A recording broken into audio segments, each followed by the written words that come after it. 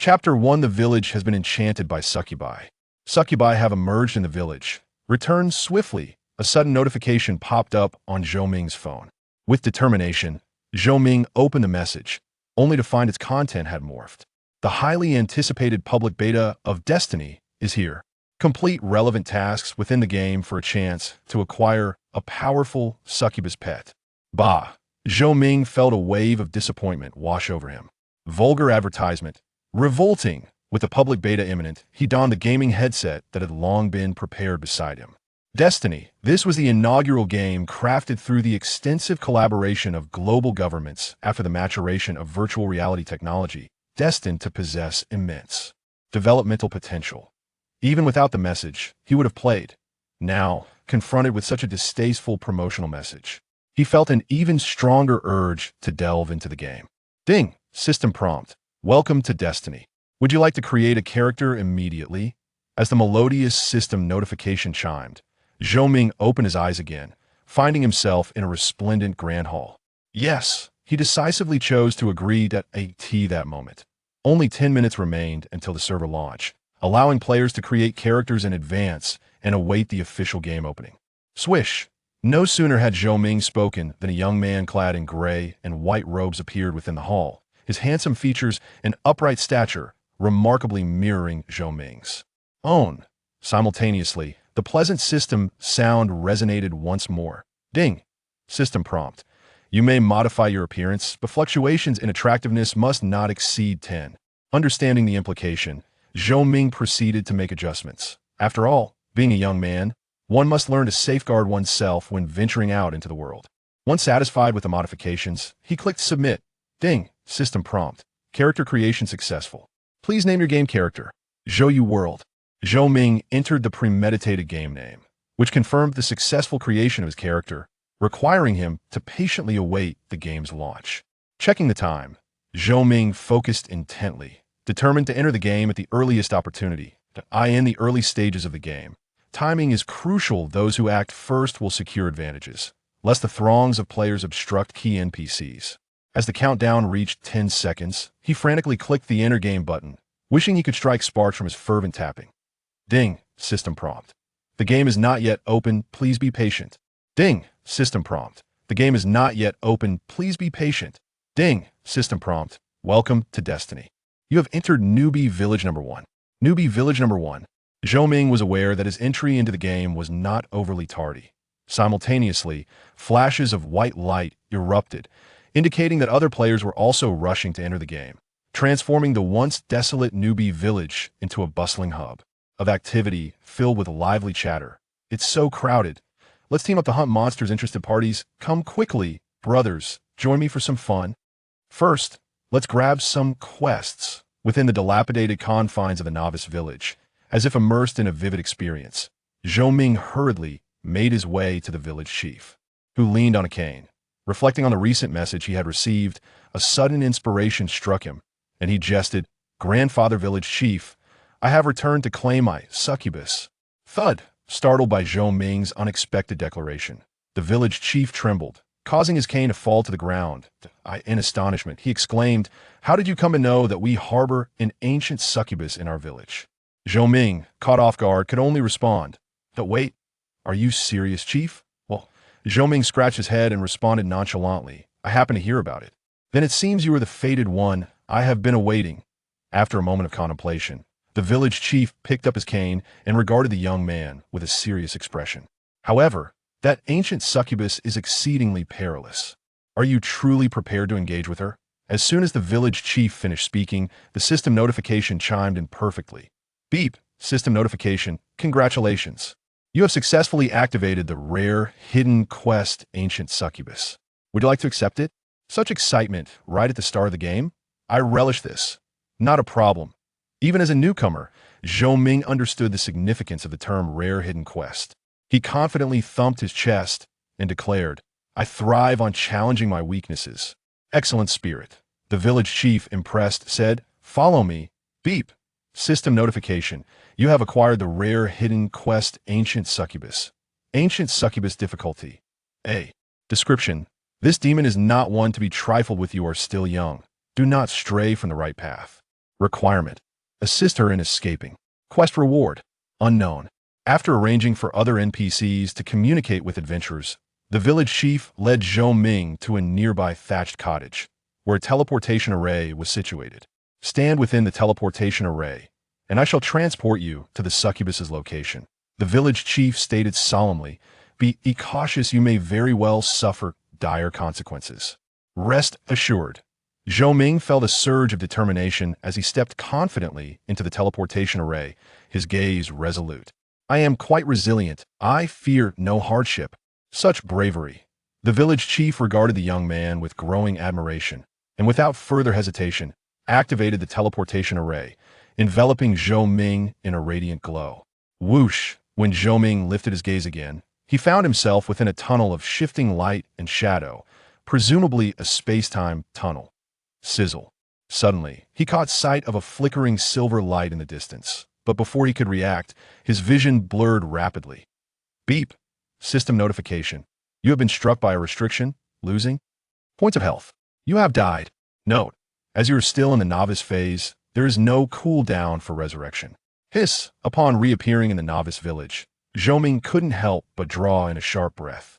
Damn, did it end so quickly upon entry? Confirming that the task remained unaltered, the resolute Zhou Ming retraced his steps and re-entered the room. Why are you outside? The village chief inquired, bewildered. Didn't I just teleport you inside? The teleportation array is antiquated and poorly maintained. It may have malfunctioned. Zhou Ming stepped once more into the teleportation array. Let us try again. Very well. The village chief, convinced of the truth, concentrated fully on activating the teleportation array, sending Zhou Ming to the place where the succubus was imprisoned. Having completed this task, the village chief sighed in relief, wiping the sweat from his brow. There should be no problems now. Creak. The door to the room swung open.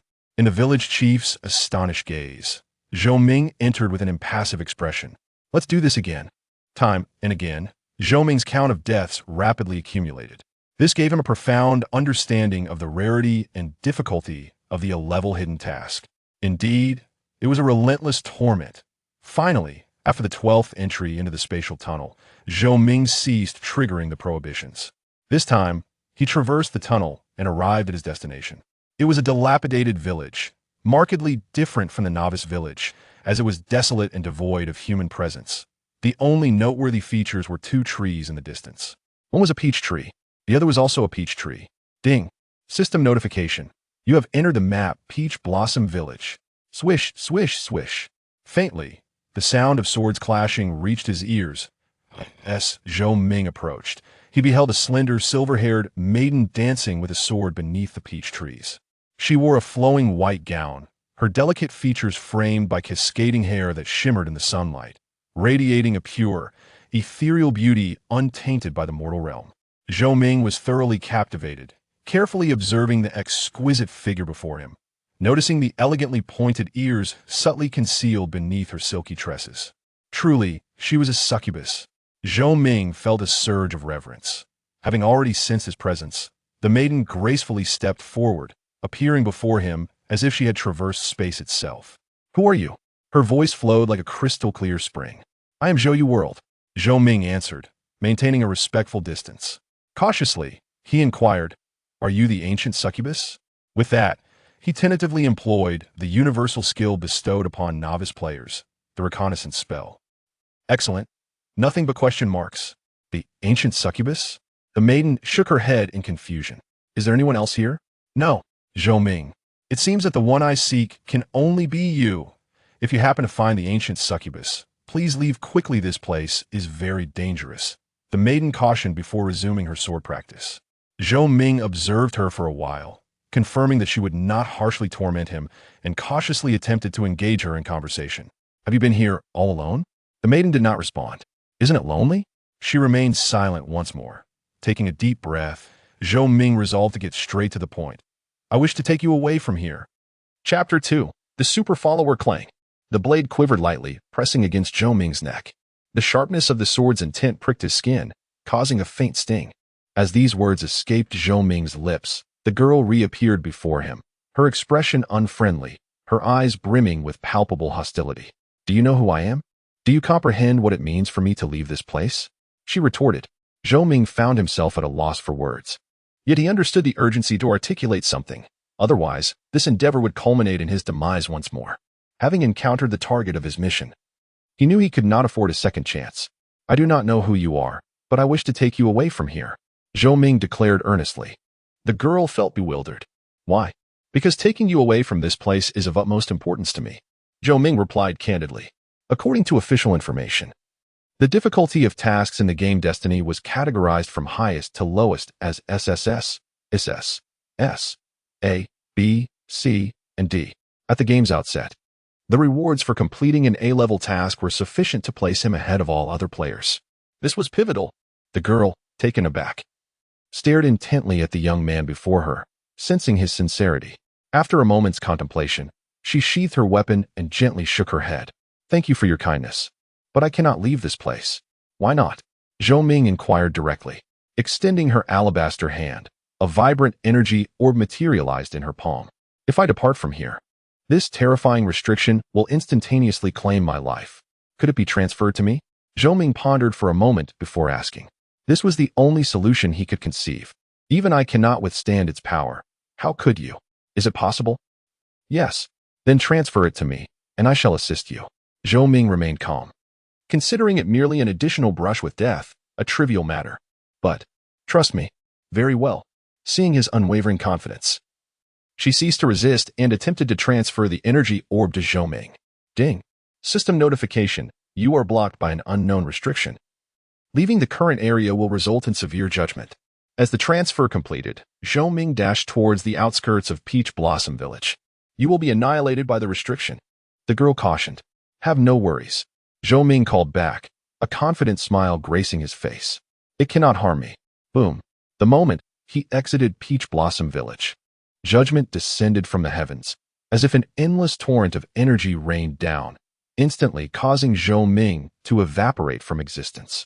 9999, 9999, 9999, 9999. The girl was taken aback, her heart stirred with an indescribable emotion. We are mere strangers. Why would you go to such lengths? Suddenly, sensing that he had not truly perished, she raised her hand to tear through the void, arriving at Novice Village number 1. Wow, what a stunning NPC. The officials truly understand us. Fairy, may we become acquainted? Numerous players flocked towards the young maiden, who frowned slightly, raising her hand to point into the void.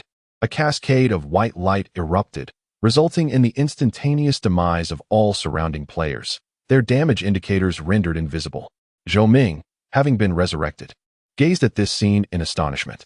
The ancient charm demon, as suggested by her title, was evidently a ruthless entity, far from the serene and enchanting image one might envision.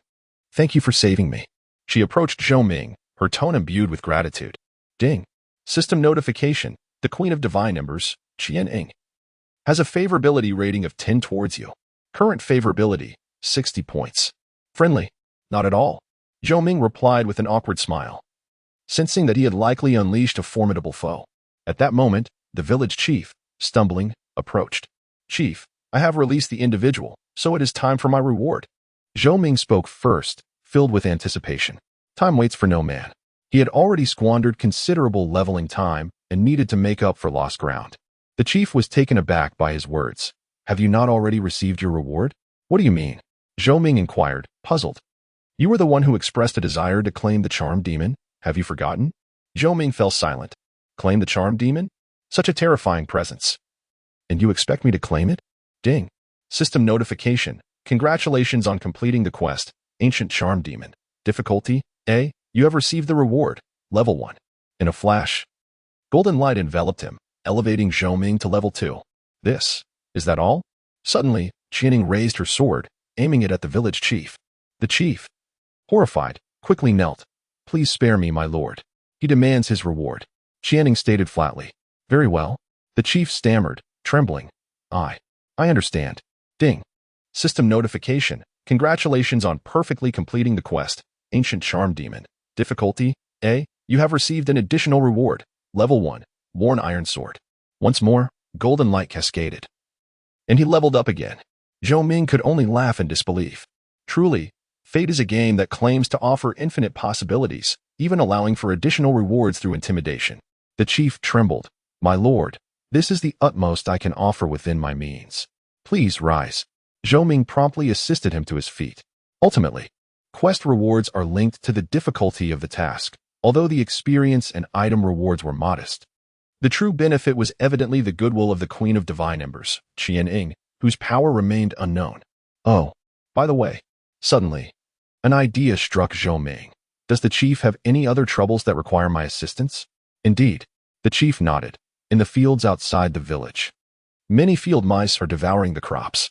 I wonder if you would be willing to help drive them away? How could you say such a thing? Zhou Ming chuckled. Leave it to me. Ding. System prompt. You have received the task, Eliminate Field Mice. Difficulty, C. Eliminate Field Mice. Difficulty, C. Overview. I, the mouse, have an insatiable fondness for rice. Objective. Exterminate 20 field mice. Task reward. A modest amount of experience. Upon accepting the task, Zhou Ming felt he was finally embarking on a genuine journey of leveling up. Amidst the envious glances of countless players, he stepped out of the village, suddenly recalling something. He turned to the ancient succubus who trailed behind him and remarked with a smile, "You are free now. You may pursue whatever you wish." "I have nothing I wish to do," Qian replied, shaking her head. "Then, won't you return home?" "My home is far, far away. I can no longer return." Qian Ying's tone was remarkably calm. Then, Zhou Ming intended to persuade her to depart, but suddenly had another thought and tentatively proposed. "How about you accompany me for now? Once you find your purpose, you can pursue it." Having a companion so powerful that she transcended current understanding would undoubtedly yield significant advantages. Moreover, could it be that this succubus was indeed eligible to join him? That would be. All right. Qian did not decline, having her own considerations. "You saved me. It would be remiss of me to simply express my gratitude." As they conversed, they made their way toward the field mice's location, where they observed numerous large, gray-furred field mice roaming freely, unabashedly pilfering crops. To be cautious. Zhou Ming opened his character panel to assess his status. World Traveler, level, 3 health, 30 attack, 66 defense, 33 reputation, 0 luck, 0 resistance, 0 skills. Scouting. Can discern the basic information of creatures or items not exceeding 10 levels above oneself. Talent. Not activated. To be activated upon class change. Worn Iron Sword. Basic level. Attack. 33 required level. 1 description. Seriously, you want this too? After reviewing his attributes, Zhou Ming cast his scouting skill at a nearby field mouse. Field mouse, common creature. Level. 5 health. 20 attack. 66 defense. 33 skills. By description, the culprit behind the devastation of crops. Zhou Ming remained vigilant. In other games, dying in the early stages would be quite challenging, but in Destiny, attracting multiple field mice might overwhelm players.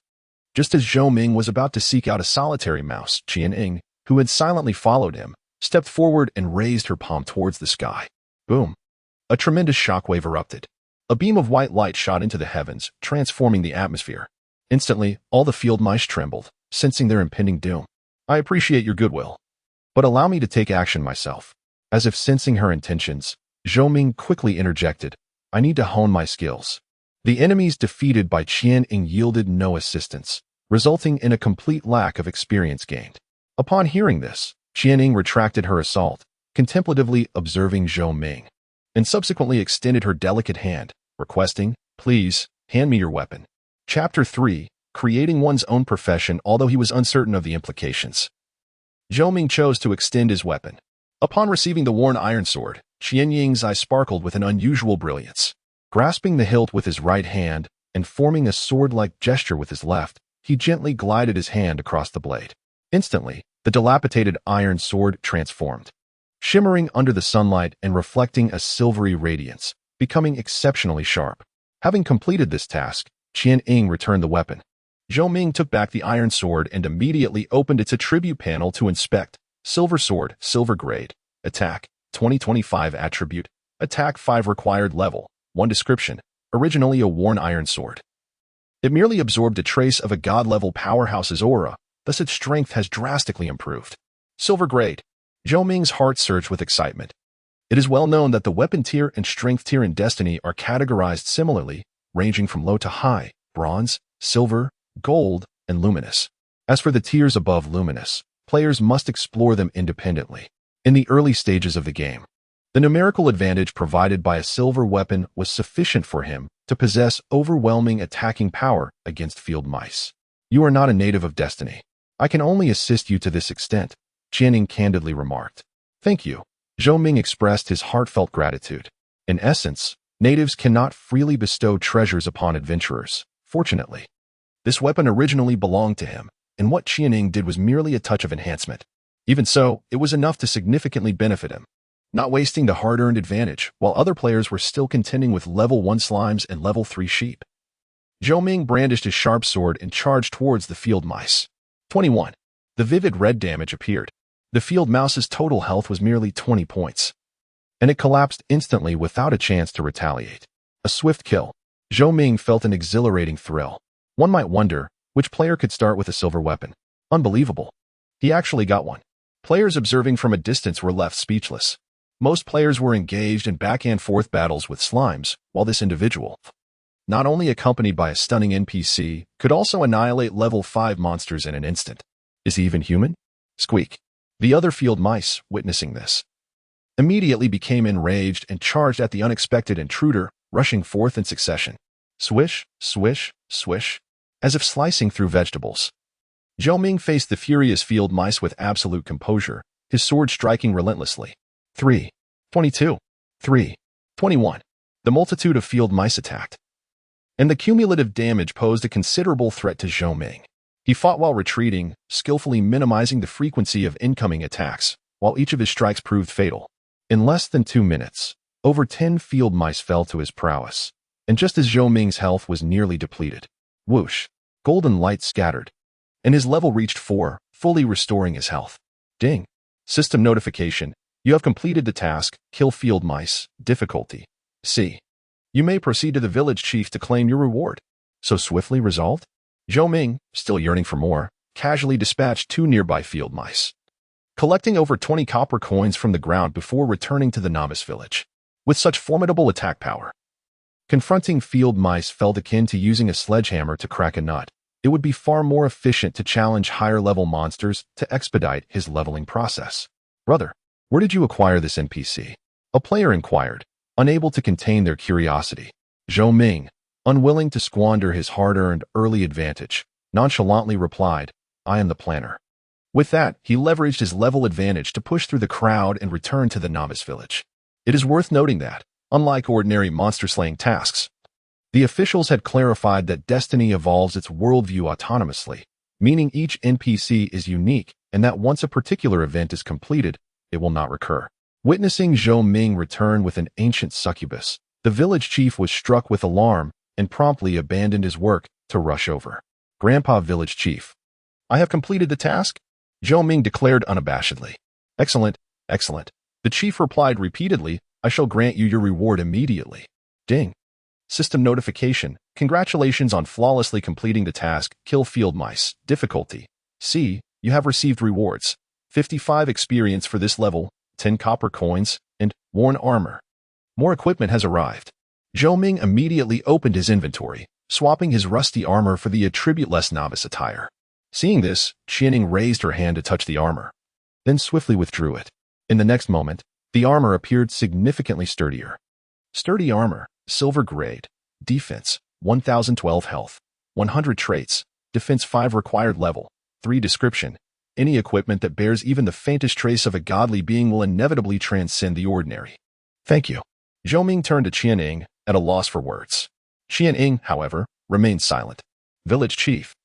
The rewards for killing field mice are quite satisfactory, but they are rather simple. Do you have any recommendations for tasks with more generous rewards? Zhou Ming inquired. Indeed, brother. Indeed. The village chief glanced nervously at Qianning, who was quietly following Zhou Ming, and nodded repeatedly. In the mountains outside the village, there resides a vicious, bloodthirsty wolf. If you could help eliminate it, the entire village would be grateful. Ding. System notification. Would you like to accept the task? Eliminate the wolf. Difficulty B. Eliminate the wolf. Difficulty B. Description. The wolf is notoriously bloodthirsty. Exercise extreme caution. Requirements. Kill the wolf and bring back its fang. Task rewards. Unknown. Yes. Zhou Ming decisively accepted the task and proceeded to the apothecary, spending all his copper coins to purchase 6 red potions, ensuring he would not encounter unforeseen misfortunes. Red potion, C-grade item, effect. Restores 5 health points per second for 10 seconds. Cooldown time, 20 seconds.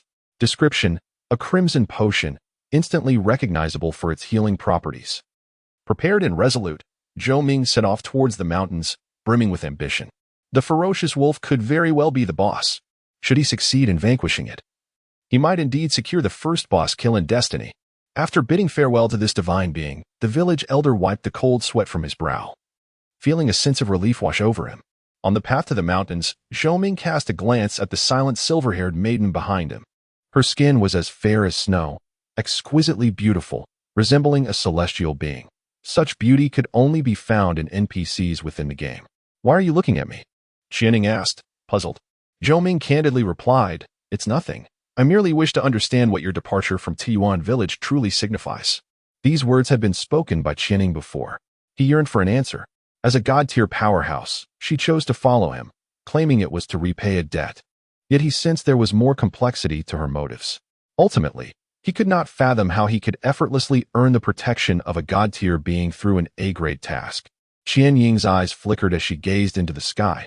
"If you are still unaware, I hope you remain so for a while longer." "Very well," Zhou Ming conceded, not pressing the matter further. It was likely that his current level was too low to trigger any storylines related to Qianing. Conversely, once his power was sufficient, what profession would he wish to choose? Qianing suddenly inquired. "What profession?" Zhou Ming hesitated to respond, pondering for a moment before saying, "I haven't quite decided yet. Do you have any good suggestions?" As he posed this question, he could distinctly feel his heart racing. The girl beside him was a God-Tier powerhouse. If he could inherit her legacy, it would undoubtedly lead to a legendary hidden profession. It is known that the official sources of Destiny had previously revealed that beyond the 6 primary professions, swordsman, knight, mage, summoner, priest, and assassin, there existed hidden professions, even unique ones. However, the chances of acquiring the latter 2 were exceedingly slim. "My profession is exclusively mine and cannot be passed on to you." Seemingly reading Zhou Ming's thoughts, Qianing shook her head. "I understand," Zhou Ming replied, feeling a tinge of disappointment, though not entirely surprised. Hidden professions were not easily obtained. "However, I can offer you another option." Suddenly, Qian Ying's tone shifted, her gaze intensifying as she looked at the young man before her, her words laden with intrigue. "What option?" Zhou Ming's heart surged with excitement as he pressed for clarification. "Are you interested in creating your own profession?" Chapter 4, the first kill of the entire server. Zhou Ming felt a slight constriction in his breath as tumultuous waves surged within his heart. The prospect of creating his own profession, a choice offered by Qianing, was a path he had never envisioned. "Not interested?" Qianing inquired. "Indeed," Zhou Ming responded eagerly, his excitement palpable. "But how can I go about establishing my own profession? Creating a profession is certainly not an endeavor that can be accomplished with ease. In fact, without Qian Ying's guidance, it would be an unattainable feat for any player acting alone. Once your strength meets the requisite standards for advancement, I will assist you," Qianing said, a subtle smile gracing her lips as she observed Zhou Ming's fervor. She recognized the immense potential and malleability within this adventurer, known as World Traveler. "All right." Zhou Ming took a deep breath, striving to quell his inner tumult. "No rush. First, I must secure the first kill of the boss. Then I shall consider crafting my own profession." Yet, he could not help but wonder what kind of profession he would ultimately create with Qian Ying's support. The anticipation was thrilling. Steering clear of the densely populated novice village, Zhou Ming hurried towards his quest destination. Ding! The system prompted, "You have entered the map, Novice Village Mountains." As he stepped into the lush mountains, Zhou Ming found himself surrounded by verdant vegetation. The sound of rustling insects filled his ears, while the dense foliage obscured the sunlight, casting mottled shadows upon the ground. Suddenly, upon entering this realm, he heard a rustling of footsteps. Parting the tall grass, he soon spotted a pack of wild wolves prowling nearby. They were robust, with shaggy gray fur and sharp claws, presenting a formidable challenge. Wild wolf, normal monster, level 10 health, 80 attack, 24-28 defense, 12-15 skills, wolf's kiss, pounce, description, the ruler of the Novice Village Mountains. Only by defeating it can one prove their worth to leave the mountains. To confront monsters beyond level 6 is no small feat. As the saying goes, know yourself and know your enemy, and you will never be defeated. Before engaging, Zhou Ming opened his character panel to assess his attributes. World Traveler, level, for health, 140 attack, 25-30 defense, 15-17 reputation, 0 luck, 0 resistance, 0 skills, scouting technique, talent, unactivated, to be activated upon class change, thanks to 2 pieces of silver equipment. His attributes significantly surpassed those of the wild wolves. Practicing on these creatures before tackling the challenging boss was indeed the wisest course of action. Without further hesitation, Zhou Ming brandished his silver sword, zeroing in on a solitary wild wolf, and struck with a decisive blow, visibly reducing its health. 10. Critical hit. Fortune smiled upon him, delivering a critical strike. Howling in anguish, the wild wolf lunged at the uninvited guest, but Zhou Ming deftly evaded the attack. Miss. The symbol denoting a successful dodge appeared. Zhou Ming pressed his advantage and once again swung his sword in attack. This time, the wild wolf displayed unexpected cunning, first retreating backward and then leaping into the air. Truly, it was a wild wolf, adept at evading harm. What could I say? An elbow strike. Zhou Ming remained composed, swiftly raising his hand to respond. Should he be struck by the wolf's kiss, the repercussions would be quite excruciating. 6. 10. After exchanging blows, both parties engaged in a relentless back and forth, advancing and retreating. Until 3 minutes later, the wild wolf trembled, letting out a whimper, and finally, albeit reluctantly, succumbed. Ding. System notification. Congratulations, you have successfully slain the wild wolf, earning 32 experience for this level. Whoosh. The experience gained from defeating a higher-tier monster was exceedingly generous, allowing Zhou Ming to smoothly reach level 5. Thud. Simultaneously, a pair of boots fell to the ground. Jackpot. Zhou Ming was elated, promptly picking up the boots. Qianing, seeing this, offered assistance, a gesture that was quite heartwarming. Wolfskin boots, silver grade, defense, 55 life, 50 trait, movement speed 5 description, a pair of wolfskin boots touched by a divine being. You must grow stronger swiftly. Qianing whispered. I have left Tiyuan village, and those individuals will soon discover my absence. Those individuals? The ones who trapped her in Tiyuan village? Zhou Ming pondered thoughtfully. Yet his hands were not idle as he sought out another wild creature. Donning the wolfskin boots, his defense soared to 2022, and his life points surged significantly, alleviating the pressure against the wild wolf. In just over 20 minutes, he reached level 6. At this point, there were still no other players visible within the mountains. With no one to contest the monsters, his advantage would only grow. Howl. Suddenly, a howl more resonant than that of the ordinary wild wolf pierced the air. Finally, it had arrived. Zhou Ming felt a shiver run down his spine as he followed the sound, quickly spotting his target, a massive, malevolent wolf, its fur pitch black, eyes blood red, bearing its fangs in a fearsome snarl. Wolf King Bronze Grade Boss, level, 12 life, 500 attack, 4250 defense, 1822 skills, howl, shattering claw, bloodthirst, description, the most formidable creature within the mountains of the novice village, instilling dread in the hearts of the villagers. With an attack ceiling of 50 points, it would be a formidable adversary. Zhou Ming felt a pang of concern. Possessing 3 pieces of silver-grade equipment, his attributes were undoubtedly among the elite of players.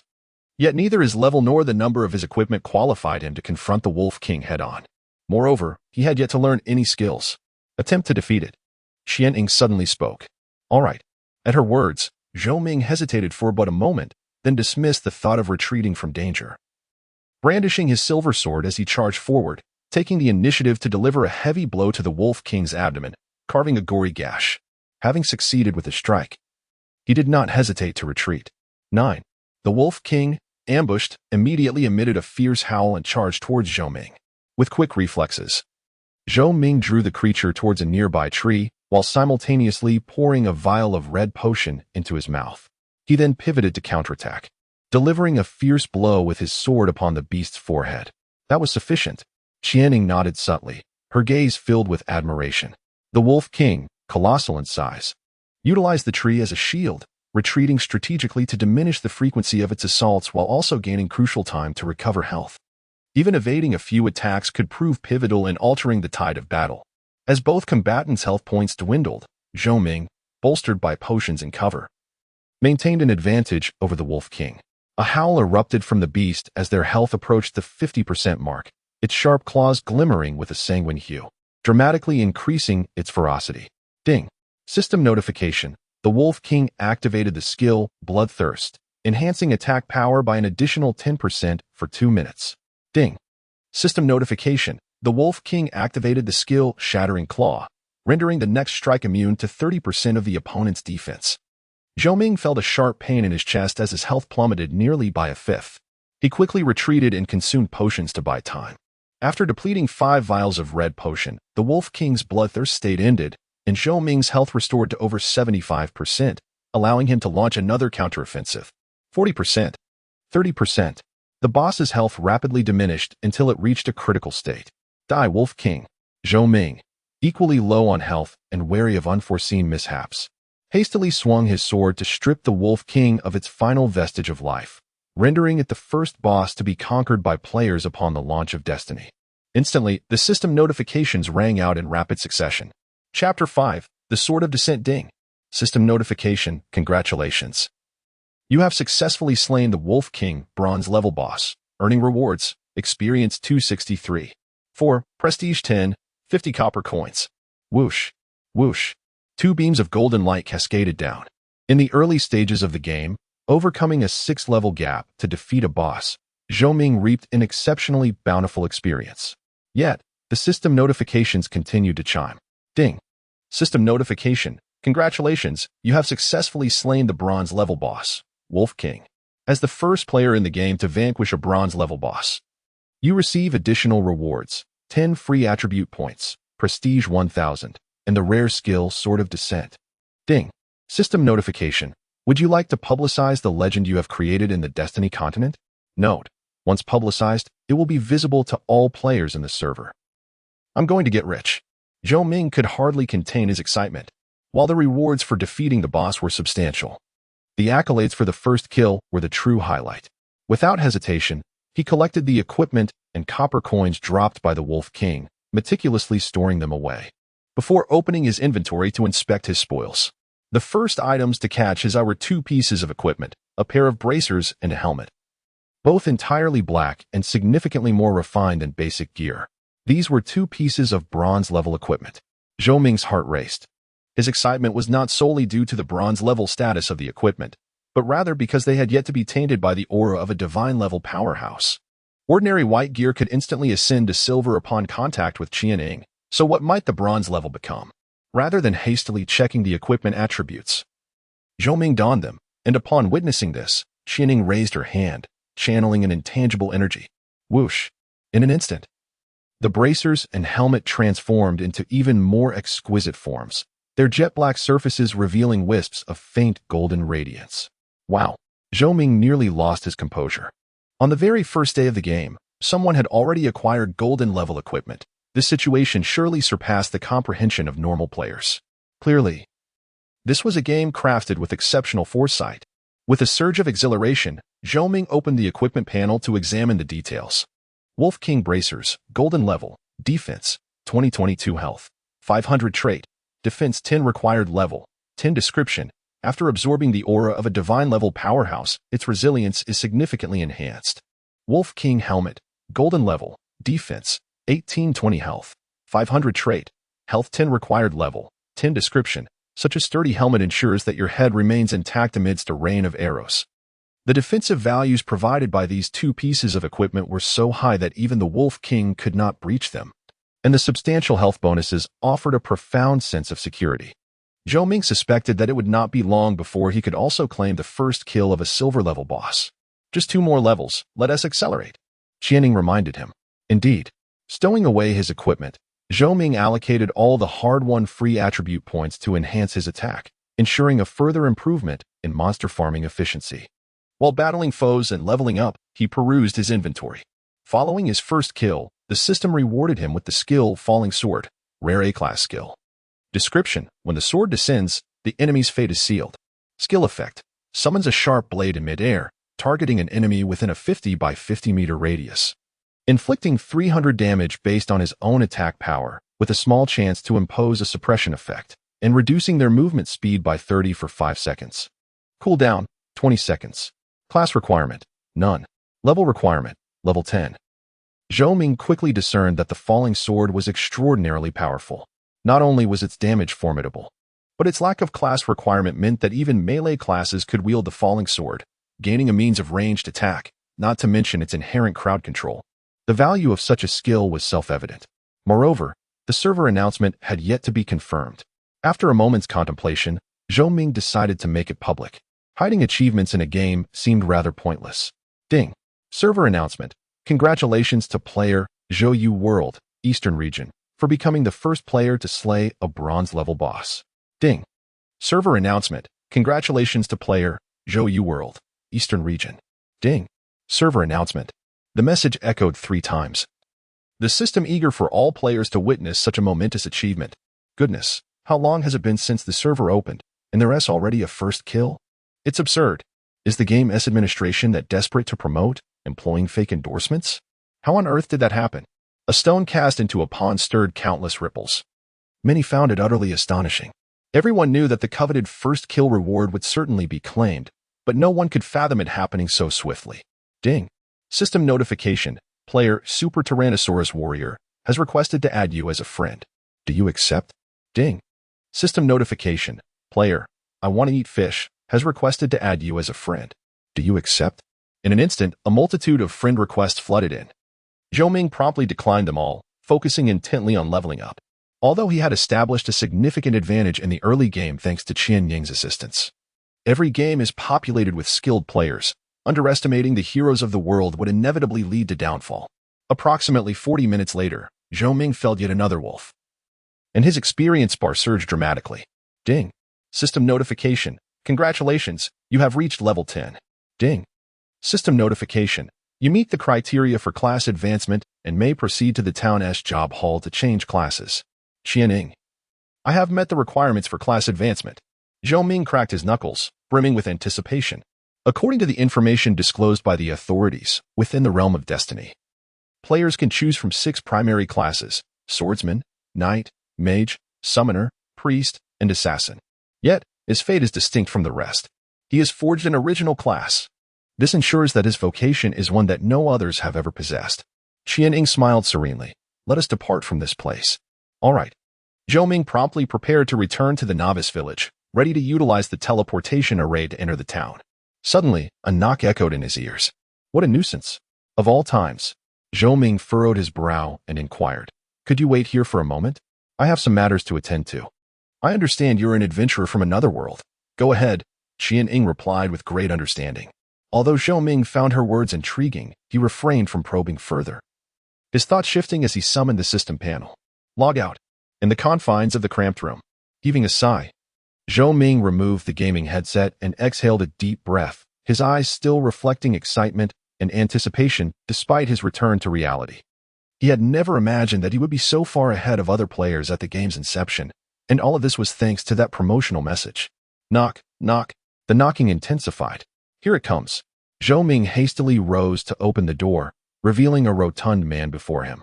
To be honest, he felt quite displeased at being interrupted at such a critical moment, but he could not afford to express his frustration, as the man was, regrettably, his landlord.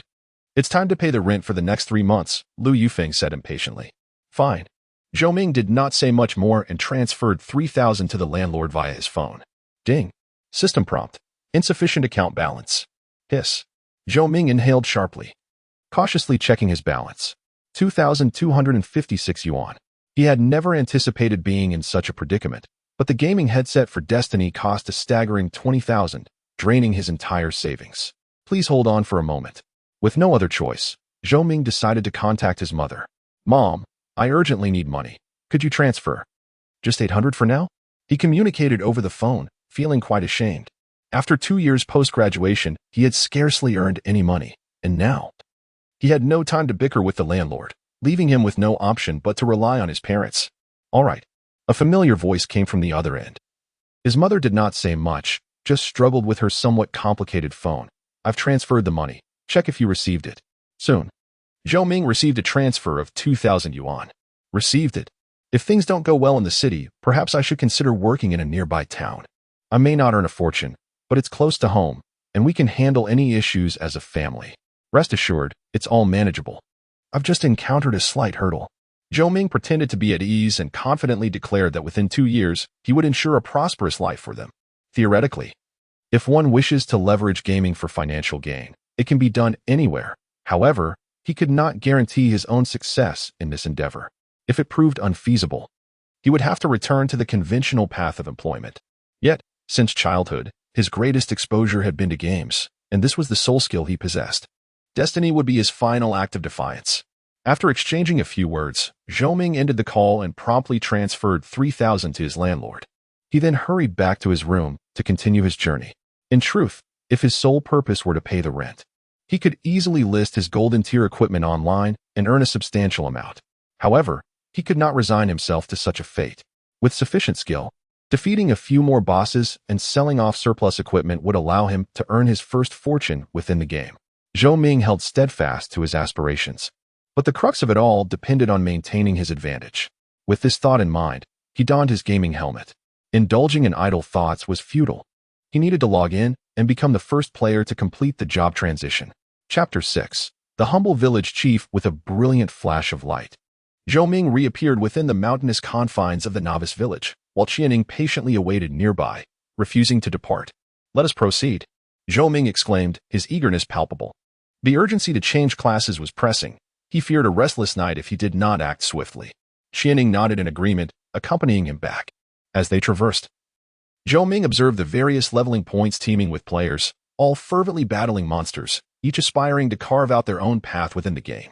However, it was evident that the scarcity of resources at monster spawn points would significantly diminish their leveling efficiency. One could only imagine the magnitude of the advantage gained by starting ahead. Brother, it's him. Just as Zhou Ming approached the novice village, a group of players immediately cast hostile glances in his direction, accompanied by an exceptional NPC and adorned in several pieces of equipment. Zhou Ming was unmistakably conspicuous in the novice village. Avoiding notice was nearly impossible. The leader of this group, a wiry fellow with a sharp face, whose game ID was Beggar Gang Old 3, gasped upon spotting his target and raised his arm in a rallying cry, commanding, "Brothers, the target has appeared. Let us unite and take him down." What did it matter if the opponent was well-equipped? With a dozen players against one, the odds were decidedly in their favor. Attack. Behind him, the throng of players surged forward, clearly prepared for confrontation. Zhou Ming, unfazed by their aggression, merely donned 2 pieces of golden-grade equipment from his inventory, their attributes surging as he prepared for the onslaught. As they swung their weapons, Zhou Ming's display revealed only a trickle of minuscule damage numbers. The crowd gasped in disbelief. No damage? Ding. A system notification chimed. Due to your being attacked, you may engage in self-defense. Note, self-defense does not increase your sin value. This was Zhou Ming's intention. Should he strike first, he would inevitably accrue a considerable sin value, which would not only heighten the likelihood of his equipment being dropped, but also adversely affect the NPC's favor towards him. By heavens, Beggar Gang Old 3's eyes nearly bulged. The defense of this player was astonishingly high. He had not approached Zhou Ming without cause. He aimed to thwart him from claiming the initial class transition reward. Aware of Zhou Ming's recent first kill, a testament to his formidable strength, Old 3 had expended significant resources to gather allies. The players encircling Zhou Ming were undoubtedly among the elite within the novice villages. Such audacity, in your words, Zhou Ming retorted, lifting his sword and slicing forward. The foremost player, caught off guard, was met with a burst of blood as he collapsed to the ground. Is my attack not formidable? 60. Critical hit, hiss. Upon witnessing such terrifying damage figures, the other players collectively gasped in disbelief. In the early stages, equipment seldom enhances health. In other words, such damage figures could instantaneously obliterate even a level 6 player with a single strike. How could this be possible? The third member of the Beggars Guild stood dumbfounded, hastily casting a reconnaissance spell to assess the opposing player's stats. He had assumed that sheer numbers would guarantee victory, yet he was astounded by the vast disparity between their strengths. Zhou World, level, 10 health, 1370 attack, 4247 defense, 7279 skill, reconnaissance spell, such statistics in a novice village were simply outrageous. With swift precision, Zhou Ming dispatched foes with ease, taking less than 2 minutes to send them all back to their respawn points.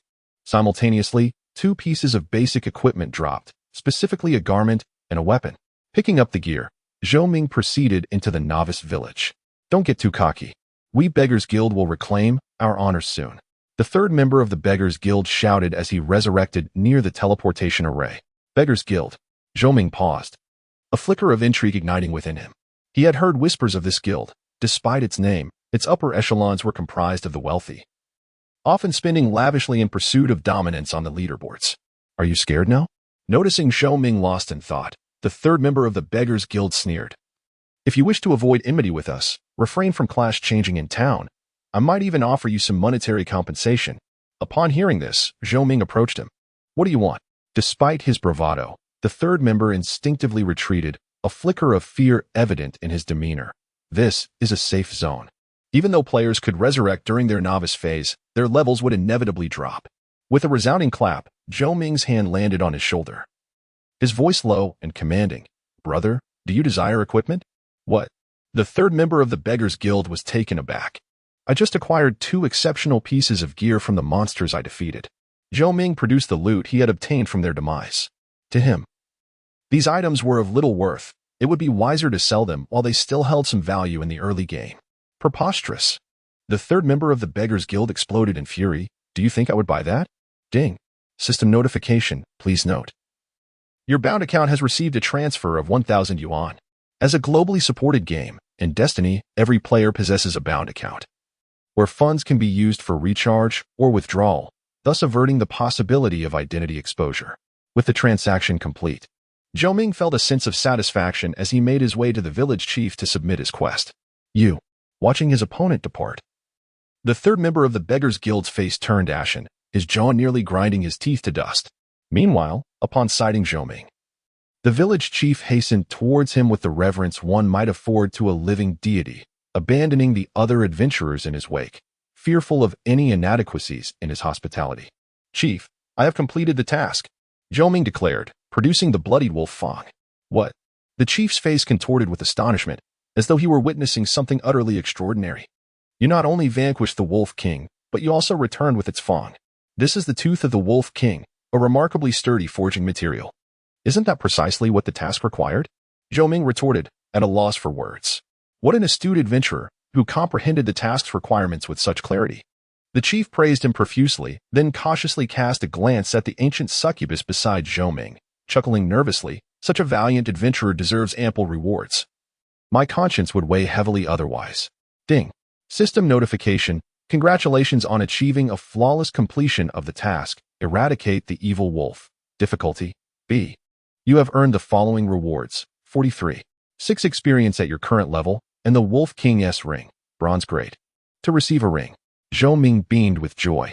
In Destiny, there are a total of 10 keepable components. Weapons, armor, helmets, bracers, boots, leg guards, necklaces, cloaks, and up to 2 rings. Among these, necklaces, cloaks, and rings are relatively rare items, making them challenging to acquire. Are you satisfied with such a reward? The chief inquired softly. Absolutely. Zhou Ming affirmed with a 5-star rating. Then perhaps you should consider venturing to the town?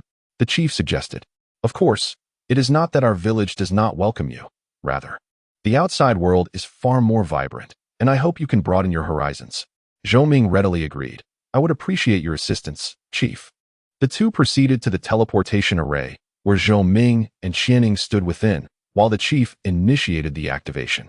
Whoosh. Before long, a brilliant and intense white light surged forth from the teleportation array, engulfing Zhou Ming's vision. When the radiance faded, the two within the array had vanished. Only after confirming their departure did the chief breathe a sigh of relief, exclaiming, I am free at last. Chapter 7. The Divine Demon Pearl. After a brilliant flash of light, Zhou Ming opened his eyes once more, revealing to him the bustling heart of a vibrant town. At this moment, he found himself standing upon a spacious square, with a smooth cobblestone path beneath his feet. In the distance, numerous buildings rose prominently, interspersed with shops, while pedestrians ebbed and flowed in a continuous stream. Undoubtedly, compared to the dilapidated novice village, the conditions of the town were markedly superior. Ding. System notification. You have entered a level 3 town, Qingshui Town. A level 3 town. This signifies a city classification above that of a village. according to official disclosures. Within the realm of destiny, all cities are categorized from low to high into 5 levels. Level 4 villages, Level 3 towns, Level 2 cities, Level 1 main cities, and super main cities. Upon departing from a Level 4 village, Zhou Ming would be automatically assigned to the nearby Level 3 town. Stepping out of the teleportation array, he turned to address Qianing, but was suddenly interrupted by a collision from behind. Thud! A stone struck Zhou Ming's back, promptly falling to the ground. Turning to glance behind him, he was met with the sight of a young man clad in blue, whose handsome features and lean physique stood out. My apologies for lingering behind you for so long. Seeing that you were oblivious to my presence, I had no choice but to find a way to draw your attention, he remarked, an air of arrogance evident in his playful gaze. Without rushing to respond, Zhou Ming cast a reconnaissance spell. Waterlight Blade Lin Tao. Silver level boss. Level 20 health. 10,000 attack. 320, 340 defense. 150, 165 skills. Description: a remarkably gifted young man, endowed with an innate mastery of the water element, hence esteemed by the water warrior and granted its legacy. A silver level boss, indeed. Very well, I shall endure your provocation for now. Zhou Ming inquired with an impassive demeanor, this overly curious young man. Is there something you wish to discuss? I am intrigued as to how you garnered her approval, and thus, I desire to engage in a spar with you. Lin Tao declared, his gaze appraising Zhou Ming without reservation. In response, Zhou Ming turned to look at Qianing, only to find her expression as frigid as ice. You have arrived much sooner than I anticipated. Is this unexpected? As the air shimmered with ripples, an elderly man in a blue robe appeared beside Lin Tao. With his white hair and stooped posture, he appeared frail and aged. However, the aura he exuded was formidable, instilling a profound sense of pressure. You fled from T1 village, and upon receiving news, how could we possibly remain indifferent? The elder spoke, his demeanor suggestive of impending confrontation. After a brief silence, Qianing replied, you should understand that with your solitary strength, you cannot contend with me. It is not my intention to confront you. The elder redirected his gaze towards Zhou Ming, his expression icy, as if regarding an insignificant insect. However, this disciple of mine once sought your counsel, yet you paid him no heed. Now, with others at your side, he feels aggrieved and wishes to challenge you. Please. Lin Tao clasped his hands in salute, his eyes brimming with hostility. He was determined to see for himself how this obscure adventurer had garnered the favor of the Ember Queen. Ding. System notification, congratulations. You have triggered the unexpected quest, teach me. Difficulty. S. Will you accept? In that moment, tensions escalated between the two parties. Yet, before Zhou Ming could decide whether to accept, Qianing stepped protectively in front of him. He has not yet completed his job transfer. No matter. The elder spoke leisurely. I can devise a way for both sides to refrain from using skills and adjust their strengths to be equal, allowing for a fair contest. Fair? A chilling light surged in Qianing's eyes, and murderous intent began to rise. Taking advantage of his still nascent foundation, you come here aggressively. Do you think I am unaware of your intentions? A nascent foundation still unformed? The elder squinted, implying, do you believe you have sufficient time to guide him? The news of the Ember Queen breaking free from the constraints of Peach Blossom Village was not exclusive to him. Soon, many powerful beings would swarm in, leaving no room for the other party to maneuver. I will do as I see fit, without your meddling. Qianing, unwilling to engage in further entanglement, grasped Zhou Ming's shoulder and transformed into a streak of white light, swiftly departing beyond the town. Upon witnessing this, the elder made no attempt to pursue. Master, are we just going to let him go? Lin Tao felt discontented. No rush, gazing at the direction in which the two had vanished. The elder's lips curled into a cold smile. The opportunity is too great. That young man cannot be retained. A bone-chilling wind swept through the high skies as a white light darted past, occasionally changing direction to avoid being followed. After an indeterminate time in flight, the duo finally descended to the ground. Ding. System notification. You have entered the map, Gloomy Gorge. Within the mist-laden canyon, damp and cold, shrouded from the sun.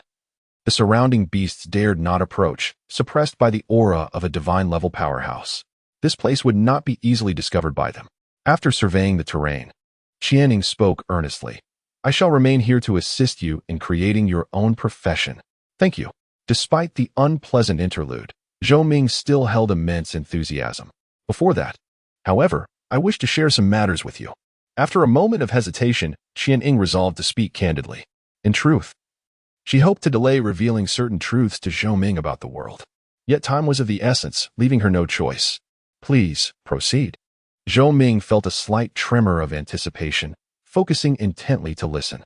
He sensed that the past events hidden behind Qianning were likely intertwined with the main storyline of the game. I had no prior grievances with them. Due to the urgency of the situation, Qianning opted for brevity. I possess a unique ability to elevate equipment tiers, disregarding any conditions. This power, being exceedingly formidable, has attracted unwelcome attention, resulting in numerous complications. Zhou Ming found himself at a loss for words. To disregard any conditions and elevate equipment tiers. Such an ability was overwhelmingly powerful, akin to a cheat. It is essential to understand that even ordinary bronze-grade equipment, upon being touched by Qianning, can instantaneously elevate its rank by 2 tiers. Just imagine the possibilities if it were a divine artifact, further enhanced. This singular attribute is sufficient to render her an object of desire among all. As Zhou Ming processed this information, Qianning produced a pitch-black orb from her bosom and continued, in addition, what they covet is this orb that enables its possessor to create their own profession. Zhou Ming's heart raced with curiosity as he cast the reconnaissance spell, revealing Divine Demon Orb. Description: a mysterious orb from beyond the Destiny continent. Imbued with boundless divine and demonic essences. Effect: maintain one's true self, refine oneself, and assist the possessor in forging their own path. The Divine Demon Orb? Zhou Ming swallowed hard. To claim he was not intrigued would be a falsehood. Qianning solemnly handed the orb to Zhou Ming, urging, "Here, try to grasp it." With a racing heart, Zhou Ming could hardly contain his excitement as he reached out to touch the Divine Demon Orb. Although many questions lingered in his mind, including why Qianning had chosen him, he was acutely aware, how could he not be, that this orb held the potential to alter the trajectory of his fate. Chapter 8. The thought of gods and demons in the depths of a shadowy canyon. Mist swirled ominously. Numerous wild beasts emitted bone-chilling roars, yet moved with trepidation. The sudden arrival of an uninvited guest instilled in them an instinctive fear, rendering them hesitant to provoke. Within the canyon, Zhou Ming, filled with exhilaration, attempted to grasp the demon pearl. With a swift motion, the moment he made contact, the pearl radiated a profound ethereal glow. In an instant, Zhou Ming's blood surged inexplicably. An array of thoughts flooding his mind, and his negative emotions surged violently, manifesting even as an eerie black light in his pupils. An endless torrent of malevolent thoughts cascaded upon him. The demon pearl belongs to me. With such a treasure in my possession, I shall surely soar to great heights. At this moment, there is no player who could possibly rival me. His expression shifted rapidly, akin to a mask-changing expressions, sometimes greedy, at other times arrogant. The amplification of his desires and emotions reached an uncontrollable peak. Even as Zhou Ming exerted every effort to maintain his rationality and suppress these feelings, he felt like a fragile boat amidst a tempest, on the verge of capsizing. Suddenly, as Zhou Ming regained his senses, he realized that the demon pearl, which he had unconsciously gripped tightly, had been struck away by Qianning, rolling to the ground, panting heavily, drenched in sweat. Zhou Ming felt as if he had been granted a reprieve. The endeavor to create a unique profession was indeed no simple feat. Without Qianning's assistance, it was likely that his game character would have spiraled beyond his control. Each individual who touched the demon pearl received entirely different feedback, rendering it impossible for me to offer guidance. Qianning elucidated, mastering it relies solely on your own abilities. I can only assist in bringing you back to clarity when the burden becomes too great. I see. Zhou Ming nodded, then discerned a crucial piece of information from Qianning's words and inquired, "Before me, have many others obtained it?" Indeed, Qianning did not conceal the truth. Controlling the demon pearl is no simple task. Most individuals will fail, some even meeting their demise as a result. Only a select few manage to succeed by chance, discovering their own path, and then what? Then they falter along the way. So, no one has truly succeeded in the fullest sense? Zhou Ming found himself both amused and exasperated. You may understand it that way. Qianning's demeanor grew exceedingly serious as he spoke earnestly. Thus, whether you can control it determines your eligibility to create a unique profession and to become its master. As soon as Qianning finished speaking, the system notification chimed in. Ding. System prompt, congratulations. You have triggered a special quest, the thought of gods and demons, difficulty, SS. Will you accept?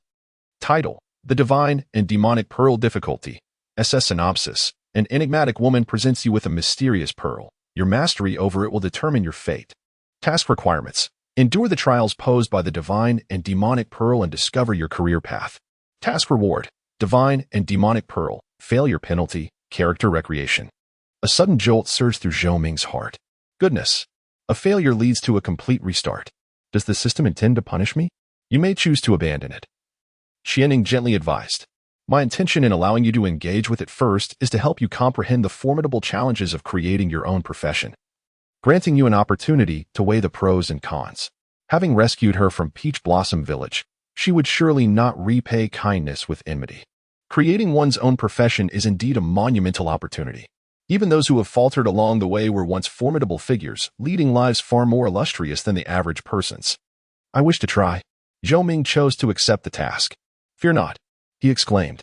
If worst comes to worst, I'll just restart. After all, it's a game.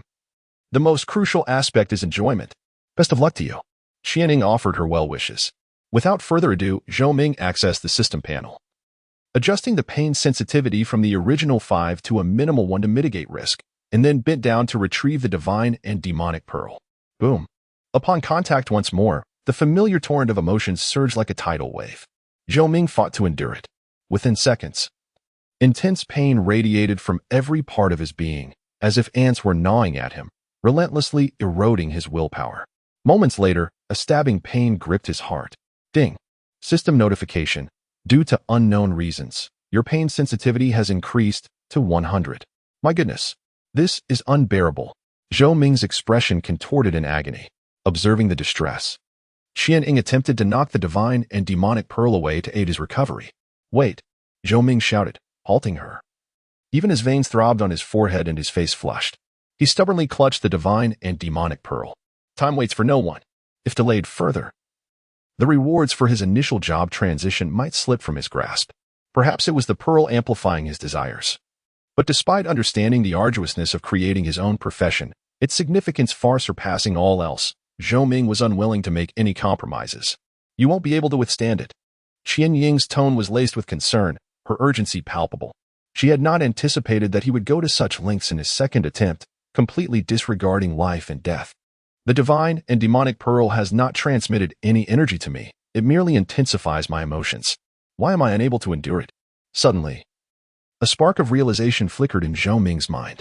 Qianning was left speechless. She could not elucidate this conundrum. Previously, she had stated that each individual's experience with the divine and demonic pearl was unique, rendering others' methods of success irrelevant. Perhaps my instinctive aversion to negative emotions has led to a disruption in my mental state. Zhou Ming vaguely grasped the underlying threads of the situation. Choosing to reverse his approach, he relinquished the use of reason in confrontation, casting aside all restraints and allowing his myriad emotions to engulf him. In doing so, the pervasive sensation of pain dissipated entirely, leaving him with an unexpected sense of liberation. Whether it be greed, arrogance, or other negative sentiments, they inherently belonged to him.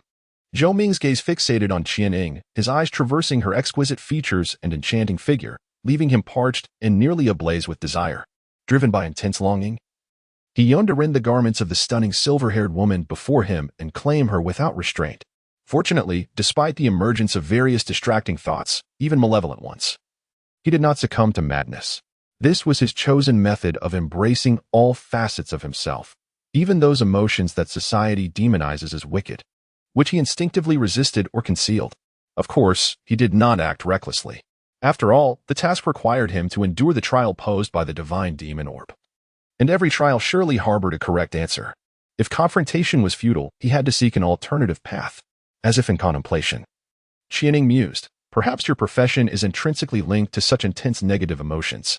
Suddenly, the divine demon orb began to tremble violently, its previous ethereal glow dissipating and giving way to a vibrant scarlet flame that seemed poised to erupt. Zhou Ming, in a moment of instinctual clarity, sensed that the elemental power he needed to master was related to fire. Moments later, an intense surge of fire elements poured forth from the orb, enveloping Zhou Ming entirely. Yet, he felt no pain. Rather, it was akin to basking in a warm spring, his body at ease. The smoothness of the process astonished Qianning, leaving her in disbelief. Although she had faith in his success, she had not anticipated such brevity in the duration. Had he truly succeeded? Zhou Ming's expression was peculiar. As one who had experienced it, he could not be more delighted to have achieved success. Yet, considering the task of the Divine Demon, which was rated at an SS level, could it truly be accomplished so effortlessly? Meanwhile, in Qingshui town, an elderly man clad in blue robes stood near the teleportation array, accompanied by his disciple, patiently awaiting their arrival. At a certain moment, the array activated. They have arrived. Lin Tao felt a chill run through him, promptly lowering his gaze and tempering his arrogance, adopting a posture of utmost respect. The entity about to appear was of the same caliber as his master, far beyond his current reach, a transgression to be avoided. Seconds later, 3 individuals materialized in the area. "You are late," the elder remarked with evident dissatisfaction. "We crossed borders to reach the eastern region at the earliest opportunity." A tall man clad in silver armor with golden hair responded first. "The journey was long, and arriving this swiftly is indeed commendable. I just had an encounter with Queen Shinjane." The elder cut straight to the point. "She won't be able to escape for long." Suddenly, the ground trembled slightly. Several formidable individuals exchanged solemn glances, their gazes drawn towards the horizon where the azure sky was adorned with a striking hue of fiery red, as if the clouds themselves were ablaze in a magnificent spectacle. "Let us proceed." They shared a mutual understanding and hastened towards the source of the energy fluctuations. "Master, what is that?" Lin Tao, who was under the tutelage of the elder, was perplexed. The old man gazed down upon the surging flames, his eyes reflecting both astonishment and a hint of malice. "That young man has remarkably succeeded in forging his own path." Lin Tao stood in stunned silence. Chapter 9. The Return. How is this possible? After a brief moment of shock, Lin Tao felt incredulous. He had just reached level 10, barely meeting the requirements for a job change, and had just teleported from the novice village to the town. He chose not to continue his thought. The implication was clear to all present. The speed at which a typical adventurer transitions to the job change hall could scarcely compare to the rapidity with which Zhou Ming had created his own profession. The elder remained speechless.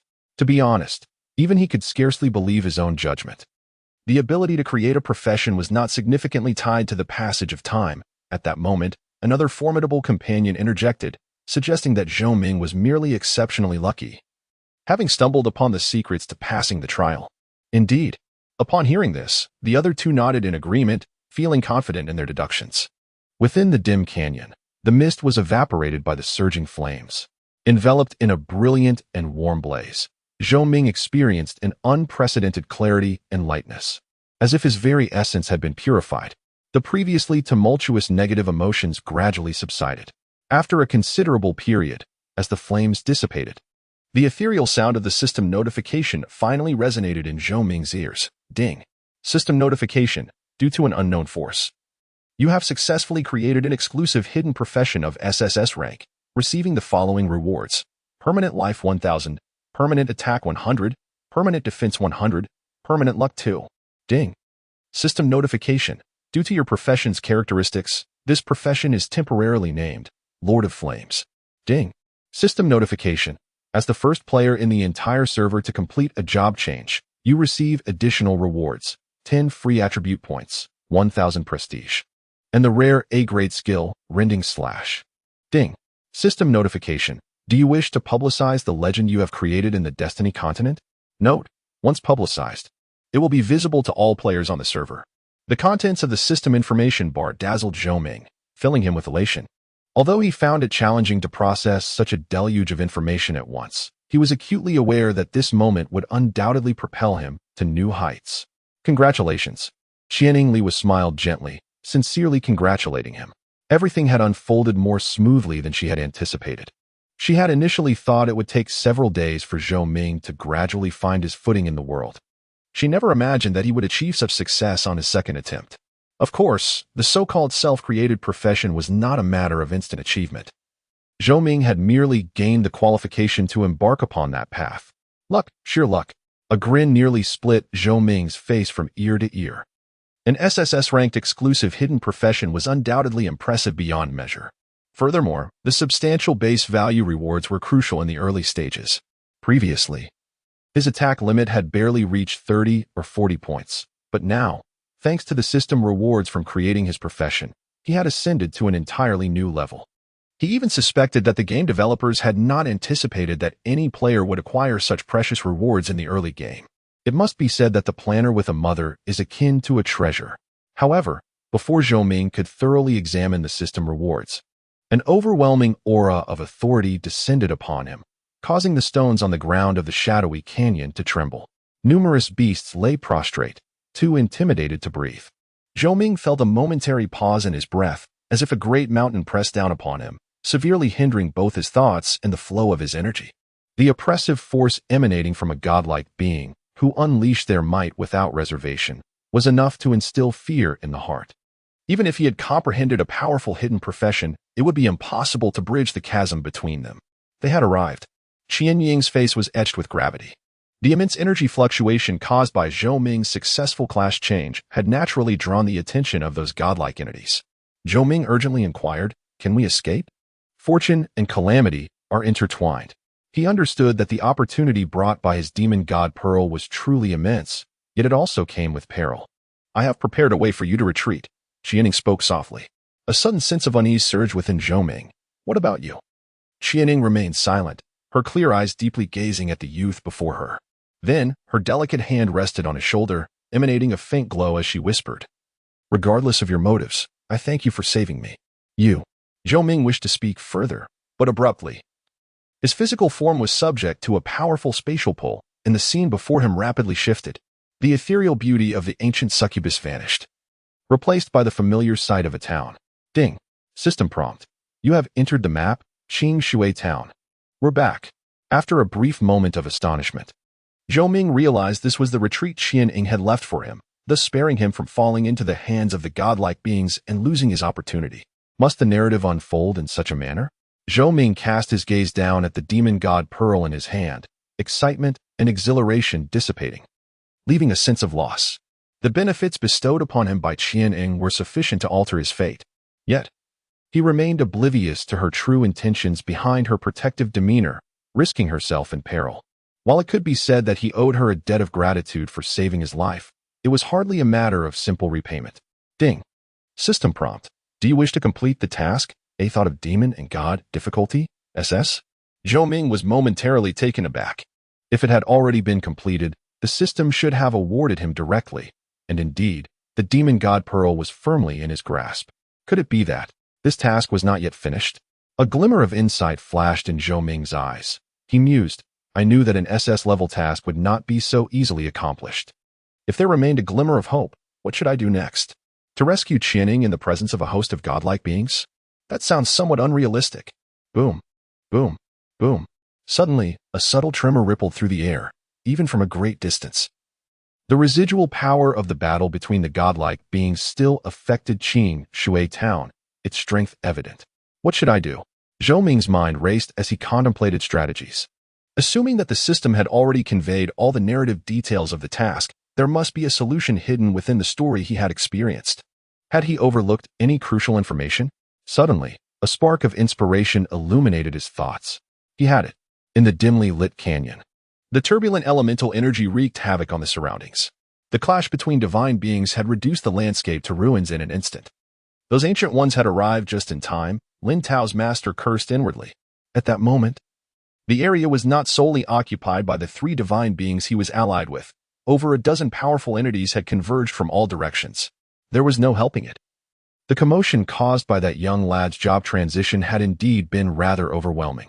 Consequently, the Queen of Ashes found herself with no escape. Yet the spoils would need to be shared. Thousands of years ago, I warned them that dreaming of leveraging my strength to enhance theirs was a foolish notion.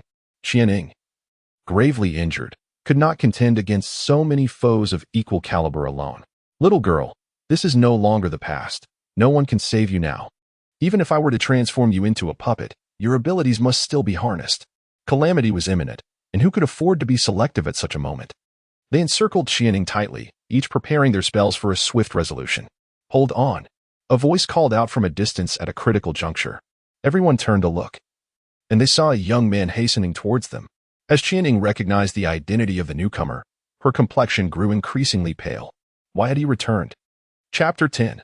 Wagering with the gods. The battlefield, rife with murderous intent, is fraught with an overwhelming pressure from the strong, rendering one breathless.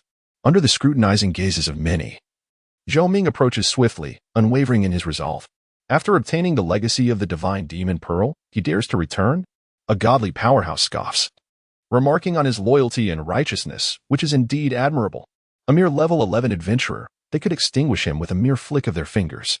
Initially, Queen Jinhui's decision to send him away had instigated some concerns. However, with him now willingly walking into the lion's den, it could not be more fortuitous. I had thought he was an extraordinary talent, but it appears he lacks any sense, coming here of his own volition to court death. The divine demon pearl is a treasured artifact, meant for the worthy. Countless murderous gazes fixate upon Zhou Ming, poised to strike at any moment. The atmosphere is taut, like a drawn bowstring. Zhou Ming maintains a calm demeanor as he traverses the ruins, approaching Qianying. At this moment, he is surrounded by incomprehensibly powerful beings, their true forms hidden from his sight. Why have you returned? Qianying's expression is complex, unable to decipher the intentions of the man before her. Their brief encounter had led her to bestow the divine demon pearl upon him, not entirely devoid of personal motives. Why would he come back to save her? For what other reason could it be? Zhou Ming shrugs, his expression turning serious. Because taking you away from here is of utmost importance to me. This is no idle boast. Qianying possesses the extraordinary ability to significantly enhance the strength of equipment, yielding advantages beyond imagination. The allure of such a talent would undoubtedly attract the attention of godly entities. How could he remain unmoved? Moreover, emotionally speaking, since he has the means to rescue her, to remain indifferent while reaping so many benefits would be utterly despicable. Qianying hesitates, poised to speak, but faltering. You are named Zhou Yu, are you not? An elder, who had previously encountered Qianying in Qingshui town, steps forward, speaking in a tone that brooks no refusal. I admire your courage. Relinquish the treasure, and I shall spare your life. You desire it? Zhou Ming produces the divine demon pearl. At this moment, the orb radiates a fiery red hue, exuding warmth, showing no resistance to his grasp. As the sight of the divine demon pearl meets their eyes, many powerful beings, their strength and names inscrutable, cannot help but reveal hints of greed, an artifact surpassing the godly level. Even if the perilous effect of creating a unique profession is daunting, they could profit through other means. After a brief display, Zhou Ming stows the treasure away, raising his voice. I wish to wager with you using it. At this moment, life and death hang in the balance. To escape unscathed with Qianying, the only course of action is to engage in a high-stakes gamble. Laughter erupts around him. They can scarcely believe their ears. A mere ant dares to aspire to wager with them? What an absurd joke. Do you truly believe you are worthy? A godly powerhouse dismissively retorts. If you do not acquiesce to my request, you shall never possess the divine demon pearl in your lifetime. Zhou Ming asserts solemnly. The elderly man, who had previously encountered Zhou Ming briefly, regarded him with disdain, exclaiming, Do you truly believe yourself to be an adventurer capable of resurrection? Do you think we cannot impose our will upon you? Zhou Ming arched an eyebrow in retort. Is that not the case? This provoked a chorus of laughter from the assembled powerful beings. Within the confines of the town, the notion of a safe zone did exist. Transgressing it would indeed provoke the hostility of patrolling guards. However, given their formidable strength, they had little to fear from such threats. It was merely a matter of words. Thus, even if Zhou Ming were to resurrect, he would not escape death within the town until they seized the divine demon pearl from him. What foolishness! Ultimately, the adventurer's self-perception was woefully misguided, mistaking the ability to revive as a sign of being the chosen one, akin to a frog confined at the bottom of a well. Ignorant of the vastness of the sky above, Lin Tao, who had remained at the rear of the battlefield, could not suppress his mockery. The adversaries seemed oblivious to the fact that the entity before them was one who established rules rather than adhered to them. The architects of the rules could easily amend them with minimal effort. Do not rejoice too soon. Ignoring the scornful jeers of the crowd, Zhou Ming allowed a slight smile to grace his lips. If I were to die and no longer enter the Destiny continent, would you possess the capability to wrest the divine demon pearl from my grasp? The laughter abruptly ceased. Suppose I were to erase all traces of my existence within the Destiny continent. How would you respond? His voice, though soft, resonated throughout the battlefield. Logically, those of divine caliber should comprehend his words. If they truly sought to eliminate him, he could simply log off. If logging off were not an option, he could obliterate his account entirely. The ultimate outcome would be that none would gain any advantage. That should not be possible. right? Zhou Ming queried softly to Qianing, standing beside him. Truth be told, he was uncertain about the fate of his account's items should he log off or destroy his account. Yet, this was his sole bargaining chip. Only by immersing himself in the fray could he hope to triumph over fate. Qianing gently shook her head. If you were to take such action, they would indeed be unable to locate you. Previously, Zhou World had departed from the Destiny continent before me. I attempted to trace him mentally, but was thwarted by an invisible barrier, making success elusive. To breach that barrier would require at least divine-level power. Then it is settled. Zhou Ming exhaled in relief, casting a glance at the nearby formidable opponents. Come forth. As long as you dare lay a hand on me, we shall part ways forever. The onlookers could only stare in silence. And should I depart from this world, I can only imagine that Qianing would be so heartbroken that she would lose the will to live, choosing to follow me into the afterlife. Zhou Ming proclaimed boldly. Qianing merely stared at him in disbelief. Is that not true? Zhou Ming winked at her. Indeed. Qianing pursed her lips, begrudgingly acknowledging his assertion. If only because the outcome indeed seemed likely. Clever tactics, young friend. Lin Tao's master revealed his true form, speaking coldly. Flattery. Zhou Ming, neither servile nor arrogant, simply regarded the remarks as compliments. To put it plainly, the actions of these formidable individuals were driven solely by the pursuit of gain. If there were no benefits to be reaped, they would inevitably contemplate retreating, thereby maximizing their interests and avoiding a futile endeavor. Now, are you all interested in engaging in a wager with me? Zhou Ming deftly redirected the conversation. Upon hearing this, the crowd exchanged glances, their expressions revealing hesitation. They had never anticipated that an adversary, who did not require equal treatment, could so easily qualify for negotiations with them through just a few words. After a moment's pause, someone inquired, what do you propose as stakes? Quite simple. Zhou Ming replied earnestly. If I emerge victorious, you must spare both me and Qianing and cease any pursuit. And if you lose, I shall surrender the divine demon pearl and persuade Qianing to assist you in enhancing your strength. Intriguing indeed. The multitude of powerful beings harbored diverse thoughts. Although they were rather reluctant about the stakes, they could not deny that this wager was exceptionally captivating. Enough to stir their interest. Of course, this is contingent upon if the terms of the wager are unfair, we shall not consent. One voiced. Rest assured. The agreement is remarkably equitable, even to the extent that your chances of winning are greater.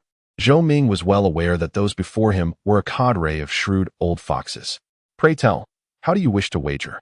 Once the stakes were deemed sufficient, they finally relented, even attributing considerable importance to the adventurer known as Zhou World.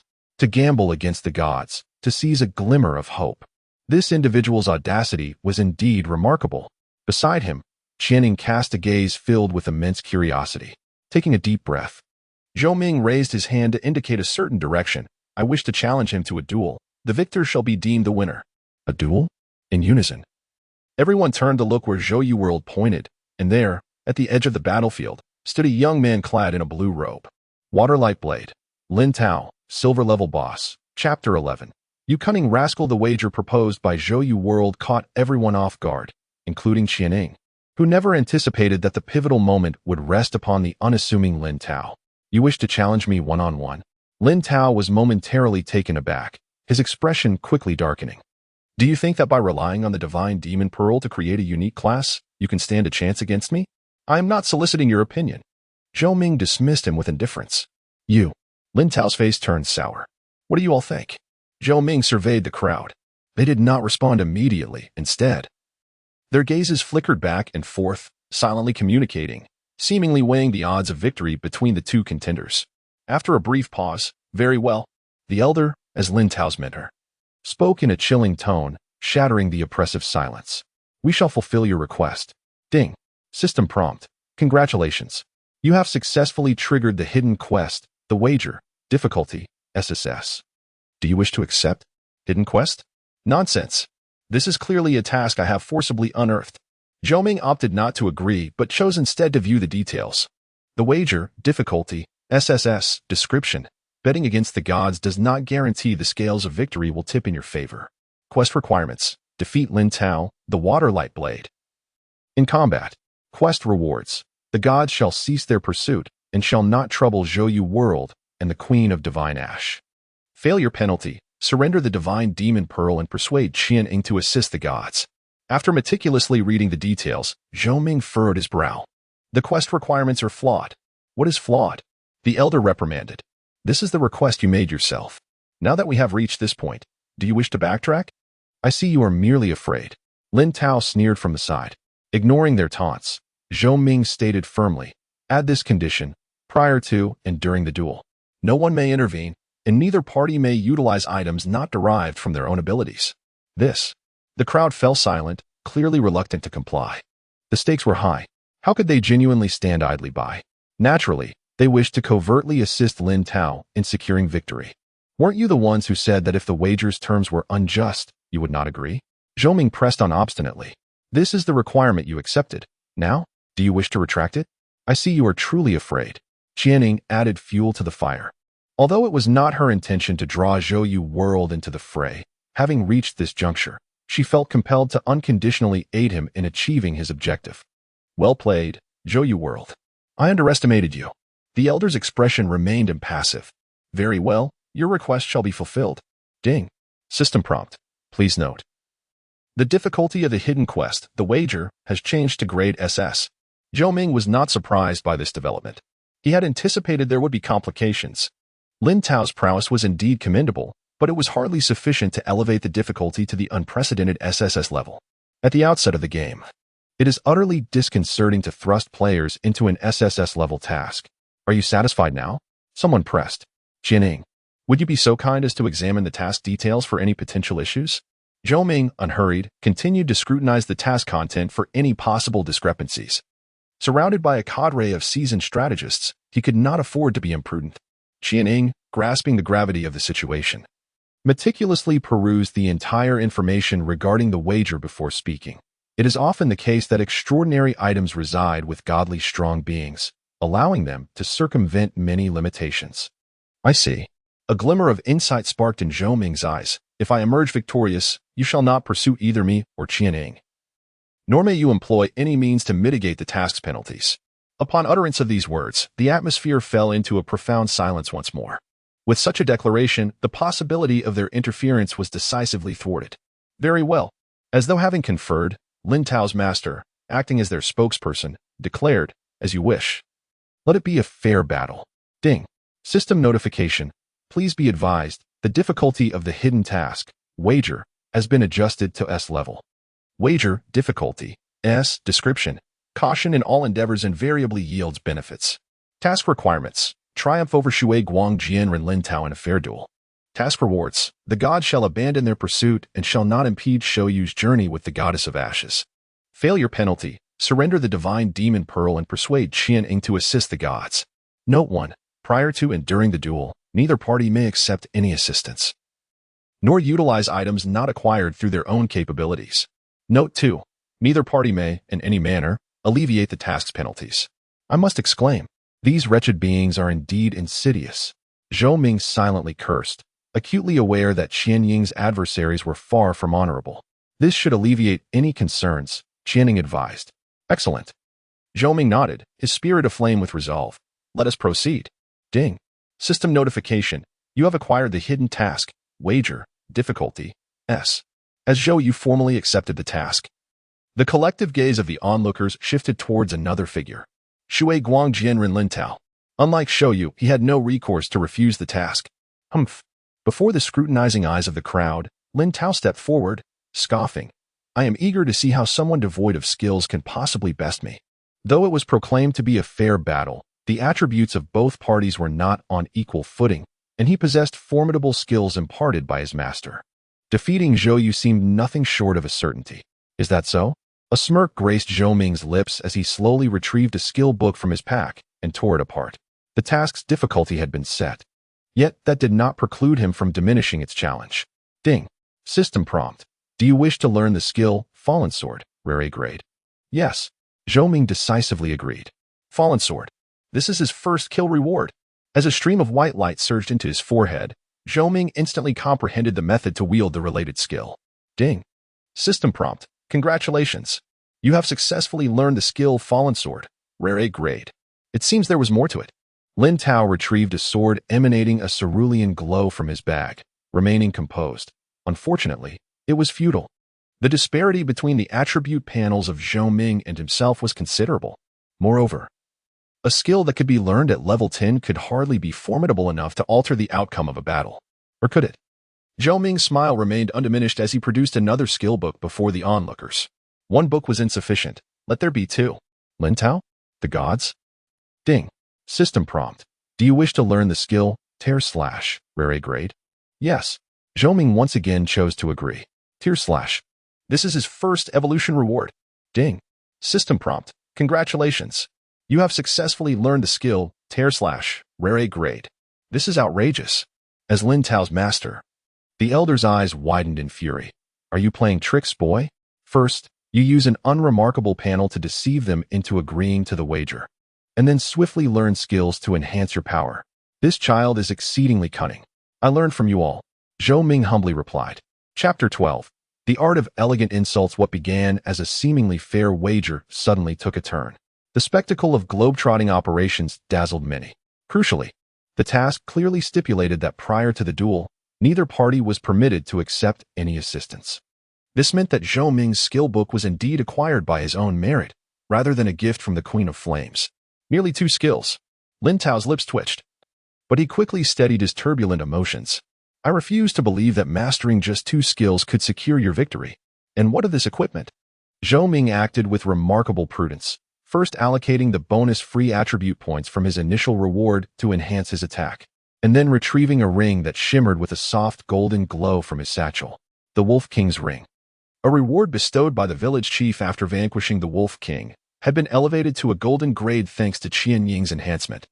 Even though the task's requirements strictly stated that neither party could accept assistance before the duel, this did not extend to relinquishing equipment acquired in the novice village. Moreover, he had already donned it, having removed the Wolf King's Ring golden grade prior to this encounter to prevent his attributes from being excessively high, which might dissuade divine-level contenders from engaging in the wager. Attack. 2020 traits. Life 10, Attack 12 effect. Basic armor break. When attacking enemy units, reduces their defense by 10 points. Required level 10. Description. The benefits of the Wolf King's Ring, having undergone special enhancement, far surpass those of your. No exaggeration. The Wolf King's Ring, with its additional effects, could undoubtedly be considered a rare gem in the early stages of the game. Zhou Ming solemnly lifted the ring and slid it onto his finger, as if partaking in a sacred ritual. Within the ring resided Qian Ying's warmth and power. Jianing, what are you waiting for? The elder could no longer contain himself, turning to his disciple with an urgent roar. Hurry up. In the span of mere seconds, Zhou Ming's prowess escalated dramatically. The elder feared that if his disciple delayed further, the outcome would be irrevocably sealed. Enough. Lin Tao could no longer restrain himself, charging at Zhou Ming with his sword, anxious that the latter might retrieve additional items or equipment to bolster his strength. Has his composure finally been shaken? Zhou Ming, who had anticipated such an outcome, welcomed it with open arms. His tactics, if nothing else, had undoubtedly inflicted significant psychological pressure on his opponent. Faced with Lin Tao's fierce advance, Zhou Ming maintained his composure, refusing to be careless. Having resolved to engage in a fair contest, he could not retreat.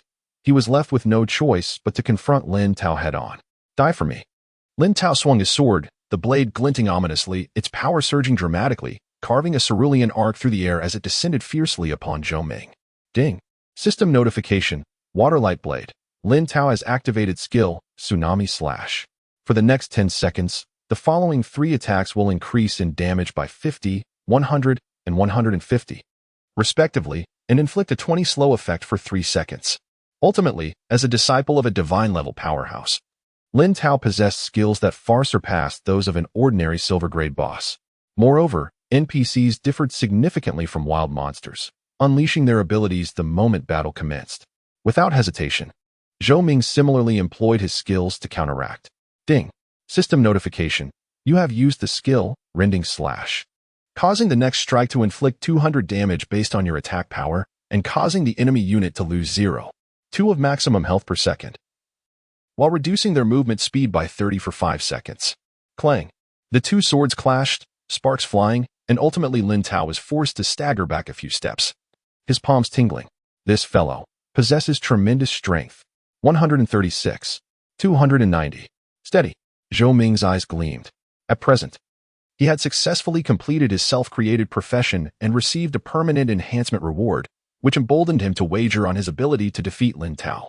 Zhou Yu World, Lord of Flames, level 11 health, 3240 attack, 290-296 defense, 239-246 reputation, 2010 luck, 2 skills, falling sword, rending slash, talent, awaiting activation elemental resistance, metal 0 wood 0 water 0 fire 100 earth 0 wind 0 thunder 0 light 0 dark 0 ice 0.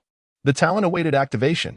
The fire elemental resistance, for reasons unknown, had surged to an astonishing 100, rendering him immune to any fire elemental damage. The information revealed by the task panel was overwhelming, yet regrettably, time was too short for him to fully absorb it. Meanwhile, numerous divine-level powerhouses observed the scene in silence. From their initial encounter, it was evident that Zhou Yu World held a distinct advantage, inflicting damage that was more than double that of Lin Tao. Of course, this also related to Lin Tao's skill burst damage being insufficient, requiring a gradual increase. Do not get too complacent. Lin Tao's expression darkened, and with a tremor, he summoned water elements to swirl around him, forming a faint mist. Ding. System notification, Water Light Blade. Lin Tao has used the skill, Water Element Technique, increasing attack by 50 and defense by 50, lasting for 5 minutes. With the Water Element Technique augmenting him, Lin Tao was virtually assured of victory. It was precisely because he recognized this youth's mastery of the Water Elder's technique that he dared to gamble with confidence. The Water Elder truly found an excellent disciple. The surrounding powerhouses expressed their admiration, bolstering Lin Tao's confidence while simultaneously applying pressure on Zhou Ming. Favored by the gods, Lin Tao brimmed with self-assurance and lunged forward once more. Zhou Yu World, your demise is imminent. Fully aware that the disparity in attributes had widened, Zhou Ming abandoned the notion of a direct confrontation and swiftly retreated to create distance. Previously, he had been unaware of the effects of rending slash. However, after a brief encounter in battle, he grasped its essence. A divine skill, especially effective against bosses with substantial health. The percentage-based damage was undoubtedly a remarkable technique. The cowardly brigands, do they dare not confront me head-on? Lin Tao pursued relentlessly. The latter 2 slashes of the wave slash possessed even greater power. However, he was taken aback when he found himself unexpectedly repelled, thus missing a golden opportunity. Zhou Ming paid him no heed, while leading him on a wild chase. He raised his left hand, directing it at Lin Tao, his palm emanating a fierce blaze of fire elements. If the rending slash was a divine skill for farming monsters, then the Sword of the Fallen was a technique specifically designed for combat. Whoosh! Suddenly, a massive fiery sword phantom coalesced in midair, stretching over 3 meters in length. Lin Tao's heart raced with trepidation as he sensed the impending danger. He abruptly looked up, only to behold the sword phantom descending like a meteor, its momentum stirring a powerful shockwave that swept across the surroundings. Get out of the way. The elder's face changed dramatically. Lin Tao immediately complied. Yet the sword phantom loomed overhead, following him like a shadow, making evasion impossible. Swoosh! 2 seconds later, the Sword of the Fallen crashed down, rapidly enlarging within Lin Tao's vision, leaving him with no choice but to grit his teeth and brace his sword in defense. Boom! The ground erupted with a crater. Under the immense pressure, Lin Tao nearly collapsed, his expression a portrait of despair, blood trickling from the corner of his mouth. Truly, this was unbelievable. A divine-level expert found it hard to fathom. How could he possess such formidable skills? Indeed, they knew little of the adventurer's true capabilities, but was it possible that less than a day had passed since the adventurer's arrival in the fateful land? Ding! System notification, you have used the skill, Sword of the Fallen, dealing 420 points of damage to Water Light Blade Lin Tao, inflicting a 1.25-second suppression effect, and reducing movement speed by 30 for 5 seconds. Terribly powerful. Zhou Ming was thoroughly satisfied with the skill's effect. As soon as the effect of wave slash concluded, he advanced once more to exchange health. The cooldown for rending slash expired, and he swiftly unleashed it, refreshing the slow effect. 20 seconds later, the second Sword of the Fallen arrived punctually. 60, 40. With the effects of dual slow stacking, Lin Tao found himself utterly passive, suffocated by his predicament, helplessly watching his health dwindle. Do you not even possess the courage to engage me directly? Observing Zhou Ming swaying in the distance, Lin Tao seethed with rage, branding him a coward. Zhou Ming, unfazed, replied indifferently, "With the water elemental technique empowering you, aren't you assured of victory?" You. Lin Tao's complexion fluctuated between blue and white, a spectacle in itself. "I knew you relied on the Water Elder's water elemental technique, which is why I dared to gamble." Zhou Ming laughed heartily, deliberately riling him up. The gods looked on. This fellow speaks in such an infuriating manner. "Water Elder." Zhou Ming glanced at the elder, giving him a thumbs up. "You truly found yourself a fine disciple." The elder. "You." "I." Lin Tao, in a fit of rage, turned a deep shade of purple, suddenly spewing a mouthful of blood before losing consciousness. Chapter 13. Task completed. Silence. A profound stillness enveloped the atmosphere. Witnessing Lin Tao faint from anger, all present fell into a hushed reverie, including Zhou Ming, who was equally taken aback. He had not anticipated such a fragile temperament from his opponent. "Let it be known, I did not insult him." Zhou Ming hastily proclaimed his innocence. By heaven's conscience, he had uttered not a single curse. From the very onset of the duel, he had employed psychological tactics.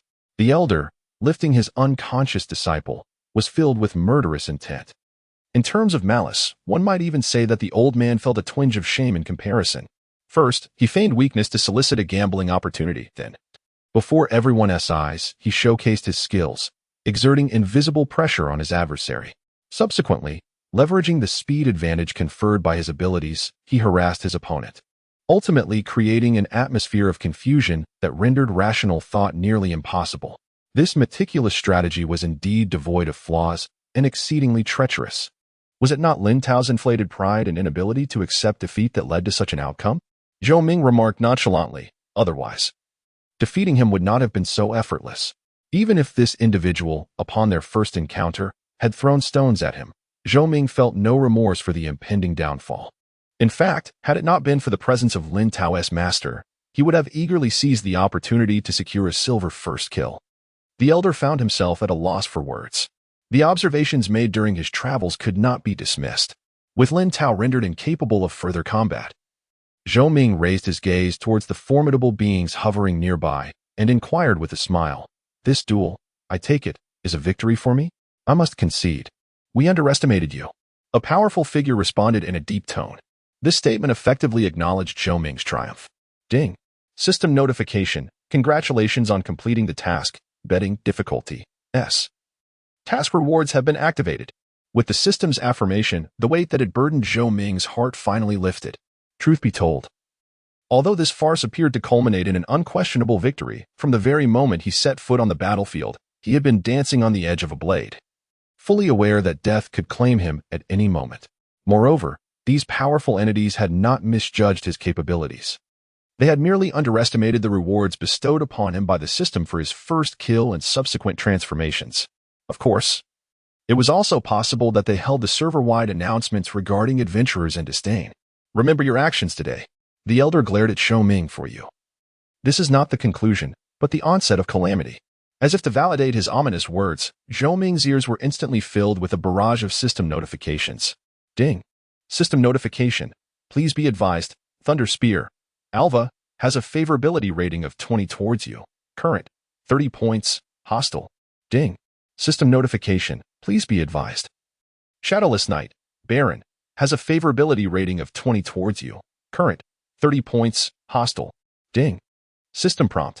Please note that Water Hero, Water/of Autumn, has a favorability level of 20 towards you, currently at 30 points, and is hostile. It is evident that the powerful figures present have been thoroughly offended by him. However, Zhou Ming remains unfazed, with the divine demon orb in hand. Even if he refrains from intervening, these formidable individuals will not spare him. "Everyone, I am preparing to take my leave," Zhou Ming waved to them. "Will any of you see me off?" Humph. Some could not endure the mockery and departed in a huff. Having reached this juncture, they could only stand idly by. Remaining would only subject them to the deliberate annoyance of this insufferable adventurer. Swiftly, other powerful figures reluctantly dispersed as well. The farce came to a silent conclusion. Perhaps other strong individuals would arrive. "Let us depart first." Qianing grasped Zhou Ming's hand and ascended into the sky. Watching the two disappear into the horizon, the elder's expression turned cold, malevolence evident. "I shall see how long you can continue to leap about." In a desolate area, Qianing safely landed with Zhou Ming, her tone gentle. "Thank you for coming to my rescue." for the sake of her safety. She had returned Zhou Ming to Qin Shui town, hoping to preserve his life and leave a glimmer of hope. Little did she expect that he would instead come to her aid. Ding. System prompt. The Queen of Divine Flames, Qianing, has a favorability level of 5 towards you. Currently at 65 points, friendly. You bestowed upon me the Divine Demon Orb, and I saved your life. Thus, we are even. Zhou Ming smiled. If you feel indebted, you may stay by my side for now, assisting me in enhancing my equipment's power and aiding my growth. What do you say? Previously, he had relied on Qianying's assistance in upgrading his gear without recompense, and he felt somewhat guilty for the frequency of his requests. Now, he could articulate a declaration, allowing him to generously provide equipment in the future. That is only natural. Qianing agreed. As her words fell, having traversed this crisis, the greatest benefit, though delayed, had arrived. Ding. System prompt. Congratulations on perfectly completing the task. A Thought of Divine Demon. Difficulty. SS level. Earning the following reward. Divine Demon Orb. The task reward, seemingly unchanged from a standard completion, held the most significant advantage. The system's intended recovery of a divine-level NPC had been forcibly retained by his side. This implies that in the future, Zhou Ming will possess an unparalleled advantage in equipment compared to players of the same level. Now that the crisis has temporarily subsided, I need to rest for a while. Zhou Ming raised his hand to rub his brow, feeling fatigued. At this moment, it was already 3 in the morning in reality. During the task, he had to summon every ounce of energy. Now that the danger had passed, weariness struck, and his eyelids felt heavy. All right. Qianing understood his implication. You go rest. I will wait for your return here. See you tomorrow. Without further ado, the weary Zhou Ming, exhausted beyond measure, neglected even to glance at his professional panel and promptly summoned the system interface. Log off. Removing his gaming headset, he shook his drowsy head, rose to enter the bathroom, refreshed himself briefly, and collapsed onto his bed, succumbing to slumber. One cannot deny that prolonged, intense online engagement constitutes a significant trial for both mind and body. Fortunately, on the inaugural day of the open beta for Destiny, he reaped abundant rewards. The following day, with the sun high in the sky, Zhou Ming awoke rejuvenated and, upon checking his phone, realized it was already noon. He quickly sprang out of bed, brushed his teeth, washed his face, and left his small abode to visit a nearby eatery. Boss, I'll have a bowl of fried noodles. Zhou Ming settled at a table, and after placing his order, logged into the official forum to gauge the overall progress of players. To his astonishment, he discovered that his name had made the headlines. ID, Zhou World, self-proclaimed planner, engaged in questionable activities with a beautiful NPC. Zhou Ming hastily clicked to investigate, only to find an array of screenshots featuring Qianing by his side, revealing no particularly scandalous news. The headline, upon inspection, bore the hallmark of a journalism student. Goodness. I'm envious, he thought. Perhaps the original poster was not entirely fabricating. At the game's inception, only the planners possessed such privileges. Was the official communication subtly suggesting that players could engage in certain activities with NPCs? To think there were individuals who believed this. Amused by the comments, Zhou Ming chuckled to himself. At that moment, 2 students settled beside him. Hey, brother, what level are you in Destiny? Level 6. Another student sighed. I didn't expect leveling up to be so arduous in the early stages, and the drop rates are abysmal. Indeed, the first student concurred. I'm baffled as to how Zhou World managed to secure the first kill on a boss within 2 hours of the server launch. Isn't it all just speculation? It must be the planner's doing, the student asserted with certainty, then glanced at Zhou Ming, who was engrossed in the official forum. Brother, do you think Zhou World is a real person? How could he possibly be real? Zhou Ming replied, discreetly dimming his phone screen and shaking his head with a smile. It's evident to any discerning individual that the officials are merely employing shills. The student nodded in agreement. Indeed, great minds think alike. Chapter 14. Exclusive Hidden Profession.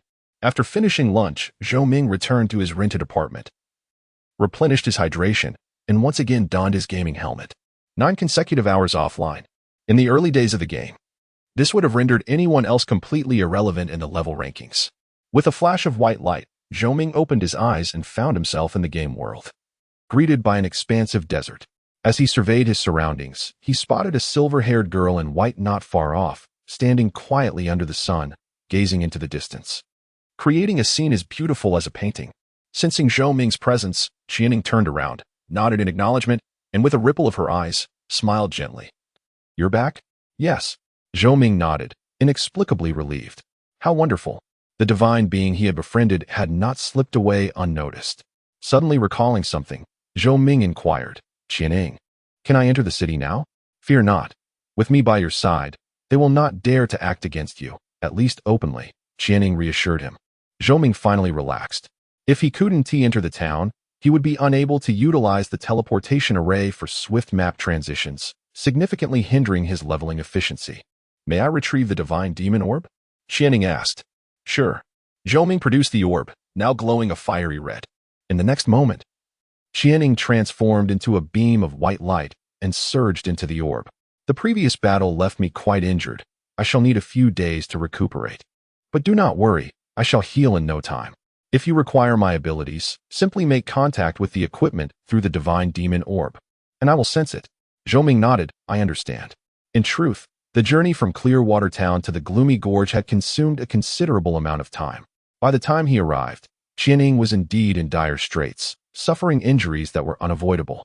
"Should you have any questions, feel free to ask me," Qianing said gently, her voice gradually fading.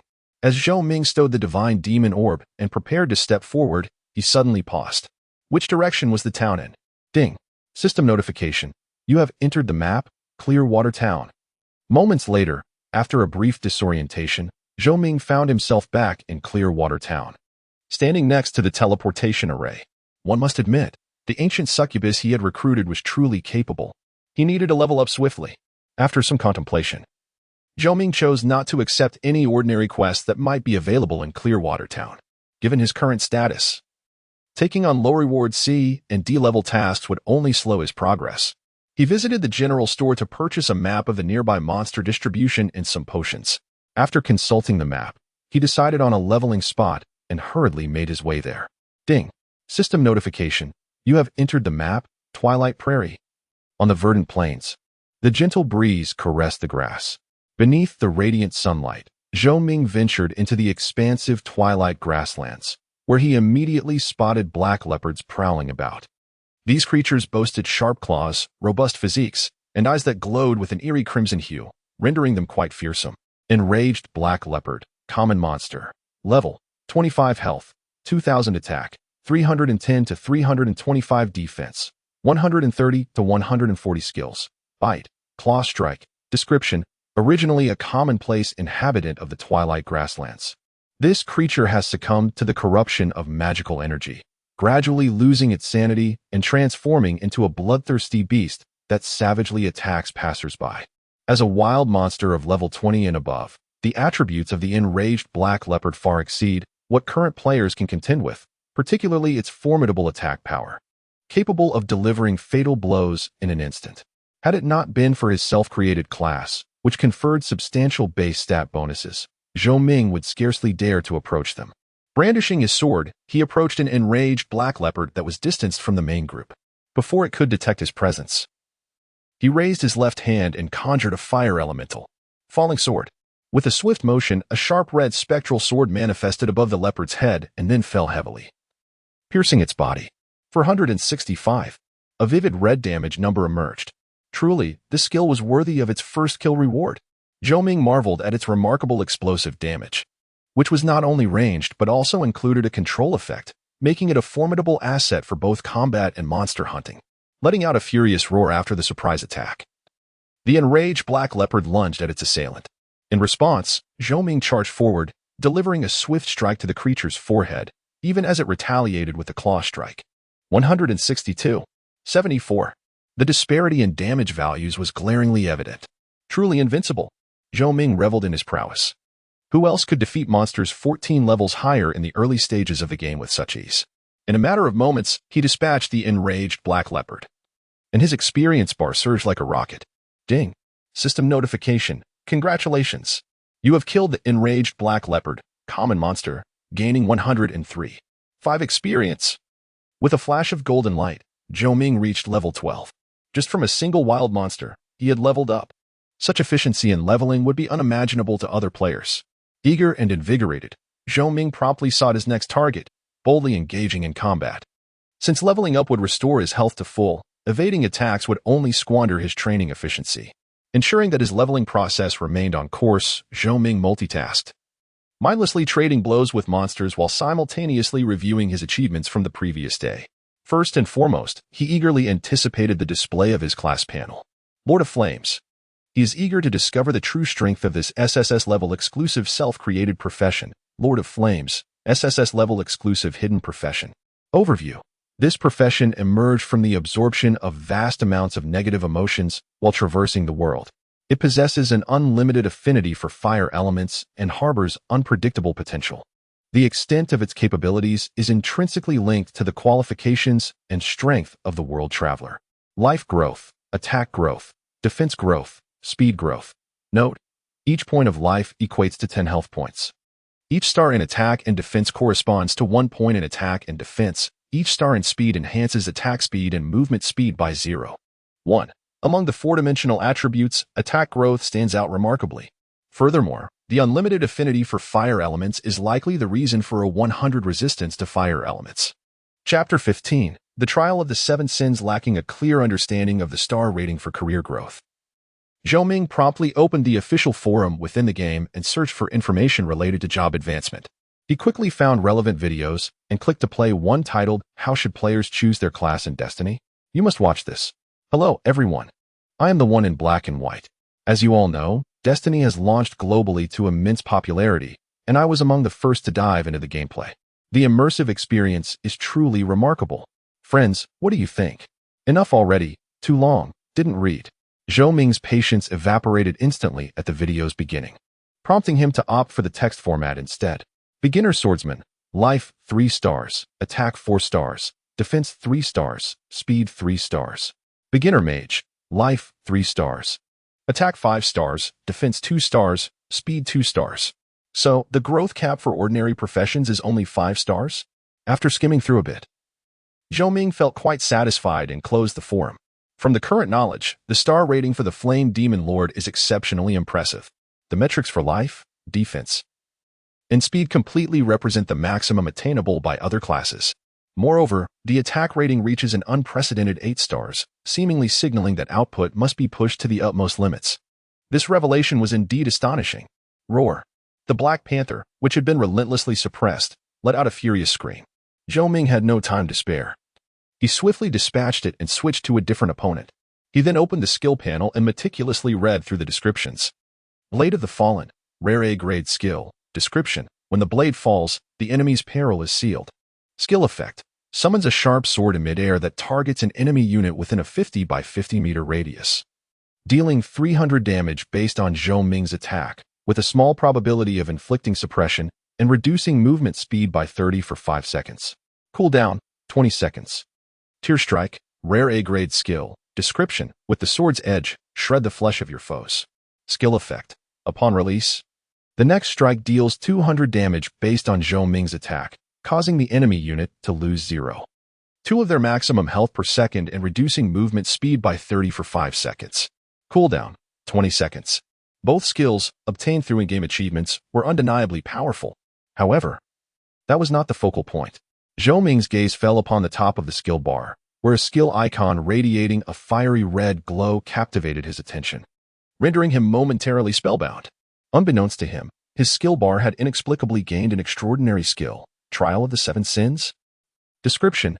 Only by enduring the utmost original sin can one truly become a demon lord. Pride, awaiting activation, automatically activates within 24 hours. Envy, wrath, sloth, greed, gluttony, lust. A multitude of question marks. Even though Zhou Ming was uncertain about the exact effects of this skill, he was aware that it undoubtedly represented the core ability of the Lord of Flames. So that is it. Zhou Ming's gaze settled upon the now crimson demon pearl nestled within his belongings, and he pondered thoughtfully. To successfully traverse the path of self-created professions, I must complete the Trial of the Seven Sins. By embracing the overwhelming tide of negative emotions without resistance while holding the demon pearl, he had smoothly realized his self-created profession. This indicated that on his future journey, he must overcome these formidable challenges one by one. Focusing on the sin of pride, Zhou Ming took a deep breath, feeling a twinge of anxiety, and chose to activate it. Ding! System notification. Your Trial of the Seven Sins Pride has been initiated.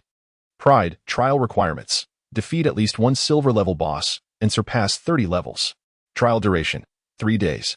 Trial reward. Failure penalty. Level drops to 10. Permanent reduction of all attributes by 100. What the hell?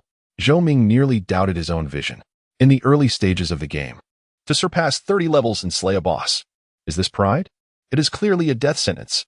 Suddenly, he began to understand why all previous owners of the Demon Pearl had perished along the way. If the prior trials were so arduous, the subsequent ones were likely beyond mortal capability. Are you encountering difficulties? The melodious and flowing voice of Qian Ying resonated in Zhou Ming's ears. I sense a fluctuation in your emotions. It's nothing, no significant issues. Zhou Ming shook his head, calming himself. You may continue to rest. If I encounter an insurmountable problem, I will seek your assistance. Qian Ying. With a snap, amidst his swirling thoughts, the 6th demonic Black Panther fell, dropping 10 copper coins along with an additional pair of leg guards. Jackpot. Zhou Ming hurriedly picked them up and took out the Demon Pearl. As he brought the fiery red orb into contact with the panther hide leg guards, they were instantly infused with a peculiar energy, transforming visibly before his eyes. Not only did they become more exquisite, but they also emanated a faint, ethereal glow. Dark Moon leg guards, golden level, defense, 30-35 health, 600 attributes, defense 12 effect, durable. All damage received is reduced by 5 points, to a minimum of 1 point. Required level, 20 description, lightweight and robust leg guards. Capable of effectively protecting the wearer's legs after enhancement. Qian Ying's power serves as the foundation for my progression through the sin of pride. Zhou Ming felt a sense of satisfaction as he stored the Dark Moon leg guards in his pack. After all, they were dropped by a level 25 wild monster. And the required level was somewhat high, they would need to be set aside for a while. Afterward, Zhou Ming methodically continued to grind monsters. Approximately 1 hour later. Whoosh.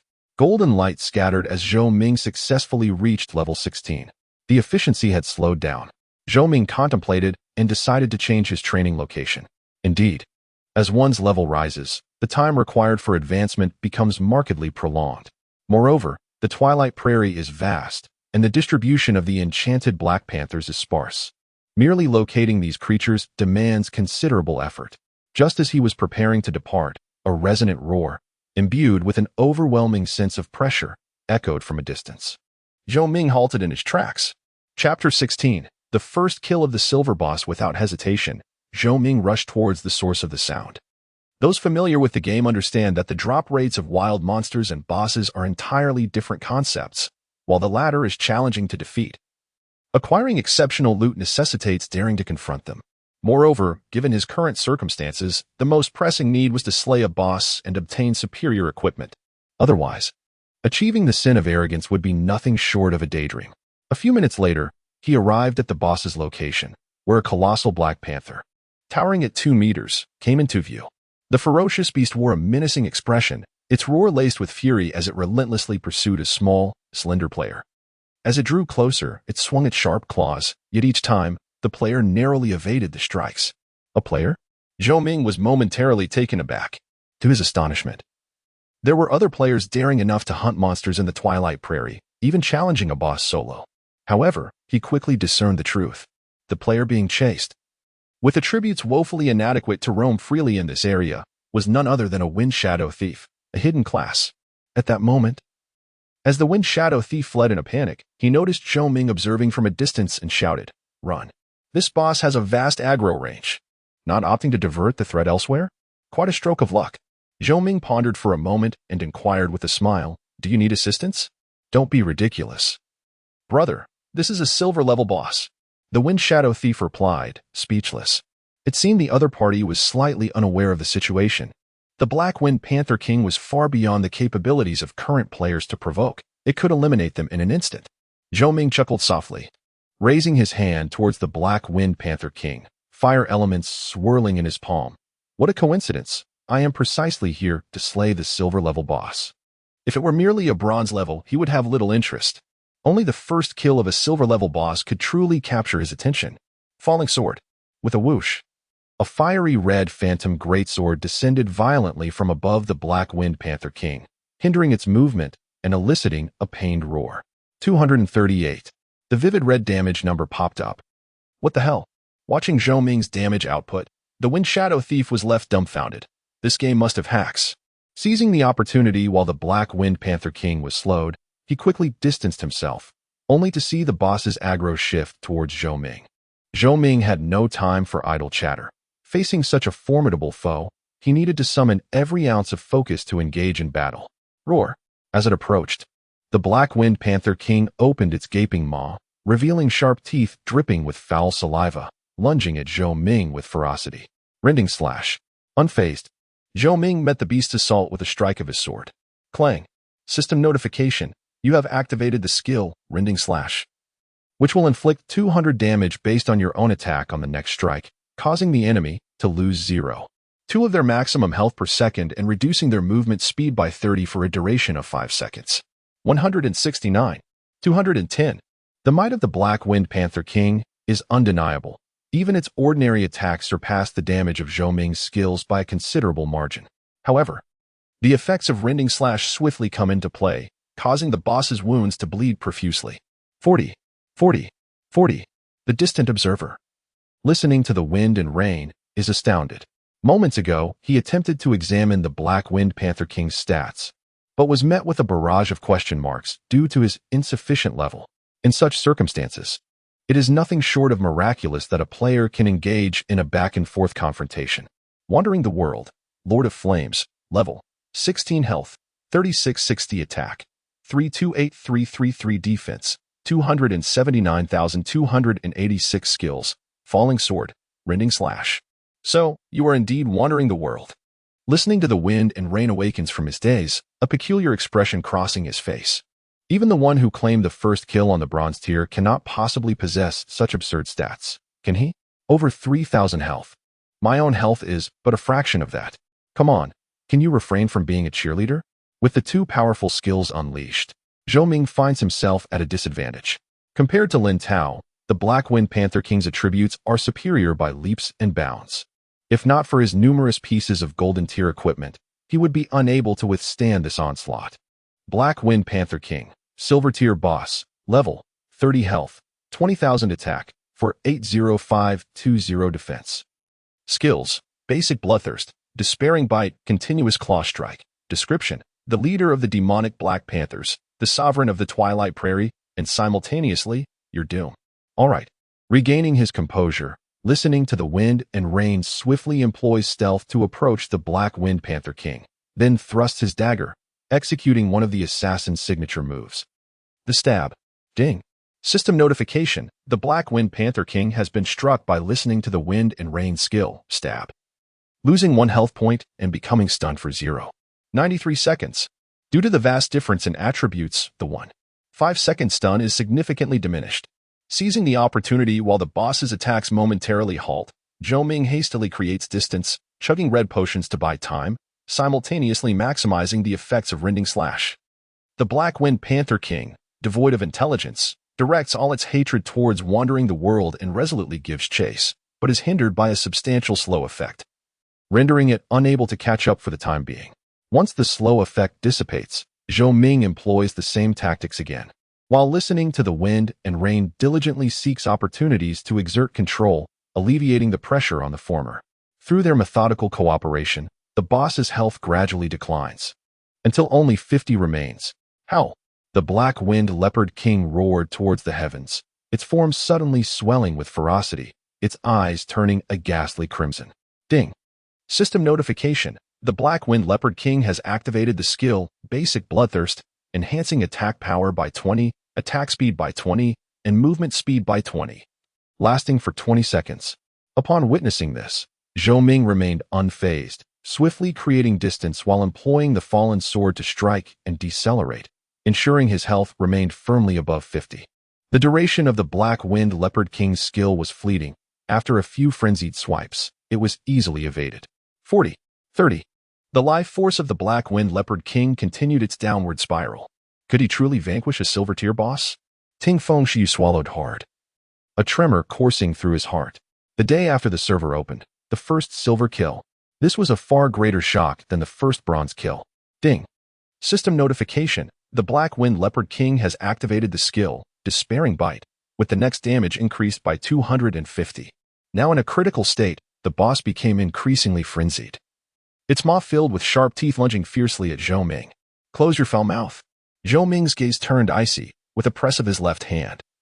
The fallen sword fell under his command, descending precisely above the Black-Winged Leopard King's gaping jaws, forcefully pinning its head to the ground, rendering it immobile.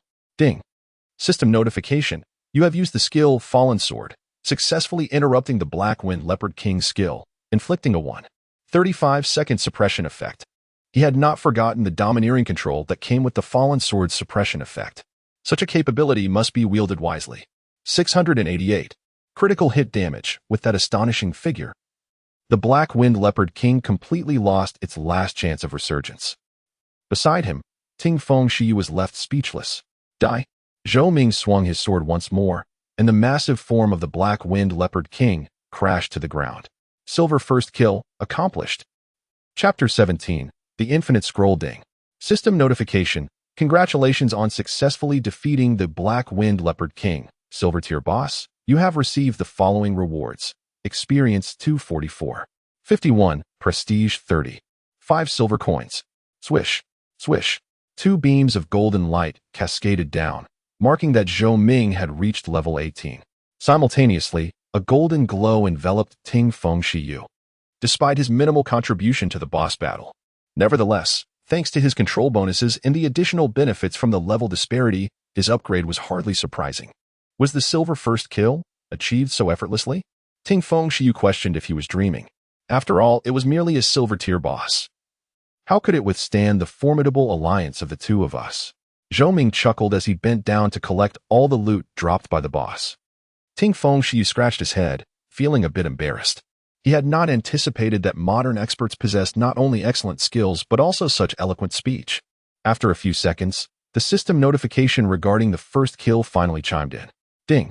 System notification. Congratulations on successfully defeating the silver tier boss, Black-Winged Leopard King. As the first player in the game to vanquish a silver tier boss, you have received an additional reward, 20 free attribute points, 1000 prestige, and the rare item, Infinite Scroll. Ding. System notification. Would you like to publicize the legend you have forged in the Destiny continent? Note, once publicized, all players on the server can view it. Zhou Ming could not help but beam with joy. In truth, had he followed the game's conventional logic, securing a silver first kill would be far from easy, considering that most players were still wandering around the novice village in their basic attire. His advantage stemmed entirely from donning an array of golden tier equipment that should not have existed at this stage. Thank you, my brother. Ting Fengshui turned to leave, saying, if there's nothing else, I'll take my leave. Wait. Zhou Ming quickly called out to stop him. Ting Fengshui looked back in confusion. Is there anything else, esteemed one? You assisted me in achieving the silver first kill. It would be unreasonable not to offer you some form of compensation. Zhou Ming retrieved a dagger from his inventory. Sharp Fang Dagger, Bronze Tier, Attack, 4045 traits, 8 attack required level, 15 description, a weapon forged from the fangs of the Black-Winged Leopard, renowned for its sharpness.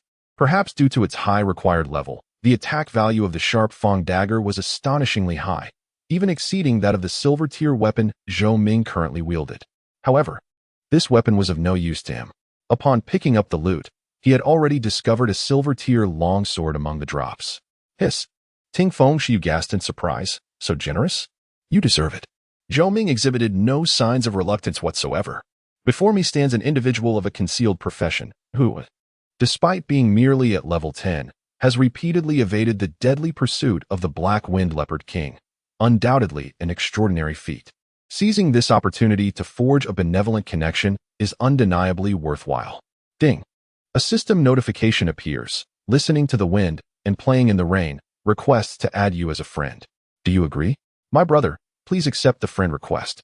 Without declining, listening to the wind and playing in the rain solemnly states, by the way, send me the bound account for your destiny. Zhou Ming consents to the friend request but shakes his head, saying, as for the money, let that be. This is unacceptable. Listening to the wind and playing in the rain, with unwavering conviction, replies, I adhere to a principle. If others treat me poorly, I take advantage without guilt. If they treat me well, I shall not exploit their kindness. Although this is their first encounter, Zhou Ming was inadvertently pursued and rescued by the other party. During the boss fight, the assistance provided was minimal and felt somewhat redundant.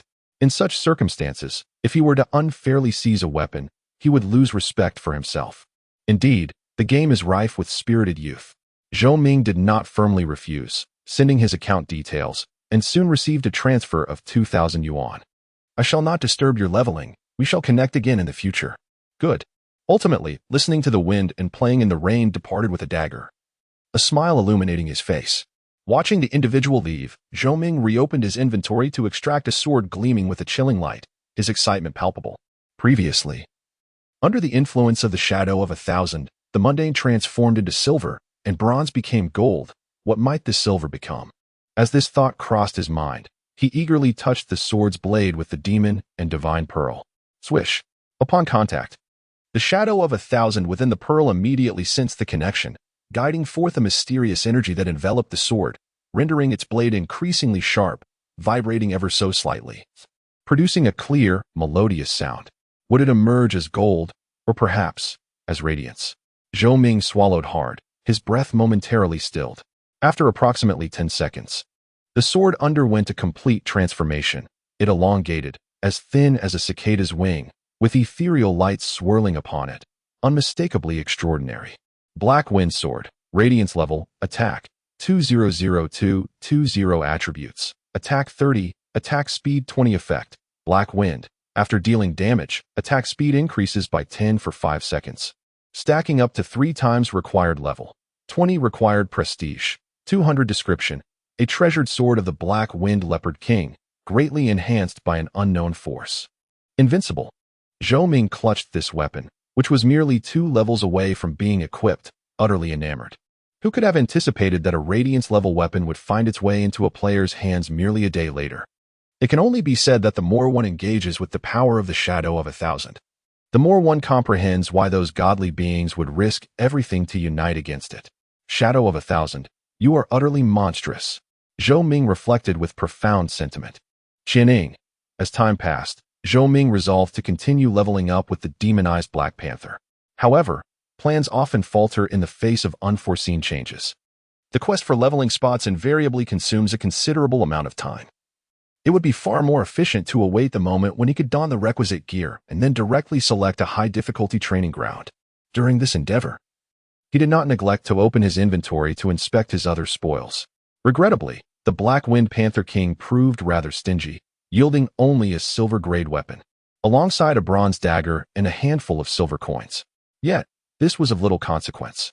The paramount matter was that the system's reward for his first silver kill had already been bestowed. Limitless Scroll, Rare S-grade item. Description: the potential of a person knows no bounds, nor do the means employed. Item effect: designated skill grade 1 required prestige, 1,000 required level, 25. Note: the strength of the selected skill enhancement cannot exceed the item grade. The reward for a silver kill was vastly more extravagant than that of a bronze kill. Zhou Ming could hardly contain his excitement. As his level did not yet meet the requirements, he prudently decided to carefully store the treasure within his inventory. Subsequently, recalling that he had several server-wide announcements yet to make, Zhou Ming opted to issue them all at once. Ding! Server announcement. Congratulations to player Zhou World, Eastern Region, for becoming the first player to complete their job transfer in Destiny. This announcement is hereby made. Damn. In the novice village, a hot-tempered player exclaimed angrily, "Is this game yours?" Constantly appearing in server announcements. If you have the ability, come up with another one. Ding. Server announcement. Congratulations to player Zhou World, Eastern Region, for becoming the first player to slay a silver-grade boss. This announcement is hereby made. Ding. Server announcement. Congratulations to player. Chapter 18. Professional Advantages. 2 announcements echoed throughout the entire server, broadcast 6 times in succession, flooding the screen. It's him again. The efficiency of a professional expert pales in comparison to his exaggerated prowess. Who exactly is this remarkable individual? The same person continuously claiming rewards. Has the official stance become so blatant?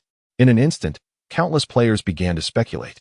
The first kill reward was seized by Wandering the World, leaving them speechless, as he undoubtedly held a significant advantage in level, having secured the bronze first kill.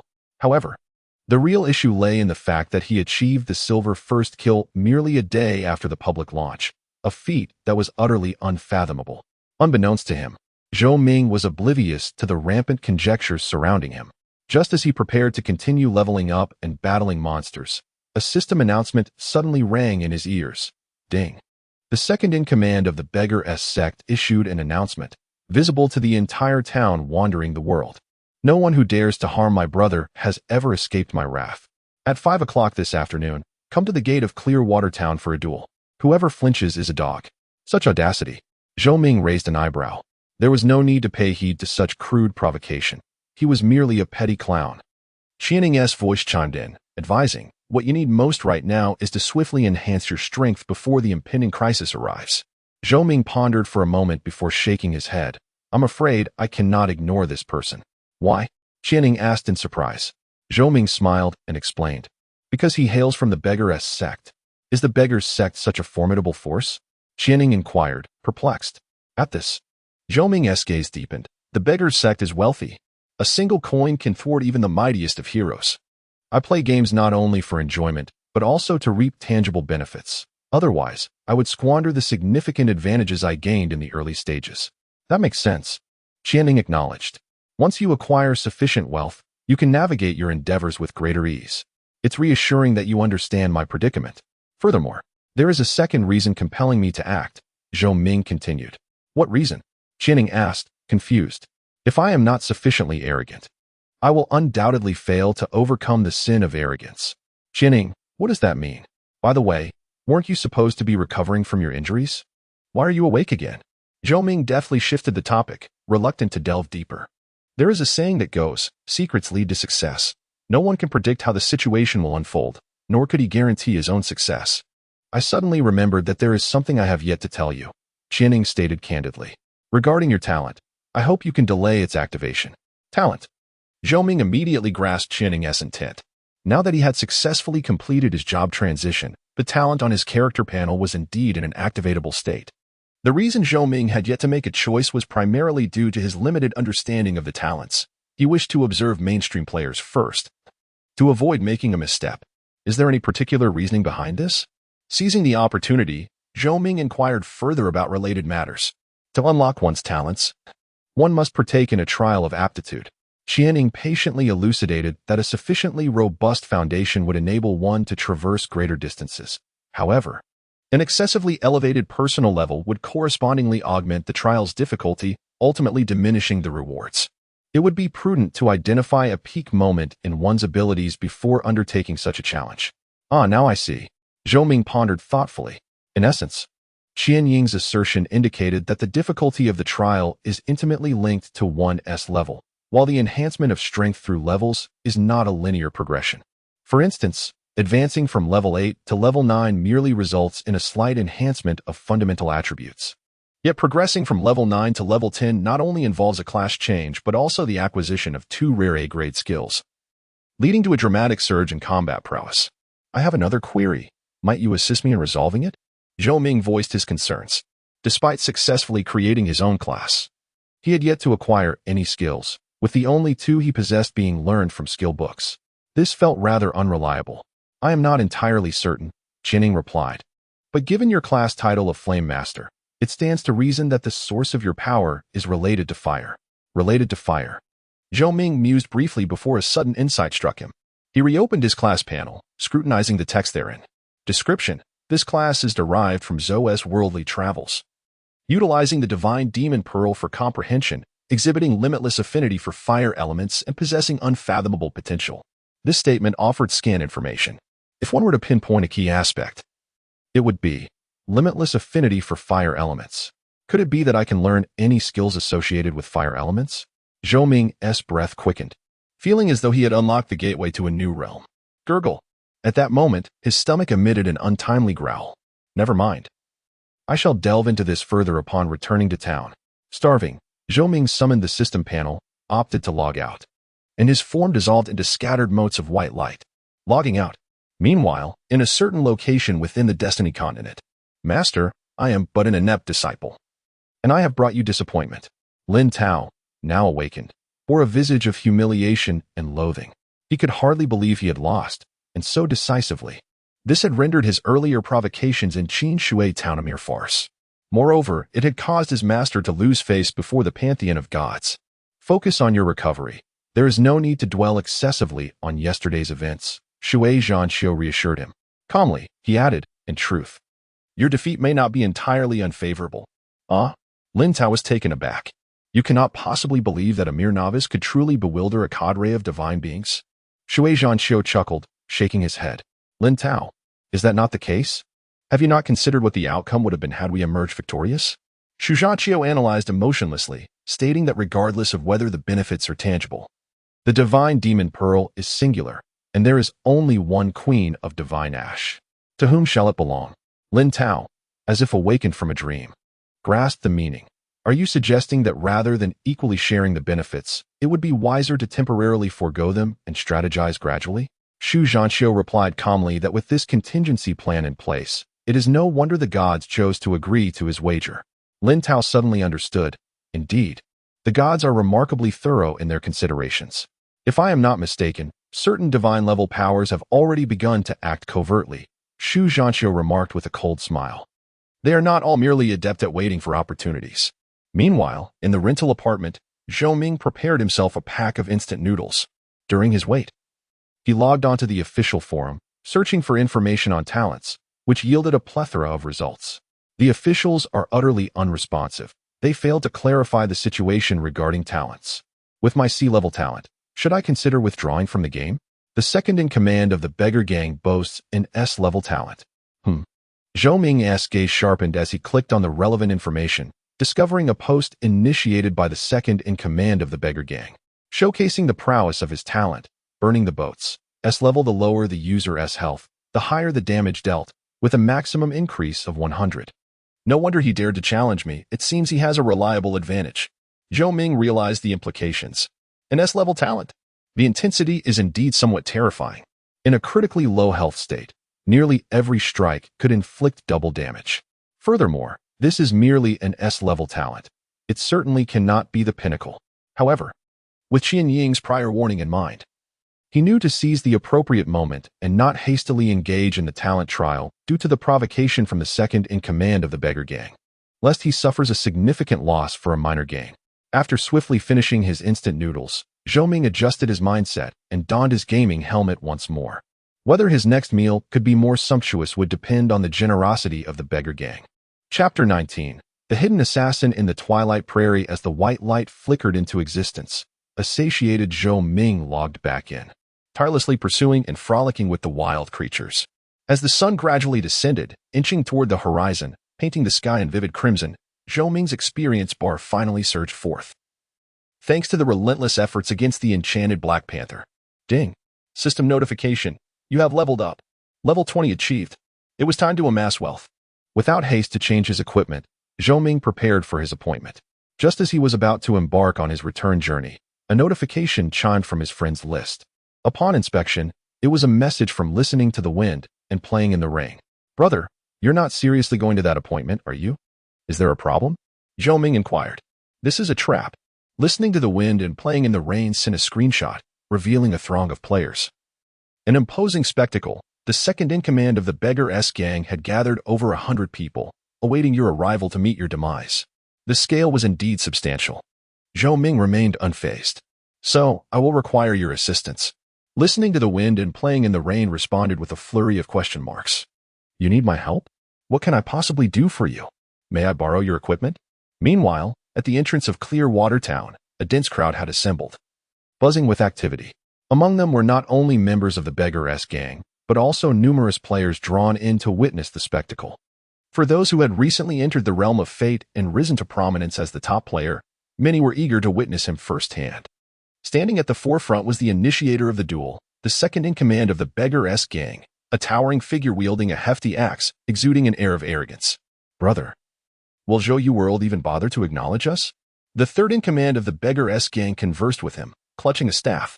The second in command scoffed, if he doesn't tease show, I shall promptly issue an announcement proclaiming that Zhou World is a coward, lacking the courage to face me in battle. At that moment, Zhou World had begun to gain some notoriety within Fate, and this opportunity allowed the second-in-command to assert dominance, elevating the Beggar-S Gang's reputation. Even if the opponent chose not to engage, he would bear no loss. "He is coming," someone uttered, prompting the second-in-command and the third-in-command to look up. In the distance, a young man wielding a silver sword approached. "Wow, what impressive attributes!" The crowd buzzed with excitement. It was only the second day, and he had already reached level 20? How was this possible? The murmurs of the crowd swelled. Numerous players directed their attention toward Zhou Ming, casting detection spells to unveil the truth. Scarcely believing the attributes they beheld. Gulp. The third-in-command swallowed hard, feeling a twinge of apprehension.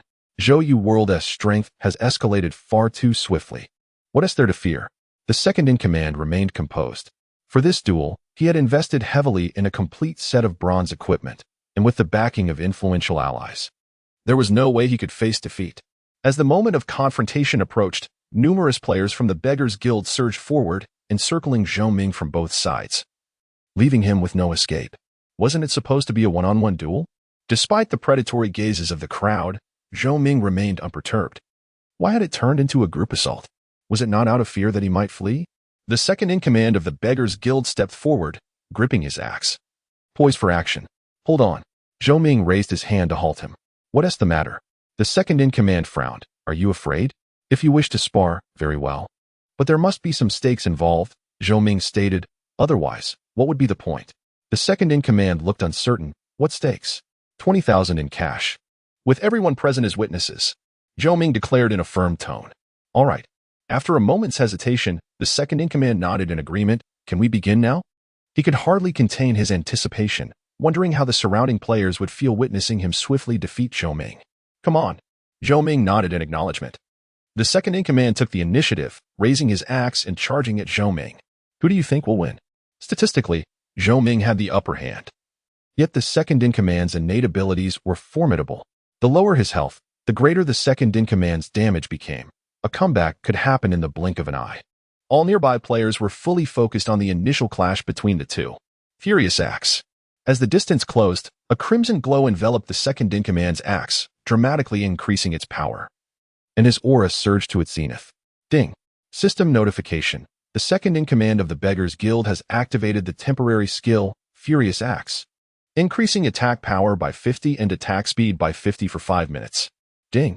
System notification. The second-in-command of the Beggars Guild has activated the temporary skill, Divine Shield, maintaining 100 health, increasing defense by 50, reducing damage by 20, and becoming immune to all negative states for 5 minutes.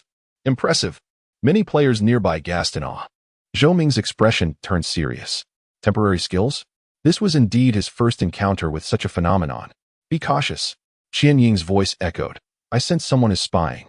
Someone is watching. Temporary skills. Zhou Ming quickly grasped the situation. Facing the aggressive second-in-command, a glint of lethal intent flashed in his eyes. The schemer behind the scenes had planned well, but unfortunately, their chosen opponent was no match. Can you withstand this blow? The second-in-command sneered, bringing his axe crashing down. He had a premonition that by the end of today, he would be famous. Ding. System notification. The second-in-command of the Beggars Guild has activated the skill, Heavy Strike, enhancing the damage of his next attack within 3 seconds by 30.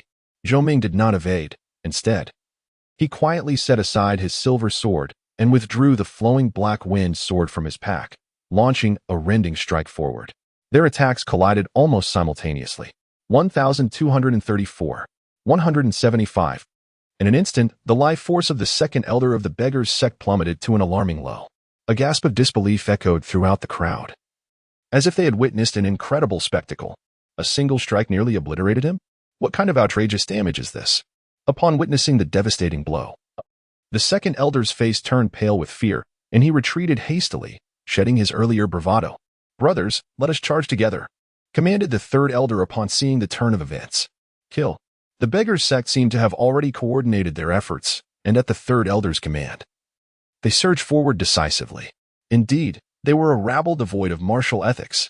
Hidden amongst the throng, a figure named Listening to the Wind and Playing in the Rain silently cursed, his gaze fixated on the encircled Zhou world, anxiety etched upon his features.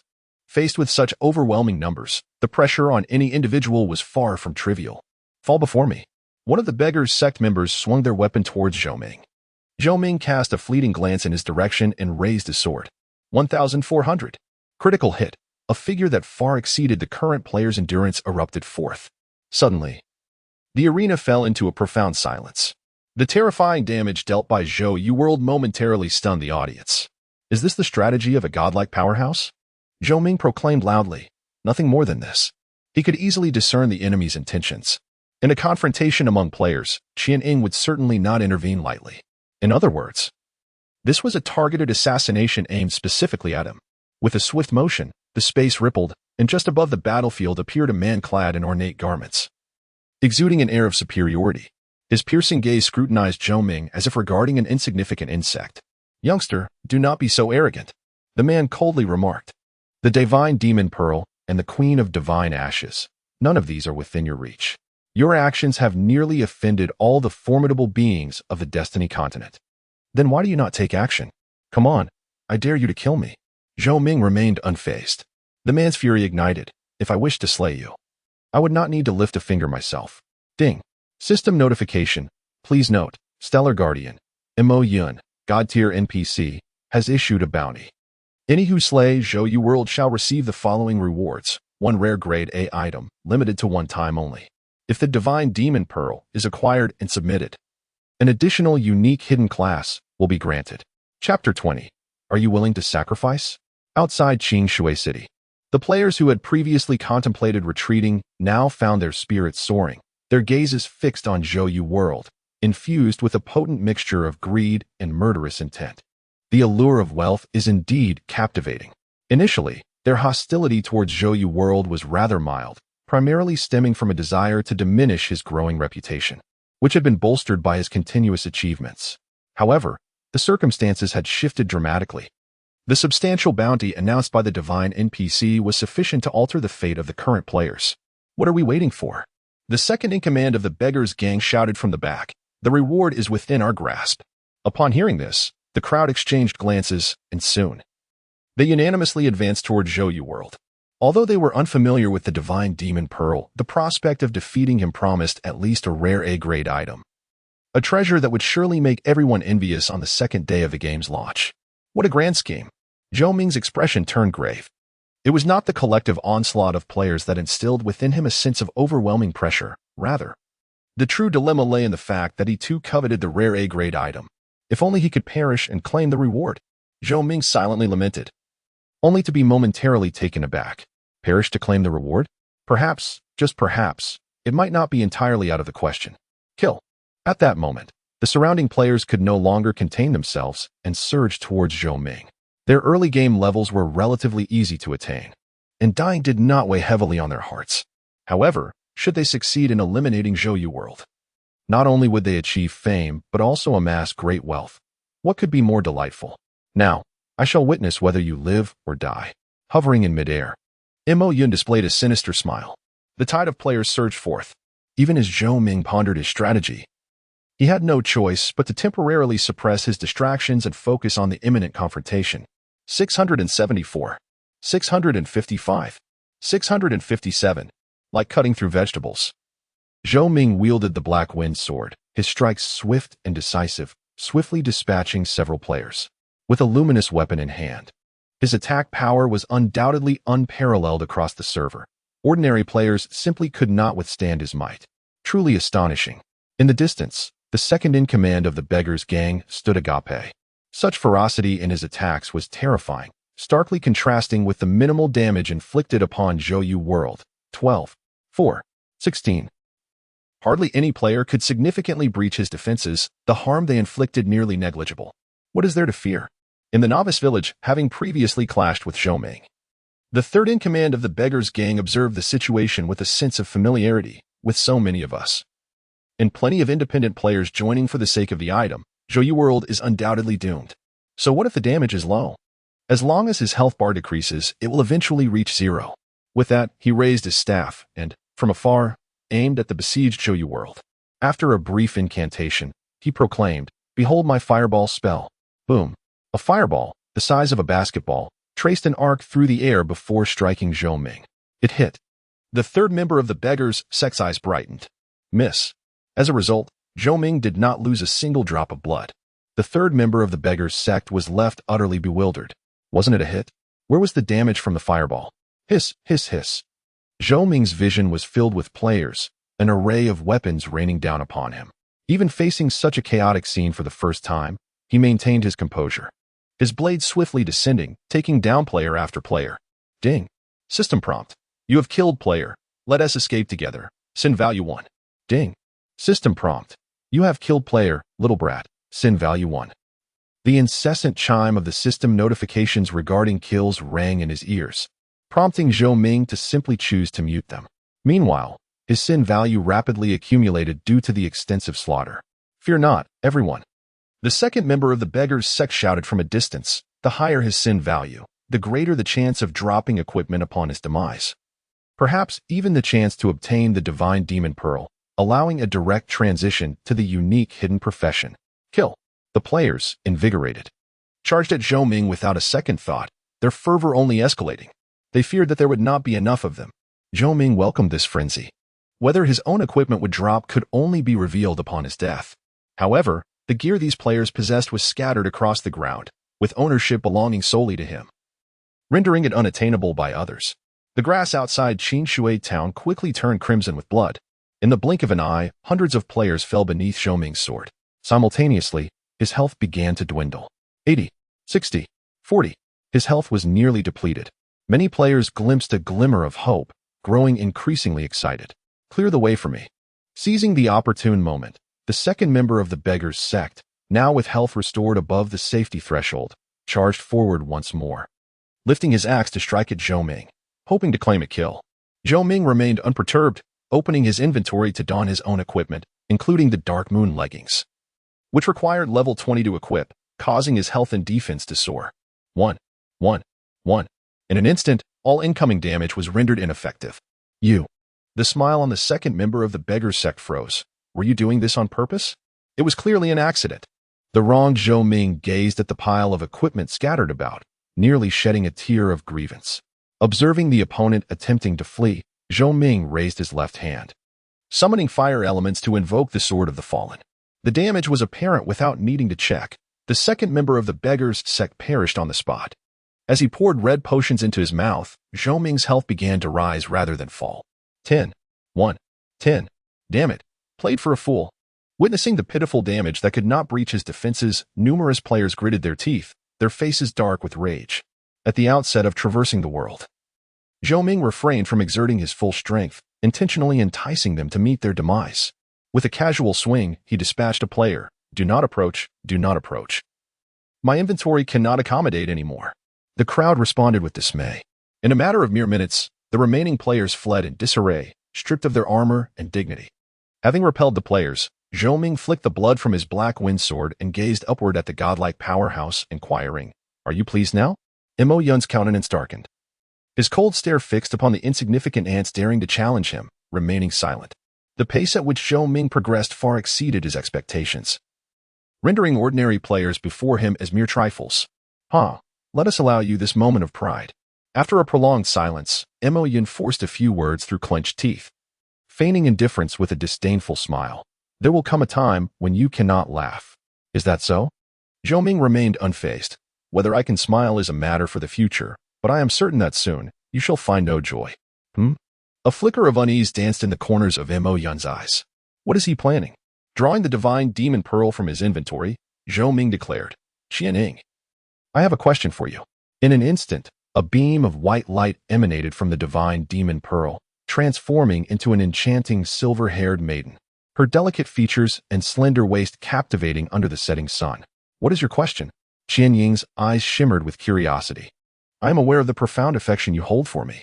Zhou Ming slowly extended his arms toward her. In this scenario, if I were to ask you to slay me, would you be willing? Clang. Without hesitation, Qianing summoned a gleaming sword from the void. I can hardly wait. Chapter 21. The generosity of the boss outside Qin Shui town. Beneath the fading glow of the setting sun, lifeless bodies sprawled across the grassy expanse. Observing the merciless Qianing, Zhou Ming was overtaken by a sense of resignation. Come on, Inger, take my life. Ingo? How audacious of you to say that. Qian could not suppress a smirk, nearly laughing in disbelief. She was well aware that Zhou Yushe was deliberately provoking her, fearing that her compassion might lead to hesitation, thus preventing her from extracting benefits from a formidable opponent. What if I truly do kill you? Qian inquired, seeking affirmation. Zhou Ming was hardly concerned about death. Just yesterday, he had perished dozens of times to rescue Qian from Peach Blossom Village. With a swift motion, Qian swung her sword, unleashing a torrent of slicing energy that engulfed the desperate young man. In the next instant, a myriad of items erupted around Zhou Ming, including some of his golden-tier equipment. Gather them, Qian commanded, swiftly collecting the fallen treasures and immediately approaching Mo Yun to claim her bounty. Suddenly, the atmosphere grew still. Mo Yun's eye twitched, his face nearly turning an alarming shade of purple. He had never anticipated that Zhou Yushe would resort to such a drastic measure to claim a reward from him. It was hard to fathom that such a morally bankrupt individual existed in this world. You're truly something else, bound by the constraints of the rules. Mo Yun begrudgingly retrieved the item and handed it to Qian. Ding. System notification. Congratulations to the Queen of Divine Ashes, Qian, for slaying Zhou Yushe and receiving a bounty reward, A-class rare item. From a distance, players gaped in disbelief, their jaws nearly dropping to the ground. Can one truly claim a bounty on their own head? Is that even possible? I think I understand why this powerhouse levels up so quickly, Tian Fengshiyu exclaimed, wiping his face in astonishment. He harbored serious doubts that the stunningly beautiful NPC accompanying him was not also a product of some exploitative glitch. Thank you, boss. You are truly magnanimous. As Zhou Ming transformed into a spectral form, he beamed with delight. An A-class rare item. It was akin to receiving an unsolicited bronze first kill. Just wait, your day will come. Mo Yun cast a resentful glance at him before departing in frustration. Watching Mo Yun leave, Zhou Ming's smile did not wane. He turned to a nearby rogue and said, Brother, could you help me gather the equipment? Oh, of course. Tian Fengshiyu snapped back to reality and hurried forward, selecting the more valuable items from the scattered loot amidst the envious gazes of onlookers. Other players, eager to share in the spoils, soon realized that the rights to these items did not belong to them. There existed a unique constraint among players. All dropped equipment must wait until the ownership period had elapsed before it could be freely claimed. Tian Fengshiyu was the exception, as he and Zhou Ming had been in a party mode long before the battle commenced. 10 minutes later, Zhou Ming resurrected fully restored within Qinshui town. Take it. Qian did not conceal anything, returning all the equipment revealed by Zhou Ming, along with the bounty rewards. Would the system not intervene this time? Zhou Ming was astonished. He recalled a rule in the game stating that natives could not unconditionally bestow benefits upon players. What rightfully belongs to you, it shall not obstruct, Qian explained. The world rules of Destiny Continent are not as rigid as you might imagine. Is that so? Zhou Ming pondered, still uncertain. The characters in this game bore a striking resemblance to reality. Even the rules were remarkably intelligent, which was truly astonishing. Forget it. Why overthink it? He collected his thoughts and hurried to the outskirts of Qinshui town, where he and Tian Fengshiyu gathered over 30 pieces of equipment with resale value. Perhaps due to his 2 points of luck, the drop rate was extraordinarily high. Choose 2 pieces you can use from the dropped equipment. I will sell the rest. Zhou Ming remarked dismissively, for he had no interest in such low-level gear. The items he lacked were a necklace, a cloak, and a ring, each with a notoriously low drop rate, making them nearly impossible to acquire, let alone for other players. What? Tian Fengshiyu exclaimed in surprise. That won't do. Just take them. Zhou Ming laughed. Our meeting is fated. I may need your assistance in the future. Well, Tian Fengshiyu hesitated for a moment before nodding. All right. Then I shall not be polite. If you encounter any difficulties, feel free to seek me out. If I can assist, I will, and if I refuse, I shall no longer be called Tian Fengshiyu. Since you say so, I do have a bit of a predicament, Zhou Ming stated directly. Tian Fengshiyu was taken aback. How peculiar. Weren't we just exchanging pleasantries? Why has it turned into something genuine? I need you to help me find a level 60 silver grade boss, Zhou Ming declared earnestly. The trial of 7 sins, the sin of pride. This is urgent. At this moment. Entrusting the task of finding a boss to a rogue with stealth capabilities was far more suitable than undertaking the search himself. Level 60? Tian Fengshiyu questioned, doubting his own ears. This matter is of utmost importance to me. Can you accomplish it? Zhou Ming pressed. Although the challenge was considerable, it was certainly feasible. Tian Fengshiyu nodded. Given his level, he could not directly scout the boss's level, but the maps sold in the general store did provide relevant level classifications. If the boss was sought within maps of levels 50 to 70, it would likely fall within that range. The only troublesome aspect would be the potential for several deaths along the way. I appreciate your efforts, Zhou Ming assured him. I understand that risks are inevitable during this process. Once I overcome this hurdle, I will personally assist you in leveling up. Very well. With your word. I shall spare no effort in locating the boss. Tingfeng Shi used Spirit Sword. The second day after the server opened, he reached level 20. This speed has transcended the realm of comprehension for an ordinary player. He could scarcely fathom the terrifying efficiency with which this esteemed figure would guide him in leveling up. I shall now attend to my tasks. Once I locate the target, I will inform you immediately. Excellent. As he watched Tingfeng depart, Zhou Ming withdrew his gaze and opened his package, revealing a collection of blank slates and bronze equipment. Although of low tier, their value was significant on the second day of the server's launch. A sudden thought struck him, and Zhou Ming looked towards Qianying. May I enlist your assistance to enhance this equipment? Elevating the tier of gear is no trifling matter, the better the equipment. The longer the time required for enhancement, Qianying elucidated. The reason I was able to achieve instant advancement previously was twofold: the equipment's lower tier and the ample accumulation during my prolonged confinement in Taoyuan village. So that was it. Zhou Ming nodded, then dismissed the idea. However, suddenly, Qianying's tone shifted. Her voice tranquil. It seems that your existence in another world is fraught with challenges. With a flicker, a radiant glow imbued with mysterious energy emanated from her snow-white palm, silently elevating the tier of all the equipment within Zhou Ming's package. I understand that this world is not your entirety. Qianying's figure gradually dissipated, retreating back into the demon and god pearl. I hope that you fare better in the other world.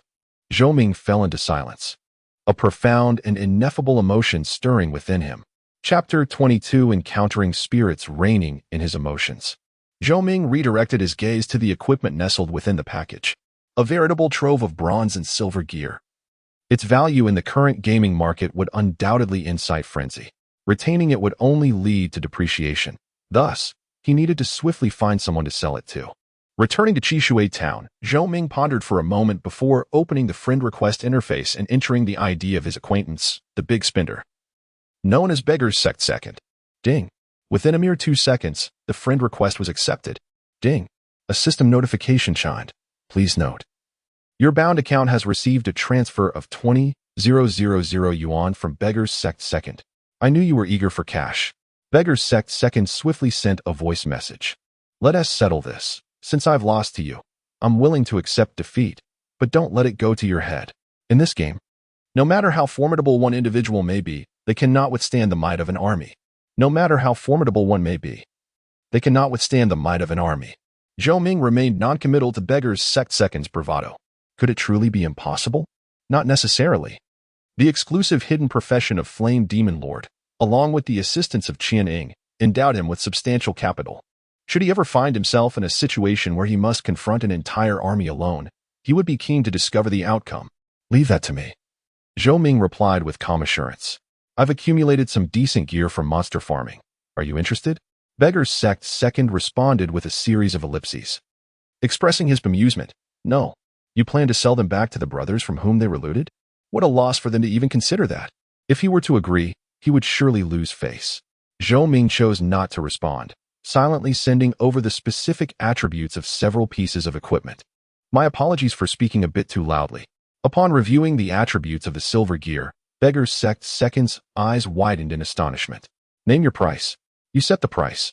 Since these are transitional pieces from a few days ago, they are indeed exceptionally valuable, but they are currently scarce, which can help in snowballing early game progress. Beggar's Sect Second replied with the price of 10,000 for each item. 12,000. Zhou Ming countered. You're ruthless. Deal. Before long, the two met in Qishui Town. After a thorough inventory check, the transaction was successfully completed. Ding. The system notification sounded. Please note, your bound account has received a transfer of 163,000 yuan from Beggar's Sect Second. Wealth acquired. The moment Zhou Ming received the transfer, he felt invigorated and could hardly contain his joy. Frankly, this sum represented the largest amount he had ever received since graduating from university. Perhaps to true affluent individuals, it seemed trivial, but for him, it sufficed for a considerable period of living expenses. Moreover, this was merely his second day in Destiny. Farewell. After concluding the transaction, Beggar's Sect's second turned to depart. Business was business. The Beggar's Sect bore no ill will towards Zhou Ming's ventures into the world. So it was, observing his departure without so much as a backward glance. Zhou Ming fell into contemplation.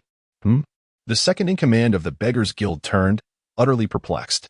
What do you mean by that? Typically, a guild would seek to recruit formidable players. And despite our past grievances, it should not escalate to an irreparable feud. Zhou Ming replied with an air of nonchalance, yet as a member of the management.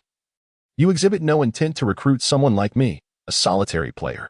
This implies that the connection between Mo Yun and your Beggars Guild is far more intricate than merely causing me trouble. The second-in-command. Having received a temporary skill from the legendary powerhouse, Star Guardian Mo Yun, felt emboldened to confront Zhou Ming, a matter he could hardly dismiss lightly. Judging by the others' indifferent demeanor, it was evident that their entanglement was far from over. This was crucial information. The second-in-command scoffed. You possess a modicum of wit. With that, he turned to leave once more. I see. Zhou Ming spoke again. What now? The second-in-command halted, glaring menacingly at Zhou Ming. I seek to trade with you. Since you have come in person, I presume our interaction need not be shrouded in suspicion. Moreover, during the PK outside the city, both the second and third of the Beggars Guild were present, yet the leader was conspicuously absent. This suggests that Mo Yun's true regard lies with your leader, who is currently preoccupied with something of great significance, likely to my detriment, Zhou Ming analyzed. Am I mistaken? The second-in-command's expression darkened. Momentarily, he stood rooted, at a loss. Observing this, Zhou Ming nodded repeatedly. I see. Damn. The second-in-command, now visibly agitated, retorted, Do not overstep. I have done nothing. Your reluctance to act impulsively, fearing I might discern something, precisely indicates your guilty conscience. Zhou Ming scrutinized the second-in-command. What? I wonder, are they truly plotting? The second-in-command's countenance shifted dramatically, and he fled as though pursued by a ferocious beast. Upon reaching the Beggars Guild's gathering point, he finally halted, panting heavily, as if released from a dire predicament. Second brother, what has you in such a rush? The third of the Beggars Guild questioned, bewildered. The second-in-command, face pale with terror, exclaimed, I have encountered a ghost. Taking note of this incident, Zhou Ming refrained from hastily seeking another leveling spot and instead headed to the general store. Shopkeeper, do you sell skill books? Zhou Ming inquired upon entering. The shopkeeper, glancing at him with evident impatience, replied, On the third shelf to your left. Such poor manners. Zhou Ming furrowed his brow slightly, then recalled his own name. Due to the demise of over 100 players, his name had turned a vivid red, standing out starkly among the sea of white names. Although the trouble had been instigated by the Beggars Guild, he could not afford to wait until his adversary struck first before responding. Initiating the attack had become inevitable. This led to a considerable accumulation of his malevolence, inevitably inciting the disdain of NPCs. Malevolence level, 75 points. Such a high number? Zhou Ming sensed something amiss and hurriedly chose to examine his malevolence. Ding. System prompt. Due to Lord of Flames, your malevolence cannot be reduced by any means. Hiss. Zhou Ming was profoundly astonished. The inability to diminish his malevolence was entirely unexpected. The title of Lord in his profession indeed bore significance. Zhou Ming had no choice but to accept the current predicament, since his malevolence could not be reduced. He was quite curious to discover whether accumulating it to a certain extent would yield any changes. Of course, this would only be clarified in the future when the opportunity arose. Arriving at the counter where skill books were displayed, Zhou Ming scanned his surroundings, searching for the skill he currently required. Inspiration, C-level skill, description. Only by leading the charge can one invigorate their comrades. Skill effect, damage taken reduced by 101 additional health. Class requirement, night price, 50 copper coins, sneak attack. C-level skill, description, disregarding martial ethics is the essence of an assassin's life. Skill effect, inflicts 130 damage on the enemy. If undetected, it inflicts an additional 20 armor penetration for 5 seconds. Class requirement, assassin price, 50 copper coins, fireball, C-level skill, description, fire is my favorite plaything. Skill effect, conjures fire elements to inflict 130 damage on enemy units, with a chance to cause burning. Class requirement, Fire Mage price, 50 copper coins. Zhou Ming's gaze settled upon the fireball skill. Ding. System prompt. You have successfully spent 50 copper coins to purchase Fireball, sea-level skill. With the skill acquired, Zhou Ming immediately attempted to learn it. As the Lord of Flames, his affinity for fire elements is boundless. He was eager to discover whether he could master any skills related to fire elements. Chapter 23. Preparation for Trials. As Zhou Ming tore apart the skill book, a faint crimson energy surged forth, swiftly transforming into an ethereal glow that penetrated his brow. Ding. System notification. Congratulations, you have successfully learned the skill Fireball, C grade. What a splendid Firelord. Zhou Ming was overwhelmed with joy. While mastering the Fireball skill alone might not have captivated him, the unique ability to learn fire element-related skills was exceedingly formidable. It is crucial to note that the Fire Lord did not specify that one must be a melee profession. In other words, the ability to disregard learning prerequisites and acquire fire element skills implied that he could master both martial and magical disciplines. However, just as he believed the learning process had concluded, the system's chime echoed in his ears once more. Ding. System notification. Due to your high affinity with fire elements as the Fire Lord, your learned skill, Fireball, C grade, has advanced to Great Fireball, B grade. Zhou Ming. What can I even say? That is astonishing. Afterwards, Zhou Ming searched the general store for a while, confirming there were no rewards to be found before turning to leave. Currently, most skills were provided through job changes, and due to the limited resources in the level 3 town, the items available for purchase were indeed quite scarce. Upon returning to the street, he found the surroundings had grown desolate, the moonlight casting a serene and tranquil glow. His stomach rumbled unexpectedly, almost as if warning him that he had spent too long online. Not in a hurry to log off, Zhou Ming opened his inventory, his gaze falling upon the benefits bestowed upon him by the formidable figure, Mo Yun. Pet Capture Stone, rare A-grade item. Description: capturing pets is no easy task. Be prepared for the possibility of failure.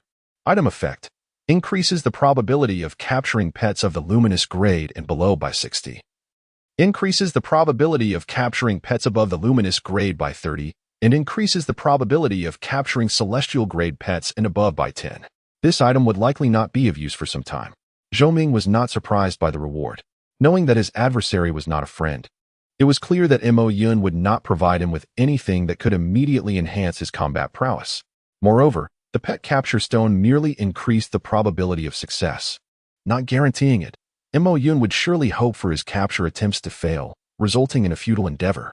After some contemplation, Zhou Ming accessed the system panel and logged out of the game. Thanks to the Beggars Guild, today had been another fruitful day. Removing his gaming helmet, Zhou Ming ordered a late-night snack. While waiting, he opened his computer and began browsing the internet, only to find the first trending topic directly related to him. On the second day of the game launch, Zhou Ming slays over 100 players worldwide. Upon clicking, he discovered that someone had uploaded a video of his confrontation with the Beggars Guild, sparking widespread discussion. Little bull, to be this powerful on the second day of the game launch, where is the game balance? My son, Feng Xian. I thought it was a paid actor, but it turns out he is a real person. Let go of that woman. What exactly is the divine demon pearl? Is it truly nestled within the body of the world traveler, and can it be unveiled only by vanquishing him?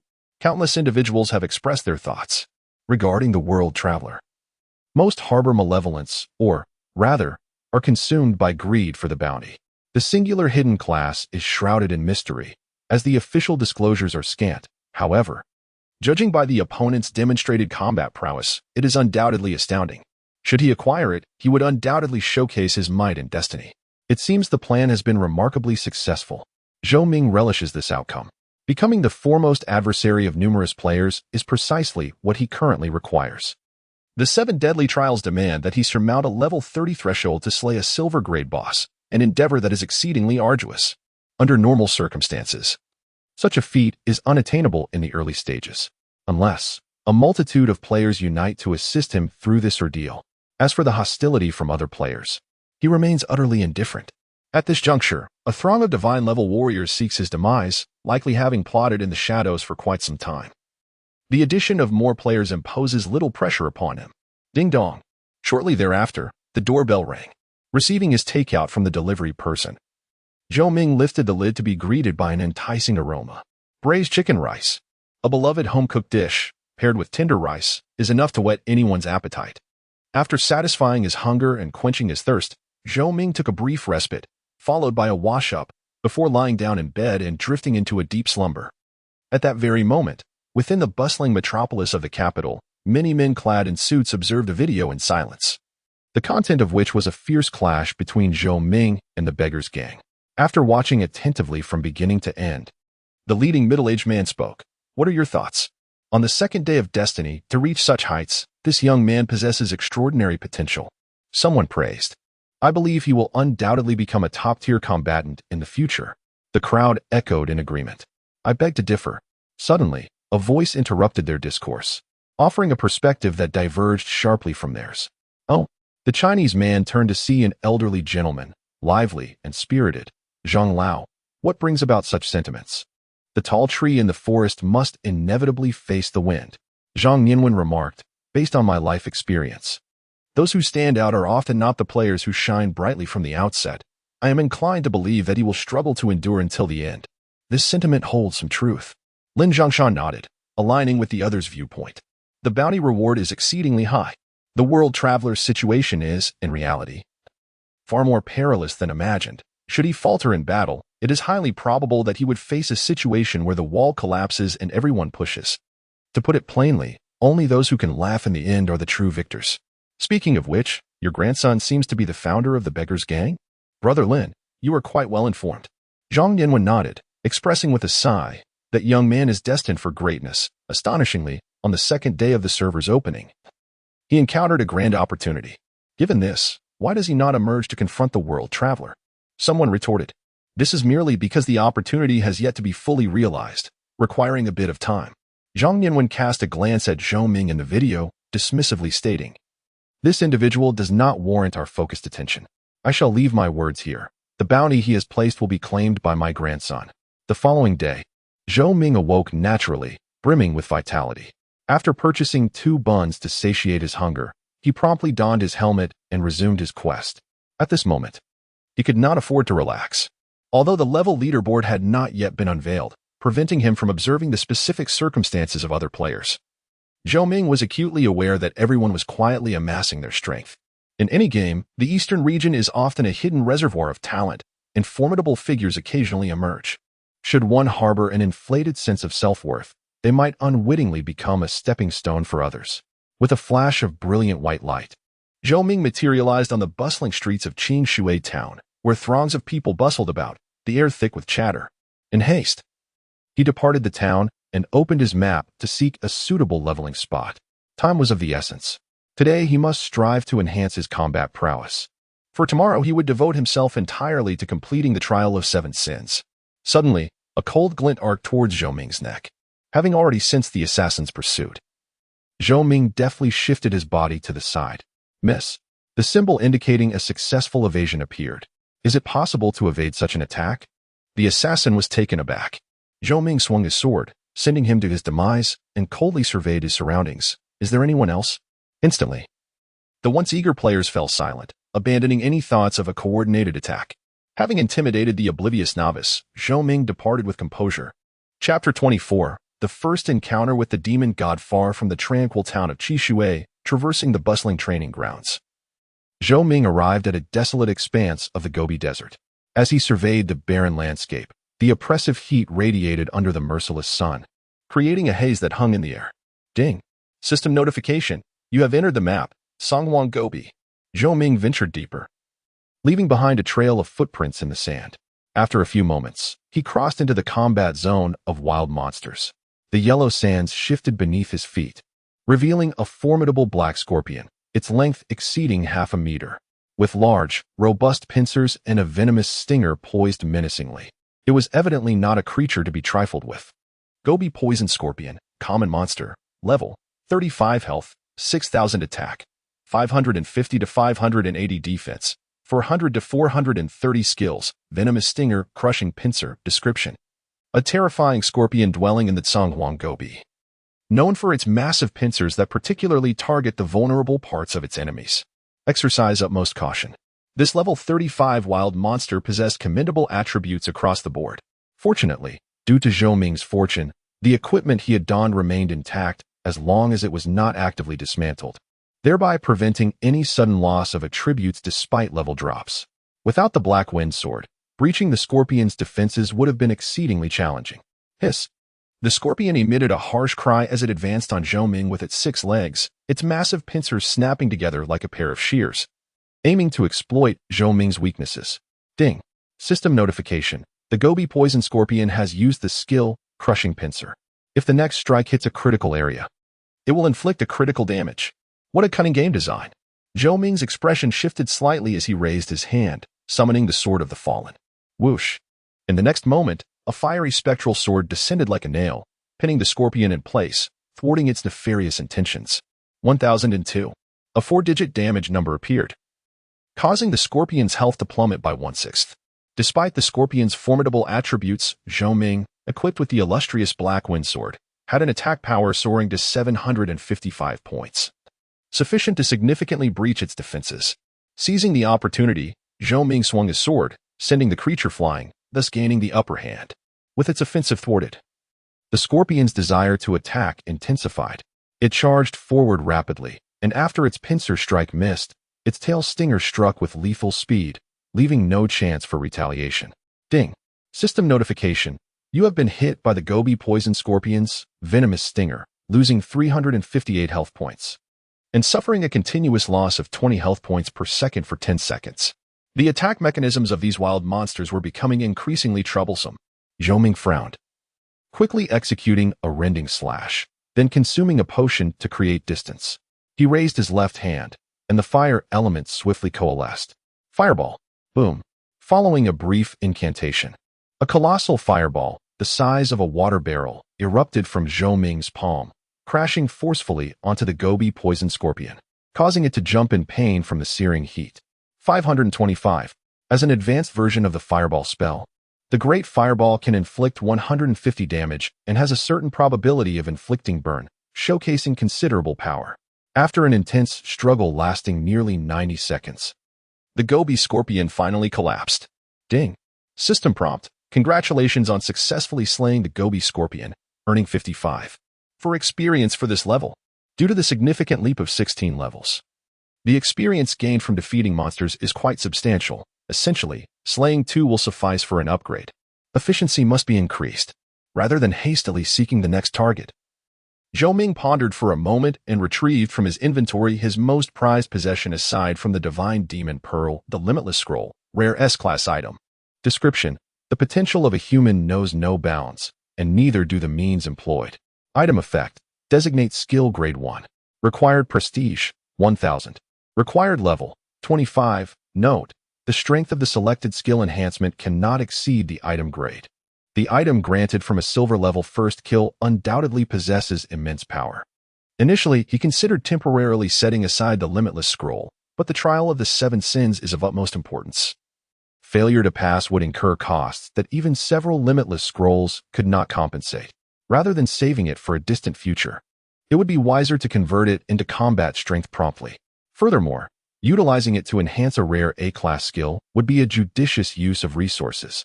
Opening the skill bar, Zhou Ming focused on the skills Rending Slash and Sword of Desolation, softly inquiring, "Qianing, which skill do you believe would benefit most from this enhancement? I trust you already have the answer in mind." Qian Ying's response was straightforward. "Then I shall not inquire further." Zhou Ming nodded respectfully and then tore open the Limitless Scroll. In an instant, a golden radiance surged into Zhou Ming's chest, bringing an ineffable warmth. Ding! System prompt. Please select the skill you wish to enhance. Sword of Desolation. Zhou Ming made his choice.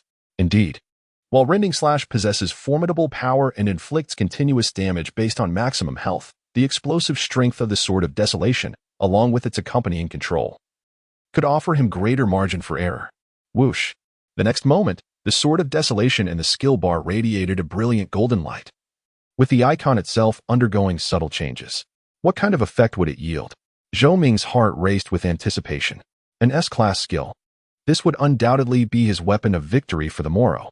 After approximately 10 seconds of anxious waiting, the Sword of Desolation received its enhancement. Ding! System prompt. You have used the Limitless Scroll to successfully evolve Sword of Desolation, rare A-class, into Annihilation Blade, S-class. Annihilation Blade? That sounds quite promising. Zhou Ming hastily opened the skill bar to check, only to see the skill icon of the Annihilation Blade suddenly ignite with vibrant flames, undergoing yet another transformation. Ding! System notification. Due to the limitless affinity for fire elements of Lord of Flames, your learned skill, Sword of Annihilation, S rank, has transformed into Sword of Blazing Heaven, rare S rank. What a surprise! Zhou Ming was filled with elation, marveling at the wonders bestowed by this exclusive SSS rank hidden class. Just as he prepared to examine the skill S effects, a sudden round of applause resounded. Zhou Ming's heart raced as he looked up, spotting a tall man clad in black, striding towards him from the distant wasteland. The man's rugged visage bore a large black sword upon his back, moving with an uncanny swiftness akin to teleportation, emanating an overwhelming sense of pressure. Swish! Qianing, disregarding her injuries, revealed herself, sensing the impending threat. Another godly powerhouse? Zhou Ming whispered. Qianing nodded slightly and added, to be precise, he hails from the dark faction. A demon god. Demon god. Zhou Ming felt a tremor of astonishment. Such beings were typically encountered only in the latter stages of the game. Allow me to introduce myself. I am Song Xian. The man displayed a courteous demeanor, devoid of any condescending attitude. Traveling the world. Since the other party had not expressed any hostility, Zhou Ming naturally engaged in conversation. Your name has long echoed through the abyss, Song Xian remarked with a smile. To triumph against the deities of the light faction in a wager demonstrates your astuteness and courage, worthy of commendation. As he spoke, he paused, adding with a meaningful tone. However, based on my recent observations, perhaps my praise is still somewhat understated.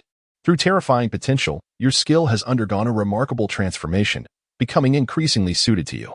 This scenario was unprecedented for him. Ding! System notification. Due to your receipt of praise from the abyssal sword demon Song Xian, you gained 200 prestige. Flattery. Merely a stroke of luck, Zhou Ming replied nonchalantly. Since you have specifically come to find me and have not attacked immediately, it seems you have matters to discuss? He was fairly certain that the demon god was not there to engage in combat, but undoubtedly had a purpose. Indeed, Song Xian's expression turned solemn as he continued. To be candid, I wish to Chapter 25, the world as an enemy. To be candid, I wish to propose a transaction. Song Xian directly addressed his purpose. Oh? Zhou Ming feigned ignorance, inquiring, what transaction? Sever your ties with the Queen of Divine Embers. Song Xian's gaze flitted between Zhou Ming and Qianing. In compensation, I offer you the choice of 3 pieces of celestial-grade equipment. What say you? Ding. System notification. You have activated the hidden quest, transaction, difficulty, D. Will you accept? As the transaction is to be mutually beneficial, the system's difficulty rating is not particularly high. Listening to their exchange, Qianing furrowed her brows, casting a glance at Zhou Ming, hesitating to speak. Such audacity from the dark faction. Zhou Ming remained unperturbed, responding coolly. Regrettably, your sincerity is insufficient. Insufficient sincerity?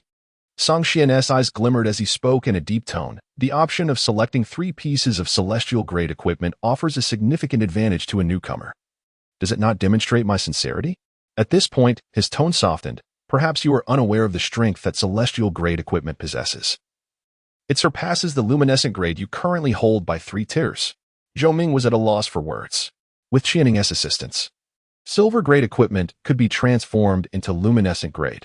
Thus, a slight enhancement of the luminescent grade would merely place it 1 tier below the so-called celestial grade. Do you take me for a fool while considering yourself a deity? Are you certain you should not be offering me divine-grade equipment in exchange? Zhou Ming inquired with curiosity. Divine-grade equipment? Song Xian wore a knowing smile. Should you desire it, I can accommodate you, allowing you to choose a piece of equipment coveted by divine beings. The reason I withhold it is my concern that you may not be capable of wielding it. Ding. System notification. Please note, the content of the transaction has changed. Such audacity from the dark faction. Zhou Ming marveled, but then shook his head, lamenting, alas. Your sincerity remains inadequate. Ding. System notification. Abyssal Sword Demon Song Xian's favorability towards you is now 5. Current. 55. Friendly. Are you toying with me? Song Xian's tone turned irate. A surge of dark mist enveloping him, emanating a strong aura of pressure. Let me guess your thoughts. Zhou Ming's expression gradually turned icy as he mercilessly exposed, without Qianing's protection, A divine being could easily subdue me, and at that moment, whether it be the divine demon orb or divine-grade equipment, I would be unable to retain any of it. Currently, the reason divine beings refrain from troubling me is twofold. Most are constrained by betting agreements, and the average 2 or 3 would hardly be a match for Qianing. This is a truth he could not possibly overlook. Upon hearing this, Song Xian fell silent for a moment. Then his expression softened. As you traverse the world, you might not fully grasp your circumstances. What do you mean by that? Due to the divine demon orb and the Queen of Divine Embers, you have already offended the entire light faction. Song Xian's tone intensified. At this juncture, by refusing to engage in a transaction with me, you are further antagonizing the entire dark faction. In his view, offering celestial-grade equipment was not an act of insufficiency and generosity, but rather that such items were the very possessions one could secure while traversing the world, without inciting the envy of others. Zhou Ming remained silent, clearly indicating that the initial phase of pleasantries had concluded, offending both major factions. Do you grasp the implications of such an act? Song Xian fixed his gaze upon the youth, pondering aloud that it signified, you are at odds with the world. Items surpassing the divine level are considered unparalleled treasures by the continent's elite. Yet, paradoxically, such treasures have fallen into the hands of feeble adventurers. This constitutes the gravest dilemma of world exploration. An innocent man bears no guilt, but possessing such treasures invites peril. Suddenly, Song Xian trembled violently. A surge of dark mist erupted from his being, extending backward and fracturing the void, revealing a myriad of perilous eyes that sent chills down one's spine. The atmosphere grew taut as a drawn bowstring. All the demon gods watched intently. Song Xian's verbal onslaught reached its zenith. Now, you have a choice to make. Will you accept this trade? Zhou Ming, if you... Qianing could not restrain herself from speaking, only to be silenced by Zhou Ming's raised hand. You are mistaken. Zhou Ming stood tall, confronting those entities that he could scarcely hope to rival. He was, after all, quite the rebel, resistant to coercion. What leads you to this conclusion? Song Xian questioned, perplexed. It is not I who stands against the world, but the world that stands against me. Zhou Ming stated nonchalantly, how could I be wrong and admit to it? Arrogance. Do you truly believe we cannot contend with you? When darkness returns, you shall be the first on my list. The demons hurled their scorn. What a bold lad. Song Xian's expression was inscrutable, revealing neither fury nor admiration. He waved his hand, dissipating the dark mist, and turned to depart. I am eager to see what you will wield against the world. Ding. System notification. Abyssal Sword Demon Song Xian's affinity for you is at 5. Current. 60. Friendly. Demon God, please hold. Zhou Ming called out to halt him. Song Xian turned back in confusion, having second thoughts. The Divine Flame Queen and the Divine Demon Pearl are not available for trade. Zhou Ming produced a rare pet capture stone from his pocket, however. I possess a rather unique item that I have procured with great difficulty. I wish to wager it against you. Not interested. Song Xian dismissed him lazily. Are you afraid? Zhou Ming inquired. Song Xian did not look back. Such a crude provocation holds no sway over me. It appears you lack the courage to wager with me. Zhou Ming continued. Song Xian paused in his stride. After a few seconds, he turned around. How do you wish to wager? Quite simply. Zhou Ming replied succinctly. My talent has yet to be activated. Let us wager on the grade of my talent. Through this wager, you seek both to gain from me and to impose some pressure upon yourself. Song Xian effortlessly discerned the other's schemes and scoffed. Youngster, how could your petty thoughts escape my keen perception? Ding. System notification. Abyssal Sword Demon Song Xian's affinity for you is 5. Current.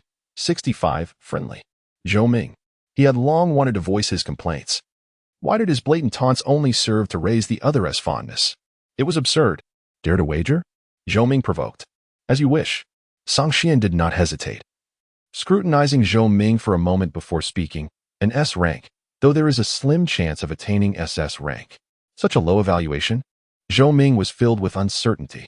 Truth be told, he hoped to achieve the pinnacle of talent, and this wager was intended to leverage the demon god's insight to gauge the heights he might reach in the talent trial.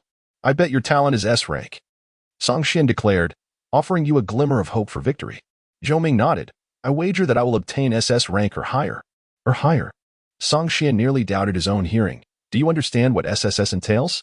Even with the aid of the divine demon orb to create a profession, achieving such heights in the trial is as difficult as ascending to the heavens. How can one know without trying? Zhou Ming stood his ground. Ding. System notification. Congratulations. You have obtained the hidden quest. Wager. Difficulty. S rank. Wager. Difficulty. S rank. Description. The acquisition of talent relies not only on strength but also on luck. Quest requirements. Achieve at least SS rank talent in the talent trial. Quest reward. A rare A rank item. Failure penalty. Loss of pet capture stone. Then I shall await your response. Song Xian gazed deeply at Zhou Ming before striding away. Watching the demon god's retreating figure, Zhou Ming contemplated and called out. From this day forth, you are my enemy, not my friend. When we meet again, do not blame me for my ruthlessness. Clang. Song Xian suddenly drew his sword and slashed to the side. The sword energy surged forth, overwhelming and unstoppable, carving a chasm thousands of meters long into the desolate landscape.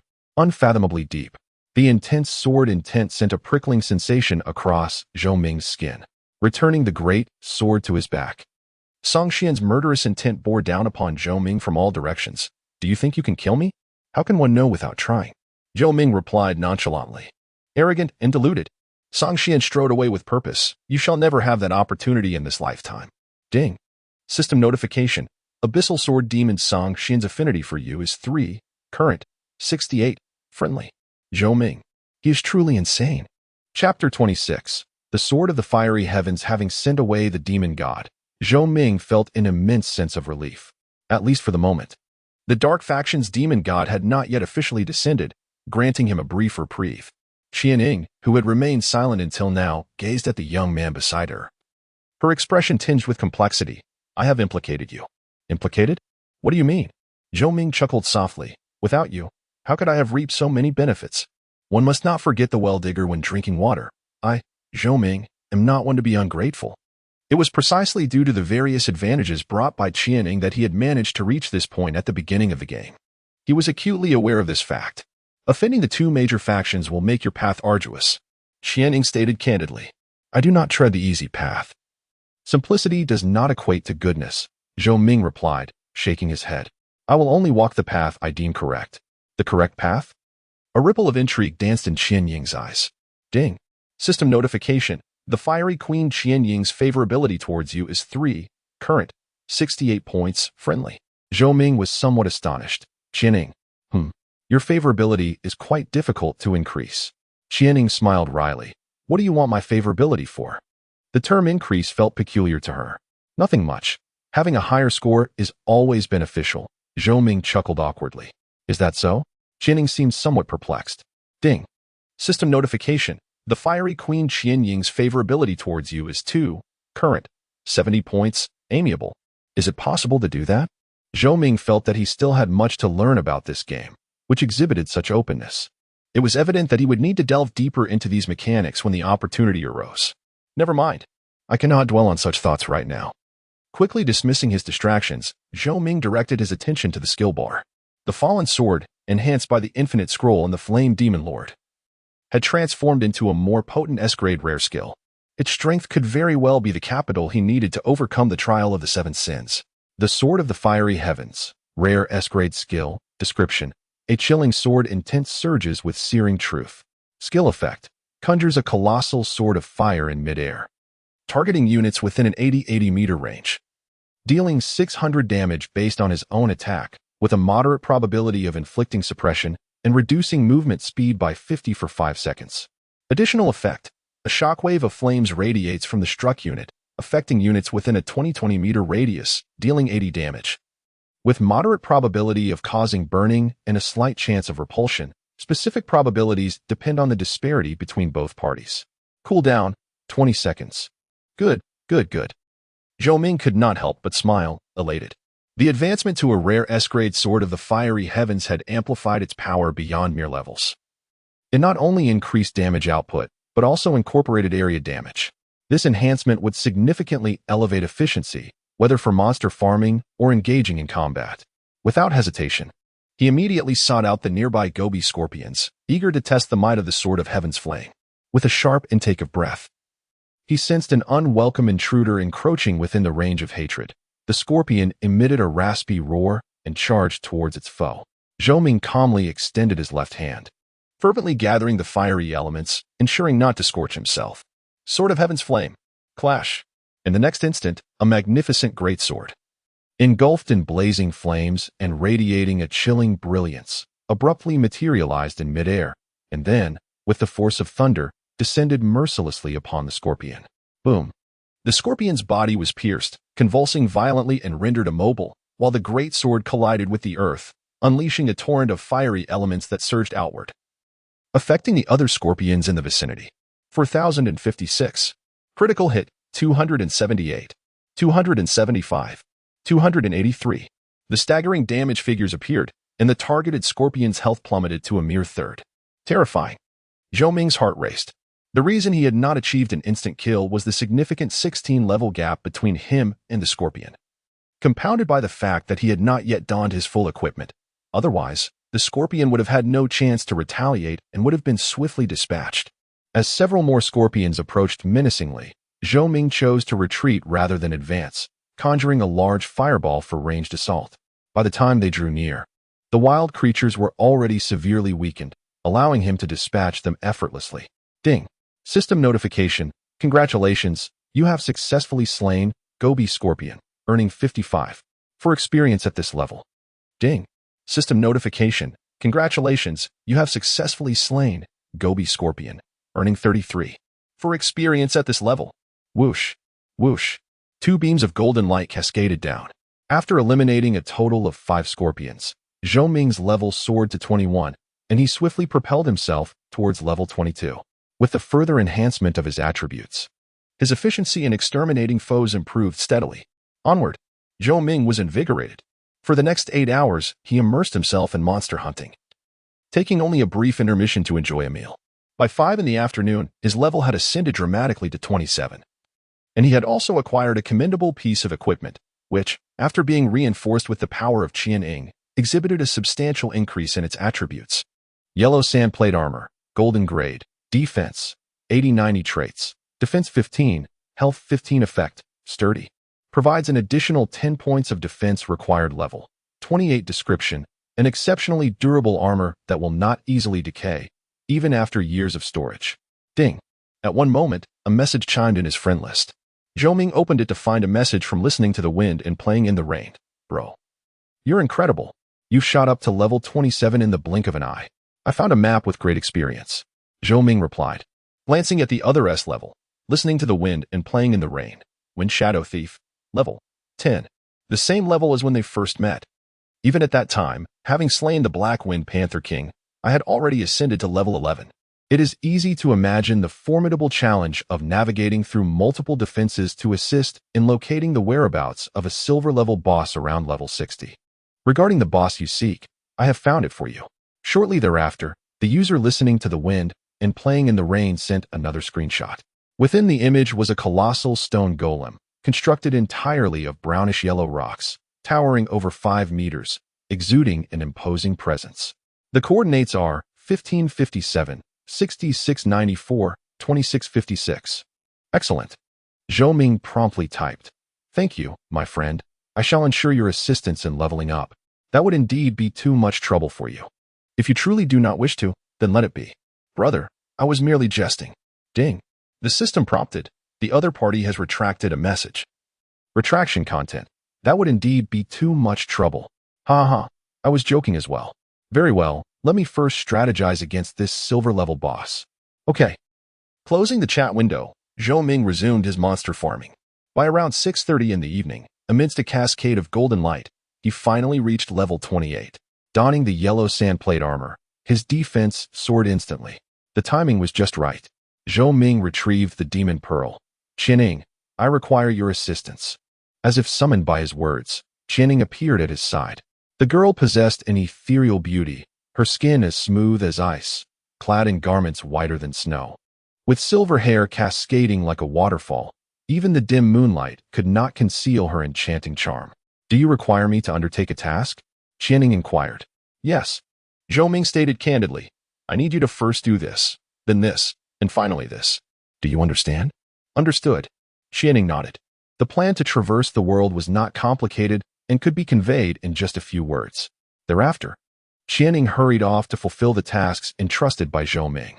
Noticing the time, Zhou Ming opted to return to Clearwater Town. Ding dong, ding dong.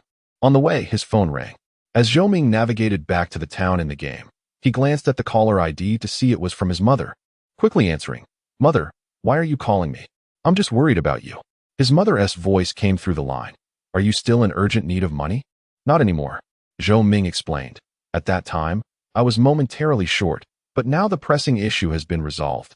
I have over 100,000 in my account." "Is that true? Can my son possibly deceive me? I'll transfer 20,000 to you right away. That won't be necessary." His mother, relieved, shifted the conversation. "Actually, the reason I called was to introduce you to someone." "Mother, it's still too early for that." Zhou Ming was taken aback. "It's not too early at all." Zhou's mother, with a heart full of concern, urged, "My dear, I have a wonderful friend whose daughter is around your age. Why not meet her? Perhaps you two might be exceptionally compatible." "No need," Zhou Ming replied firmly, though he felt a wave of frustration wash over him. He gritted his teeth and added, "In fact, I already have a girlfriend." A moment of silence enveloped the call, followed by an excited inquiry. "Did you meet her in college?" "Actually, we met at work," Zhou Ming replied, doing his utmost to deflect further questions. "Well then, may I ask one last question? What is her name?" "Her name is..." Chapter 27. The Damage Challenge. Her name is... Zhou Ming suddenly felt a wave of anxiety wash over him. He had never been this nervous even in the presence of the gods. Strangely, he felt a sense of guilt as he glanced around to ensure no one was nearby before whispering, "Her name is Qianying. Why are you speaking so softly? Afraid your girlfriend might hear?" Zhou's mother chuckled, bemused. Zhou Ming responded, "Yes, I'm afraid she might hear and cleave me in two with a single strike." "All right, I want to pry further. Just be careful when you're out there. Don't offend anyone." "How could that be possible?" Zhou Ming declared with conviction. "You know what kind of person your son is. I haven't offended a single soul." After exchanging a few more words, Zhou Ming claimed he had matters to attend to and hung up the phone to avoid revealing too much.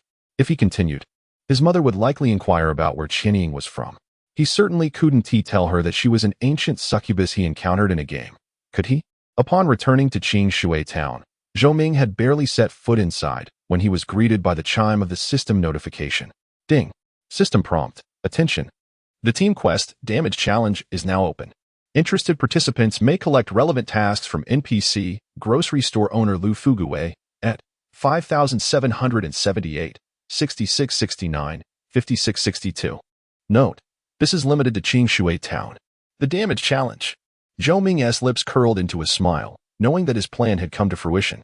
Without hesitation, he made his way back to the grocery store, where he found a throng of players both inside and outside the shop, queuing to accept the related tasks.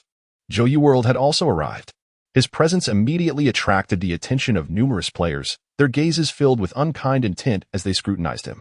The solitary hidden class was well known among players, and they understood the immense benefits it promised. "Brothers, heed my advice. Do not participate," Zhou Ming called out. "The Damage Challenge is not as simple as it seems. I suspect there may be traps within. Get lost," came the scornful reply. "You think we're going to listen to you just because your level is high? Dream on." Zhou Ming's warnings were met with merciless ridicule. It was common knowledge that large-scale quests in the game often yielded substantial rewards, and Zhou World's sudden interjection was viewed with contempt. "You all, sigh." Faced with insults and slander, Zhou Ming's heart felt utterly shattered as he found himself at the end of the queue, despondent. Observing this, the players' disdain only deepened, while their eagerness to participate soared to unprecedented heights. Since Zhou World was also joining the Damage Challenge, they seized the opportunity, believing it could lead to. With hopeful aspirations, an increasing number of players flocked to take part in the Damage Challenge. Zhou Ming welcomed this development. The current situation was precisely a part of his grand design. Although he lacked the authority to issue quests, he could certainly have Qianying, as an NPC, post the tasks on his behalf. Before long, he arrived at the forefront of the crowd, where the grocer, his complexion rosy and unwearied, was bestowing quests upon the adventurers.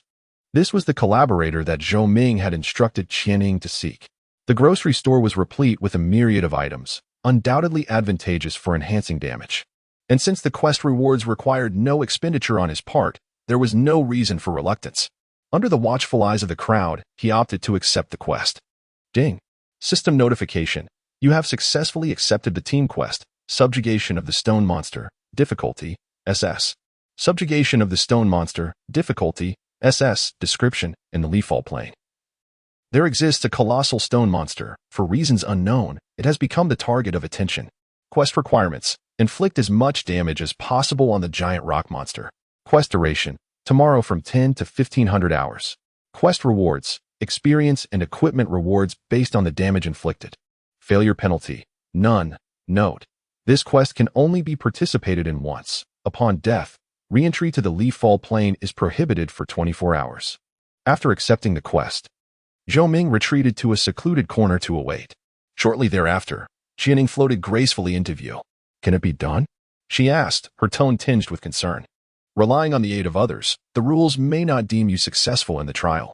Tomorrow will reveal all," Zhou Ming replied with a smile. He understood Qian Ying's apprehension. If one could effortlessly pass the trial through the strength of others, then the trial of the 7 sins would be exceedingly simplistic. He could easily have Qianing deal a lethal blow to the boss and then finish it off himself. The system would never permit such shortcuts. In other words, the victory over the giant rock monster must be achieved through his own prowess. "Very well," Qianing said, choosing to say no more as she returned to the Divine Demon Pearl to rest. Zhou Ming then accessed his panel and chose to log off. The next day, at 7:30, Zhou Ming, invigorated, re-entered the game. "I shall see if the sin of pride can impede my path," he declared, setting off towards the Leafall Plane. Along the way, he encountered numerous high-level wild monsters, yet with his current level and attributes, it was utterly impossible to annihilate creatures of levels 50 or 60 in a mere instant. Ding. System notification. You have entered the map, Leafall Plane. After spending over 20 minutes traversing, Zhou Ming arrived at his destination, greeted by a verdant plain flourishing with grass, picturesque scenery, and refreshing air. At that moment, the Leafall Plane was bustling with hundreds, if not thousands, of players awaiting the quest's commencement, with even more players converging, creating a grand spectacle. This quest event is truly extraordinary. Indeed, I nearly perished on my way here. However, upon reflection, it was only natural. The targets of the damage challenge must be selected from among the players who, at this stage, were incapable of overcoming them. The air was filled with the clamor of voices as numerous players congregated, creating a vibrant throng. The world of adventure has arrived. As Zhou Ming approached, the nearest player couldn't help but alert the others. Suddenly, countless gazes converged from all directions, fixating on Zhou Ming, adorned in splendid armor, their eyes brimming with avarice. In an instant, the clamor subsided, plunging the venue into a momentary silence. Indeed, with Zhou World participating in the damage challenge, the top rank was beyond anyone's grasp. The third elder of the Beggars sect shattered the oppressive atmosphere. The Beggars sect harbored a deep-seated resentment towards Zhou World, for in the widely circulated videos online, they had unwittingly facilitated his meteoric rise, rendering themselves mere background clowns. "How dare you show his face here?" The second elder of the Beggars sect scoffed. "My great axe is eagerly awaiting its turn." This time, the circumstances were vastly different from those outside Chishui town. If 100 or 200 individuals could not vanquish Zhou World, then would 1,000 suffice? Suddenly, a knight, positioned closest to Zhou Ming, was the first to charge forward. Zhou Ming cast a sidelong glance, and with a swift stroke of his black windsword, the knight fell to the ground, dissipating into a wisp of white light. Ding. System notification. You have slain adventurer, most adored black stockings, and beautiful legs. Sin value 1. A staggering damage figure of 745 appeared. Despite the knight possessing 4-star health growth and 4-star defense growth, he could not withstand the onslaught of Zhou Ming's ordinary attack. The luminary-grade weapon, coupled with the 8-star attack growth of the Flame Demon Lord, rendered him unparalleled among his peers. "You all," wiping the blood from his blade, Zhou Ming provocatively beckoned the crowd. "Come on. Bring it on. Brothers, let us slay him. At worst, we'll lose a level, with 1,000 of us. We can easily overwhelm him." Like a powder keg ignited, numerous players disregarded the damage challenge and charged directly at Zhou World. The so-called task rewards paled in comparison to the allure of the bounty. Given such circumstances, it was unlikely they would merely assist in the kill. It would likely bring about even greater trouble. Qianing felt a tinge of urgency. "Is that so?" Gazing at the throng of 1,000 approaching, Zhou Ming tightened his grip on the sword, his expression unfazed. "But what if I told you, my true target has always been them?" Chapter 28. 1 against 1,000. Qianing found herself momentarily stunned. The mention of traveling the world shattered her previous understanding of Zhou Ming's plan. She had assumed that Zhou Ming intended to use the harm challenge to unite numerous adventurers, reducing the life force of the colossal rock monster to a certain threshold before personally intervening to eliminate it, thereby easing the difficulty of the trial. Swish, swish. With a swift flick of his sword, Zhou Ming felled the two opponents before him in an instant. However, in the very next moment, he was engulfed by a tide of players surging forth. One. Countless expressions filled with greed and murderous intent surrounded Zhou Ming as they sought to strike, even if their damage amounted to little. Meanwhile, arrows fell like rain, and elemental orbs descended from above, overwhelming the battlefield. Everyone, attack! The second-in-command of the Beggars Guild commanded from the rear. Those present were promised a reward of 20 coins for any screenshot capturing a kill by Zhou Ming. Good grief. The Beggars Guild truly is a wealthy faction. We pledge our unwavering loyalty to our benefactor. Kill. The melee fighters, who had previously hesitated, could no longer hold back and rushed forward. Even if it's just a drop of health at a time, we will bring you down. The second-in-command's face flushed with excitement. With the support of numerous independent players, he was determined to avenge past humiliations. On the other side, Zhou Ming remained indifferent, completely encircled. With each strike, he effortlessly dispatched his foes, his notoriety rising almost by the second, and his gaming ID turned a menacing shade of crimson. Ding. System notification. You have slain adventurer, 1 night half-time, gaining 1 evil point. Ding. System notification. You have slain adventurer, handsome enough to stir the central, gaining 1 evil point. Throughout the fray, Zhou Ming furiously consumed potions for health, occasionally glancing at his total evil points. 166. How many points would he need to witness a transformation? He eagerly anticipated the wondrous changes that the accumulation of evil points would bring. Due to the nature of the Lord of Flames, his evil points could not decrease. They could only rise, a fact he could not afford to ignore. He firmly believed that this phenomenon was not a mere arbitrary addition, if it existed. It must serve a purpose. Moreover, he considered that the trial of the 7 sins could not possibly assign him an unattainable task. The trial aimed to test, not to obstruct. Since it was a test, by striving for perfection in every aspect, the possibility of success would surely emerge. At present, the only element he had yet to maximize was, arguably, this critical factor of evil points. Like chopping vegetables, any player who approached him was swiftly eliminated. Whoosh. At one moment, 2 spiked vines burst forth from the ground at Zhou Ming's feet, ensnaring his legs. Ding. System prompt. You have been ensnared by the vine entanglement of lemon mint, suffering a fixed damage of 200 points and rendered immobile for 0.65 seconds. Zhou Ming narrowed his eyes slightly. Currently, the only strong control skill available for players is the Assassin's Stab, while other skills such as the Archer's Stun Arrow do not meet the required level standards. This indicates a significant scarcity of control skills at present. Moreover, this individual not only inflicted 200 points of fixed damage but also executed a control effect, posing a considerable threat. If left unchecked, the output could be fatal. Impressive. The second-in-command of the Beggar-S sect, observing from a distance, was filled with excitement. If she casts a few more vine entanglements, Zhou will surely meet his demise. To your right, 32 meters. Jining reminded. Excellent. Once the control effect wore off, Zhou Ming leaped high into the air, disregarding numerous non-penetrative attacks. Raising his left hand as fire elements coalesced in his palm, locking onto his target. Lemon Mint Plant Mage was a female player with a hidden class, wielding a verdant staff, who appeared inconspicuous amidst the throng of players. It is the Sword of the Fallen. Many players felt a chill run down their spines. This move was regarded as Zhou's ultimate trump card. One they had witnessed in videos, it was utterly absurd, essentially guaranteeing death to anyone it targeted. Protect her. The second-in-command of the Beggars sect shouted, promising a reward of 5,000 to whoever could safeguard her. Swish, swish, swish. In an instant, a multitude of priests cast healing spells towards Lemon Mint. Do you wish to kill me? Faced with the oncoming attacks that had locked onto her, Lemon Mint found herself unable to remain hidden in the shadows and had no choice but to respond. She raised her staff, and a verdant shield materialized around her, enveloping her form. Ding. System prompt. Lemon Mint has used the skill, Protector of the Grass, creating a shield that absorbs 2,000 points of fixed damage. Come on. Lemon Mint smiled smugly. With a total of 2,600 health, do you think you can take me down in one hit? Sword of the Blazing Heavens. Zhou Ming clenched his palm fiercely. Boom.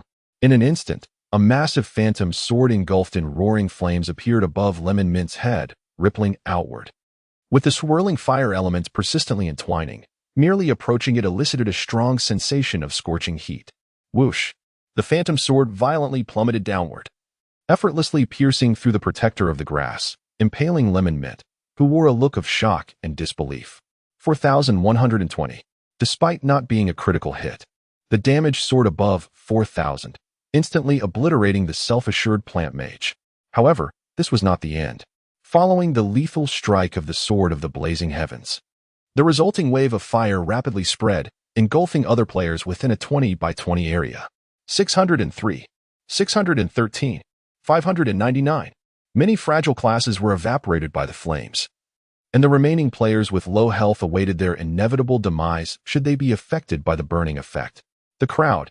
Suddenly, the initially zealous players felt their spirits wane, unable to believe the spectacle before their eyes. An area attack skill. How could a melee class obtain such a powerful ability before a mage? The third elder of the Beggars Guild was left speechless.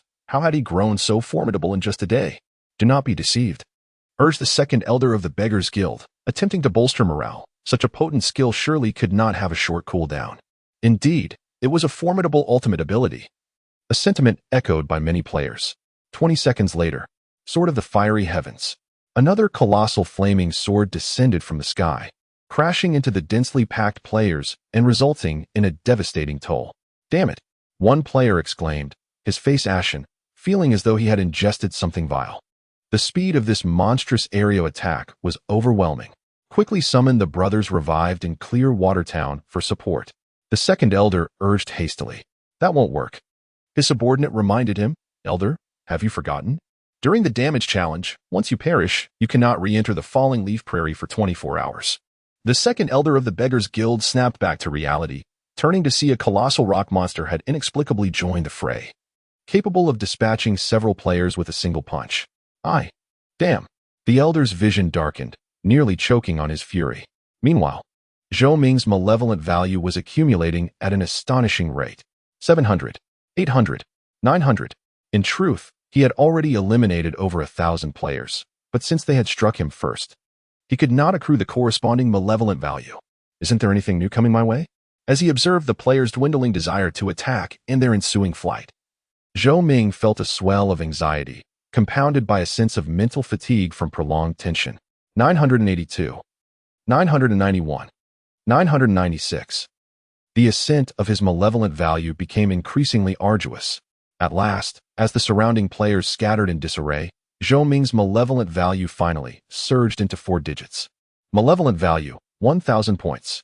With a rush akin to breaching a critical threshold, tendrils of dark, elemental fires surged from his being, enveloping him entirely. Immersed in a sensation reminiscent of a soothing hot spring, he felt the explosive fire elements burst forth from his chest and cascade into his limbs. Finally, he felt invigorated. Zhou Ming was nearly overwhelmed with joy.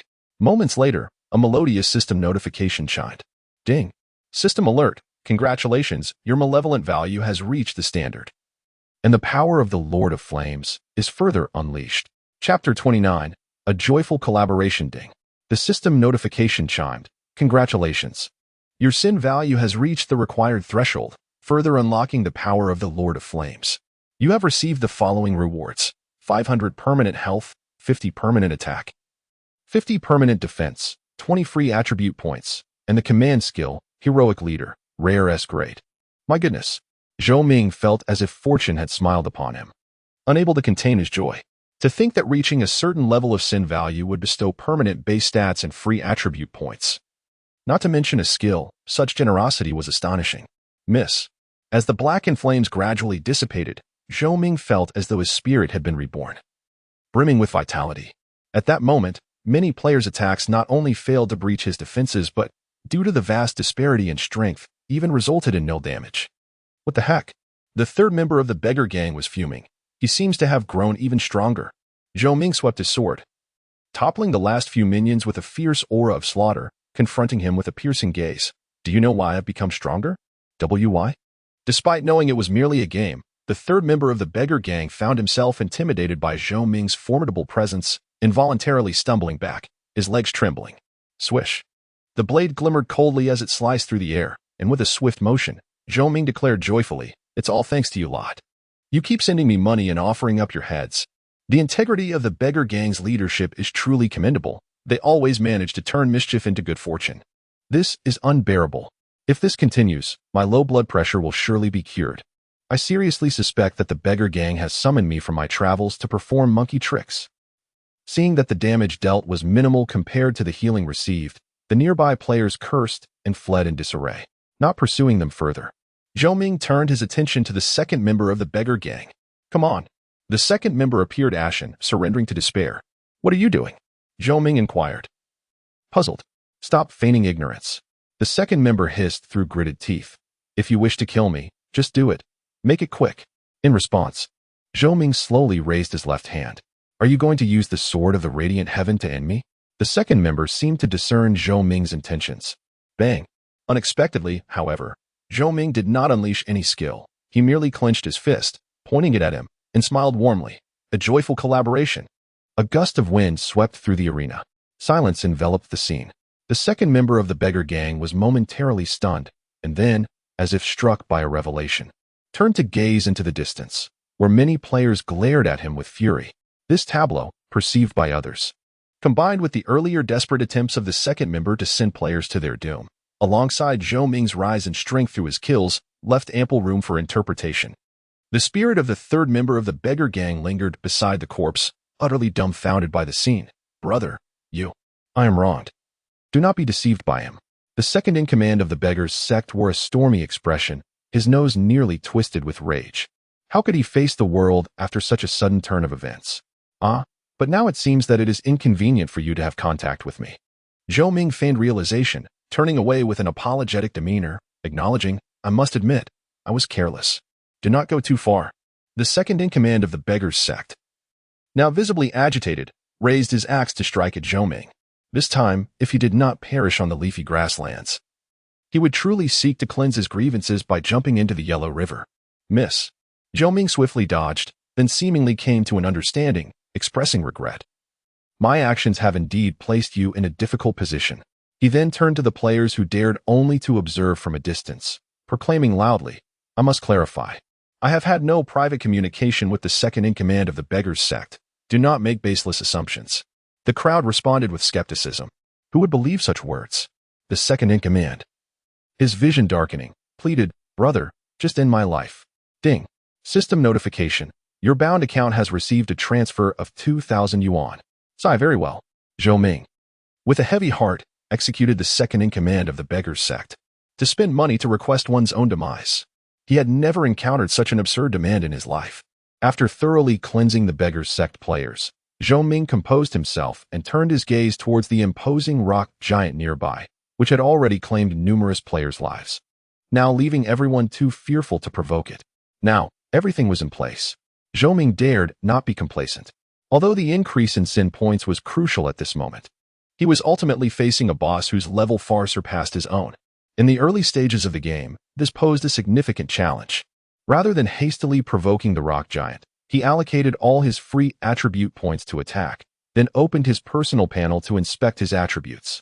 Zhou Yu World, level, 28 health, 5468 attack, 929957 defense, 617643 prestige, 3240 luck, 2 skills, falling sword, rending slash, great fireball, heroic ambition, talent, awaiting activation elemental resistance, metal 0 wood 0 water 0 fire 100 earth 0 wind 0 thunder 0 light 0 darkness 0.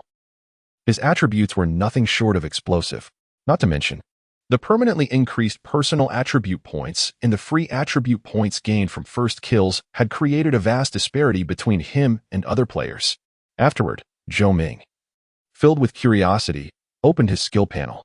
Upon surpassing 1,000 in sin value, he had comprehended the skill Hero of Chaos, command skill, rare S rank. Description: only in times of turmoil and on the battlefield can one defy fate. Success leads to kingship, while failure yields banditry. Skill effect: while on the battlefield, all enemy units will experience a minimum reduction of 10 in all attributes, exact amount determined by the disparity in combat strength. Additional effect: the larger the battlefield. The greater the enhancement to one's own abilities, up to a maximum boost of 100 in all attributes. Cooldown time, none, note, can be activated or deactivated at will.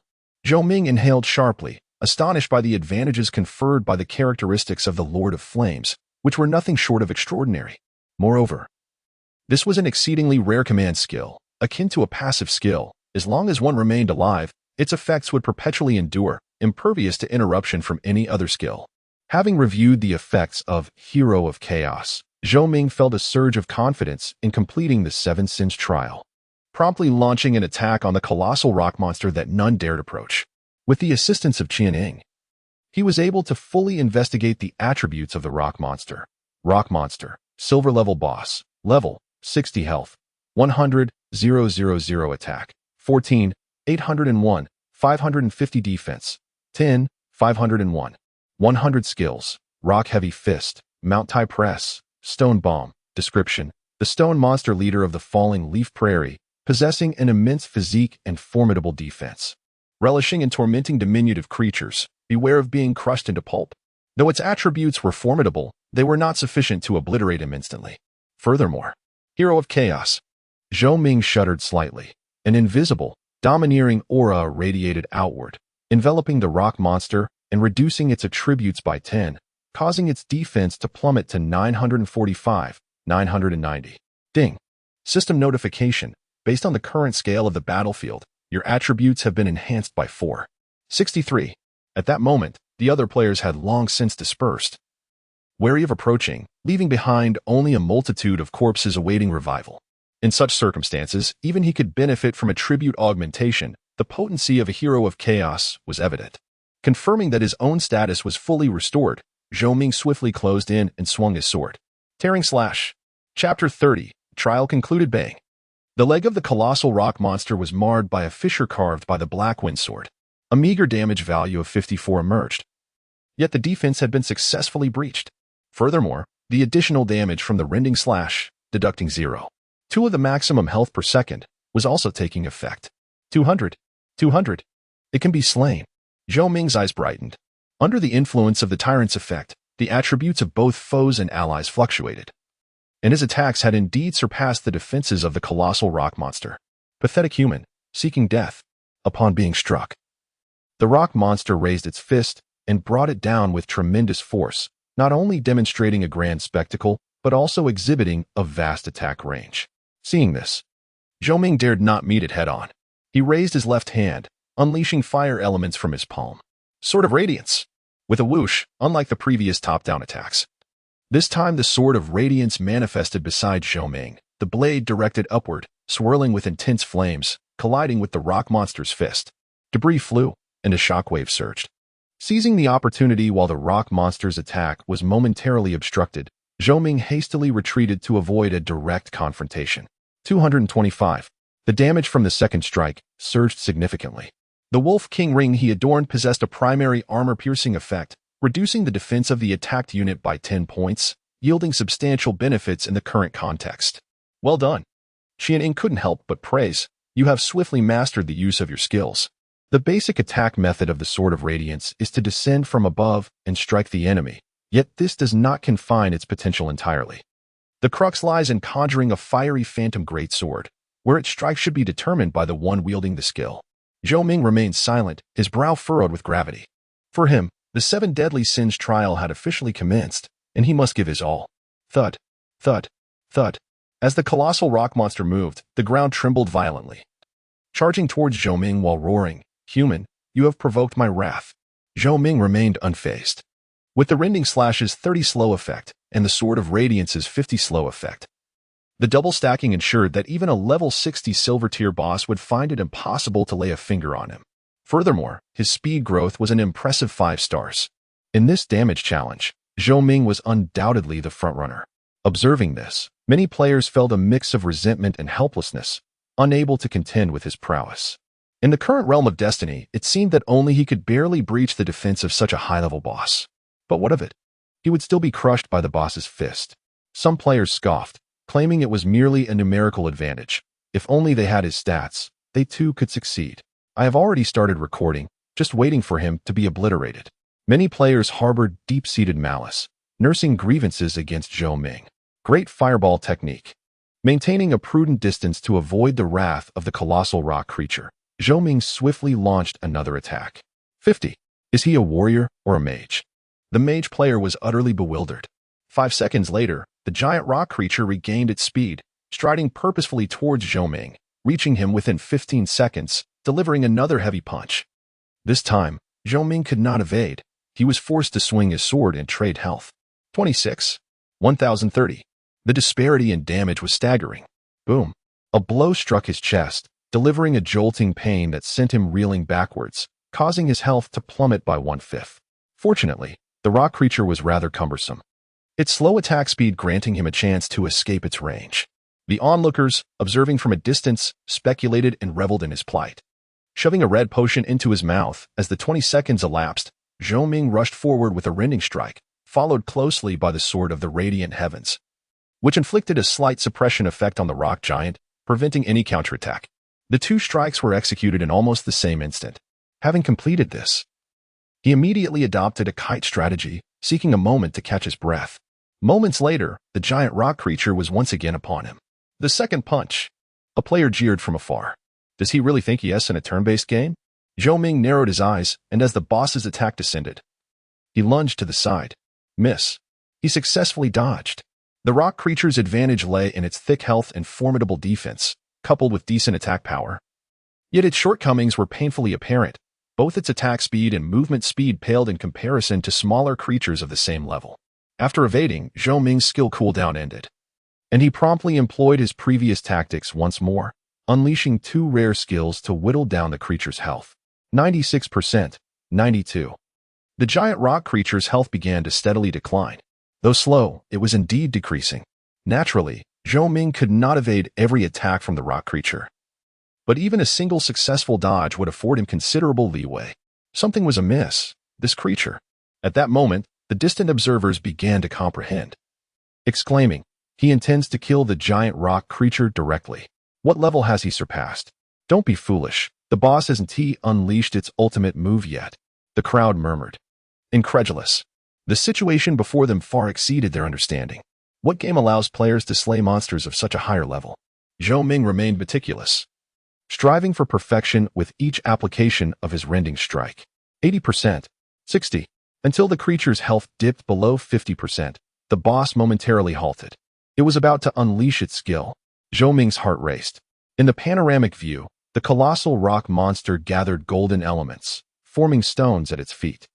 It seized a boulder and crushed it into a multitude of fragments, hurling them at Zhou Ming with all its might, exclaiming, "Cunning human, perish." Ding.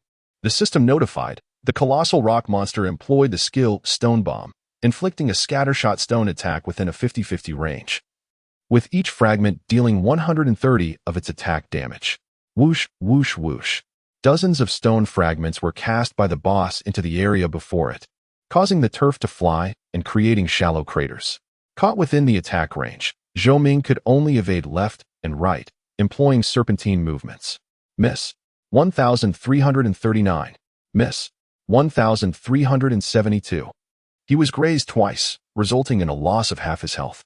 Surviving was a relief. Zhou Ming exhaled in relief, immediately consuming potions. The Sword of Radiance slowed the enemy from afar, and he dared not approach until his health was sufficiently restored, resuming his original strategy. Time ticked away. Throughout, he remained tense, refusing to let his guard down. 40, 30. As his health dwindled to a third, the colossal rock monster suddenly leapt high, lunging at Zhou Ming with a move akin to Mount Tai pressing down. This strike must be evaded, Xianing urged. Evade. Aha. Zhou Ming, in a moment of inspiration, struck the soft turf before him with the Sword of Radiance, creating a half-meter deep pit, then concealed himself within it. The prairie was vast, yet the ground was relatively soft, allowing him to create a tactical advantage. Boom. The ground caved in, absorbing most of the damage. 1,236. The damage was well within his limits. Is this truly viable? Players in the distance were already left astonished. There were countless tales to tell from the journey of monster hunting. Let us see what other tricks you possess. Zhou Ming sprang up, resuming his battle. 10. 5. Ultimately, as merely a silver tier boss, it repeated its 3 moves, allowing Zhou Ming to discern its pattern, leaving it with no chance for a comeback. The sin of pride cannot defeat me. Zhou Ming's expression radiated excitement. This entire battle was arduous. He had endured, toiled for a full 3 hours, and consumed countless potions before finally whittling the boss down to its last breath. Just as the battle was nearing its conclusion, a cerulean sword aura surged from the side. Whoosh! Qianning seemed already aware of the nearby foe, disengaging from the divine demon pearl, and with a swift motion, crushed the sword aura. Simultaneously, Zhou Ming stripped away the last vestige of life from the colossal rock monster, which fell thunderously, becoming a lifeless corpse. With painstaking effort, using thousands of players as stepping stones, he had finally passed the first trial. Ding! The system notified. Congratulations on completing the Trial of the 7 Sins, Sin of Pride. Chapter 31, The Fiery Demon Armor. Ding! System notification. Congratulations on completing the Trial of the 7 Deadly Sins, Sin of Pride, and acquiring the exclusive skill Fiery Demon Armor. Ding! System notification. Congratulations on completing the Trial of the 7 Deadly Sins, Sin of Pride, and unlocking the exclusive ability, Heavenly Domination. Swish. Swish. Swish. As he traversed the 32nd level and vanquished a silver-tier boss, an immense influx of experience surged forth, filling his experience bar thrice over, propelling Zhou Ming to level 31.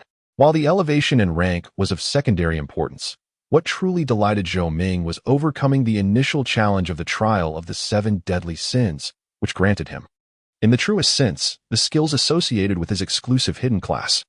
It is noteworthy that all his previous abilities, the Rending Slash and the Sword of the Blazing Heaven, were relying on system rewards, while the Fireball spell had been purchased from the store.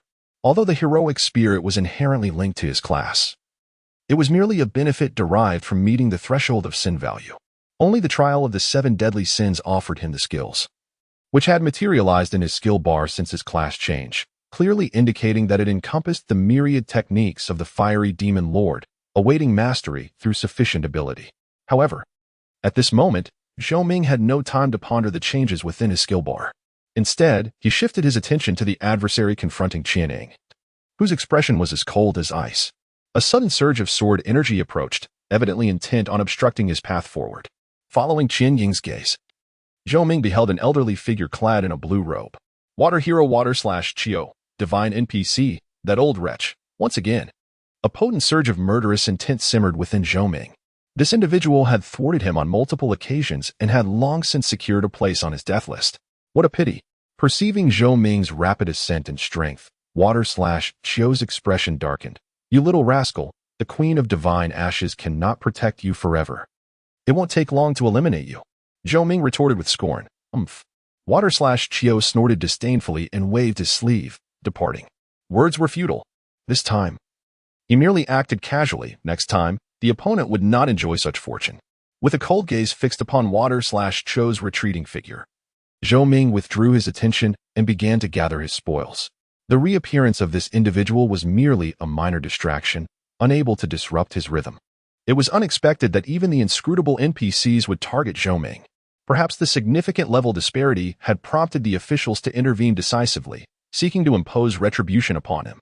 Despite his current prowess, once the second-tier city opened and formidable players converged, he would soon find his arrogance challenged. As Zhou Ming commenced collecting the equipment dropped by the boss, the surrounding players experienced a palpable mix of admiration and envy.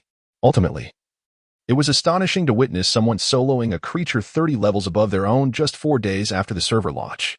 Ding! A message from Ting Fengxiu arrived. You are incredible, boss. Truly impressive. Thanks to you, I encountered such a clumsy boss. Otherwise, I might have truly faced disaster. Zhou Ming engaged in mutual praise within the commercial realm. Tomorrow, a gathering at the 4050 level map awaits, where they shall embark on a monster-slaying venture. He chuckled softly, expressing his gratitude to the esteemed one. Closing the chat window, Zhou Ming commenced his journey back.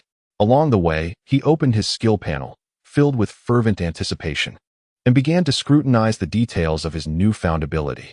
Flame Demon Armor, Exclusive S-Class. Description: one of the exclusive skills of the Flame Demon Lord. It condenses fire elements to shield and empower oneself. Skill effect: donning the Flame Demon Armor enhances resilience by 50 and immediately grants a shield equivalent to 30 of maximum health. which can be deactivated at will. Additional effect. During the skill's duration, all forms of attacks increase damage by 50. Duration, 2 minutes cooldown.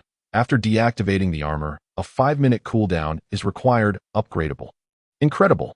Zhou Ming's heart raced with exhilaration as he nearly burst into laughter. The Flame Demon armor perfectly compensated for his previous deficiencies in defensive skills, significantly enhancing his survival capabilities.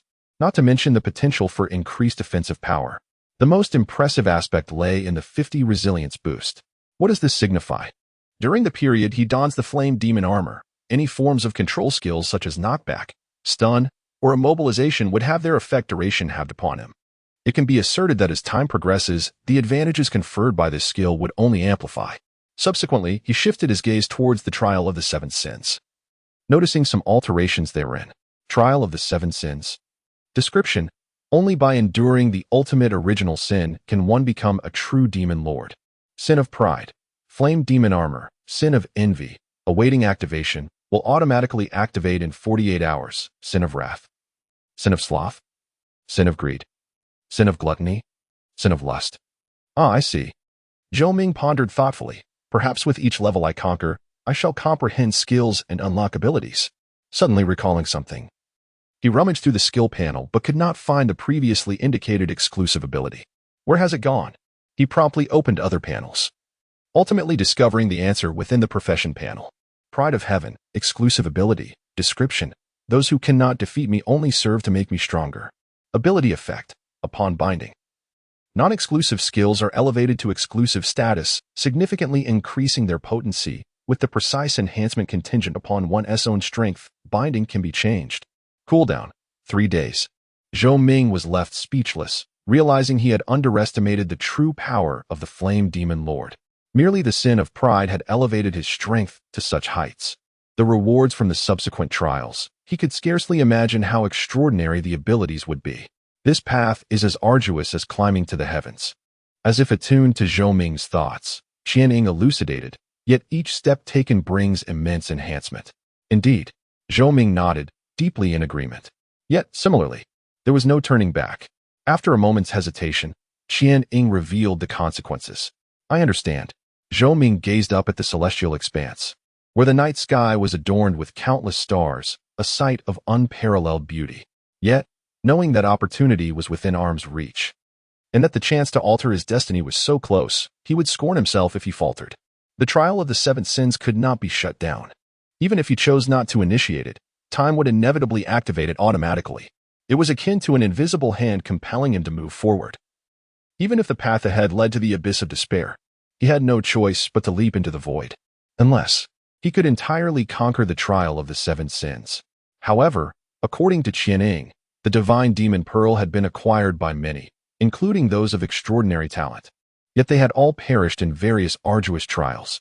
How far he could advance, and whether he could surpass the predecessors depicted in the game's lore, remained uncertain to Zhou Ming. As they conversed, a chime echoed in Zhou Ming's ears. Ding! System notification: a player has reached level 30. And the leaderboard system has been activated. Ding! System notification: the recharge system is now open. It was unexpected for the leaderboard to be activated at this moment. Zhou Ming felt a jolt in his heart and opened the relevant content, revealing several lists available for review. Level leaderboard, talent leaderboard, pet leaderboard, equipment leaderboard. The competition was about to intensify. Zhou Ming was certain that wealthy players would go to great lengths to secure their positions on the list. Without hesitation, he clicked on the level leaderboard. Chapter 32, The Trial of Talents. Chapter 32, Leaderboard, Eastern Region. 1. World Traveler, Class, Lord of Flames, Level, 31-2. Untroubled Governance, Class, Eternal Guardian, Level, 25-3. Those who obey shall perish, Class, Dragon Soul Mage, Level, 24-4. Overlord, Class, Swordsman, Level, 24-5. Death Beneath the Peony, Class, Bloodthirsty Assassin, Level, 23-6. Leader of the Beggar Gang, Class, Knight, Level, 22-7. Black and White, Class, Summoner, Level, 21. The disparity in levels was unmistakable. The second-ranked player was merely 6 levels below him, which surprised Zhou Ming. Given the advantage he had at the beginning, it was remarkable that anyone could remain so close in pursuit. it was evident that he possessed formidable skills. However, upon reflection, it was reasonable to conclude that the eastern region was teeming with talent, and those who had encountered great opportunities were certainly not limited to just him. Subsequently, he opened the talent leaderboard, eager to see the caliber of talent possessed by the top players. Talent leaderboard, Eastern Region 1. 18 this year, SS level talent. Summoner 2. Overlord. Swordsman, SS level talent. Fearless 3. Leader of the Beggar Gang, S level talent. Harmony 4. Preparing for the future, S level talent. Skillful Hands 5. Listening to Wind and Rain. S level talent. Shadow of Extremity. Some talents, by their very names, exuded an air of sophistication. Zhou Ming inexplicably felt a surge of pressure. It must be said that the humble Qinshui town could scarcely contain any true masters. Those with real power were dispersed across various regions. And with the unlocking of subsequent secondary cities, encounters among them would become inevitable. Upon returning to Qinshui town, Zhou Ming inquired, "Qianing, what level of talent do you think I can currently attain?" The difficulty of the talent trial escalated with level progression, and there was no advantage to activating it later. Qianing had also advised that it was best to commence the trial at the pinnacle of a certain stage. At this moment, he felt that the timing was indeed right. Leaning on the advantages conferred by the 7 Deadly Sins trial and the substantial values and skills gained from exceeding 1,000 in sin points, he was undoubtedly at the zenith of the 30-level stage. A slim chance of S level, but a greater probability of SS level. Qianing stated earnestly, in the talent trial, the benefits of equipment will be nullified and no items or potions may be utilized. Zhou Ming fell into contemplative silence. An SS-level talent was undeniably impressive, potentially placing him among the top 3 on the talent leaderboard. But what of SSS level? Zhou Ming remained unsatisfied. It was not that he was insatiable. He believed that even the 2 players who had attained SS-level talents surely aspired for even greater strength. If he could advance one step further, it would be worthwhile. If he could not, he would accept it with grace. It was indeed a formidable challenge. Qianing reassured him, "I do not wish to discourage you. SSS-level talents are exceedingly rare. For instance, during my prime, even 4 or 5 God-tier experts banding together would struggle against me, yet my talent only reached SS level." "Oh?" Zhou Ming was intrigued. "What is your talent?" "It's a secret." Qianing refused to answer. "You seem quite formidable." Zhou Ming naturally respected Qianing's wishes and opted for a compromise. "Let me ask you one last question. When you were at my current stage, were you stronger than I am now, or vice versa?" "I can't quite say," Qianing replied softly. "Would you like to test it? I could attempt a battle at your level." Ding. The system prompted. "The Queen of Divine Flames, Qianing, wishes to engage in a duel with you. Do you accept?" "No." Zhou Ming hurriedly declined. "Let's not. After all, fists and feet are blind." He had no desire to disrupt the peace. Subsequently, he glanced at the other leaderboards, found nothing particularly noteworthy, and closed the interface. Gurgle. At that moment, his stomach let out a mournful growl. Since the damage challenge, he had skipped lunch and was now ravenously hungry. Zhou Ming accessed the system panel and opted to log out of the game. "First, I shall dine. After my meal, I will undertake the talent trial." Removing his gaming helmet, Zhou Ming ordered takeout and, as was his custom, logged into the forum. As expected, the unveiling of various leaderboards had ignited a fervent discussion among netizens. "I told you, traveling the world is incredible. He wields a luminescent grade weapon. Don't even mention it." The entire equipment leaderboard was nearly dominated by traveling the world. So what? Equipment will inevitably be outclassed. Besides, I haven't seen him on the talent leaderboard. Deservedly so. He can't have everything at his disposal. Many were engaged in fervent discussions surrounding Zhou Ming. After all, the videos of his consecutive battles had been shared countless times across the internet, and the accompanying bounty had inadvertently thrust him into the spotlight. "I haven't even activated yet. It would be strange for you to see me on the talent leaderboard." Zhou Ming couldn't help but chuckle, though he felt a certain pressure. Currently, surrounded by adversaries. As a crucial component of combat strength, if his talent tier were low, many would surely revel in his misfortune. Simultaneously, the subsequent stages of the 7 Sins trial would only increase in difficulty. Ding dong. The doorbell rang. Zhou Ming opened the door and received a fragrant order of stir-fried rice noodles from the delivery person, indulging in a hearty meal. Once satiated, he logged back in to continue his quest for glory. Swish. With a burst of white light, Zhou Ming reappeared on the streets of Clearwater Town, where players were bustling about, busy with their tasks. As mid-tier players gradually completed their class transitions, Clearwater Town had become increasingly lively. Beep beep. Just as he returned to the game, a message popped up in his friend list.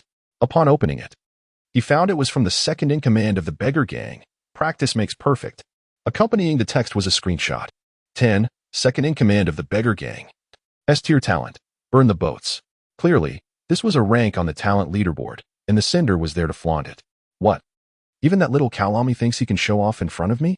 Zhou Ming chuckled softly and promptly replied, "Are you seeking to collaborate with me again?"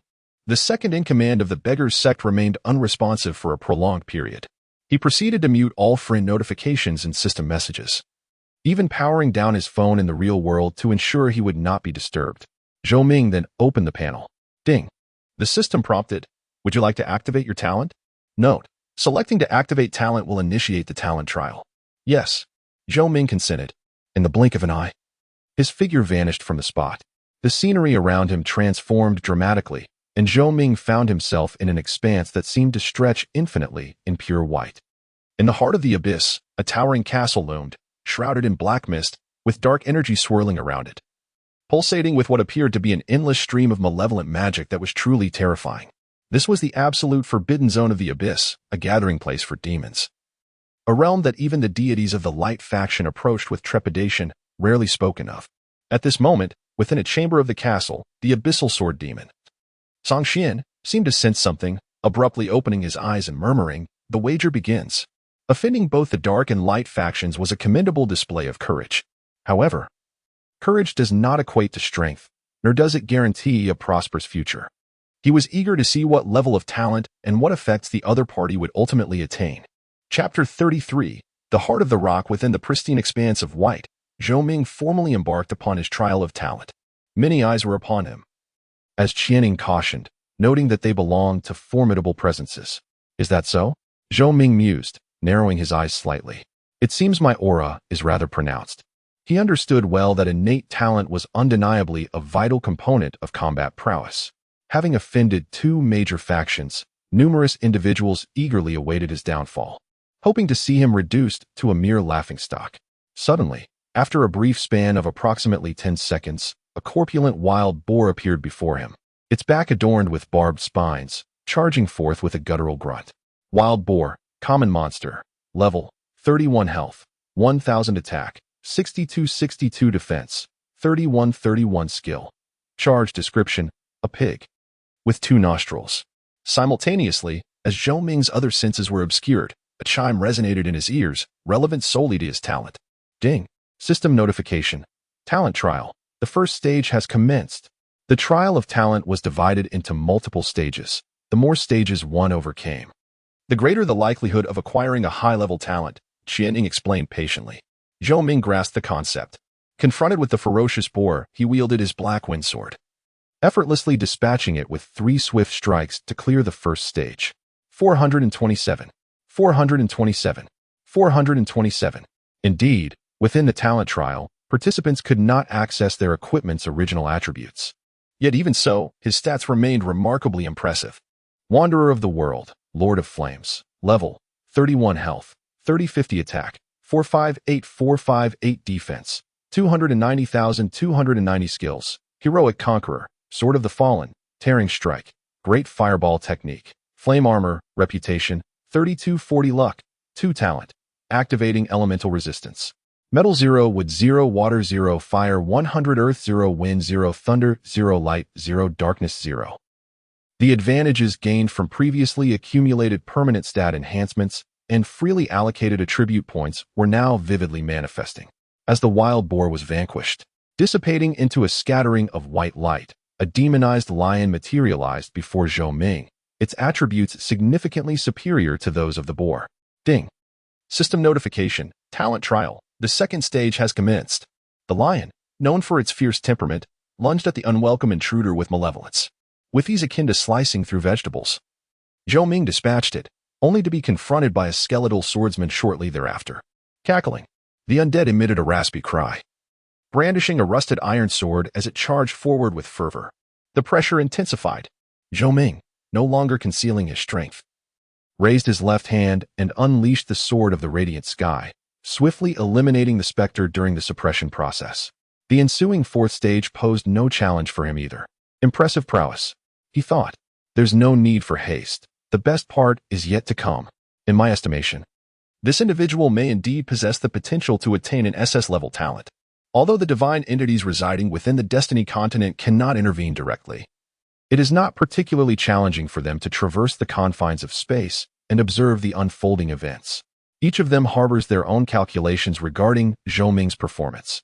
From the fifth challenge onward, the difficulty of each subsequent trial escalates dramatically. One must not be complacent. Qianing spoke earnestly, recounting how she had faltered at the seventh challenge. The seventh challenge. Zhou Ming felt a stir within. It is worth noting that the classification of talents in Destiny spans from D grade to SSS grade, encompassing a total of 7 tiers.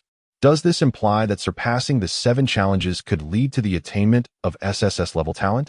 Such a thought flickered through Zhou Ming's mind, only to be swiftly overshadowed as he focused intently on the current duel. If he cannot even reach the 7th challenge, all aspirations are but idle dreams. Ding. System notification. Do you wish to commence the talent trial 5th challenge immediately? Unlike the previous trials, this time the system thoughtfully inquired about the participants' consent, effectively granting a moment of reprieve. Once the cooldown for his skills was confirmed, Zhou Ming chose to affirm, yes. Swish. In the next instant, a young girl clad in yellow armor appeared before him. Her bright eyes and radiant smile resembled that of a pristine lotus, her beauty striking, albeit her armor donned heavily. A humanoid creature? Zhou Ming dared not underestimate her. Swiftly casting the reconnaissance spell, Heart of Rock Renee. Luminous level boss. Level 31 health, 2550 attack, 302 defense, 315,315 skills. Rock armor, shielding power, stone guardian, crushing wave, super resilience. Description: a heavily armored maiden exceptionally skilled in defense. To his astonishment, the talent trial has summoned me once more. Renee flexed her fists, her cheeks flushed, ready to face retribution. We can still communicate? Zhou Ming inquired, somewhat taken aback. Are you a real person? Of course. Renee puffed out her chest proudly. I am a genius who once conquered the 5th challenge. The subsequent trials of the talent test are no longer populated solely by mindless beings. It is quite common for participants who have traversed the 5th challenge but faltered at the 6th to be summoned as well, Qianing elucidated. Such a notion had not crossed Zhou Ming's mind. He nodded, ready to proceed. Then I shall not hold back. Entering combat mode, Renee swiftly unleashed her skills. Enveloped in a golden radiance while donning her rock armor and forming a protective barrier around her. Ding. System notification. Heart of Rock Renee has activated the skill, Rock Armor, increasing defense by 30, lasting 3 minutes. Ding. System notification. Heart of Rock Renee has activated the skill, Shielding Power, reducing damage by 20 and increasing defense by 20, lasting 3 minutes. Ding. System prompt. The Heart of Rock Renee utilizes the skill, Guardian of Stone, increasing her life by 1,000 and her defense by 100 points, lasting for 3 minutes. Zhou Ming subtly perceives the challenge of this level. Is it all about stacking defense? Before he even makes a move, his opponent has already enveloped herself in a plethora of defensive skills. Such a maneuver is indeed quite impressive. Even more astonishingly, with layers of shells encasing her. Zhou Ming finds that even with his 458 points of attack, he cannot breach her defenses. Come on, Renee exclaims with fervor, seemingly particularly eager for battle. Why am I the one to approach? Zhou Ming retorts, you come here. Are you afraid? Renee dashes towards him with great speed. 10 seconds later, the distance between them shrinks from 10 meters to 5. I can't move anymore. Renee gasps, opting to rest in place. Zhou Ming observes. This heavily armored girl is far too cumbersome. When she activated her talent trial, her mental acuity must have been quite low. Qianing discerns the truth. She is not human, but rather a stone, hence her sluggish movement. She emerged from a stone? Zhou Ming muses, somewhat taken aback. Don't get too smug. Renee, noticing his unusual gaze, becomes flustered and indignant. You cannot break my defenses. Once time is up, the draw will be counted as a victory for me. I am merely observing your weaknesses, Zhou Ming replies, raising the black wind sword towards her. Are you going to attack? Renee prepares herself for battle. Suddenly, a fireball materializes at the tip of his sword and swiftly hurtles towards Renee's shield, erupting into a shower of sparks upon impact. 1. I didn't expect you could attack from a distance. Rennie giggles, but the damage you inflict is likely slower than my healing. Zhou Ming remains silent, refraining from hastily launching an assault. 3 minutes later, all of Renie's defensive skills dissipate. What now? Zhou Ming swings his sword forward. Without her skills, his attacks can easily penetrate her defenses.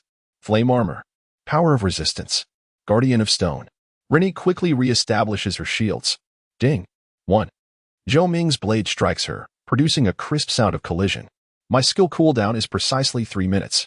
Rennie immediately retaliates, only to be evaded by Zhou Ming's swift maneuver. What a peculiar stone. No one could have anticipated encountering such an anomaly in the 5th level. It remains uncertain whether this woman still exists in the current Destiny continent. Many divine-level powerhouses watch with glee. Such an outrageous defense would instill despair in anyone who witnesses it. Chapter 34. Unable to smile, casting a glance at the heavily armored girl before him, Zhou Ming felt a hint of exasperation. To be honest, it was his first encounter with such an unyielding presence. It seemed there were no options left. Renee sprang into action, leaping up before landing back on the ground. Now it's my turn. With a thud, the ground trembled slightly, unleashing a shockwave that forced Zhou Ming into a position where he had no choice but to brace himself for the impact. 23. The damage was not substantial, yet it exceeded what Zhou Ming had dealt. Rending slash. Zhou Ming swiftly approached, his sword descending with fervor, and the sustained damage began to reflect back upon him. 5. 3.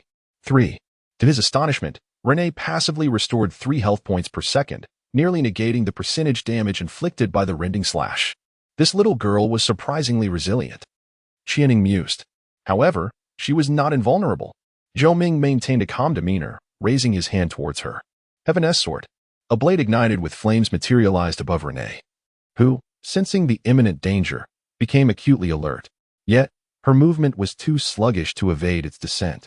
Nevertheless, Zhou Ming refrained from allowing the Heaven Sword to plummet swiftly. He waited until nearly 3 minutes had elapsed. With a resounding crash, the blade struck heavily upon Renee's head, forcing her down to her knees under the immense pressure. Ding. System notification. You have used the skill, Heaven Sword, dealing 1 point of damage to the rock heart, Renee, creating a suppression effect lasting 34 seconds, and reducing her movement speed by 30 for the next 5 seconds. Even in the absence of a defensive breach, the Heaven Sword struggled to pose a threat to Renee, yet this was inconsequential. The key was the suppression it established. Crack. As the 3-minute mark arrived, Renee's skill dissipated automatically, leading to a sudden drop in her defenses. With the activation of the hero's spirit, her defenses plummeted further by 10. A flicker of panic crossed Renee's charming face as she looked up, meeting Zhou Ming's unwavering gaze, as if he held all the cards. 350. 176. With 2 consecutive strikes, Renee's health plummeted by 1/5, after which she ceased her offensive and retreated several steps. Why have you stopped attacking? Renee inquired, puzzled. Zhou Ming replied earnestly. If you cannot counter my move, with a few more attempts, victory will be mine. Renee fell silent. Her skill cooldown coincided perfectly with 3 minutes. If she were to be struck with control before it faded, a seamless transition would indeed be impossible. My aim is to pass the talent trial, not to be your enemy, Zhou Ming sincerely stated.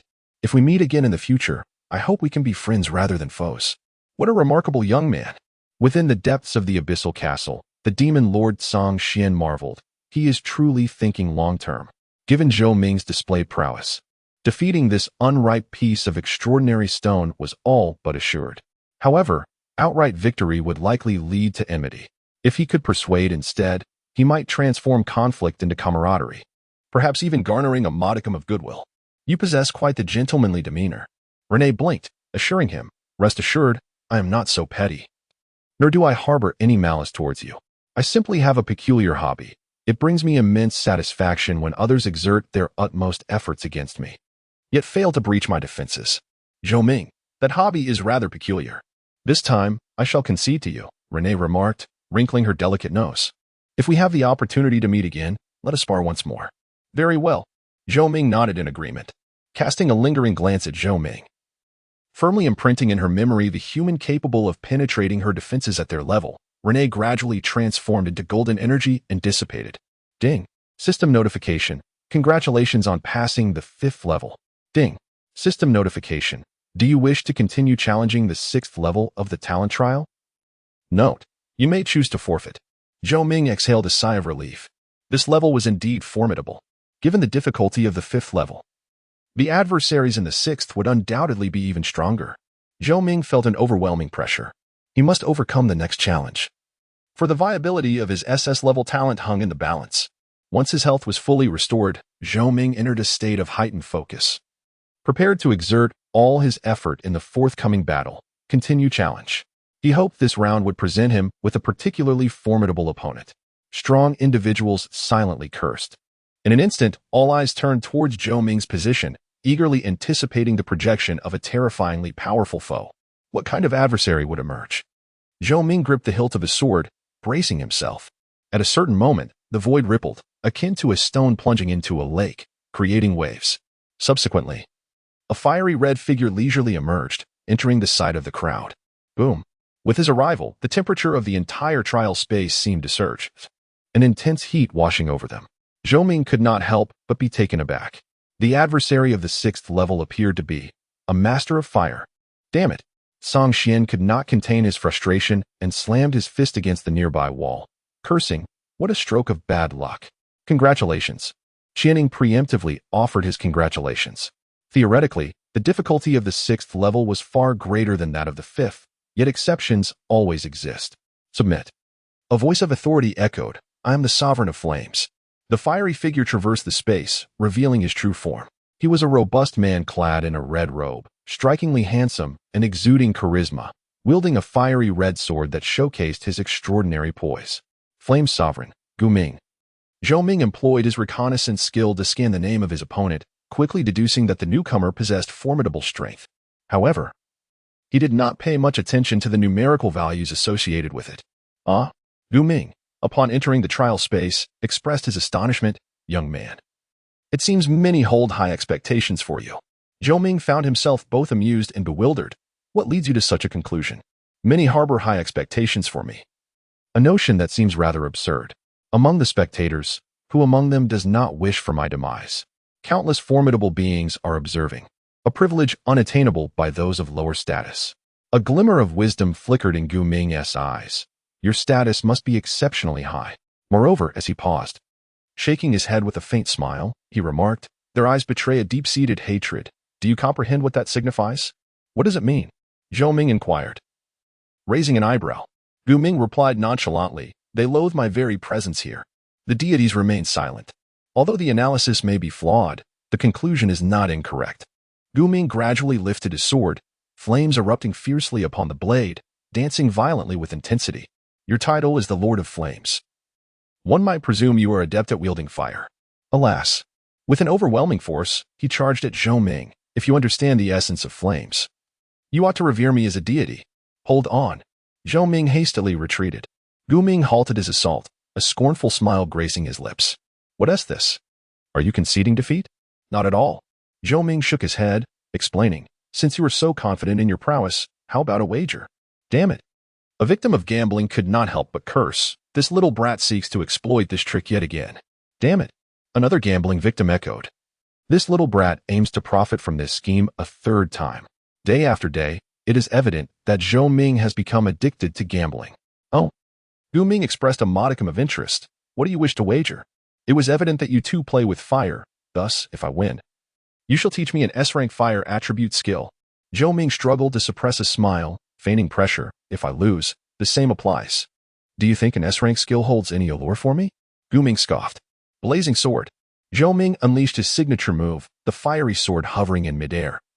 Its sharpness undeniable, locking onto Zhou Ming. This move holds some intrigue.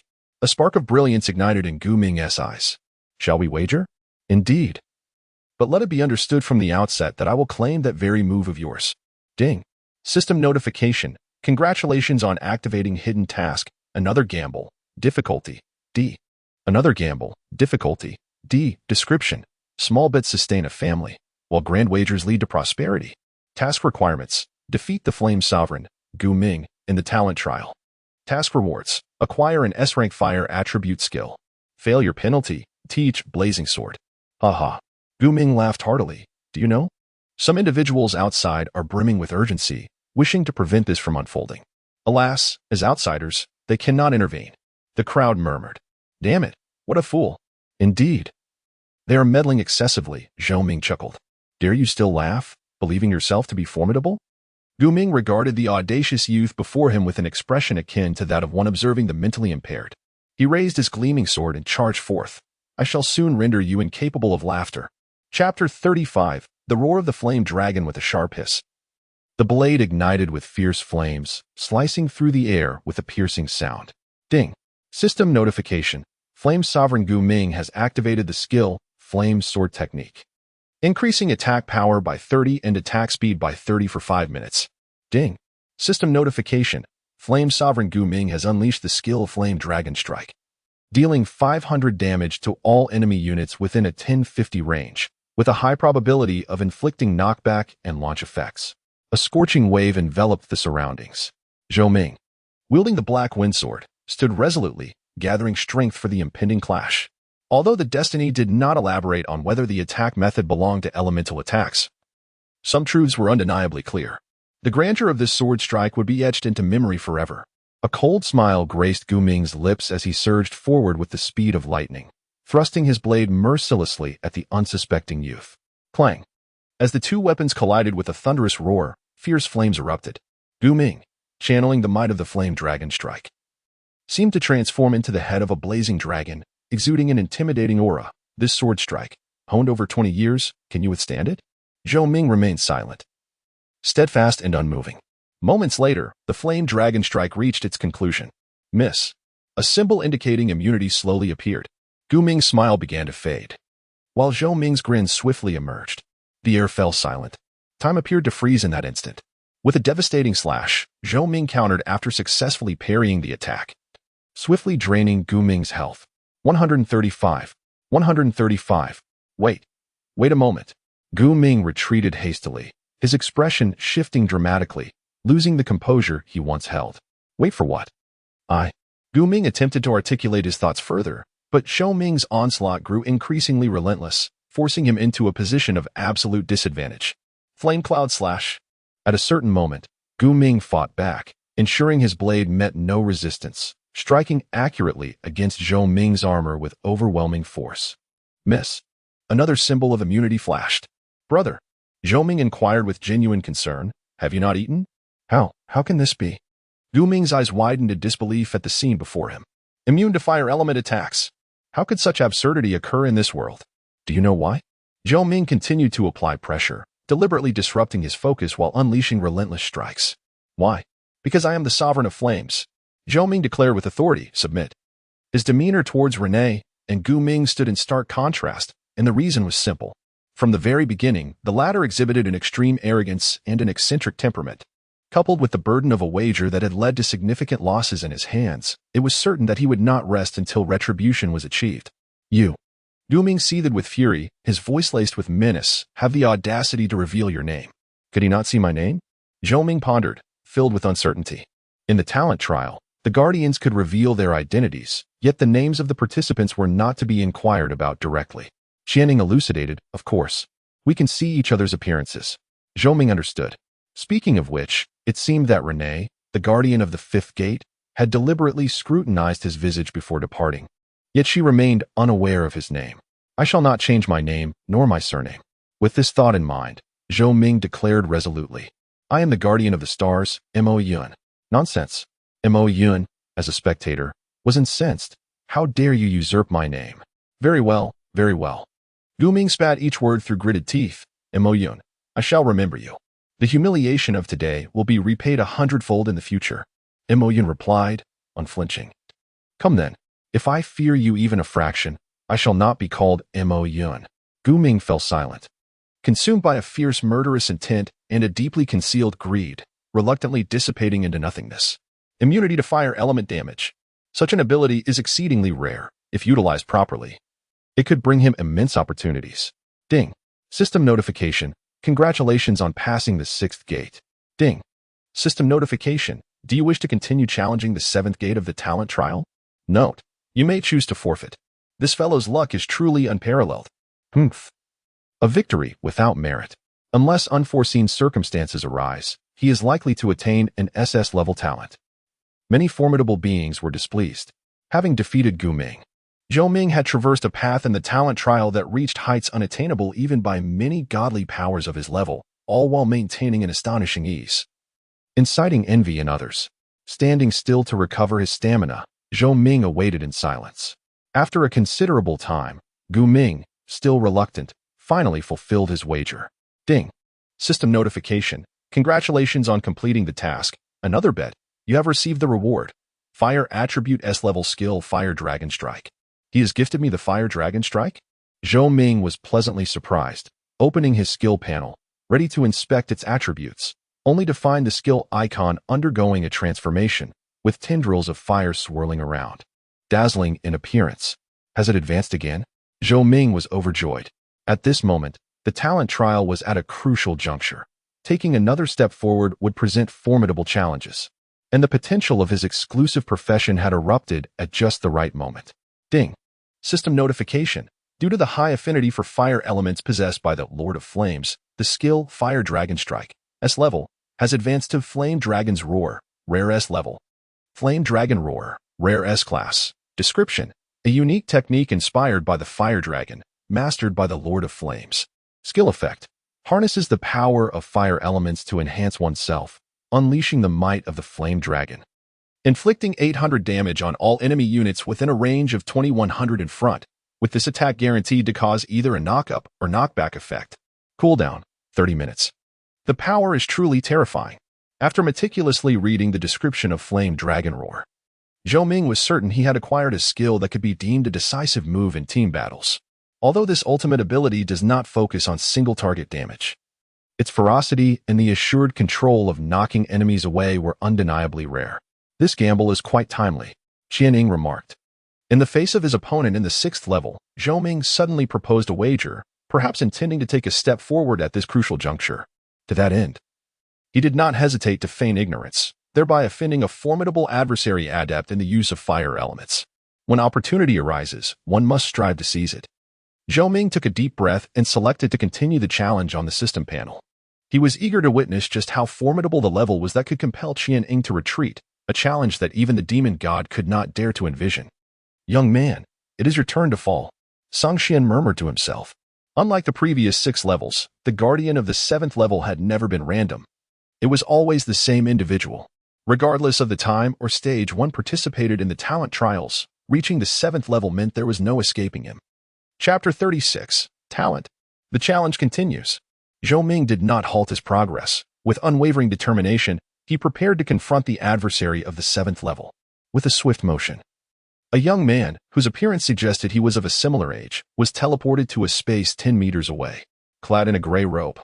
The man bore an unremarkable visage, possessing an average build and bronze skin, exuding neither an overwhelming aura nor any distinct traits.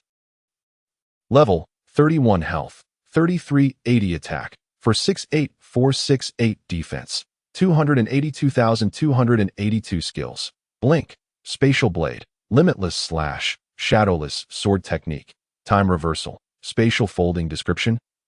A chill ran down Zhou Ming's spine.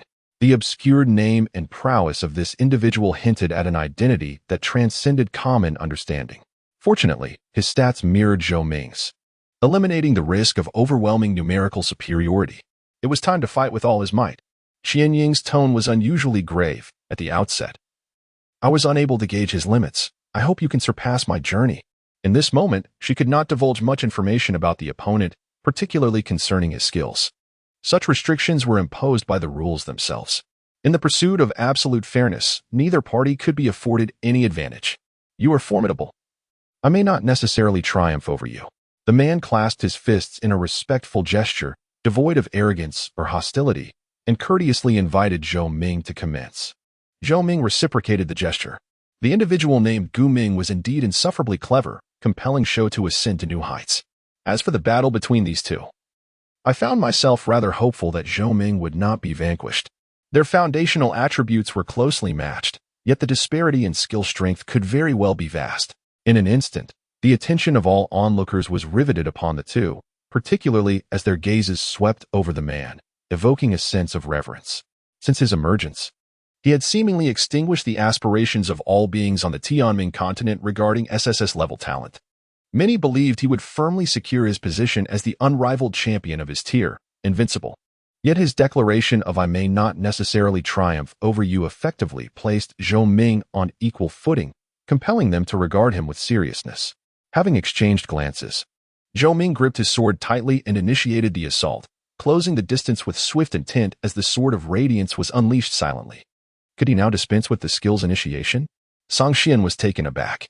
Historically, Zhou Ming would raise his left hand to gather fire elements aimed at his foe before executing such a move. While this was inconsequential against novices, it served as a clear signal of intent to seasoned experts, increasing the likelihood of evasion. With a whoosh, the fiery phantom greatsword materialized above the man's head, radiating sharp sword intent before descending swiftly. However, just as the Sword of Radiance was about to strike its target, the man in the gray robe retreated, silently vanishing from sight. Ding.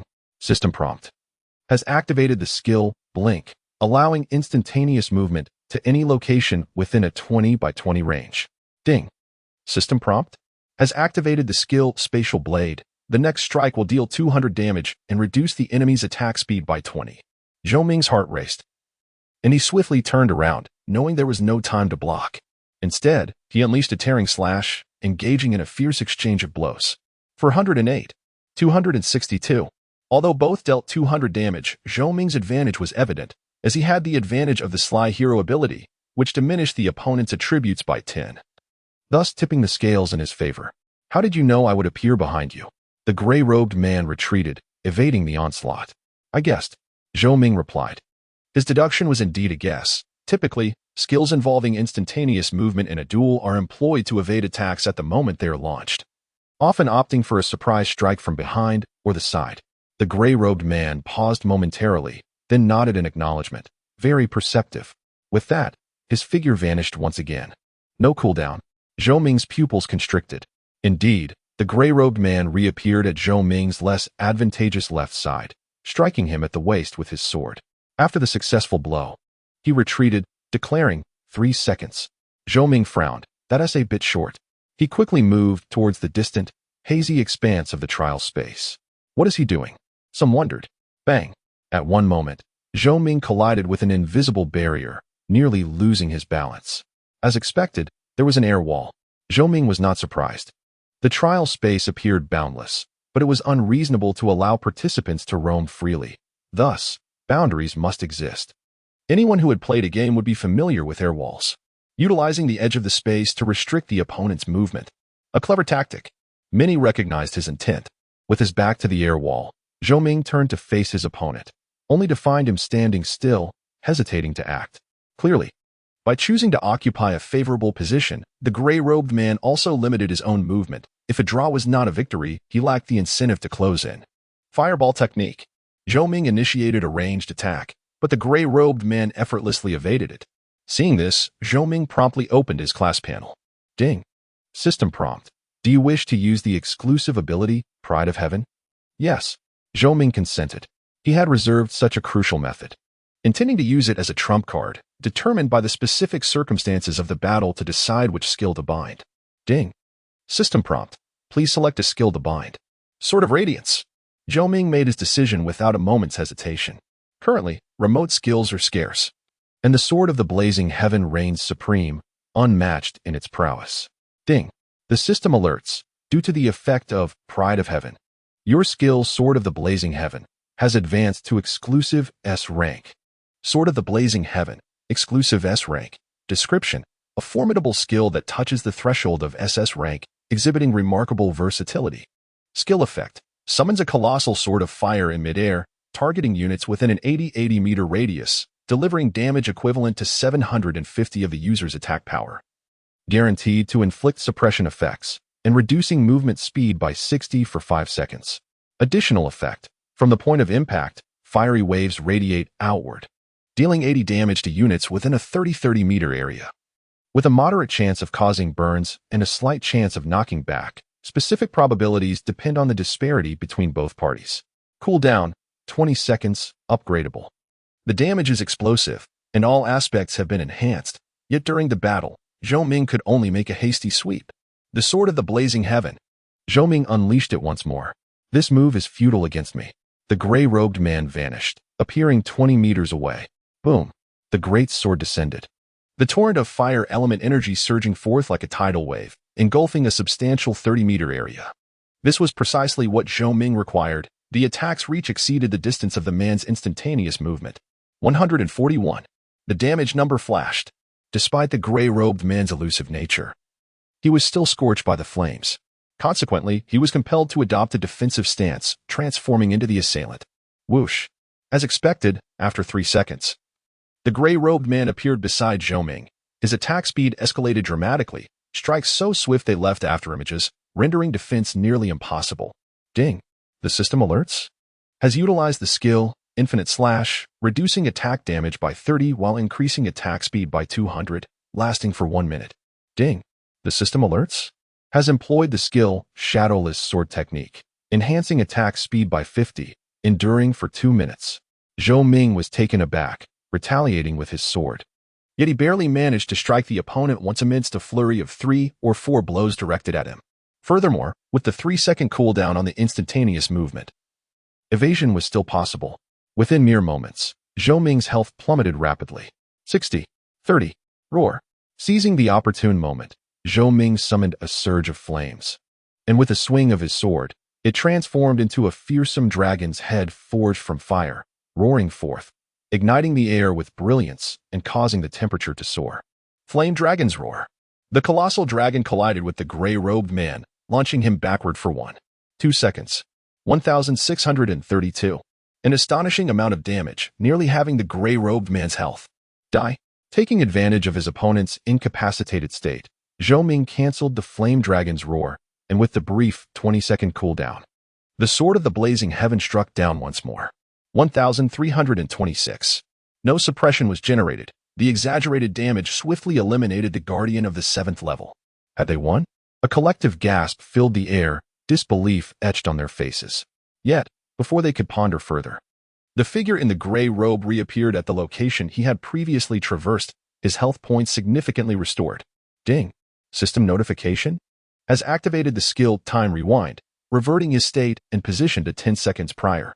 Zhou Ming's expression tightened.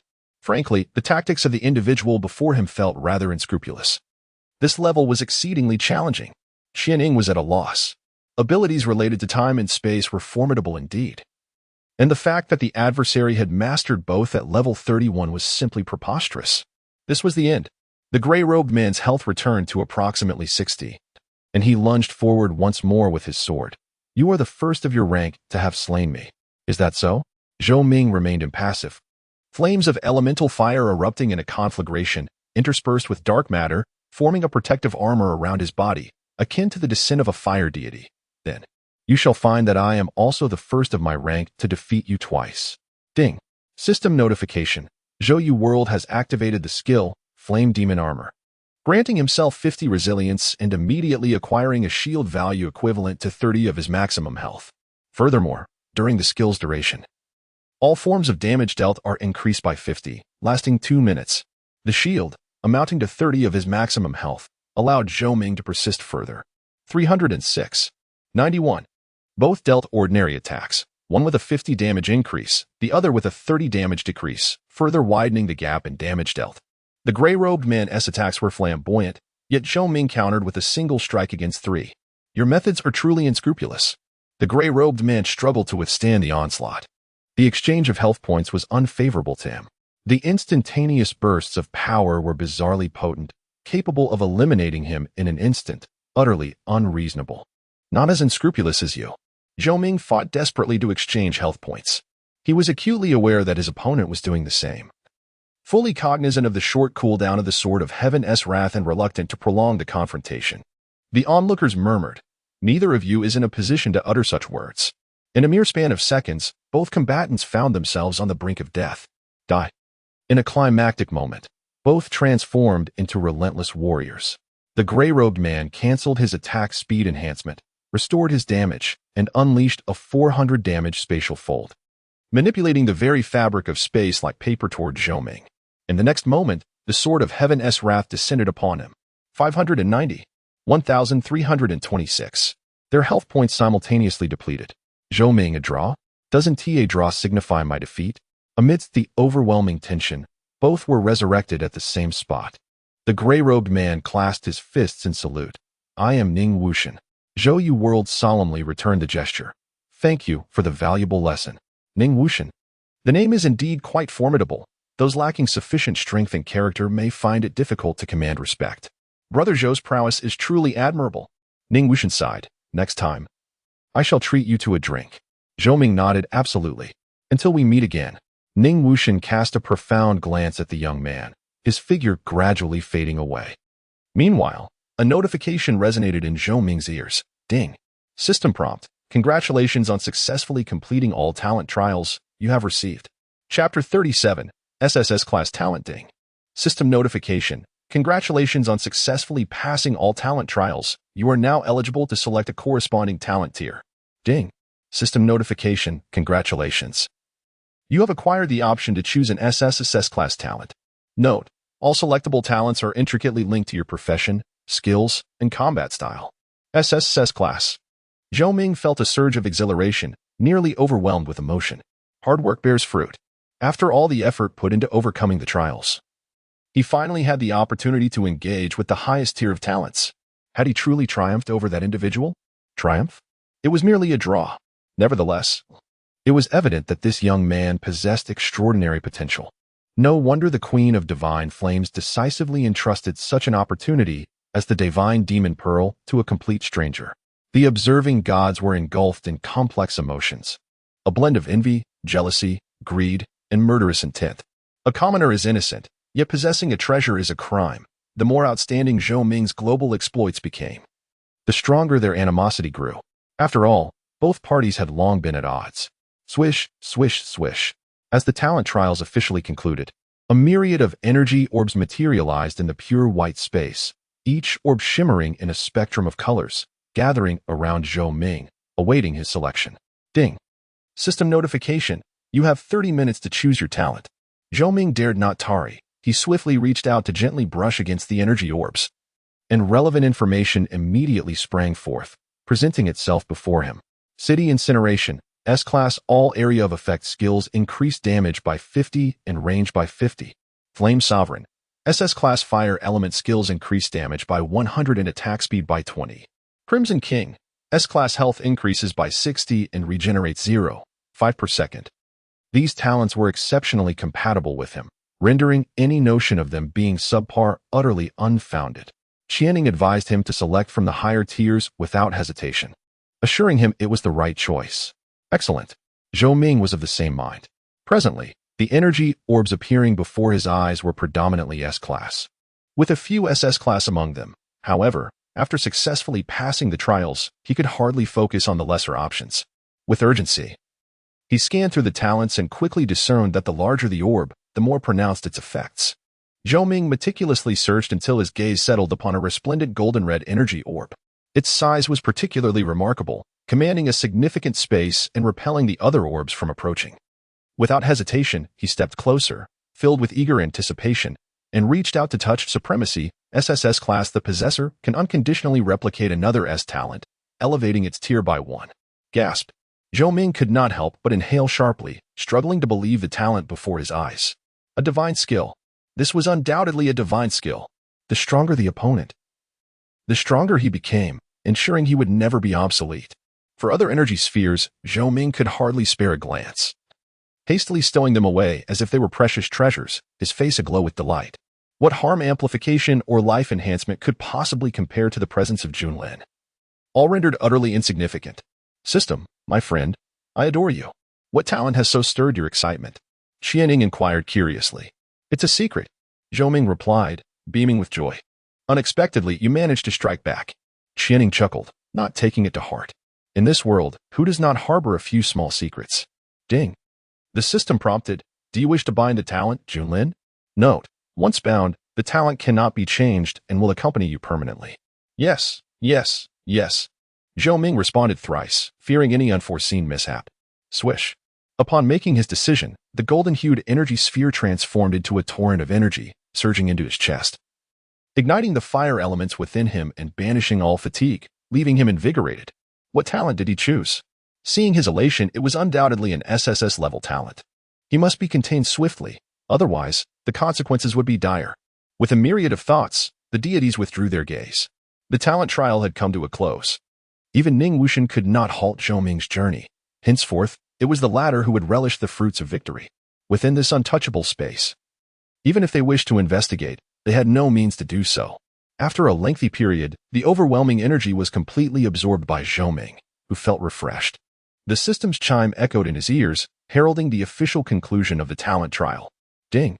The system announced, "Congratulations, you have acquired the SSS-level talent Junlin. As the first adventurer of destiny to obtain an SSS-level talent, you receive an additional reward, Luck 2. Ding! The system prompted, "Your talent trial has concluded. Would you like to leave the trial space?" Yes. Zhou Ming promptly opened his character panel, confirming that the talent had indeed become his own. And he sighed in relief as he chose to exit. In an instant, he was pulled back to Qishui town, greeted by bustling streets and a cacophony of voices. Even in the dead of night, Qishui town remained ablaze with light, with citizens and adventurers mingling. "Qianing, do you know Ning Wuxian?" Zhou Ming pondered before asking. Qianing replied, "Not well, but given his prowess, we have undoubtedly crossed paths." "Where does he reside?" Zhou Ming inquired, yearning for the knowledge he truly sought. "Why do you ask that?" Qianing questioned, puzzled, though he expressed a desire to share a drink with you. "Your current level is far too low to engage with him." Zhou Ming settled for a lesser ambition. Is it not possible to merely observe Ning Wuxian from afar? No. He desperately wished to meet this brother, whom he had yet to encounter. Even if their status disparity was vast, merely exchanging glances would be splendid. "Your level is insufficient." Qianing decided to be more straightforward. The place he resided was inaccessible to others. Very well. Zhou Ming had no choice but to temporarily relinquish his pursuit. To put it plainly, his current level restricted him to activities within a Tier 3 town. Tier 2 cities and Tier 1 main cities were still not open to adventurers. However, it was only a matter of time before they would cross paths. Zhou Ming suppressed his inner urgency. Despite his intense curiosity about what would transpire if Junlin attempted to replicate Ning Wuxian's SSS-level talent, and whether it might surpass the system's limitations, such a feat was presently unattainable. Never mind, it was best to take a break. Noticing that time was getting late, Zhou Ming opted to log off.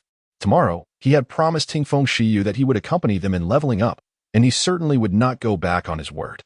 As the white light scattered around him, Zhou Ming departed from the Destiny continent. However, unbeknownst to him, as he faded from sight, within the god demon pearl in his possession, Qianing sat cross-legged, continuously forming seals with her hands.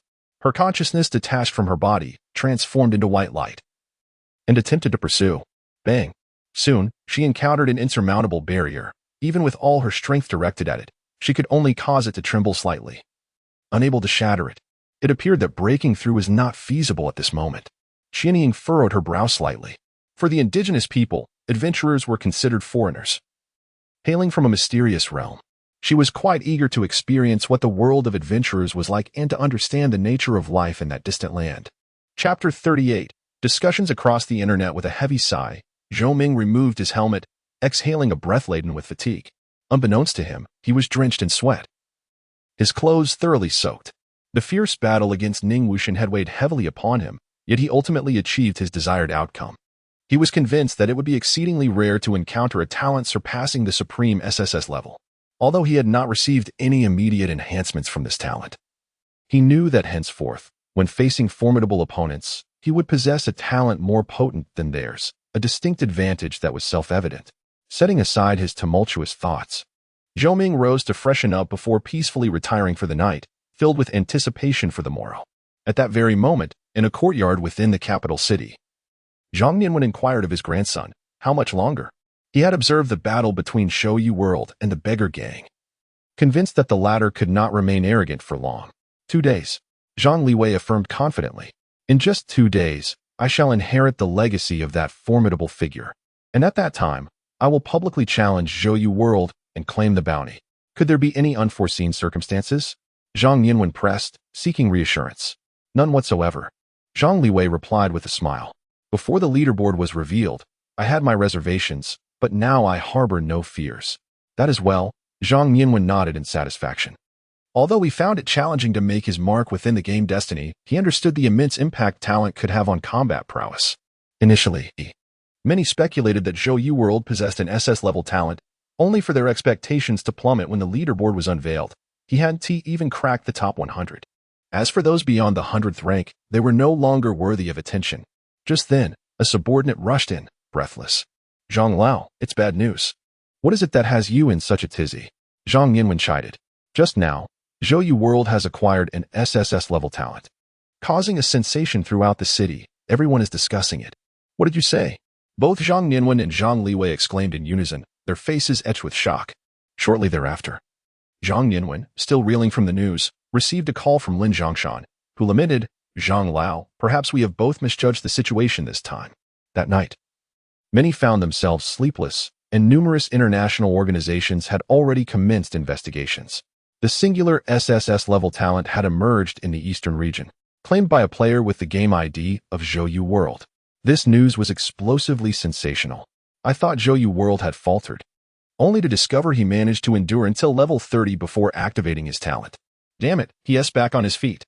Destiny was a global open beta, and with the impending commencement of national wars, he was bound to be a force to be reckoned with. In an instant, countless discussions erupted. Anyone who had participated in the talent trials was acutely aware of the exaggerated difficulty of the latter stages. In this context, the ability to traverse the world and acquire an SSS-level talent merely serves to attest to one undeniable fact.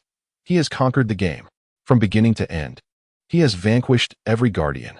Meanwhile, the instigator remains blissfully unaware of the tempest brewing outside, lost in a profound slumber. Perhaps no one would imagine that the individual capable of inciting such an uproar would be a young man who, after purchasing a gaming helmet, could barely afford his rent. The following day dawns bright and clear, with a gentle breeze wafting through the air.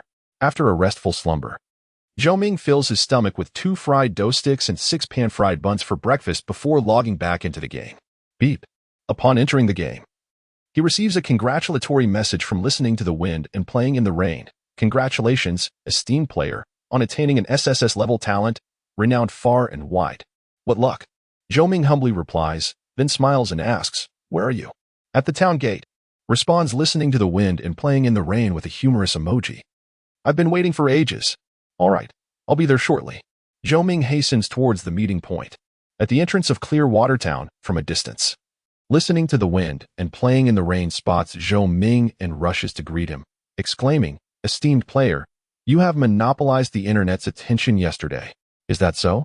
Zhou Ming replies in astonishment, casually opening the official forum, where a plethora of posts related to him catches his eye. Zhou World acquires an SSS-level talent. If an S-level talent is so formidable, what might an SSS-level talent be like? Friends, Zhou World is the CEO of a publicly listed company, a super rich and handsome man. The screen is awash with content about him. Let us not dwell on that. Let us go.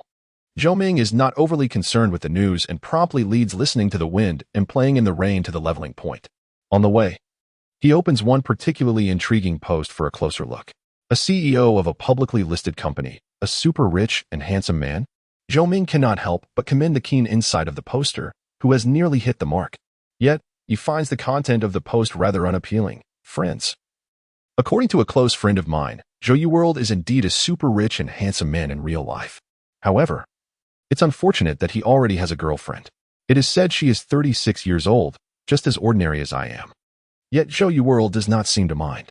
Now, he resides in a villa and drives a Mercedes. I am utterly envious. Had I known, I would have waited a little longer. How to articulate this?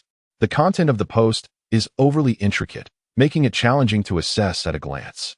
Ding. System notification. You have entered the map, Luminous Minefield.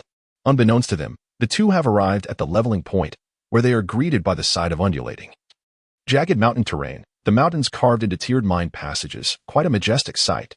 At this moment, the minefield is adorned with numerous crystalline minerals embedded in every corner, radiating a sparkling glow, awaiting those who seek to claim them. The atmosphere was undeniably perilous. Zhou Ming surveyed his surroundings, where elongated, pitch-black centipedes writhed aimlessly. Their exoskeletons appeared remarkably resilient, and their multitude of long legs was utterly spine-chilling. Mine centipede, common creature, level, 50 health, 12,000 attack. 1, 200 to 1. 250 defense. 600 to 680 skills. Venomous bite. Undying. Basic resilience. Description: the most prevalent creature in the luminescent mine, possessing formidable lethality. This is precisely why few dare to mine here. Brother Zhou, the stats of these mine centipedes are shrouded in mystery. I fear I cannot engage. The cautious Tingfeng Shiyu, at a mere level 15, expressed trepidation, worried that he might inadvertently provoke the ire of a venomous centipede and meet a swift demise. Leave it to me. Zhou Ming reassured him, then seemed to ponder for a moment before adding, by the way, your talent appears quite impressive. He opened the talent leaderboard, where Tingfeng Shiyu notably ranked 6th. Tingfeng Shiyu, S-tier talent, extreme shadow unquestionably. His talent distinguished itself among the many S-tier abilities. It's merely luck, just luck. Tingfeng Shiyu responded, his enthusiasm rekindled. I only managed to clear the 5th stage. Thinking high-level talents were out of reach, yet I was fortunate enough to be selected for an exceptional one. Oh, Zhou Ming inquired with curiosity, what does extreme shadow do? A secret. Tingfeng Shiyu replied mysteriously, I can only say it is incredibly powerful. Zhou Ming chuckled, so you play this game too? However, I doubt your secret will remain concealed for long. Haraha. As he observed the beaming face of Tingfeng Shiyu, Zhou Ming couldn't help but join in his laughter. Activate Monarch's Arrival. Chapter 39. Frenzied Monster Grinding Ding. System notification. You have utilized the talent Sovereign, successfully replicating the talent Shadow of the Wind and Rain, elevating it to rank 1. Ding. System notification. Your talent has transformed into Godspeed, SS level. Godspeed, SS level talent movement speed increased by 100, attack speed increased by 50. Wow, this enhancement is remarkably potent. You should retreat a bit further to avoid being swiftly dispatched by the centipedes in the mining area. Zhou Ming cautioned. All right. Listening to the wind and rain promptly moved to a safe zone. Brother Zhou, please be careful. These centipedes are densely distributed, and getting surrounded would be troublesome. With my speed, they cannot catch up to me. Zhou Ming shook his head, moving like the wind as he charged toward a mining centipede. What the? Listening to the wind and rain was momentarily taken aback. The world-traveling speed was even faster than his. How strange. Could it be that his SSS level talent also pertained to speed? Hiss, hiss, hiss. Zhou Ming struck fiercely, wielding the black wind sword, which had a 20 attack speed bonus, combined with the additional 50 from the talent Godspeed, resulting in an extraordinarily rapid damage output. 320. 638. Critical damage. 324. Hiss.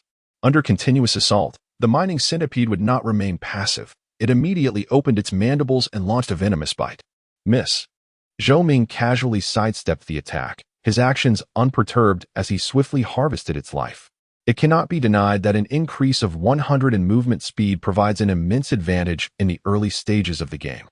It not only enhances the likelihood of evading opponents' attacks, but also significantly reduces the time spent traversing the map in search of monsters. Thanks to the advantages conferred by Godspeed, Zhou Ming was able to eliminate the mining centipede after being grazed only once. Ding. System notification. Congratulations on defeating the venomous centipede. You gain 41 experience at this level. Having slain a monster 19 levels above him, the experience was substantial. Nearly 5 more ordinary monsters would suffice for him to level up. Swish. Meanwhile, listening to the wind and rain was enveloped in a golden glow. Even without inflicting any damage, being in a party allowed him to receive 5 to 10 of the experience. There is such a method for grinding? Listening to the wind and rain was left speechless. If health loss were limited to this extent, Zhou Ming could even forego resting and consuming potions on the spot. Ding. System notification. The mining centipede has activated the skill, Not Dead Yet. After 2 seconds of death, it will inflict 200 damage to enemy units within a 5-5 radius. Suddenly, the centipede on the ground convulsed, its body swelling, and its jet-black exoskeleton transformed into a vivid crimson, evidently on the verge of exploding. Zhou Ming remained unfazed, his form agile as he swiftly exited the explosion radius of the wild monster. Miss. At this rate of grinding, by noon, I should be able to catch up to the levels of mainstream players. Listening to the wind and rain was elated.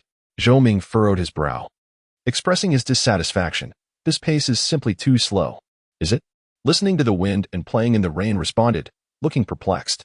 His gaze fixed on a nearby cluster of centipedes, Zhou Ming activated the flame armor, a fiery crimson specter of armor materializing around him.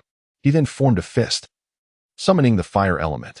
In an instant, the sword of the blazing heavens appeared and crashed into the horde of monsters, unleashing a wave of flames that sent them trembling and even staggering backward. 2,662, 426, 412, 433.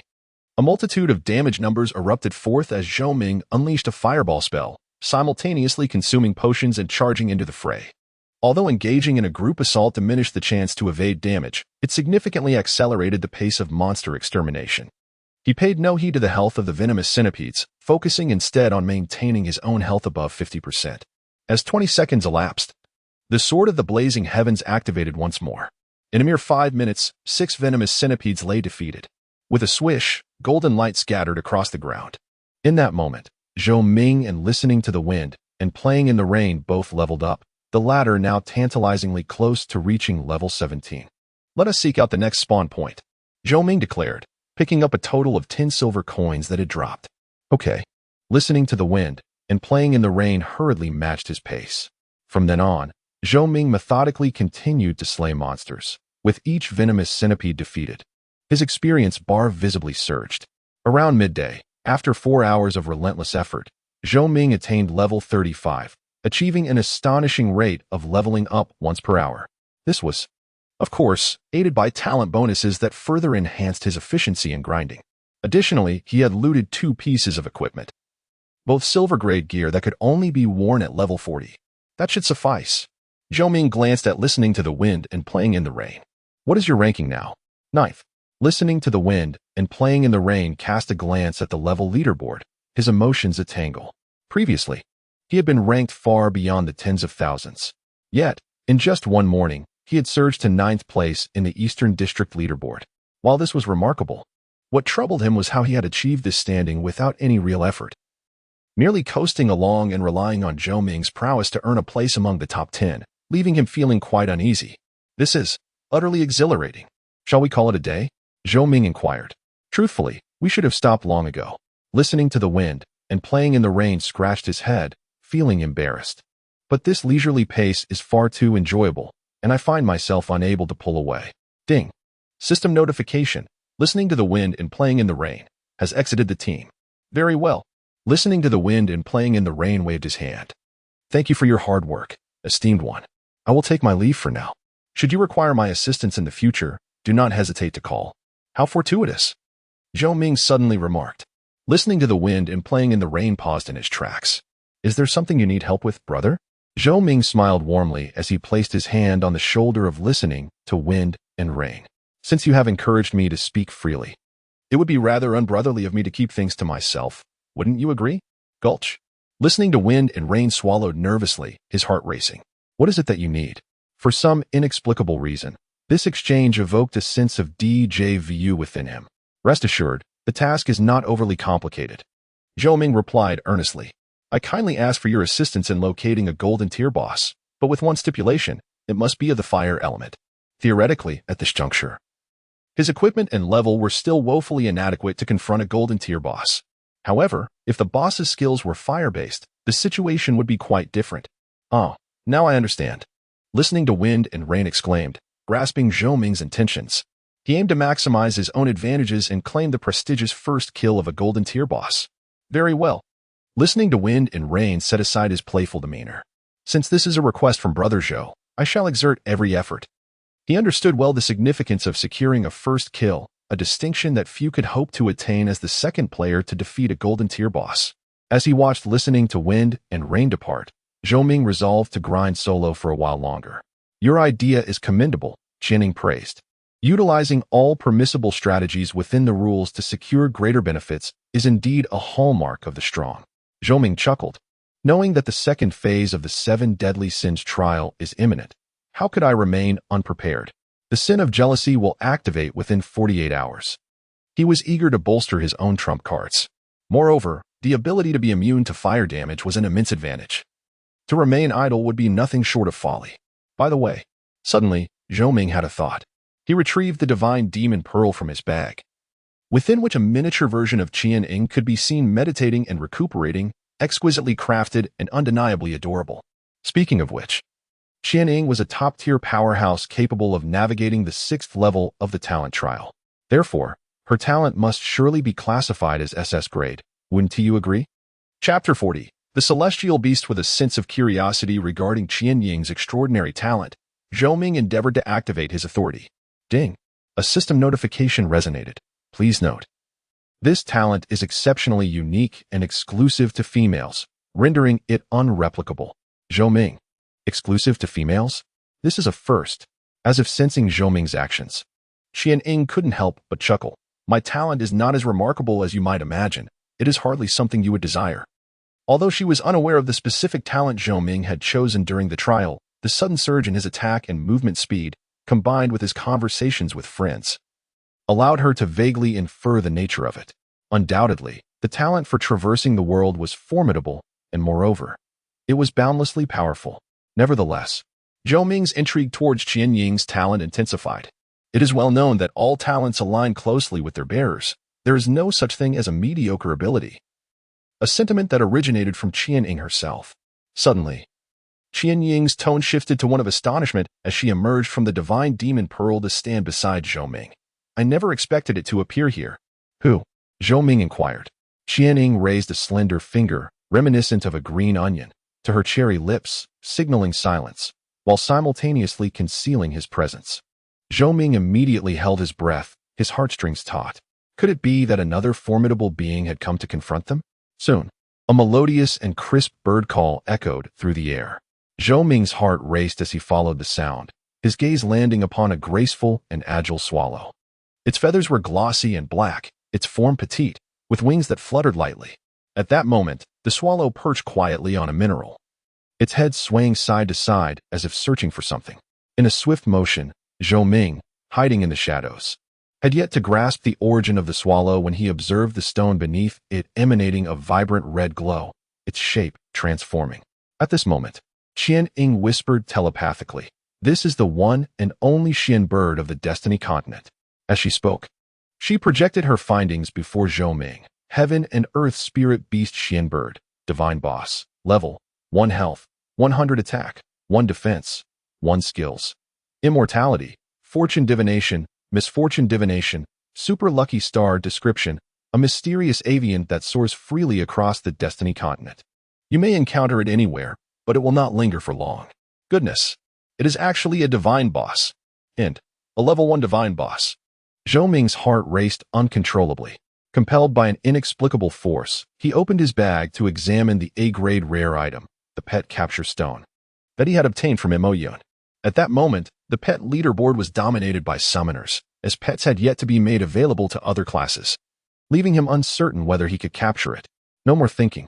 Qianying seemed to comprehend his intentions and added, although the Xian bird appears to be at level 1, it possesses an unimaginable special power, one that even divine-level beings find challenging to contend with. Indeed, it was not so simple. Zhou Ming was not surprised. While he yearned to acquire a divine pet, achieving this in the early stages of the game was undeniably unrealistic. However, the mere chance of encountering it was, without a doubt, a stroke of fortune. Qianying explained that the Xian bird would perform a divination for all living beings it encountered, predicting either good or ill fortune. Whether to attempt this was entirely up to the individual, but one must never harbor hostility towards it, for that would invite a cascade of misfortune. His gesture for Zhou Ming to remain silent stemmed from a desire to clarify the situation first, thereby preventing any behavior that might displease the Xian bird. How intriguing! Zhou Ming felt a surge of astonishment. After succinctly relaying the information regarding the Xian bird, Qianying lifted the concealment of their presence. Chirp, chirp. The Xian bird, possessing keen senses, immediately emitted a call, noticing the two figures in the distance. We bear no ill will. Qianying approached confidently, her tone gentle. Indeed, Zhou Ming exclaimed earnestly, we are good people, truly good people. Seemingly reassured by their demeanor, the Xian bird nodded, puffed out its chest with pride, and spread its wings, inviting them closer with an air of haughty grandeur. Zhou Ming was not taken aback by this. A divine-level boss could not possibly lack wisdom and was certainly imbued with spirit. As he stood before the Xian bird, he observed that the mineral upon which it rested had undergone subtle changes, its structure distinctly different from the surrounding stones, as if it had been enhanced by the Xian bird's presence. Blinking, the Xian bird scrutinized the two of them, its gaze flitting between them. "We hope to receive your blessing." Xianning spoke first, clearly stating their intention. With a rustle, the Xian bird hesitated upon hearing this, then spread its wings and flew to perch on Qianying's shoulder, affectionately nuzzling her pale cheek while emanating a peculiar, colorful radiance. Moments later, Qianying's previously pale complexion began to regain its health, her silvery hair flowing elegantly, her spirit revitalized, and her aura steadily rising. Ding! System notification, Celestial Spirit Beast. Xian bird utilizes the skill Fortune Divination. The injuries of the Divine Queen Qianing are healed, and she gains a random enhancement. For the next 7 days, all attributes increase by 10. Originally, she would have required a few days to recuperate, but to her delight, she had been restored instantly. "Thank you so much, Xian bird," she exclaimed.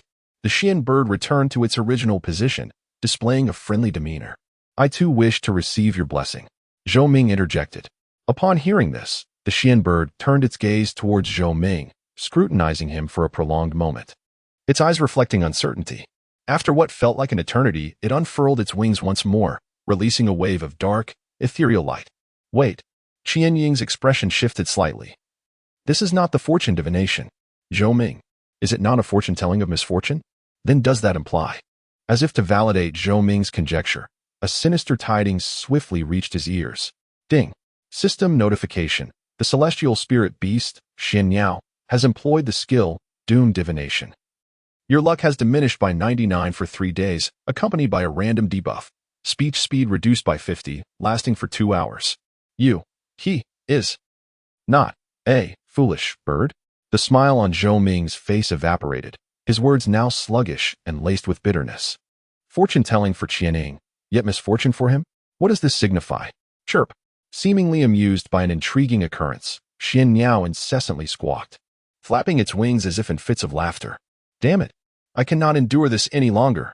Zhou Ming retrieved a pet capture stone from his satchel. Observing this, Xian Yao remained steadfast, unperturbed, and utterly unfazed. "With luck diminished by 99 points, you possess no chance of capture whatsoever," Qianing hastily cautioned. In an instant, Zhou Ming regained his composure, gazing at the menacingly flapping Xian Yao, his eyes narrowing, a dangerous glimmer igniting within. He was not one to swallow his pride. Having suffered a setback at the hands of this creature, he was determined to reclaim his honor. How could he rectify this situation? Zhou Ming's mind raced, formulating a strategy. Eureka! Suddenly, a light flickered in his mind as he realized he had overlooked something of utmost importance. Since it was a divine beast, how could it lack a talent? Especially one so extraordinary? Gazing intently at the audacious Xian Yao, Zhou Ming donned a smile brimming with goodwill. "If you fancy a game, I shall accompany you." Junlin, activate once more. Chapter 41, The Goddess of Fortune Descends. As an SSS level talent, its defining characteristic is the unconditional replication of others' abilities. The emphasis lies in the term unconditional. This signifies that irrespective of whether the opponent's talent is exclusive, it can be replicated seamlessly. The failure of Qianying to replicate her talent was merely an accident, heavily influenced by gender. Ding! System notification. You have utilized the talent, Goddess of Fortune, successfully replicating the exclusive talent of the celestial beast, Xian Yao, known as Blessed by the Stars, and elevating its rank to 1. Ding! System notification. Your talent has transformed into Goddess of Fortune, SSS level. Goddess of Fortune, active. SSS level. You have gained the favor of the Goddess of Fortune, increasing the success rate of your next probabilistic endeavor by 10,000 times. With a cooldown period of 30 days. Zhou Ming. It has manifested. Another miraculous effect of an SSS level talent. Just a cursory glance at the content of the Goddess of Fortune led Zhou Ming to understand that this is a superlative, unparalleled skill capable of turning the tide in critical moments. If previously his chances of capturing the Xian Yao were nearly 0, now they would soar to an unimaginable extent. Chirp. The Xian Yao, still oblivious to the gravity of the situation, continued to shake its head playfully at Zhou Ming, displaying a demeanor of unwavering playfulness. "You compel me." Zhou Ming's voice was deliberate as he retrieved a pet capture stone from his bag and tossed it towards the Xian Yao. Bang! The pet capture stone landed on the ore, emanating a powerful crimson radiance that surged toward the Xian Yao. Before the item could fully manifest its effect, Zhou Ming activated his talent. Ding! System notification.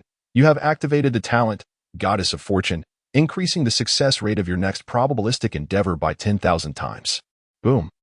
An invisible force seemed to empower the pet capture stone, transforming its red light into a resplendent spectrum, which swiftly enveloped the Xian Niao. The creature attempted to break free, but found itself ensnared by the vibrant glow. Ding. System notification. Congratulations. You have triggered the special colorful capture effect of the pet capture stone, adding an extra 50 to the capture success probability. Ding. System notification. Congratulations. You have struck the weakness of the capture target, further enhancing the capture probability by an additional 20. Ding. System notification. Congratulations. The Xian Niao displayed a look of shock, its previously smug expression evaporating, replaced by panic. It frantically flapped its wings, struggling against the might of the pet capture stone. This is astonishing. The capture stone hurled by this individual possesses such immense capturing power. Beside them, Xian Ying's delicate face reflected surprise. And upon witnessing the Xian Niao's attempt to flee, she hastily conjured a pure white barrier to obstruct its escape. Ding. System notification. The celestial beast, Xian Niao, has activated the talent, Blessed by the Stars, increasing the probability of resisting capture by 1,000 times. In a fleeting moment, two forces engaged in a fierce tug-of-war. Kneel before me. The hope on Zhou Ming's face remained undiminished. He was acutely aware that the Xian bird was also employing its innate abilities. However, what did it matter if fortune favored you? The goddess of luck stood by my side. It is crucial to note that the pet capture stone enhances the probability of capturing pets of celestial spirit grade and above by 10, and with a myriad of enhancements. It guarantees 100% capture success. The only source of his unease was his absurdly low luck value of 95, which bordered on the extreme. One could say he was so unfortunate that even drinking cold water could lead to misfortune. The two forces continued to clash violently. Caught in a stalemate. The Xian bird, after all, was a divine-level boss, and its unique status made genuine capture exceedingly difficult. Curse it. Will it work or not? Zhou Ming's heart was in turmoil as he anxiously awaited the outcome. Suddenly, a notification chimed in his ears. Ding. System prompt. Congratulations on completing the task. Gamble. Difficulty. S-Class. Reward obtained. A-Class rare item. Pet capture stone. The reward from his wager with the demon god Song Xian had arrived. Another one. Zhou Ming secretly rejoiced, intending to use both pet capture stones simultaneously. Yet, just as he was about to proceed, he recalled that this was indeed an A-Class rare item and should not be squandered. It would be wiser to save it until the goddess of luck's ability had cooled down before attempting to capture other pets, he mused. This ability was simply extraordinary. If it were to be used only once, heaven would surely take offense. With that thought, he retrieved the pet capture stone, holding it firmly in his hand, and launched a verbal assault. I still have. Chirp. The Xian bird's eyes widened, its mentality shaken. Whatever you desire, I shall provide. Zhou Ming's speech suddenly regained its pace, and he inadvertently pulled out the demon pearl from his bag, hastily retracting it. My apologies, wrong item. The Xian bird was taken aback. How many treasures does this fellow possess? Zhou Ming activated his heroic prowess, further diminishing the already negligible attributes of the Xian bird. As the iridescent glow began to fade, yet the Xian bird remained uncaptured, his anxiety surged. In a deep voice, he commanded, Shadow, obey. At this juncture, he could not afford to give up easily. He would not relent until the Xian bird's composure was shattered. 1,000 shadows, ready for your command. 1,000 shadows hesitated momentarily, then knelt on one knee, brimming with reverence. My lord, what are your orders? Zhou Ming, standing with his hands clasped behind his back and his gaze icy, declared, Convey my orders. Should I fail to capture the Xian bird, let all divine-level experts rise. I shall ensure this bird knows no peace. Yes, 1,000 shadows acknowledged dutifully. The Xian bird was struck with terror. Its premonition had proven correct. It would undoubtedly bring endless calamity and misfortune to the heavenly fate continent. Xian bird, I advise you to tread carefully and refrain from cunning tricks. Zhou Ming spoke lightly, assuring, I can guarantee here that if you choose to submit, you shall undoubtedly be rewarded. With a plaintive cry, the once struggling Xian Niao succumbed to the piercing, indifferent gaze and was drawn into the pet capture stone. Simultaneously, a melodious system notification resonated in his ears. Ding. System alert. Congratulations on successfully capturing the divine pet, heaven and earth spirit beast, Xian Niao. As the first adventurer in the entire server to capture a divine pet, you are awarded 50 free attribute points and a luck bonus of 5. Zhou Ming, who had been striving to maintain an air of profundity, found himself overwhelmed with joy. He could no longer contain his exhilaration and erupted into hearty laughter. Qianing, your performance was truly remarkable. The might of an SSS-level talent is simply terrifying. This turn of events has filled my coffers to overflowing. Xin Yao, perplexed, thought, act? You are acting upon me? I merely cooperated. It is your ingenuity that conceived this scenario. Qianing rose, her lips curving into a subtle smile. A fleeting charm that could overshadow the most splendid of landscapes. Zhou Ming was momentarily captivated, for such a genuine smile was rare from her. Seemingly aware of her own lapse in composure, she quickly masked her smile, turning back to the divine demon pearl, and conveyed telepathically. This Xian Yao will ease your path ahead. Do not let your relationship become too strained. Understood. Zhou Ming comprehended her intent. To put it plainly, he had forcibly brought Xin Yao into his fold without a proper process of persuasion, which would inevitably lead to a lack of obedience and loyalty needing enhancement. With boundless anticipation and joy, Zhou Ming attempted to summon Xin Yao. Come forth, divine pet. Chapter 42, Ominous Portents Ding. System notification. Your pet, heaven and earth spirit beast, Xin Yao, has declined your summons. Zhou Ming. It can refuse? This must be a unique privilege bestowed upon a divine pet possessing sentience. Nonetheless, even if our relationship is somewhat strained for the time being, it matters not. I have indeed captured it. If I nurture it sincerely, it should not descend to a state of low loyalty that compels it to flee. With this thought in mind, Zhou Ming opened the pet panel to examine the details. Heaven and Earth Spirit Beast, Xin Yao, Wandering the World Pet. Rank, Divine Level, 1 Health, 1 Defense, 1 Skills, Immortality, Fortune-Telling, Misfortune-Telling, Super Lucky Star. Description. A mysterious bird that soars freely across the Destiny continent. You may encounter it anywhere, but it will not linger for long. Talent. Fortuitous Blessing, Exclusive Trait. Heaven and Earth Spirit Beast. The possessor of this trait cannot gain any experience. As compensation, they may disregard all conditions to learn enhancement or debilitation skills. Immortality Passive. Exclusive SSS rank. The Xian Yao will resurrect randomly in an absolutely safe area 20 minutes after death, causing the killer's luck to drop to 99. With all attributes reduced by 10 and all elemental resistances decreased by 20 for 7 days. Super Lucky Star.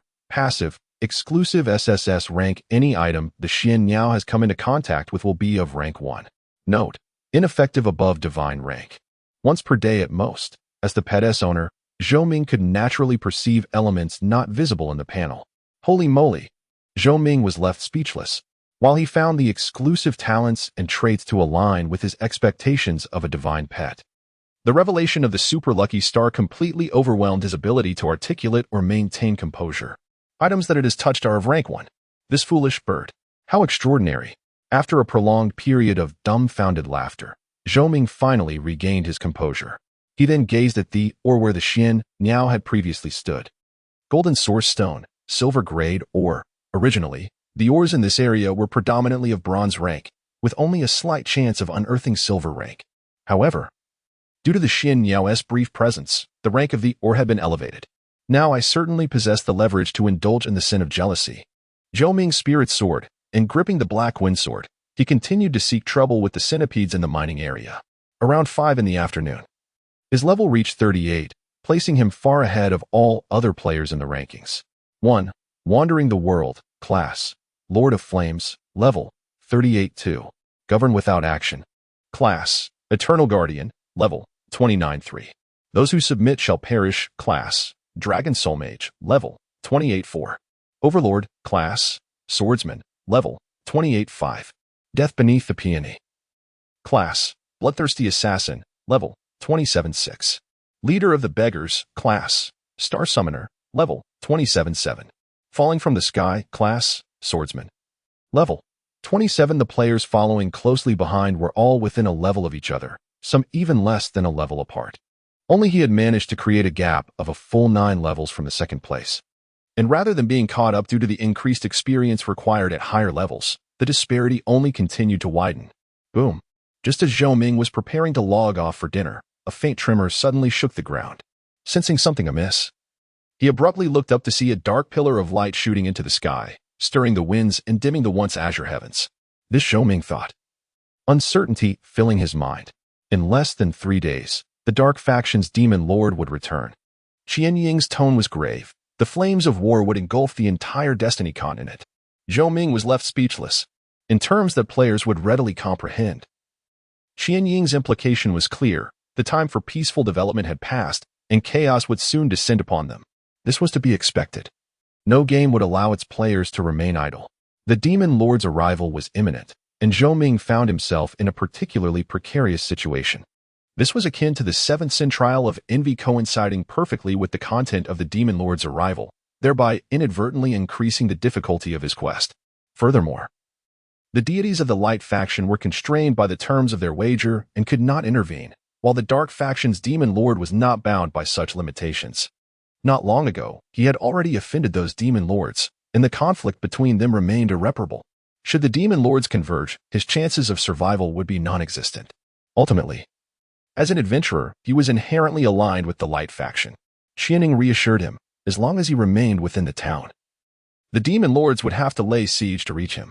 However, a siege had a limit to the combat strength it could accommodate. So there was no need for excessive concern.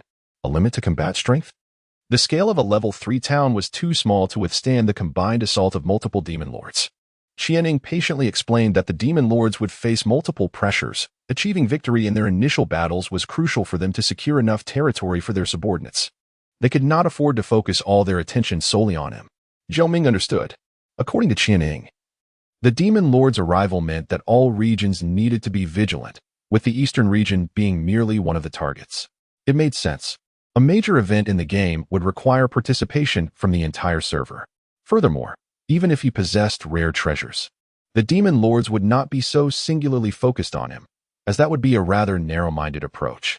Overthinking is futile. First, one must dine.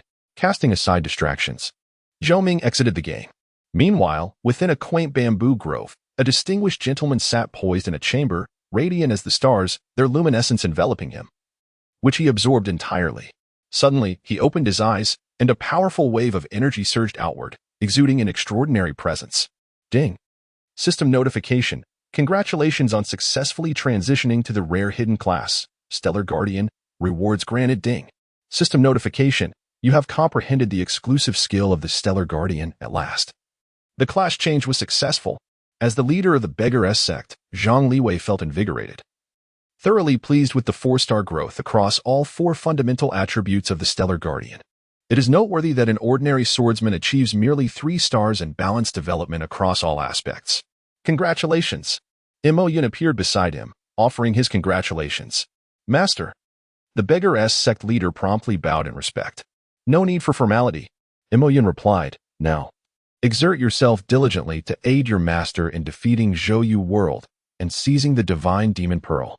His decision to take Zhang Liwei as a disciple was not solely due to his talent.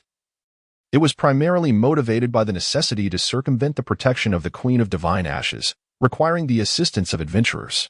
Zhou World.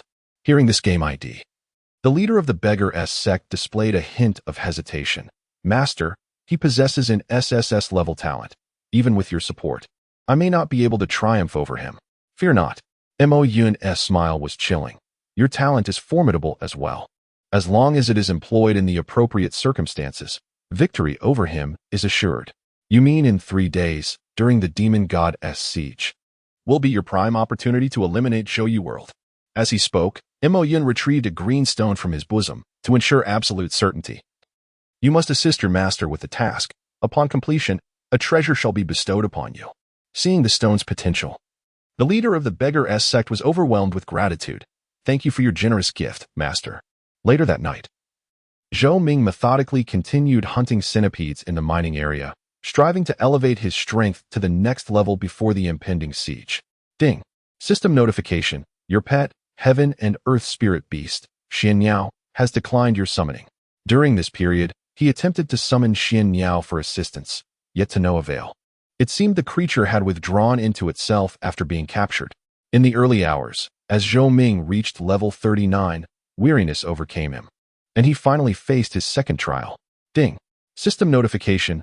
Please be advised, Your 7 Deadly Sins trial, Sin of Envy, has been automatically activated. Here it comes.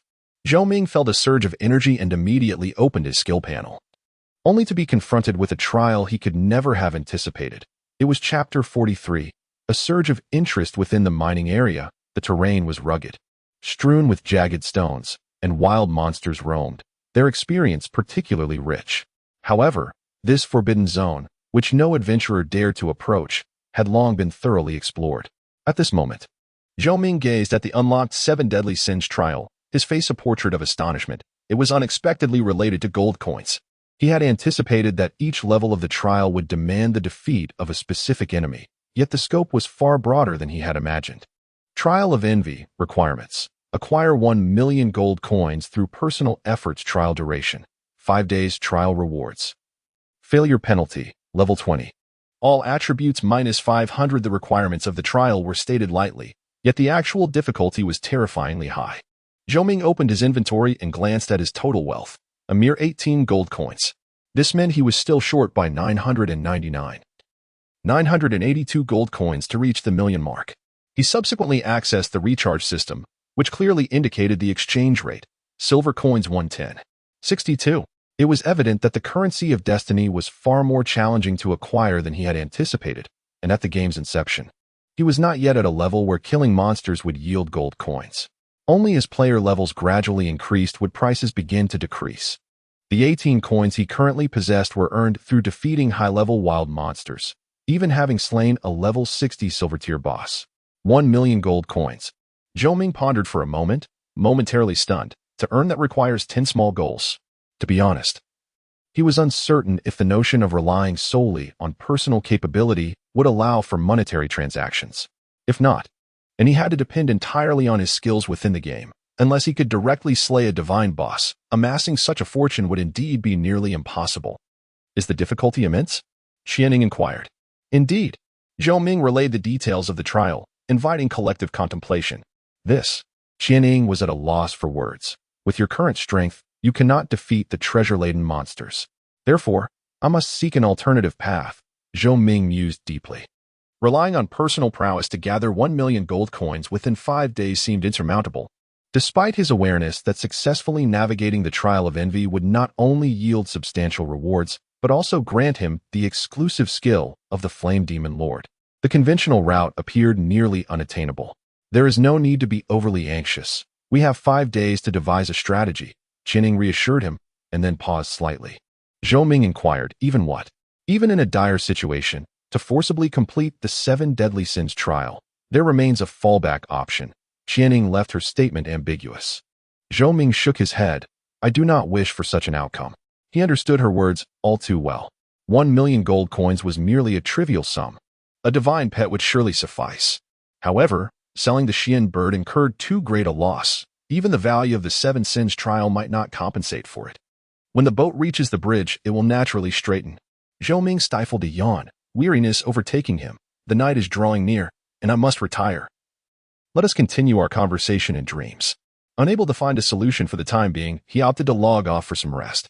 To speak frankly, the trial imposed by the sin of jealousy was certainly not without the possibility of completion. The crux lies in the direction one should explore. The next day, at 8 o'clock, with a swift motion, Zhou Ming devoured 12 fried buns and a cup of soy milk before logging back in. As he re-entered the game, he noticed a familiar figure standing not far from him. The man, dressed in black, bore a rugged countenance and carried a broad sword on his back, exuding an imposing presence. Abyssal Sword Demon Songxian, divine level boss, has returned. Can he truly discern my logout location? Zhou Ming's previously relaxed demeanor vanished in an instant, replaced by a sense of seriousness and caution. As a revered demon god, your repeated visits leave this junior quite astonished. I recall an ancient saying from the eastern region, those who recognize the times are the true heroes. Songxian cut straight to the point, speaking earnestly, traveling the world. I hold high hopes for your potential, yet one must possess self-awareness. What does this mean? A final ultimatum. Songxian's gaze bore into the young man before him. Sharp and frigid, fail to surrender the demon god pearl, and when darkness descends, your demise will be most tragic. Oh? Zhou Ming couldn't help but furrow his brow. Do you possess such confidence that you can certainly bring about my end? He was genuinely taken aback. The demon god's return was met with an immediate readiness to engage him in earnest. The two opposing factions harbored an irreconcilable enmity and estrangement. Song Xian's tone was laden with meaning. Yet you alone are the common target for both sides. Do you now comprehend your predicament? Zhou Ming pondered for a moment and then replied, If you believe this junior is without recourse, you have indeed sparked my interest. Song Xian was left baffled. Speak plainly. This is utterly perplexing. He was clearly applying pressure to prevent the demon god Pearl from falling into the hands of the Light faction. Yet Zhou Ming had the audacity to claim he was intrigued. On the day darkness descends, shall we wager? Zhou Ming smiled, declaring that he bets on his own survival. Ding. System prompt. Do you wish to issue the quest, wager, to Zhou Ming? Song Xian. Qianing. The reason I lost to you last time was solely because I left you a thread of hope. Song Xian's expression darkened as he cursed, exclaiming that to wager with him again would be foolish. If winning once could be attributed to luck, winning twice or thrice could not merely be explained by fortune. He was not foolish. How could he fail to see that Zhou Ming harbored a multitude of schemes and was far from benign? What if I say, if you win the bet, you will receive the divine demon pearl? Zhou Ming hinted. Song Xian's spirit was suddenly invigorated. What are we betting on? If I survive, you shall bestow upon me 1,000,000 gold coins. Zhou Ming subtly revealed his objective. If I perish, the divine demon pearl shall belong to you.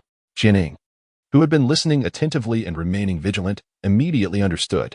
It turned out that Zhou Ming intended to acquire 1,000,000 gold coins from the dark faction. 1,000,000 gold coins? Song Xian chuckled mockingly. You little rascal, why don't you just go and rob someone? Will you take the bet? I don't possess that much gold. What about the other demon gods? As the second demon god, I lack such wealth, and I doubt the others can muster it either. Perhaps we can pool our resources? Let us change the terms. Song Xian replied irritably. The fertile lands and resources currently belong to the Light faction. We do not have that kind of money. If the top 10 demon gods were to pool their funds to gamble against adventurers, it would be utterly laughable. How about you wager a piece of divine equipment against me? Zhou Ming proposed as a compromise. I can see you are quite confident, Song Xian observed, gazing deeply at Zhou Ming. However, I can only offer one item. What is it? A rather decent cloak. With that, Song Xian retrieved a pitch-black cloak from his pack, which exuded an air of mystery and elegance under the sunlight. Zhou Ming employed a reconnaissance spell to examine its details. Dark Night Cloak, Golden Grade, Defense, 50 Health, 1,000 Attributes, Defense 10, Health 30 Skill, Mastery. Required Level 10 Effect, Swift Step, Movement Speed 20 Required Level, 60 Description, a cloak once used by the Abyssal Sword Demon, Song Xian, boasting commendable attributes. I know you have the assistance of the Queen of Divine Ashes. With a golden grade equipment in your possession, it will undoubtedly be enhanced, Song Xian remarked nonchalantly. Of course, I do not intend to use it to bet against the divine demon pearl in your hands. What do you wish then? Zhou Ming asked, perplexed. There is a sword saint within the Light faction. Song Xian's gaze intensified. I wish to challenge him. Your task is to assist me in locating his whereabouts. Ding. System notification. Do you accept the hidden side quest, Find the Sword Saint? Difficulty? A. Jining. Is there any trickery involved? Zhou Ming hesitated to accept. There should not be, Jining explained. In fact, before joining the Dark faction, Song Xian was the previous generation Sword Saint of the Light faction. Is this a rivalry between two generations of Sword Saints? Zhou Ming began to grasp the hidden tale behind it and nodded in agreement. I accept this task. In the abyss, within a castle teeming with monsters, Song Xian's true form slowly opened his eyes. In truth, the abyss had yet to lift the seal imposed by the former gods, preventing him from moving freely within the Destiny continent. How is it? Upon his awakening, the other demon gods immediately inquired whether he would be willing to relinquish the demon god pearl in exchange for a journey around the world. Song Xian shook his head, deeming him foolishly unaware of the gravity of the situation. Were it not for the fear of the pearl falling into the hands of the Light faction, rendering our efforts futile, why would we need to persuade him time and again? Instantly, the multitude of demon gods were filled with indignation. One of the demon gods posed the question, did you not inform him that the day of darkness would inevitably lead to his tragic demise? Indeed, Song Xian confirmed with a nod, yet he remained unmoved. It is not that he was entirely unresponsive.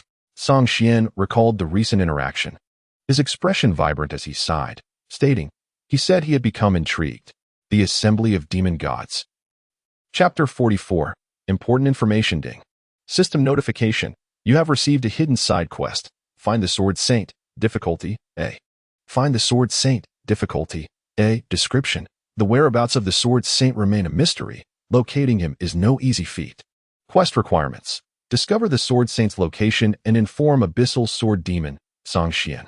Quest reward. Dark Knight Cloak. Failure penalty, none. Among the tasks that Zhou Ming had undertaken, this one was relatively standard, albeit involving individuals of significant stature and status. It appeared that extracting wealth from the Dark Camp was unfeasible. Xianing lamented. The task assigned by Song Xian offered little in terms of reward. The priority, for now, was to devise ways to accumulate riches. Zhou Ming shook his head and explained, in fact, Song Xian just provided me with two crucial pieces of information. Which two? Xianing inquired, puzzled. Firstly, the Dark Faction will undoubtedly make a move against me on the day of their arrival. This has been laid bare, and they are not attempting to conceal it. Zhou Ming spoke candidly, indicating that they must have already devised a plan, and you might not be able to protect me. The high-ranking officials of both factions were well aware that Xianing had been by his side when other god-level powerhouses made their move against him. She would certainly intervene to assist. Given this scenario, if they still chose to act, they must have formulated strategies to counter Xianing. Thus, he would be left vulnerable, inevitably facing formidable adversaries. How many demon gods could Shui Town withstand in an assault? Xianing asserted, having even one would be fortunate. It was utterly absurd for a dignified demon god to neglect strategizing against the primary cities of various national districts and instead target a Tier 3 town. Were it not for Zhou Ming's possession of the divine demonic pearl and her own ability to enhance equipment, such an occurrence would be inconceivable. In this context, dispatching two demon gods was against the rules. I initially thought the same.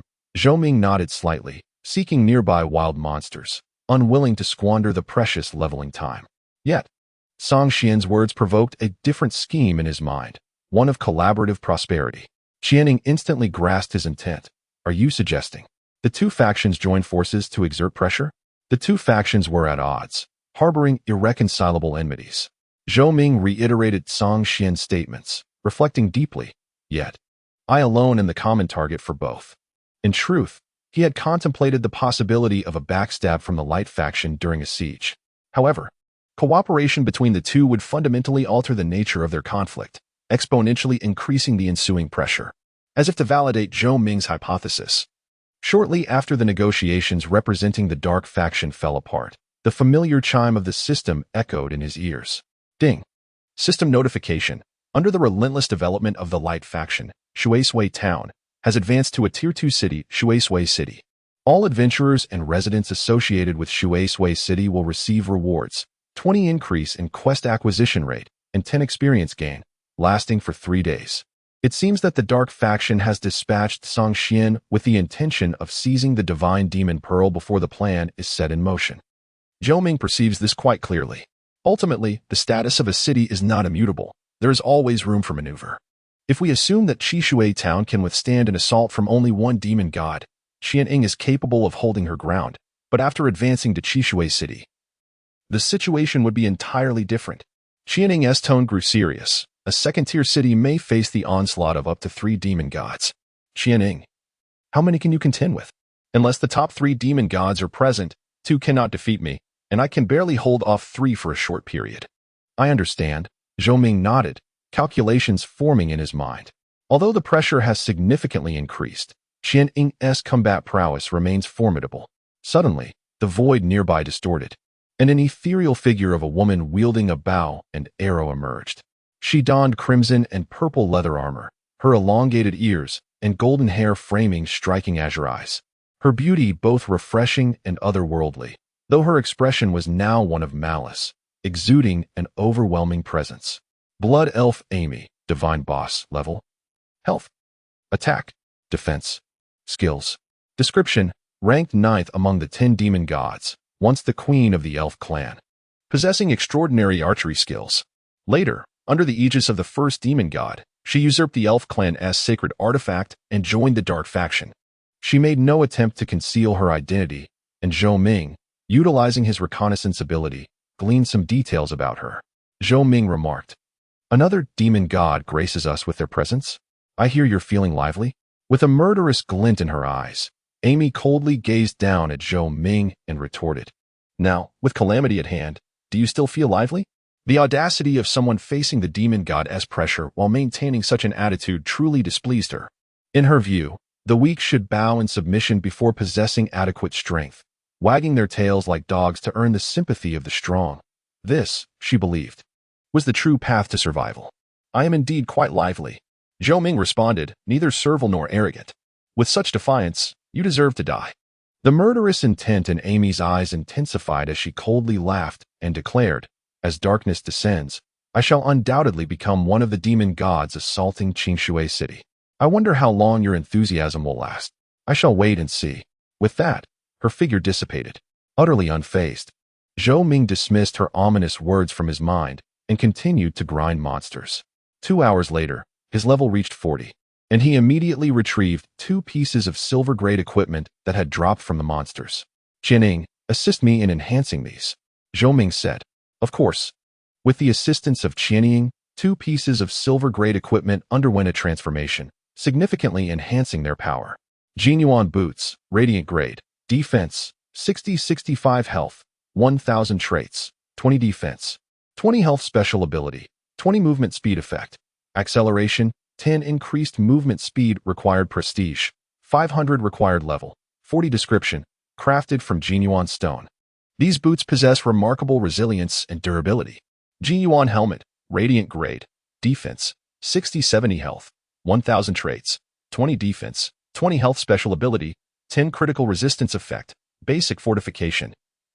Reduces damage by 20 points. Description, forged from Jinyuan stone, this helmet is impervious to ordinary arrows. At level 40, the radiant grade equipment far surpasses the lower tier golden gear worn by Zhou Ming, showcasing significantly superior attributes. Upon equipping the new gear, both defense and health surge immensely. Subsequently, Zhou Ming abandoned this area. Ding. Coincidentally, a message arrived from the friend list. Tingfeng Shiyu, I have located the fire attribute golden grade boss at Flame Hill. Coordinates, 1553, 4565. 4156. Excellent. Zhou Ming promptly replied, hastening his way. I am on my way. With talents related to speed, Tingfeng Shiyu's efficiency in tasks is commendable. The first kill of the golden boss is within reach.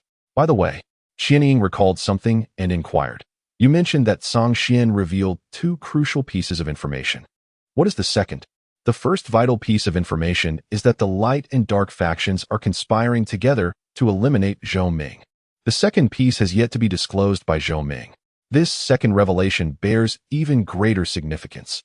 Chapter 45. The Golden First Kill. The second piece of information is of greater significance. As Zhou Ming hurried towards the Flame Hills, he communicated with Qianing. Song Xian mentioned that the fertile lands and resources are currently in the hands of the Light faction. They lack sufficient funds. He paused momentarily before adding, in other words, if we wish to amass 1,000,000 gold coins, we cannot rely on the Dark faction. Our sole hope lies with the Light faction. The inadvertently revealed information by Song Xian has, to a certain extent, already assisted him in pinpointing his objective. Are you suggesting we seize funds from the gods of the Light faction? That would be exceedingly difficult. Zhou Ming shook his head. As I stand now, I am not yet qualified to contend with them. Then what you imply is that we must proceed with utmost secrecy.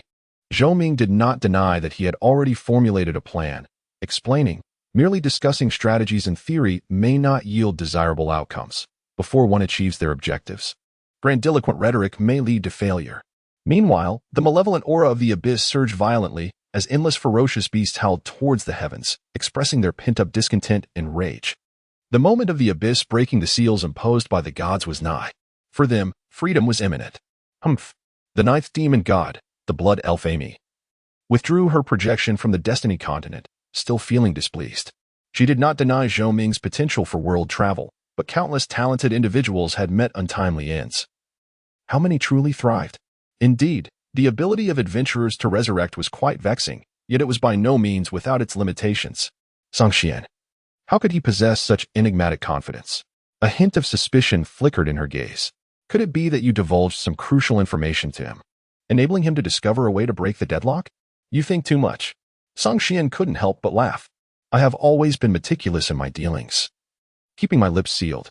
It would be exceedingly difficult for mere adventurers to extract useful information from me.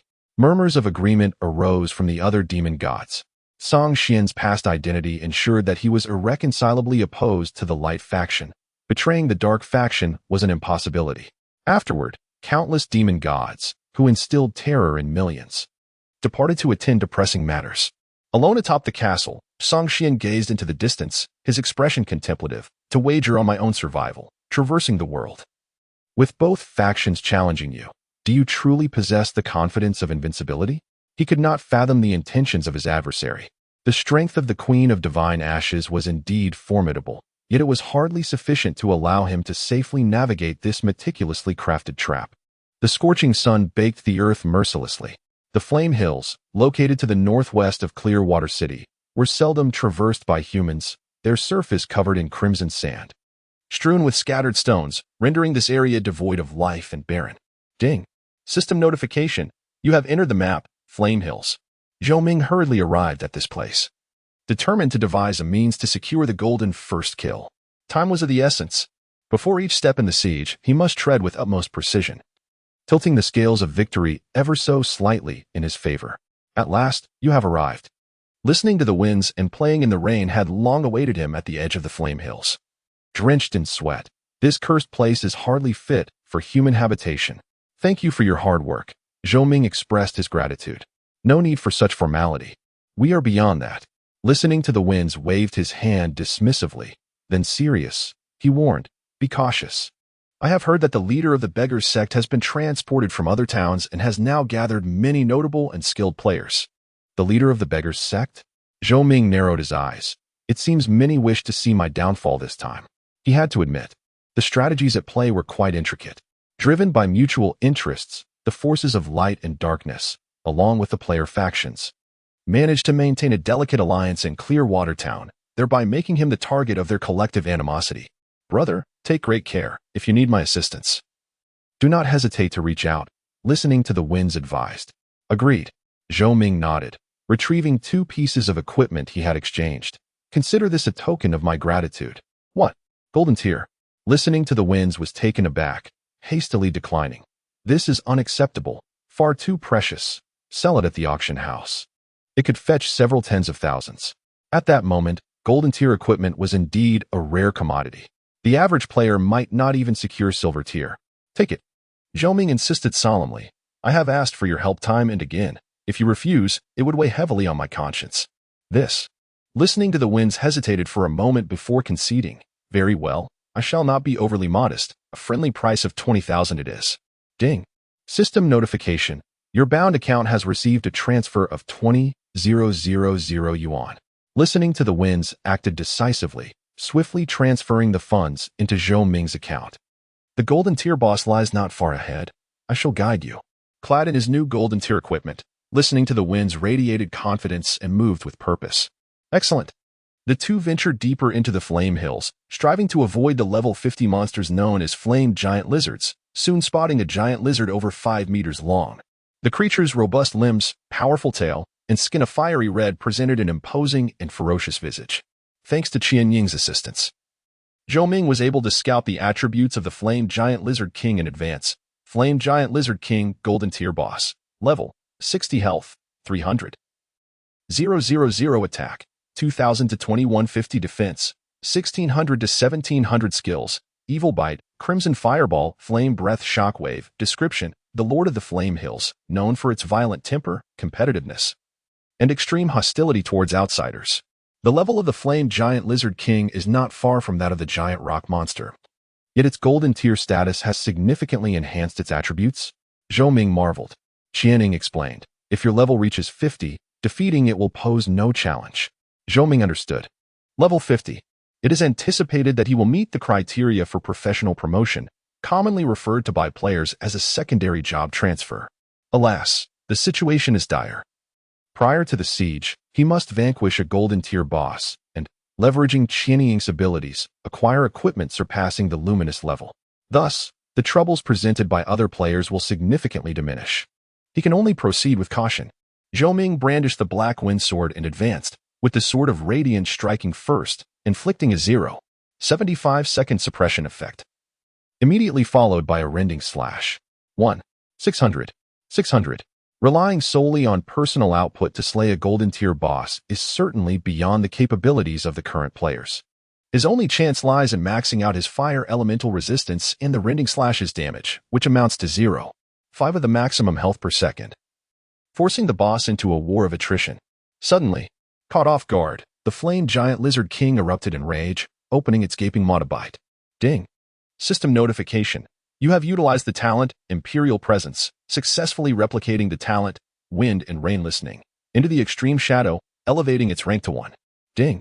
System notification. Your talent has transformed into Lightning Speed, SS rank. Miss. In the next moment, Zhou Ming's movement speed nearly doubled, allowing him to deftly evade. Bang. However, the flame giant lizard king's attack frequency was unexpectedly swift, immediately unleashing another fireball for a second assault miss. Another identical symbol appeared, but this time it signified immunity rather than evasion. I shall refrain from joining the fray, listening to the wind and watching the rain observed from a distance. Hesitant to advance. Only Zhou Ming, traversing the world with his exemption and extraordinary speed, could challenge a golden tier boss. Any other players would undoubtedly be instantaneously annihilated. The flame giant lizard king, growing increasingly agitated from successive failures, stomped its hooves and moved with remarkable speed, yet still could not catch up to its opponent endowed with lightning speed. As 20 seconds elapsed, Zhou Ming swiftly executed a rending slash. Seizing the opportunity, the giant lizard bit down on the enemy's shoulder. 1050. Zhou Ming remained unfazed, easily breaking free. Equipping 2 pieces of luminous grade armor, his health soared above 10,000. Even a golden tier boss would find it challenging to eliminate him effortlessly. Time flowed slowly when the flame giant lizard king's health reached 50. It began to unleash a frenzied stream of fire from its mouth, engaging in ranged attacks. Ding. System notification. The flame giant lizard king has activated the skill Flame Breath, dealing 100 damage through a sustained flame attack on the target for 10 seconds. Miss. Miss. Miss. Zhou Ming emerged unscathed. Subsequently, as the flame giant lizard king's health fell to 30, it began to leap up and down, sending shockwaves through the ground.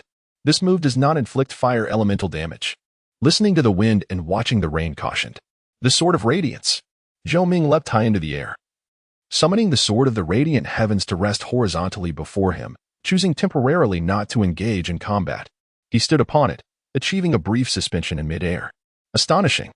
The spectacle of the wind and rain opened my eyes. Sword flight? Chapter 46. The flame scroll. The Sword of the Radiant Heavens lingered in the air for a solid 7 or 8 seconds before gradually dissipating. At this moment, the shockwave attack from the Flame Lizard King had dwindled to insignificance, and Zhou Ming emerged unscathed. A sense of flying with a sword indeed crossed his mind.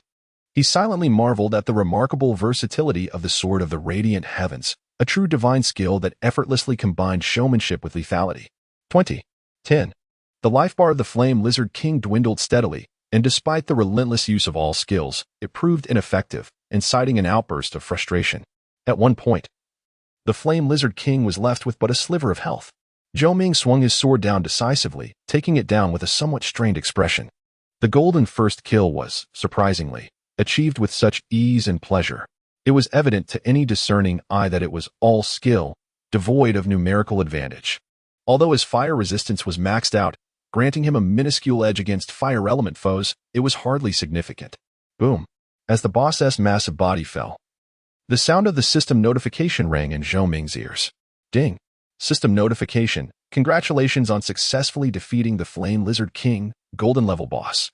You have received the following rewards. Level 2, Reputation 100, 2 gold coins. Ding. System notification. Congratulations on being the first player to defeat the Golden Level Boss, Flame Lizard King. You have received an additional reward, 30 free attribute points, 1000 reputation, and the rare skill, Holy Fire Purification. Ding. System notification. Would you like to publicize the legend you have created in the Destiny continent? Note, once publicized, it will be visible to all players in the server. Swish. Swish. 2 beams of golden light fell, and Zhou Ming's level reached 42.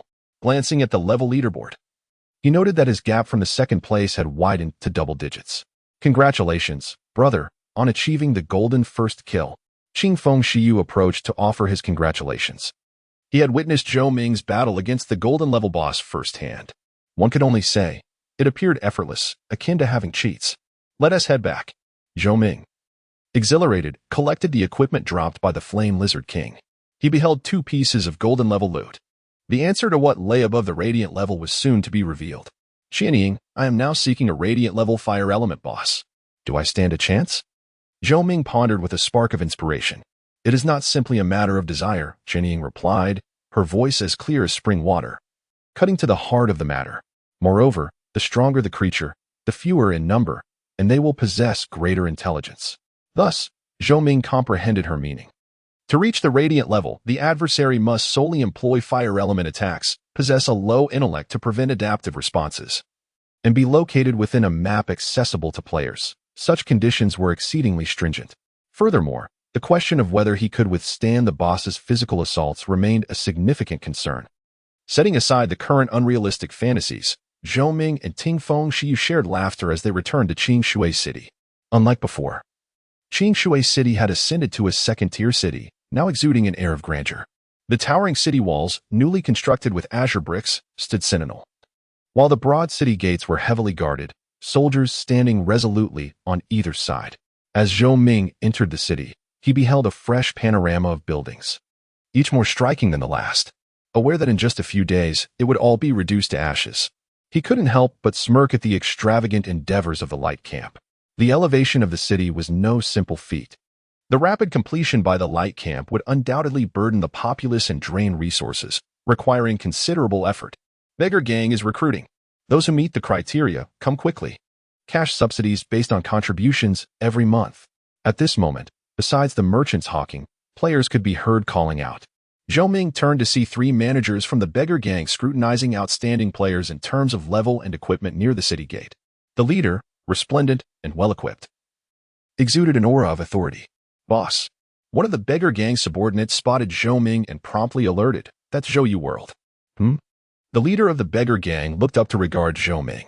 Zhou World, Lord of Flames, level, 42 health, attack, defense, skills. The leader of the Beggar Gang was taken aback. Zhou World's stats had risen to such an extent that even players of his caliber on the leaderboard could not ascertain them. It was utterly terrifying. Other players began to sense a shift in the atmosphere. The encounter between these 2 factions marked a narrow path of enmity. Zhou World. The humiliation suffered by the Beggar Gang shall undoubtedly be avenged. The Beggar Gang leader declared solemnly. There is no need to hastily reveal your stance for anyone to see. Zhou Ming, unfazed, turned to leave, stating, the entire network claims that the Beggar Gang and I are irreconcilable, yet I believe you should be thanking me. Thanking you? The crowd was taken aback, utterly bewildered. How could the leader of the once-renowned Beggar Gang, now a subject of ridicule across the internet, possibly owe gratitude to him? What kind of logic was this? Nonsense. The Beggar Gang's third-in-command retorted angrily, why should we thank you? Third-in-command. The Beggar Gang leader shook his head, signaling him to be quiet. He then gazed at Zhou World's retreating figure, his expression complex and silent. While others may not grasp the implications of Zhou Ming's words, he understood all too well.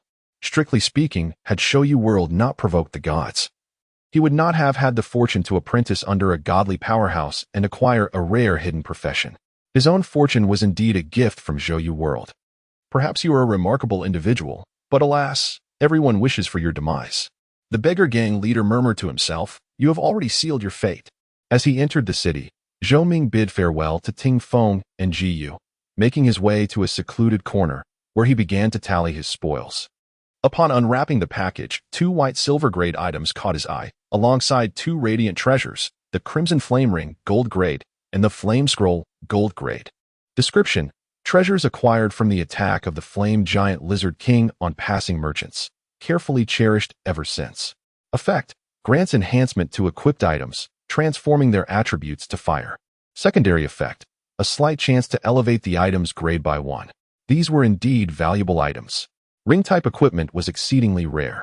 He had only acquired one during his time in the novice village and had yet to find a second. Not only had he now secured a supplement, but the grade of the equipment was also impressively high. Additionally, the Flame Scroll's precise enhancement capabilities were somewhat unpredictable. If the secondary effect could be activated, it might directly elevate the grade of the Black Wind Sword. Any ordinary player daring to confront him would find themselves swiftly dispatched. A pang of desire surged within Zhou Ming. Should he don weapons and rings of luminous quality or higher, his attack would soar to heights unattainable by other players, significantly increasing his chances of overcoming his current predicament. Suddenly, an idea struck him, and he chuckled. Xin Yao, could you lend me a hand? Fortune, that elusive entity, seemed intangible, yet beside him resided a divine pet. Ding. System notification. Your pet, the celestial spirit beast, Xin Yao, has rejected your summon. Is it still sulking? Zhou Ming asserted. You've been cooped up in the pet space without purpose. Why not attempt to engage with me? You might discover that I am a benevolent older brother. Xin Yao remained unresponsive. I command you to emerge. Witnessing Xin Yao feigning indifference, Zhou Ming's tone turned serious. Activate the flame scroll. At that moment, the atmosphere was palpably tense. He had no time to consider Xin Yao's feelings. Flattery had proven fruitless, leaving him no choice but to enforce the summon. Swish. In the next instant, Xin Yao reluctantly spread its wings, appearing before him and then radiating a kaleidoscope of colors that enveloped the flame scroll. Ding. System notification.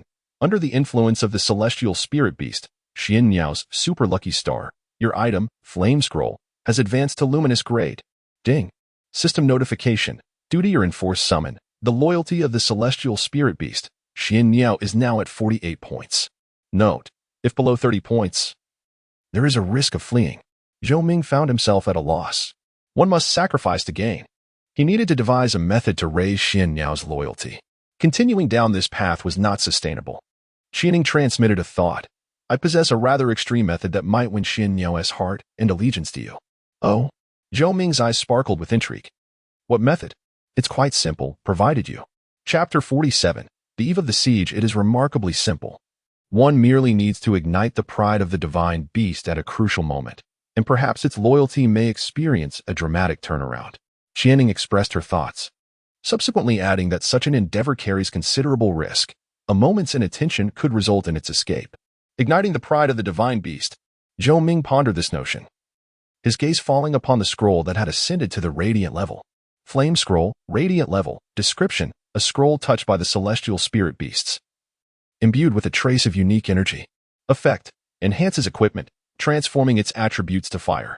Effect 2, a high probability of elevating the equipment's tier to 1. Specific probability varies with equipment tier. Effect 3, when wielding this equipment, fire elemental damage increases by 20.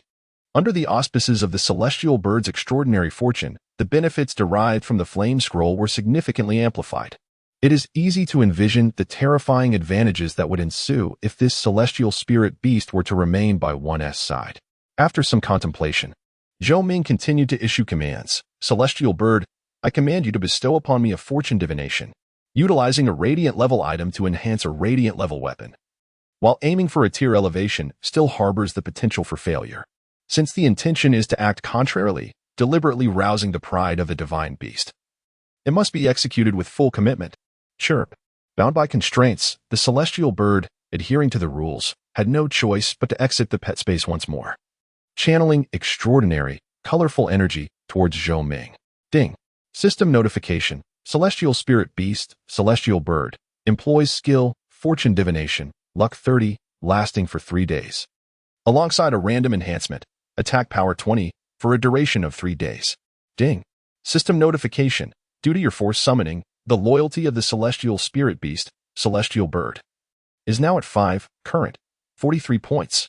Note, below 30 points, there is a risk of escape. Excellent. The fortune divination proved to be exceptionally effective. As for the loyalty of the pet, it would be disregarded for the time being. When the moment is pivotal, he would attempt to invoke the long-lost SSS level skill. The Lord of Magic's retort. Hiss. To ensure absolute certainty, Zhou Ming decisively tore open the flame scroll. Instantly, a potent surge of fire elemental energy surged forth. Ding. System notification. Please select the equipment you wish to enhance. Black Windsword. Zhou Ming retrieved the weapon, positioning it horizontally before him. Swish, swish, swish. As if it had found its mark, the fire elements immediately surged into the entirely black Windsword, causing it to levitate, erupting with flickers of flame. The tip of the sword glowed a brilliant red, rapidly expanding to envelop the entire blade. Standing beside the Black Windsword, Zhou Ming felt a wave of intense heat wash over him, as if his weapon were undergoing a forging process, becoming increasingly sharp.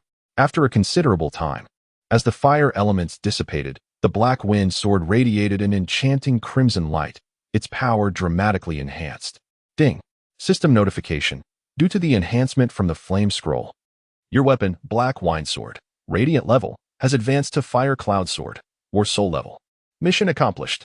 Zhou Ming, filled with exhilaration, extended his hand to grasp the hilt of the sword, a robust surge of power coursing through his arm and into his being.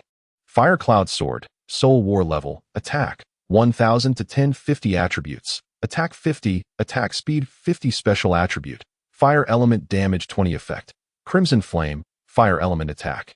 Restores 1 of damage dealt as health special skill, Flame Slash required prestige, 800 required level, 35 description, originally named the Black Wind Sword. It has undergone a transformation through the baptism of flame, significantly enhancing its potency, rendering it a far cry from its former self. Flame Slash, A-class, inflicts 200 fire element damage on enemy units. Ascending from the Radiant level, one reaches the Soul War level. This revelation unveils an equipment tier previously undisclosed by officials. Such an exaggerated attack. Zhou Ming felt immense satisfaction. Compared to the past, the attack value of the Fire Cloud Sword had quadrupled, while his original total attack was barely near 1,000. Subsequently, Zhou Ming retrieved a ring, Sister Qianying. I wish for. I understand. Qianying replied, her expression a mixture of amusement and exasperation. Is it so difficult to grant your wish? With that, she summoned her powers, causing the ring to emanate an even more intense red glow, its appearance becoming exquisite and imposing. Crimson Flame Ring, Soul War level, attack, 220 to 240 attributes, attack 20, critical rate 10 special attribute, attack damage 5 effect, explosion. Increases all attributes by 10 points required prestige, 500 required level, 44 description, a crimson ring modified by Queen Xinjin. The mere attack of this ring rivals that of the original Black Wind Sword, even enhancing critical hits and damage, truly a premium item. However, 2 levels remain to be attained. Patience is required. Zhou Ming joyfully stored it in his inventory. It must be said, during this period of close companionship, Zhou Ming's relationship with Qianying had grown increasingly harmonious. If he desired, she would grant it. Boom. As Zhou Ming prepared to log off, yet before he could access the system panel, the ground suddenly trembled violently. Many were unable to maintain their footing and fell clumsily. What is happening? Is there an earthquake in the game? Everyone's attention was diverted by the sudden upheaval, and the natives were left in a state of panic, flustered and bewildered. Look at the sky. A voice cried out, prompting the crowd to gaze upward. Above the once soaring black pillar of light, a resplendent golden formation emerged, sprawling for miles and obscuring the sun. Yet, under the pressure of the pillar, spiderweb-like cracks began to form. Crack, crack, crack. Bang. The fissures rapidly spread, causing the precarious seal to shatter completely. The obsidian pillar surged forth, unimpeded. At that very moment, crimson letters appeared in the information panels of all adventurers, heralding the impending crisis. Ding. Server announcement. The seal of the gods has shattered, and a tide of demons descends upon us. As peace and tranquility are disrupted, the era of chaos unfurls. Ding. System notification. Please be advised. The Dark Faction's monsters will launch an assault on Clearwater City in 2 days. Adventurers belonging to this faction are urged to save the populace from fire and flood. Ding. System notification. You have received the main quest. Hold the line. Difficulty S. The first announcement is a comprehensive server-wide notification.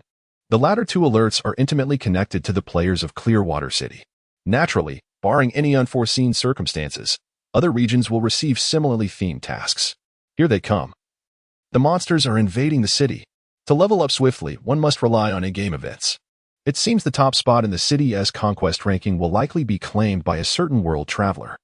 Numerous players are eager and ready to engage. To them, the monster siege is merely a generous offering from the game developers. Amidst the crowd, Zhou Ming's expression grows somber. The Dark Faction's actions are swifter than he had anticipated, leaving him little room to breathe. Time is running short. Suddenly, an ancient voice whispers in his ear. Zhou Ming turns to find himself face-to-face with the NPC he most desires to vanquish in Destiny, Water Hero Shui Zhanqiu, Divine NPC. What? Do you intend to persuade me to surrender? Zhou Ming is not surprised by his appearance at this moment. The emissaries of the Dark Faction have already made their move. How could the Light Faction remain absent? Humph. Shui Zhanqiu scoffs slightly, then states coolly, "You may consider it so. Even now, the gods can still offer you an avenue of retreat. Surrender the Divine Demon Pearl and the Queen of Ashes. And I assure you that both parties can bury the hatchet, establishing a relationship of mutual benefit. Are you so fearful of the Divine Demon Pearl falling into the hands of the Dark Faction?" Zhou Ming retorts with sarcasm. Ultimately, the reason all factions have sent representatives is their belief that eliminating him is a foregone conclusion. Their only concern lies in the possession of the treasure. Chapter 48. Undercurrents in a desolate alley, Zhou Ming stood face to face with an old adversary. "Mind your tone." Shui Zhanqiu's gaze was icy. "I am offering you a chance at survival. You should be grateful and cherish this opportunity." Truth be told, he had little desire to be there. Yet the deities insisted. For his enmity with Zhou Ming was profound, and to call it a truce would signify the greatest concession. There was no need for such a gesture. Zhou Ming's expression remained indifferent. "If I were truly defeated, I would rather see the Divine Demon Pearl fall into the hands of the Dark Faction than allow you to benefit." "You." Shui Zhanqiu's countenance darkened. But he soon departed in frustration. "Then prepare to meet your end in the siege." "Wait." Zhou Ming called out to stop him. "What's the matter, regretful?" Shui Zhanqiu asked with a mocking smile. Zhou Ming shook his head, a hint of sarcasm in his tone. "Regret is not the case. I merely wish to inquire. What is your talent level?" It was a rare occasion for him to encounter a being of divine caliber after acquiring the Ascendant title. Previously, he had attempted to replicate Song Xian's talent, only to be informed by the system that it was merely a projection, not the true essence. "What makes you think you have the right to know my talent?" Shui Zhanqiu's smile vanished, replaced by a tone of disdain. Zhou Ming merely smiled in silence. "Not qualified? Bring it on." Ding. System notification. You have used the talent, Ascendant, successfully copied the talent, River God, of the Water Warrior Shui Zhanqiu, and elevated its rank to 1. Ding. System notification. Your talent has transformed into Water God, SS rank. Water God, SS rank restores 0.5 health per second. Zhou Ming felt a deep disappointment. A dignified divine being, and your talent is merely S rank? River God. This talent seems rather lackluster. It is only after I am enhanced to Water God that it becomes noteworthy. Shui Zhanqiu's expression shifted drastically upon having his talent level discerned.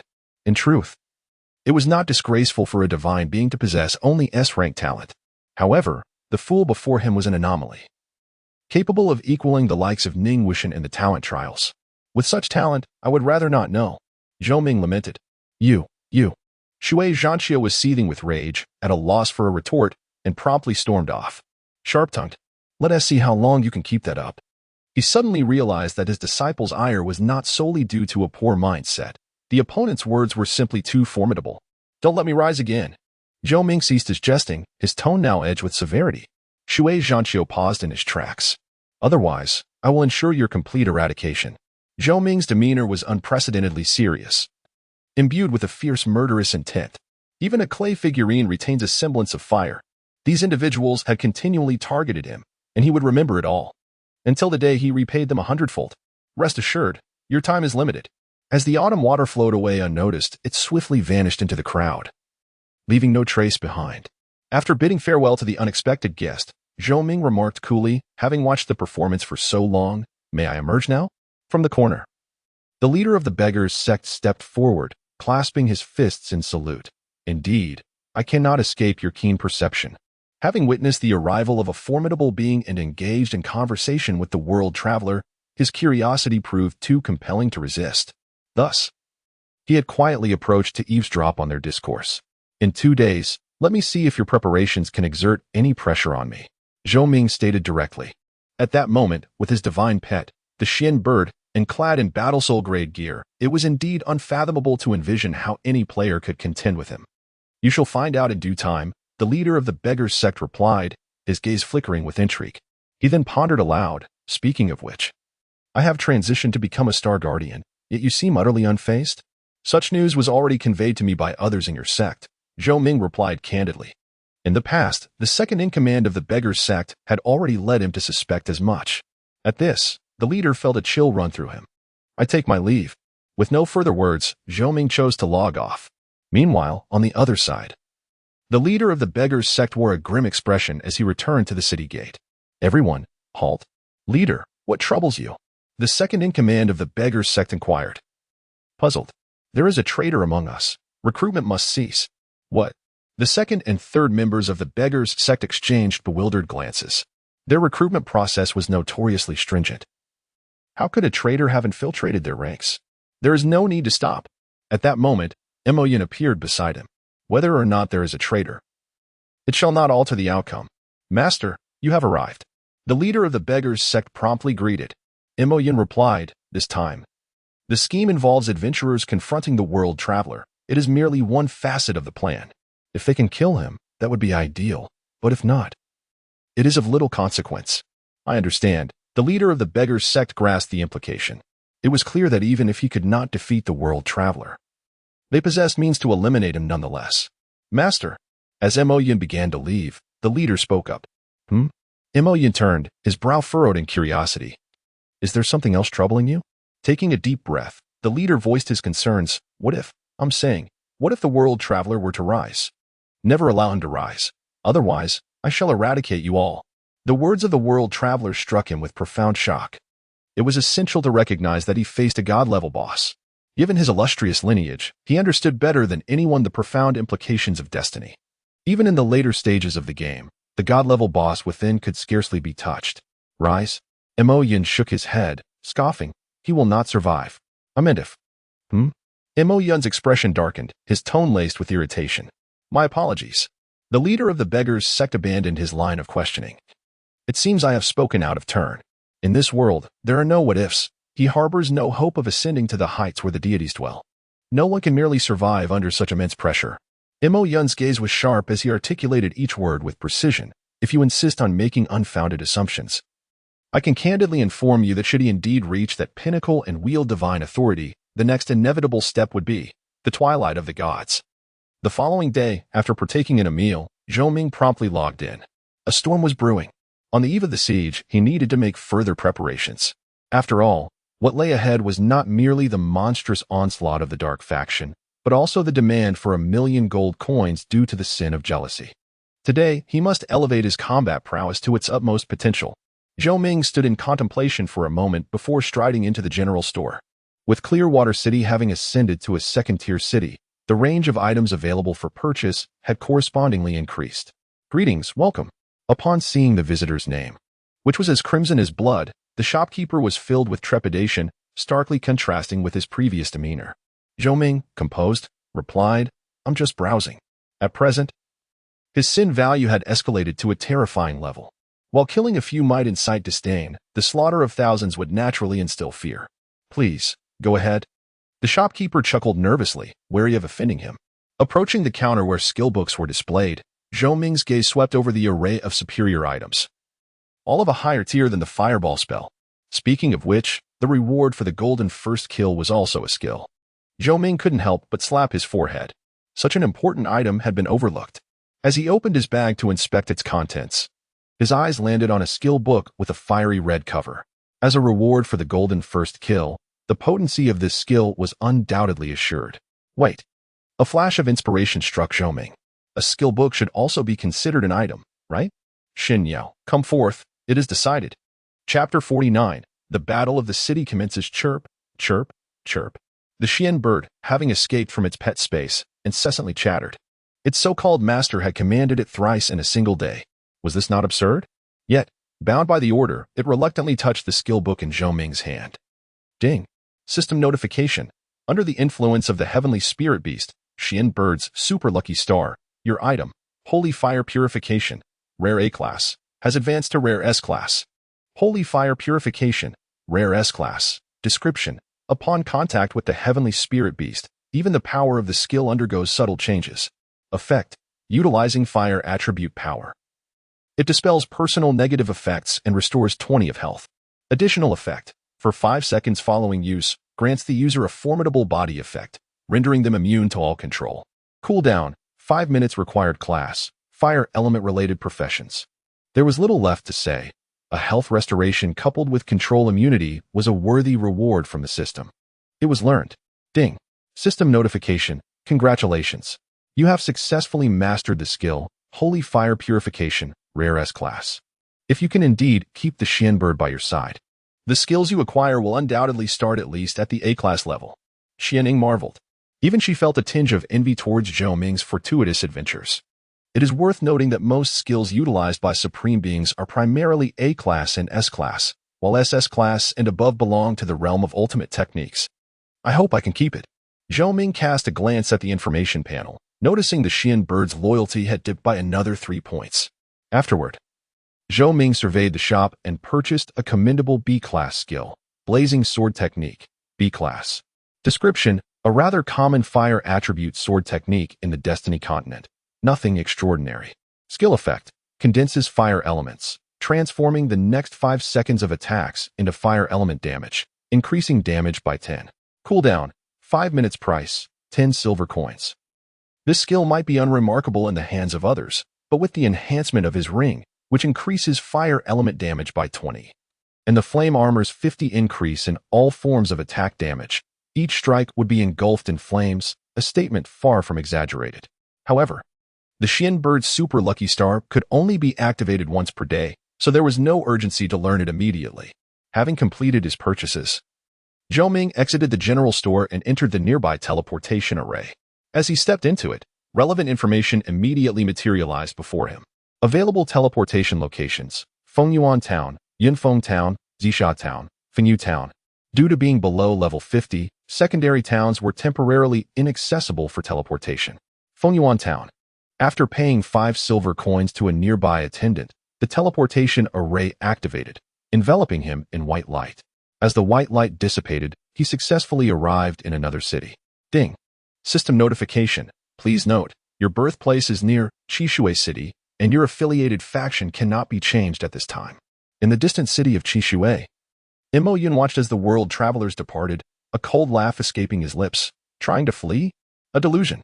Since they had established their scheme in Chishui town, they were undoubtedly confident, ensuring that their adversaries had no escape route. The notion of evading risk by shifting towns had surely been anticipated long before. I understand, Xianning replied. Zhou Ming scanned Fengyuan town, aimlessly observing the scenery until a moment arrived when he halted, whispering, Xianning, if my memory serves me right, you have secretly established markers for teleportation, correct? He vividly recalled the past when Xianning had set up markers right under Shui Zhanchou's watchful eye, subsequently teleporting him back to face the gods alone. It was evident that this tactic was exceedingly discreet, challenging for outsiders to perceive. Indeed, Xianning responded, surprised that he would bring this up unexpectedly. Let us mark it here. All right. Zhou Ming, appearing nonchalant, wandered about once more, leaving markers in other towns as well. What was he up to? Those who were covertly following him found it perplexing. Surely, he did not believe that merely visiting several locations would allow him to escape the trap set by the God-Tier beings. Ridiculous. I can mark at most 3 locations. Xianning began to grasp his true intention. Initially, she thought the markers were for escape, but upon further reflection, it was not so. Zhou Ming nodded. I appreciate your efforts. After completing this task, he returned to Chishui town and swiftly sought out an appropriate leveling spot. Meanwhile, the 2 major factions fixated on Zhou Ming received immediate reports, realizing that his attempts to break free were futile after traversing various towns. He opted for leveling in the wild. As the 9th demon god, the blood elf Amy listened to her subordinate's report, a mocking expression crossing her face. In the end, the ants remained ants, utterly ineffectual. Previously, she had been deceived, believing he might perform extraordinary feats. After much ado, all his actions aligned with her stereotypical view of weaklings struggling for survival. Do not underestimate him, Song Xian cautioned. I do not believe someone bold enough to gamble against the gods would be unprepared. I think you overestimate him, Amy retorted dismissively. Song Xian fell silent, and upon reading the straightforward report, his regard for Zhou Ming began to waver. Could it be that he was merely an arrogant fool surviving by chance? As night fell and temperatures in the wild dropped, Zhou Ming swiftly dispatched a lizard, golden light emanating from him. At last, I have reached level 44. Zhou Ming sighed in relief, promptly donning the crimson flame ring, significantly boosting his attack power. With everything in place, Zhou Ming returned home under the moonlight. Along the way, Xianning inquired, do you truly feel confident for tomorrow? Not at all. Zhou Ming's response was succinct. Xianning remarked, there is indeed a glimmer of hope. Provided that my talents can be put to good use. Zhou Ming candidly admitted, Junlin, I have a premonition that this will be my leverage for a comeback. I will do my utmost to assist you, Qianing stated earnestly. Thank you. Zhou Ming expressed heartfelt gratitude. Feeling a surge of pride, with you and Xian Niao by my side, I am determined to traverse the path of the Seven Sins trial to its very end. How could I falter at the second hurdle? The following day, within the realm of destiny, an extraordinary moment was destined to unfold. A pillar of darkness erupted into the heavens, shaking the earth to its core. An endless horde of demonic creatures surged forth from the abyss, crashing upon various nations like a relentless tide, leaving no city unscathed as they faced impending catastrophe. Ding. System prompt. Attention. The God-level boss, Flame Giant King Rod, will lead the Flame Legion to assault the primary city, Tiandong City, in the Zar District at 10 o'clock. Ding. System prompt. Attention. The God-level boss, Frosty Dragon Lang Xin, will lead the Extreme Cold Legion to attack the primary city, Baigui City, in the Meirue District at 10 o'clock. Various system notifications incessantly filled the information box. These formidable bosses, making their grand entrance, were entities that players could only encounter in the later stages of the game. Why had he not logged in yet? The leader of the Beggars Guild inquired everywhere, but found no trace of Zhou World. Unlike previous occasions, this time the main storyline task was mandatory. Failure to participate would incur significant penalties. Perseverance, difficulty, S rank, description. Abyssal creatures are sweeping across the Destiny continent. Adventurers bear a heavy responsibility and are expected to fight valiantly to defend the cities. Task requirement. Defend Qingshui City. Task rewards, based on the points leaderboard. Participants will receive corresponding rewards. Failure penalty. Level 2 non-participation penalty. Level 10, all attributes minus 100. Perhaps many players did not comprehend why such unreasonable penalties were designed to coerce participation.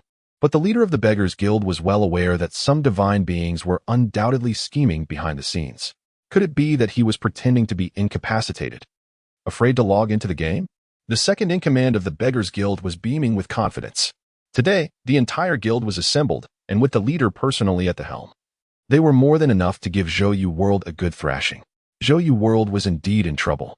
Would he rather lose 10 levels than dare to partake in the event? It was entirely plausible. Zhou World's infamy was so high that upon death, he would undoubtedly drop a plethora of items.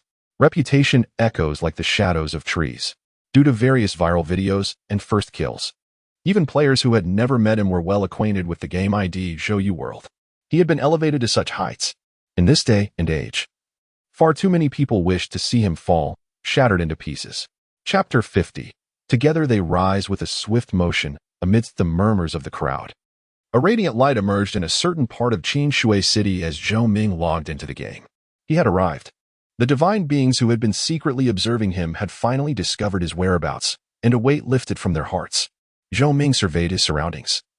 Noting the players who were watching him intently, even the NPCs of the Light faction bore malevolent intentions, exuding a palpable aura of hostility. It appeared that many were eagerly awaiting his presence. He narrowed his eyes slightly and decided to utilize the announcement of his golden first kill to meet their expectations. Ding. Server announcement. Congratulations to player Zhou Shijia, Eastern Region, for becoming the first player to slay a golden level boss. This is hereby announced. Ding. Server announcement. Congratulations to player Zhou Shijia, Eastern Region. The server's announcement echoed thrice, capturing the attention of all. Such a grand entrance was indeed remarkable. What the heck? He even claimed the golden first kill. If no one steps up to impose justice, it would be an affront to the natural order. Many players were secretly astonished. To declare his presence with a server-wide announcement while simultaneously provoking the Beggars Guild was truly innovative. Disregarding the surrounding players, Zhou Ming confidently ascended the city tower. Many players instinctively parted to create a path for him, although they were drawn to the hidden class reward. The moment was not ripe for confrontation. At the forefront, Zhou Ming spotted a frail old man, his countenance pale and withered, leaning on a cane. He trembled under the gaze of the crowd, tasked with the weighty responsibility of guarding the city. City Lord of Qingshui City, Lin Feng, bronze-level boss. Description: recently appointed as the Lord of Qingshui City, he was previously just a humble peasant. Zhou Ming couldn't help but raise an eyebrow. They have gone to such lengths to eliminate me? It was evident that the NPCs sent forth by the Light faction were weak, eager for Qing Shui City to fall. As for the gods, they would certainly observe from the sidelines. Boom. At precisely 10 o'clock, dust billowed on the horizon as countless monsters surged forth with great fervor. Simultaneously, 3 explosive notifications sounded. Ding. System alert. Please be advised, a skeleton legion led by the god-level boss, Crimson Elf, Amy, will attack the level 2 city, Qing Shui City, at 10 o'clock. Ding. System alert. Please be advised, a lion legion led by the god-level boss, Windrunner, Baron, will attack the level 2 city, Qing Shui City, at 10 o'clock. Ding. System alert. Please be advised, a swarm led by the god-level boss, Enchantress, Alice, will attack the level 2 city, Qing Shui City, at 10 o'clock. The entire venue fell into an instant silence. Moments later, bewildered players erupted in expletives. Planner, and Imcel. 3 god-level bosses arriving all at once. This is ludicrous. I had a premonition that the recent elevation of Clearwater City to a secondary city would not bode well. Among the players, very few were aware of the underlying truth. The majority believed it was merely a system glitch. Just at that moment, a distortion in the air outside the city manifested, from which emerged 3 formidable entities, exuding an overwhelming aura: a beautiful elf with golden hair and azure eyes, a striking man clad in azure armor, and a voluptuous woman draped in red robes. Crimson Elf, Amy, God-Tier boss. Windwalker, Baron, God-Tier boss. Enchantress, Alice, God-Tier boss. At this juncture, the players could no longer deny the impending arrival of these 3 divine powerhouses. Amy, it is your turn to orchestrate this mundane prelude before the main event. Windwalker Baron, slender and seemingly disinterested, cast his gaze upon the city walls below, squinting slightly as he observed the world beyond. The arrival of these 3 demigods was solely for the purpose of claiming a single life, a fact that was enough to inflate his pride. Very well, Amy nodded, conjuring a crimson bow in her hands, and loosed a scarlet arrow towards the ground. Midway, the arrow disintegrated into a myriad of luminous particles, a mesmerizing yet tragic sight. Miss. Miss. Above the players' heads, symbols indicating evasion erupted in succession. There was no room for doubt.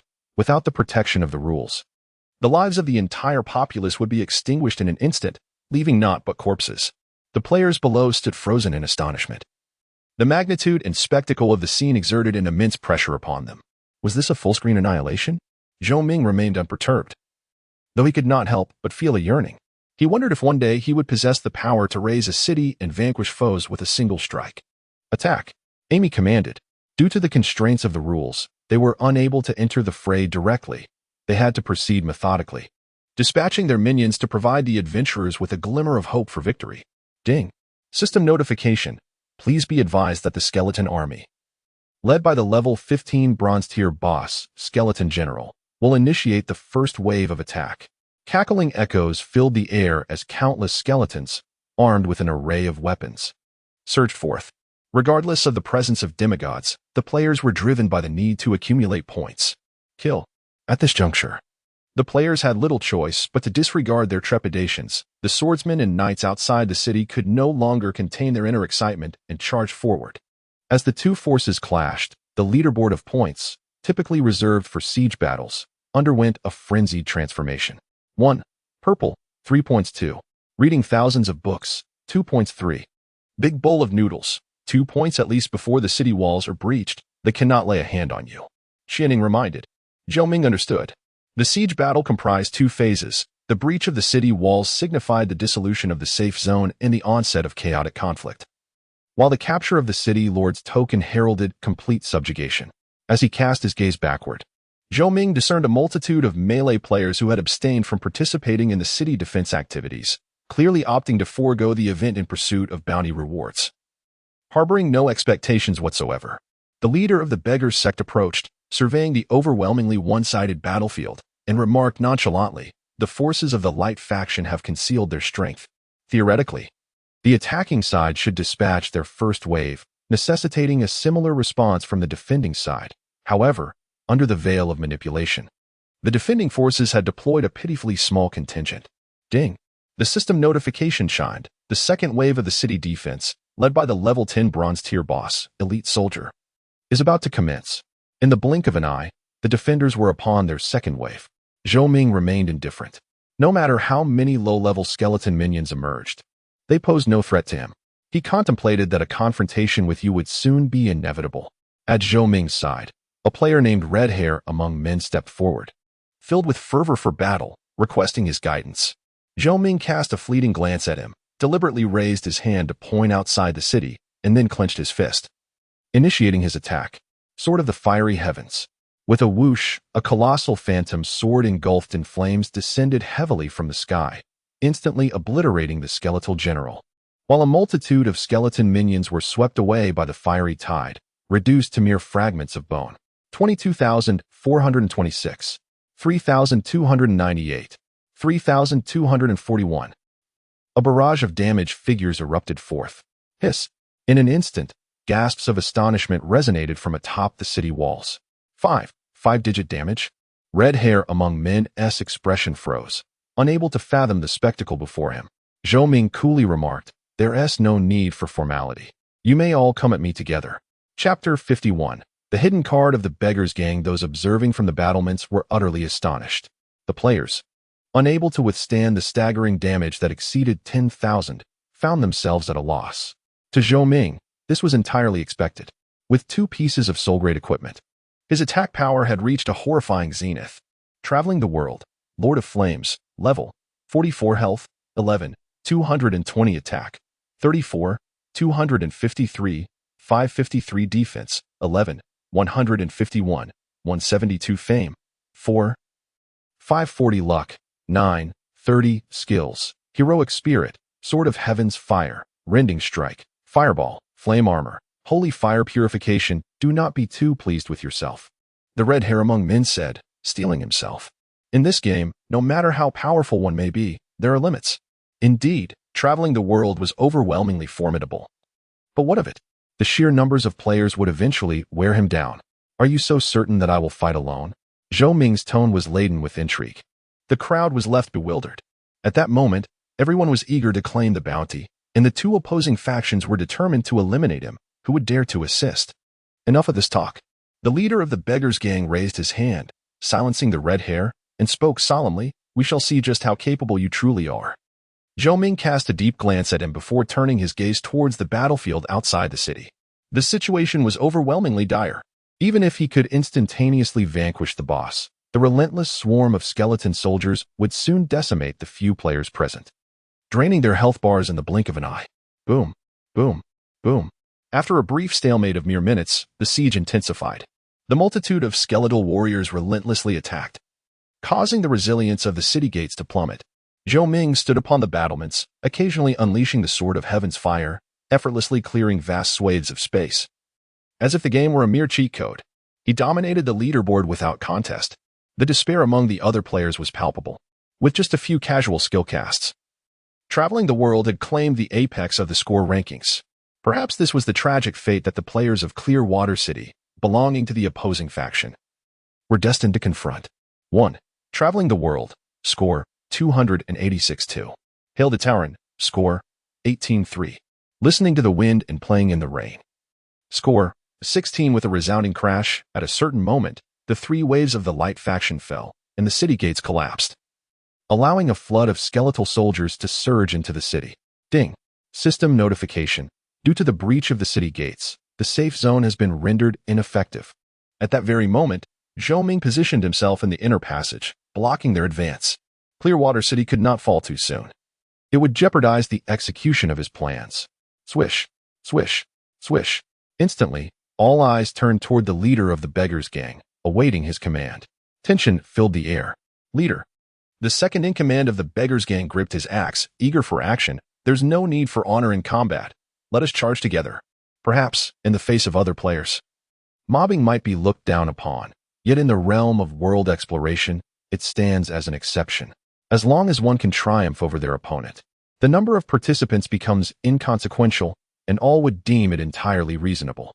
The leader of the Beggars sect stepped forward, wielding his sword with fervent resolve. Your SSS-level talent is called Sovereign. It must be formidable, yes? Indeed, it is quite powerful, Zhou Ming humbly replied. He was not surprised that the leader of the Beggars sect suddenly broached the subject of talent. After all, it was likely the only avenue for the opponent's potential victory. However, I believe that the strength of a talent is not solely determined by its rank. The beggar's sect leader declared with utmost seriousness. Upon finishing his statement, a soft golden light enveloped him, emanating an extraordinary wave of energy that radiated outward in all directions. Whether it was the demon god surveying the battlefield from the skies, or the hidden deities lurking in the shadows, they could not help but focus their gaze upon the leader of the beggar's sect, astonished by what they beheld. Unlike other adventurers, this individual exhibited a talent that was truly unique. Ding. System notification. The leader of the beggar's sect has activated the talent, Unity, seeking the strength of all beings within a 1000 by 1000 range. Do you wish to provide assistance? Note: contributing will grant the recipient a temporary boost of 1 to their health, attack, and defense. Brothers, for anyone who aids me, I shall provide a cash subsidy of 50 yuan. The leader of the beggar's sect bellowed with enthusiasm. His talent possessed a terrifying upper limit. Its only constraint lay in the range, which expanded with the growth of his strength and required the support of the masses. Impressive. So the leader of the beggar's sect has kept this under wraps. All players suddenly comprehended the situation and unhesitatingly chose to comply. Ding. System notification. You have received assistance from the second-in-command of the beggar's sect, gaining 3. 1 health 0. 64 attack, and 0. 41 defense. Ding. System notification. You have received assistance from Tanoki Kanai, gaining 2. 2 health, 0. 42 attack, and 0. 38 defense. Within a matter of seconds, the attributes of the leader of the beggar's sect surged. Although the individual contributions were modest, the encompassing range of the talent Unity was vast. Should thousands rally to support him, the resultant benefits would be significant. This is surely a guaranteed victory. The second-in-command of the beggar's sect exclaimed with exhilaration. Your strength is indeed remarkable, World Explorer. The leader of the beggar's sect gazed at the exaggerated statistics on the character panel, his confidence swelling, and proclaimed with increasing fervor, but how shall you respond if I unleash this ability? With over 2,300 supporters, he genuinely believed there was no way to fell a single world explorer. Mo Yun, your disciple is extraordinary. A deity praised. Humph. A hint of pride flickered in Mo Yun's eyes. This is only natural. Though he had taken the leader of the beggar's sect as his disciple with the intention of harnessing the adventurer's power to defeat World Explorer, he would never have taken him under his wing if the potential were lacking. What a remarkable talent, Unity. Zhou Ming's expression was one of astonishment. Your talent is even stronger than I had imagined. Indeed, he had long been aware that the leader of the beggar's sect possessed a talent undoubtedly linked to the strength in numbers. Otherwise, the opponent would not have exerted such effort to gather allies prior to the siege. However, he never anticipated the amplification would be so extraordinary, and that it would merely be classified as S rank. What if it were to ascend to SS rank? Panic ensued. He was engulfed in trepidation. The crowd was electrified, clearly noticing that Zhou World could no longer maintain his previous composure. At last, the most renowned player during the early stages of Destiny appeared to be on the verge of being toppled from his pedestal. How infuriating! How utterly exasperating! How could I, Zhou World, a paragon of wisdom, have misjudged the potency of your talent? After a brief moment of shock, Zhou Ming gritted his teeth and, in a fit of rage, delivered a heavy blow to a nearby skeletal soldier, releasing the tumultuous emotions within him. Chinning, she was somewhat perplexed, unable to discern whether Zhou World was filled with fear or excitement. Come forth. Under the watchful eyes of the crowd, the leader of the beggar's sect stepped out from the throng, exuding unprecedented exhilaration. A fair battle. Go, leader.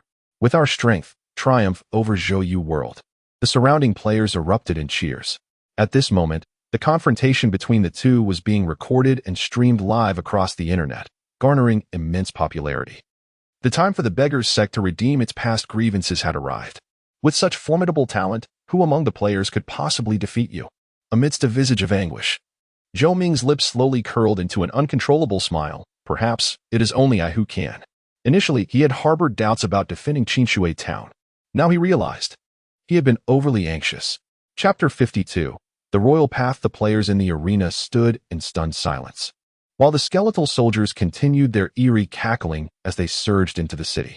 After witnessing the formidable talent of the beggar gang's leader, how could he still dare to boast? Did Zhou possess some undisclosed trump card? The demon lord hovering above watched with uncertainty.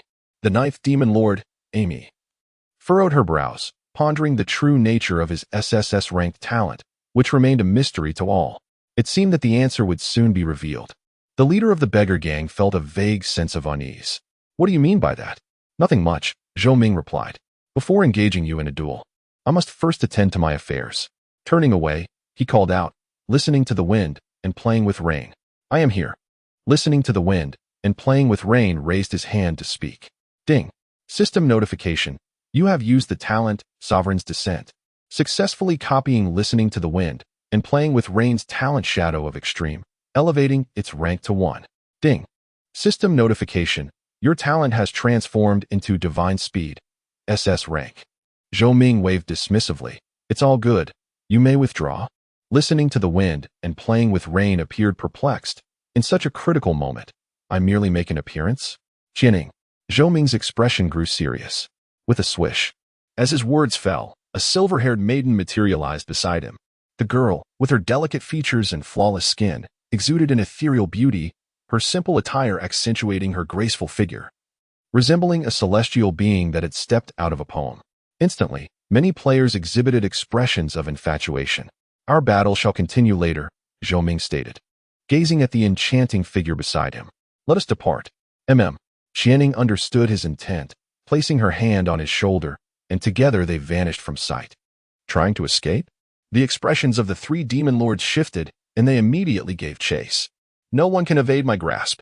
As the 7th demon lord, Windwalker Baron's gaze turned icy. He tore through the air with haste, stirring up a fierce gale in his wake. He was specifically dispatched by the Dark Faction for this purpose, as his speed was unparalleled, ensuring that Zhou Yu would have no chance of escape. Ding. System notification. You have entered the map, Fengyuan Town. In the blink of an eye, Zhou Ming appeared at the location marked by Qianing. Attack. At that very moment, all players in Fengyuan Town focused their attention on the vicinity of the city walls, while the streets lay desolate. Let us go. Qianing grasped Zhou Ming's hand, swiftly making their way towards the Lord's Manor. There must be a treasury within the town, right? Zhou Ming inquired. Indeed, Qianing affirmed. While everyone else is engaged in the defense of the city, the guards inside are sparse. I intend to borrow funds from the Light Faction. After all, the enmity between us has long been established, and I have nothing to hold back. There is, Qianing confidently declared.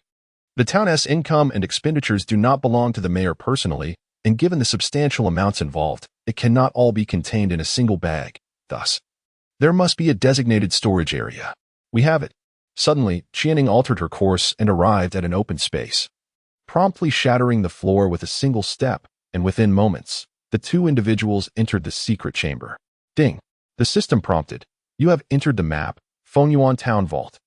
As the light from outside streamed in, what Zhou Ming beheld were golden coins, gleaming and piled high, countless in number. Wealth? An abundance of riches. Zhou Ming's breath quickened. Take it all. Seize everything. Whoosh. Whoosh. Whoosh. In the next instant, 3 figures sprang into action simultaneously. Zhou Ming sensed something unusual and turned to the side, only to witness the previously uncooperative Xin Niao voluntarily leaving the pet space, its wings flapping vigorously as it stuffed coins into Zhou Ming's pet backpack. Why have I never seen you so proactive before? Zhou Ming was at a loss for words. Chirp, chirp, chirp. Xin Niao chattered away, sporting a nonchalant expression, yet its movements were swift. It was, after all, a proper bird. How could it resist money? Boom. Meanwhile, a tremendous commotion within the mayor's residence caught the attention of the mayor atop the city tower. What is happening? Mayor, it's bad news. A soldier hurriedly arrived a few minutes later. The vault has been robbed. What did you say? The mayor of Fengyuan Town was struck as if by lightning. Have the thieves been captured? No trace of them. Ding. The system prompted. You have entered the map, Zisha Town. The gang was efficient in their operations. Zhou Ming and Qianing swiftly reached the second marked location, pouncing on the town's vault like famished wolves. Thanks to the presence of a divine-level powerhouse among the accomplices, everything proceeded smoothly. How much did we take? Zhou Ming inquired. Qianing responded. Roughly estimated, 300,000 to 400,000. So, if we clean out 3 towns, we can easily amass 1,000,000 gold coins. Zhou Ming's eyes sparkled with excitement. Song Xian was indeed correct. The fertile lands and resources were all in the hands of the Light Faction, which was swimming in wealth. Meanwhile, High above in the sky, 3 demon gods were relentlessly in pursuit. Not so fast. Windrunner Baron halted and shifted his focus in another direction. Sneering, "Do you think changing positions will allow you to escape my grasp?" Midway, he paused again. Why is he still changing positions? Does this fellow truly believe that running around will enable him to evade our pursuit? Amy's expression was one of disdain. With such a massive mobilization involving 3 demon gods, how could they possibly conclude the siege before Zhou Ming completed his worldly tour? Fengyuan Town, Zisha Town, Yinfeng Town. Until they had thoroughly emptied the vaults of all 3 towns, the system's bell rang in Zhou Ming's ears. Ding. System prompt. Due to your 1,000,000 gold coins being acquired through means other than personal strength, you cannot complete the task. Trial of 7 deadly sins, sin of envy. Zhou Ming. I knew it wouldn't be that simple. Fortunately, I have a backup plan. Zhou Ming activated the recharge system, where 2 buttons were displayed. Recharge, withdraw, withdraw. Zhou Ming directly harnessed extraordinary powers beyond the world's rules. Ding. The system prompted. Your coins are temporarily in a bound state and cannot be withdrawn. Bound. Zhou Ming opened his inventory to check the details. Coins, bound. The Radiant faction is currently pursuing the stolen coins, and withdrawal is temporarily unavailable. Did we fail? Qianing inquired. No. Zhou Ming narrowed his eyes. It can be done. Let us return first. Agreed. The 2 swiftly made their way back to Clearwater City. At that moment, the 3 pursuing demon gods also returned, their expressions rather grim. This fellow actually forced them on a wild goose chase, only to return. Sword of the fiery heavens. Zhou Ming struck down with his sword, momentarily clearing the skeleton minions outside the Lord's mansion, allowing him to descend smoothly. Upon witnessing this, the leader of the beggars gang hurriedly approached. My apologies, I had to step out for a moment. Zhou Ming replied with a beaming smile. Playing tricks. The leader of the beggars gang charged forward with his sword. Even if you have a divine NPC by your side, you are still doomed to die. Miss. Leveraging his speed advantage, Zhou Ming effortlessly evaded the attack and calmly stated, I have witnessed your talent. Now it is time for you to behold mine. The leader of the beggars gang felt a chill run down his spine and took a defensive stance. The gods looked on with interest. Is the SSS-level talent that traverses the world finally to be revealed? Setting aside his jesting demeanor, Zhou Ming's expression gradually became more indifferent. Ding. The system prompted. You have used the talent, Sovereignty, successfully copying the talent of the beggars gang leader, reducing its tier to 1. Ding. The system prompted. Your talent has transformed into Royal Path, SSS level. Royal Path, SSS level. Seek the power enhancement from all living beings within a 2000 range. Upon receiving consent, you may temporarily possess 3 of that unit's health, attack, and defense for 1 hour, with a cooldown of 10 days. Note, range increases with power enhancement, Royal Path. Zhou Ming slowly articulated. Buzz. In the next moment, a vibrant golden energy radiated from Zhou Ming, expanding outward in all directions. The leader of the beggars gang's pupils constricted, as if struck by lightning. This move was all too familiar to him. This is. Ding. The system prompted. Zhou Ming has activated the talent Royal Path. Seeking strength from all living beings within a 2000 range. Are you willing to lend your support? Note, providing assistance grants the target a temporary 3 boost to all attributes. The crowd fell into a profound silence. A stillness enveloped the air, as if the world had come to a standstill at that moment. Chapter 53. The unfounded accusation. The leader of the beggars sect wore an expression of incredulity. In both scope and effect, the King's path surpassed his own talents by an extraordinary margin. No, something was amiss. The hidden deities discerned the truth. The talent that allowed him to traverse the world should be referred to as sovereign, rather than the King's path. Have you noticed that when he utilized the King's path, his speed significantly diminished? Their talents could not be so strikingly similar unless his ability was all the clues pointed to a singular conclusion. The capability of sovereign was to replicate his opponent's powers and augment them further. In that moment, the gods were left astounded. Such a talent was unprecedented. The leader of the beggars sect began to piece together the reason. You've copied my talent? Any similarities are purely coincidental. Zhou Ming stood alone at the Lord's manor. As the skeletal soldiers approached, he wielded the sword of the burning heavens, creating a vast vacuum around him. This is utterly shameless. The second in command of the beggars sect cursed. What are you afraid of? The leader of the beggars sect quickly regained his composure. There would hardly be many who would assist him. The vast majority of players harbored hostility towards Zhou World. That was the current reality. In other words, even if the King's path was stronger than the human connection, without sufficient support, it could not thrive. Yes, yes, the second-in-command suddenly awakened, exclaiming, "Those who do not assist Zhou World can later claim an additional 30 yuan subsidy from my beggar's sect with a screenshot." You cannot turn the tide. Fearing unforeseen circumstances, the leader of the beggar's sect charged forward. Zhou Ming remained unfazed, just as his opponent had stated. The players willing to offer him assistance were few and far between. Clang! Zhou Ming raised his sword to block the leader's assault, causing him to stagger backward. His palms slightly numb as he fell below. With the support of thousands, the leader's stats indeed exceeded his by a considerable amount, with an attack cap reaching as high as 4,200 points. Zhou World was destined to lose. Recovering from a moment of shock, the player's assessment of the battle did not change. The King's path was indeed superior to the human connection. However, Zhou World was not well regarded in the game. Players would rather see him lose than lend their aid. Do you believe you are a rallying point among the players? The leader of the beggar's sect pressed the advantage. His sword shimmering with starlight, mistaken, everyone wished to see you fail post-haste. While applying verbal pressure, his attacks grew increasingly fierce. Ding. System notification. The leader of the beggar's sect has activated the skill power of the stars, increasing attack power by 30 and attack speed by 30 for 1 minute. Sword of the burning heavens. At a certain moment, Zhou Ming summoned flames, surrounding him with a blazing phantom greatsword, which he brought crashing down upon the leader of the beggar's sect. The latter, having anticipated this, gripped the azure stone gifted by Mo Yun in his left hand. Ding. System notification. The leader of the beggar's sect employs an S-rank rare item, the Windstone, granting a 20 damage reduction, a 50 increase in movement speed, and a 50 boost in attack speed for 3 minutes. With an extraordinary surge in speed, the leader attempts to evade. Yet the sword of the burning heavens relentlessly locks onto him, shadowing his every move and providing no chance for escape, striking down upon his head. Boom. Nearby minions are instantly vanquished, and the leader kneels, succumbing to 45 seconds of suppression. 1,232. A fatal blow for other players. Yet it merely reduces the leader's health by a mere tenth. "I cannot assist you," Jianing explained.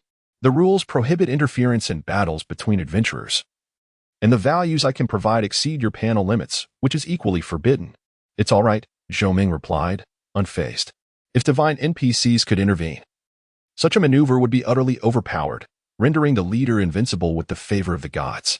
Instead of taking advantage of the leader's moment of suppression, Zhou Ming proclaimed loudly, "Those who assist me may claim gold subsidies with a screenshot." Gold subsidies? Nonsense. Where would players even find gold now? The players were skeptical. At that moment, a single silver coin was worth 10, while gold coins were worth thousands, yet there was little to be found. Jianing, throw out a few. Zhou Ming remained composed. Although the bound gold could not be withdrawn, gifting it within the game was certainly feasible.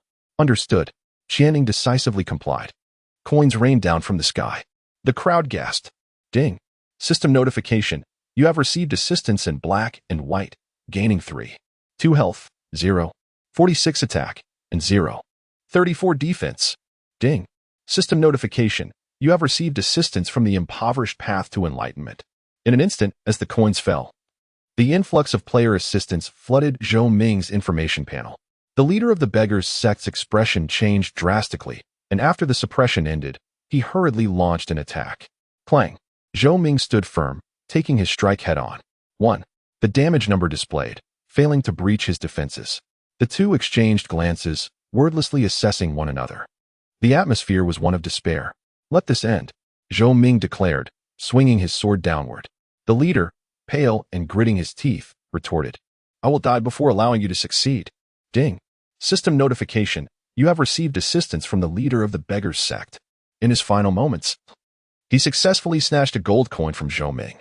14,458. Critical hit. Thud. As the leader fell lifelessly to the ground, a blue stone dropped. Success.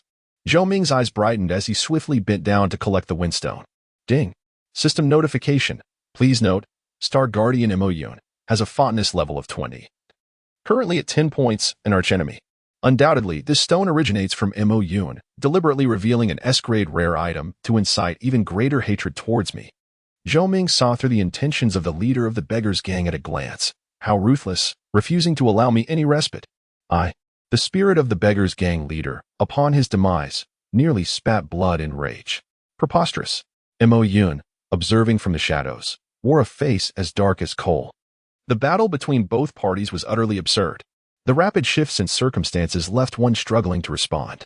With the replication of talents and the extravagant display of wealth, Zhou Ming's actions around the world were altogether unreasonable. After eliminating the greatest nuisance among the players, Zhou Ming turned to the challenger from earlier, Rinzhong Qi. Beckoning. You may now impart your teachings. Rinzhong Qi. Ding. System notification. You have successfully slain. Rinzhong Qi. Sin value 1. 1 sword. Instant kill. Thereafter, Zhou Ming showed no mercy towards the members of the beggars' gang, as well as the skeletal minions attempting to breach the mayor's mansions, unleashing a myriad of skills to resolve the battles in mere moments. Ding. System notification. Attention. The second wave of assault led by the level 20 silver boss, Demonized Lion King, and the Demon Lion Legion will commence. Roar. A multitude of lions surged into the city, an imposing spectacle. Zhou Ming advanced with singular determination, as if slicing through vegetables.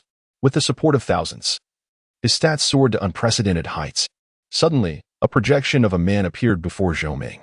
The man, rugged and towering, emanated an overwhelming pressure, furiously declaring, "It is you, the mastermind behind the theft of gold coins. Thunder Lord Lei Qianjue, divine boss, another divine powerhouse." Zhou Ming vaguely recalled that he was one of the participants in the God's Wager.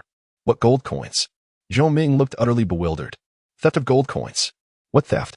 Stop feigning ignorance. Lei Qianjue ground his teeth. If not you, then who else?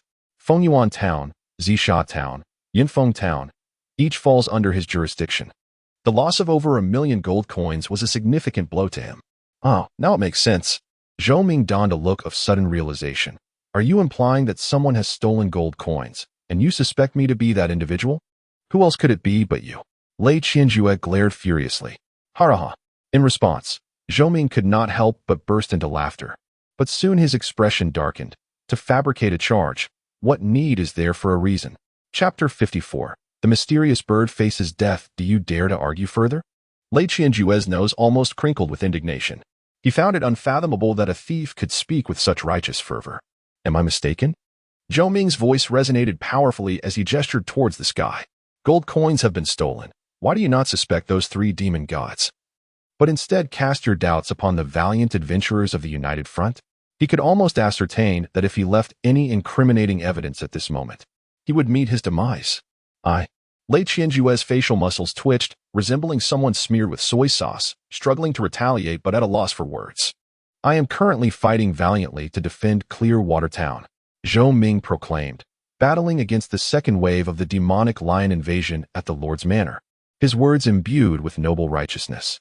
Yet you choose to suspect the brave defenders of our homeland rather than confront the demon gods, daring only to cast shadows.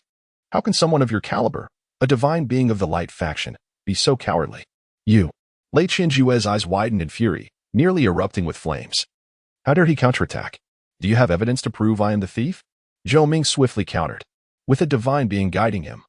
He truly did not believe any trace could be left behind. Lei Qianjue was rendered speechless. The quest for evidence was overwhelmingly difficult, and his opponent had deliberately dispersed a portion of the illegally obtained wealth, making it impossible to reclaim it through legal means. After all, the law does not punish the multitude. What evidence do you possess that grants you the audacity to accuse me? Zhou Ming retorted. The divine beings of the light faction truly have no shame. Outside the scene, the 3 demon gods exchanged glances. Song Xian is right. I underestimated him. Aimi was left astounded. To plunder gold coins, to buy hearts with gold, standing on the moral high ground, silencing a divine being. She could hardly fathom that such a remarkable man existed in the world. Never mind. The 10th demon god, the enchantress goddess Alice, looked down at the scene and proclaimed, "Let the 3 of us take action. Even the queen of divine ash cannot protect him." The scheme to utilize adventurers against Zhou Yu World was indeed a stratagem of the light faction, intended to seize the divine demon pearl prematurely. Their plan had failed, much to the delight of the dark faction. Indeed, Aimi and Baron nodded in agreement, affirming their sentiments. In the face of absolute strength, All trickery would amount to naught. Although Zhou World's actions were unexpected, they were hardly beyond their grasp. We shall see how long you can maintain your smile. Lei Qianjue reluctantly withdrew his shadow. At this moment, the gods of the light faction could not intervene, otherwise, they would inevitably be drawn into the battlefield, forced to confront the demon gods due to factional discord. This would only allow Zhou World to emerge as the ultimate victor. With the baseless accusation of thievery cleanly dismissed, Zhou Ming continued to confront the bloodthirsty demonic lions. Utterly unfazed, the final level 20 silver tier boss fell to him with a mere few strikes. One individual managed to steadfastly defend the city? Is this truly a game? Many players were left in awe. It's not as if you were not blinded by greed. The second in command of the beggars sect cursed vehemently, otherwise. We would have already taken him down. Aside from those traversing the world, all players in Clearwater City were utterly annihilated, leaving only the souls spectating, awaiting the end of the event to resurrect. At this moment, Clearwater City had been reduced to ruins, with only the Lord's Manor still standing. Around 2 o'clock in the afternoon, the Dark Faction sounded the final call for attack. Ding. System prompt. Please be aware, led by the level 40 golden tier boss, Bloodthirsty Queen. The swarm of flying insects will initiate the third wave of assault. Ding. System prompt. Due to the presence of a hidden divine level boss in Clearwater Town, the attention of Windwalker Baron, Crimson Elf Amy, and Enchantress Alice has been drawn, triggering the storyline, the descent of the demon god. Boom. In an instant, the terrifying pressure of these divine beings descended like a tidal wave, making it hard to breathe. Clearwater City seemed to freeze in time. Clearly, they were here to kill me, yet the system is truly adept at spinning the narrative. Zhou Ming's expression turned grave as he gazed into the sky, where Baron and Alice were accompanied by an overwhelming force of wind and fire elements, surging forth relentlessly, while in the distance, Amy readied her bow, her blood-red arrows striking fear into hearts. An endless torrent of elemental energy converged and boiled with fury. The players who had not yet resurrected instinctively held their breath. In this critical moment, the divine demon pearl within Zhou Ming's possession radiated a brilliant white light, and a silver-haired maiden wielding a sword emerged. With a swift motion, Amy's arrow struck first. Qianing, with her left hand, grasped it and crushed it, while her right hand unleashed a blade of sword energy, forcefully repelling the approaching demon gods. Queen of divine ashes, do you truly believe you can stand against 3? Baron remained unperturbed, his sword descending as storms erupted, only to be severed in twain by Qianing, vanishing entirely. You cannot endure for long. Amy continually drew her bow, her energy arrows raining down like a tempest. Behind Alice, countless fiery birds soared forth, each encounter with Qianing resulting in violent explosions. Boom, boom, boom. The battle of the four soared into the heavens, shattering the clouds as if altering the very cosmos. The situation was dire. Zhou Ming's countenance darkened as he shouted, "Xianyao, come forth." In times of urgency, one must resort to extreme measures to assist Qianing in securing victory. Ding. System prompt. Your pet, celestial beast Xianyao, refuses to be summoned. I have no intention of lingering in this standoff. Zhou Ming's tone was cold. You wish to flee, did you not? I can grant you that opportunity. With a chirp. Upon hearing this, Xianyao emerged from the pet space, looking at Zhou Ming with confusion. He dares to let me go? I command you. Assist Qianing in dealing with the demon gods. Zhou Ming decisively issued his orders. The Xian bird was, in essence, his trump card against the demon gods. Previously, each summoning was veiled by 1,000 shadows, obscuring external perceptions to such an extent that even divine beings could not pry into its depths, rendering them defenseless. Chirp. The Xian bird's eyes widened in panic, as if questioning how a mere support could contend with a demon god. Fear not, Zhou Ming urged. Ascend. The 1,000 shadows will know what to do. The Xian bird, perplexed yet bound by its master's commanding will, steeled itself and spread its wings, striving to soar towards the clouds. An inexplicable unease stirred within its heart. In the lofty heights, explosions erupted from the clashes of elemental forces. As the 1,000 shadows struggled against 3 demon gods, finding themselves at a disadvantage. Here it comes. As the Xian bird approached, her aura swiftly locked onto it, conjuring a layer of pure white barrier around the bird to shield it from the devastating aftershocks. Swish, swish, swish. Light elements surged forth, coalescing around the right foot of the 1,000 shadows, who advanced with an unstoppable momentum towards the Xian bird. Chirp. The Xian bird called out, uncertain of how to assist. It's all right, reassured the thousand shadows. Just hold on a little longer. It will soon be over. Her right foot trembled with terrifying light elements, dazzling like the sun, heralding an extraordinary power in her next strike. The Xian bird stood frozen, speechless. Without further ado, the thousand shadows twirled gracefully in midair, akin to a startled swan. Then brought her right foot down with tremendous force upon the protective white barrier surrounding the Xian bird, propelling it forward as if kicking a ball. A soaring strike. A blinding white light, imbued with divine might, erupted forth. Trivial skills. Baron raised his sword, a tempest swirling around him, causing the very fabric of space to quiver. Channeling divine power, the storm sword descended with a thunderous slash toward the white light. A sharp bird call echoed faintly through the heavens. An explosion of energy erupted above. Zhou Ming halted momentarily, then quickly gathered his focus. I've been staying up too late lately. It must be auditory hallucinations. Chapter 55. The Bloodthirsty Empress, the third wave of the siege.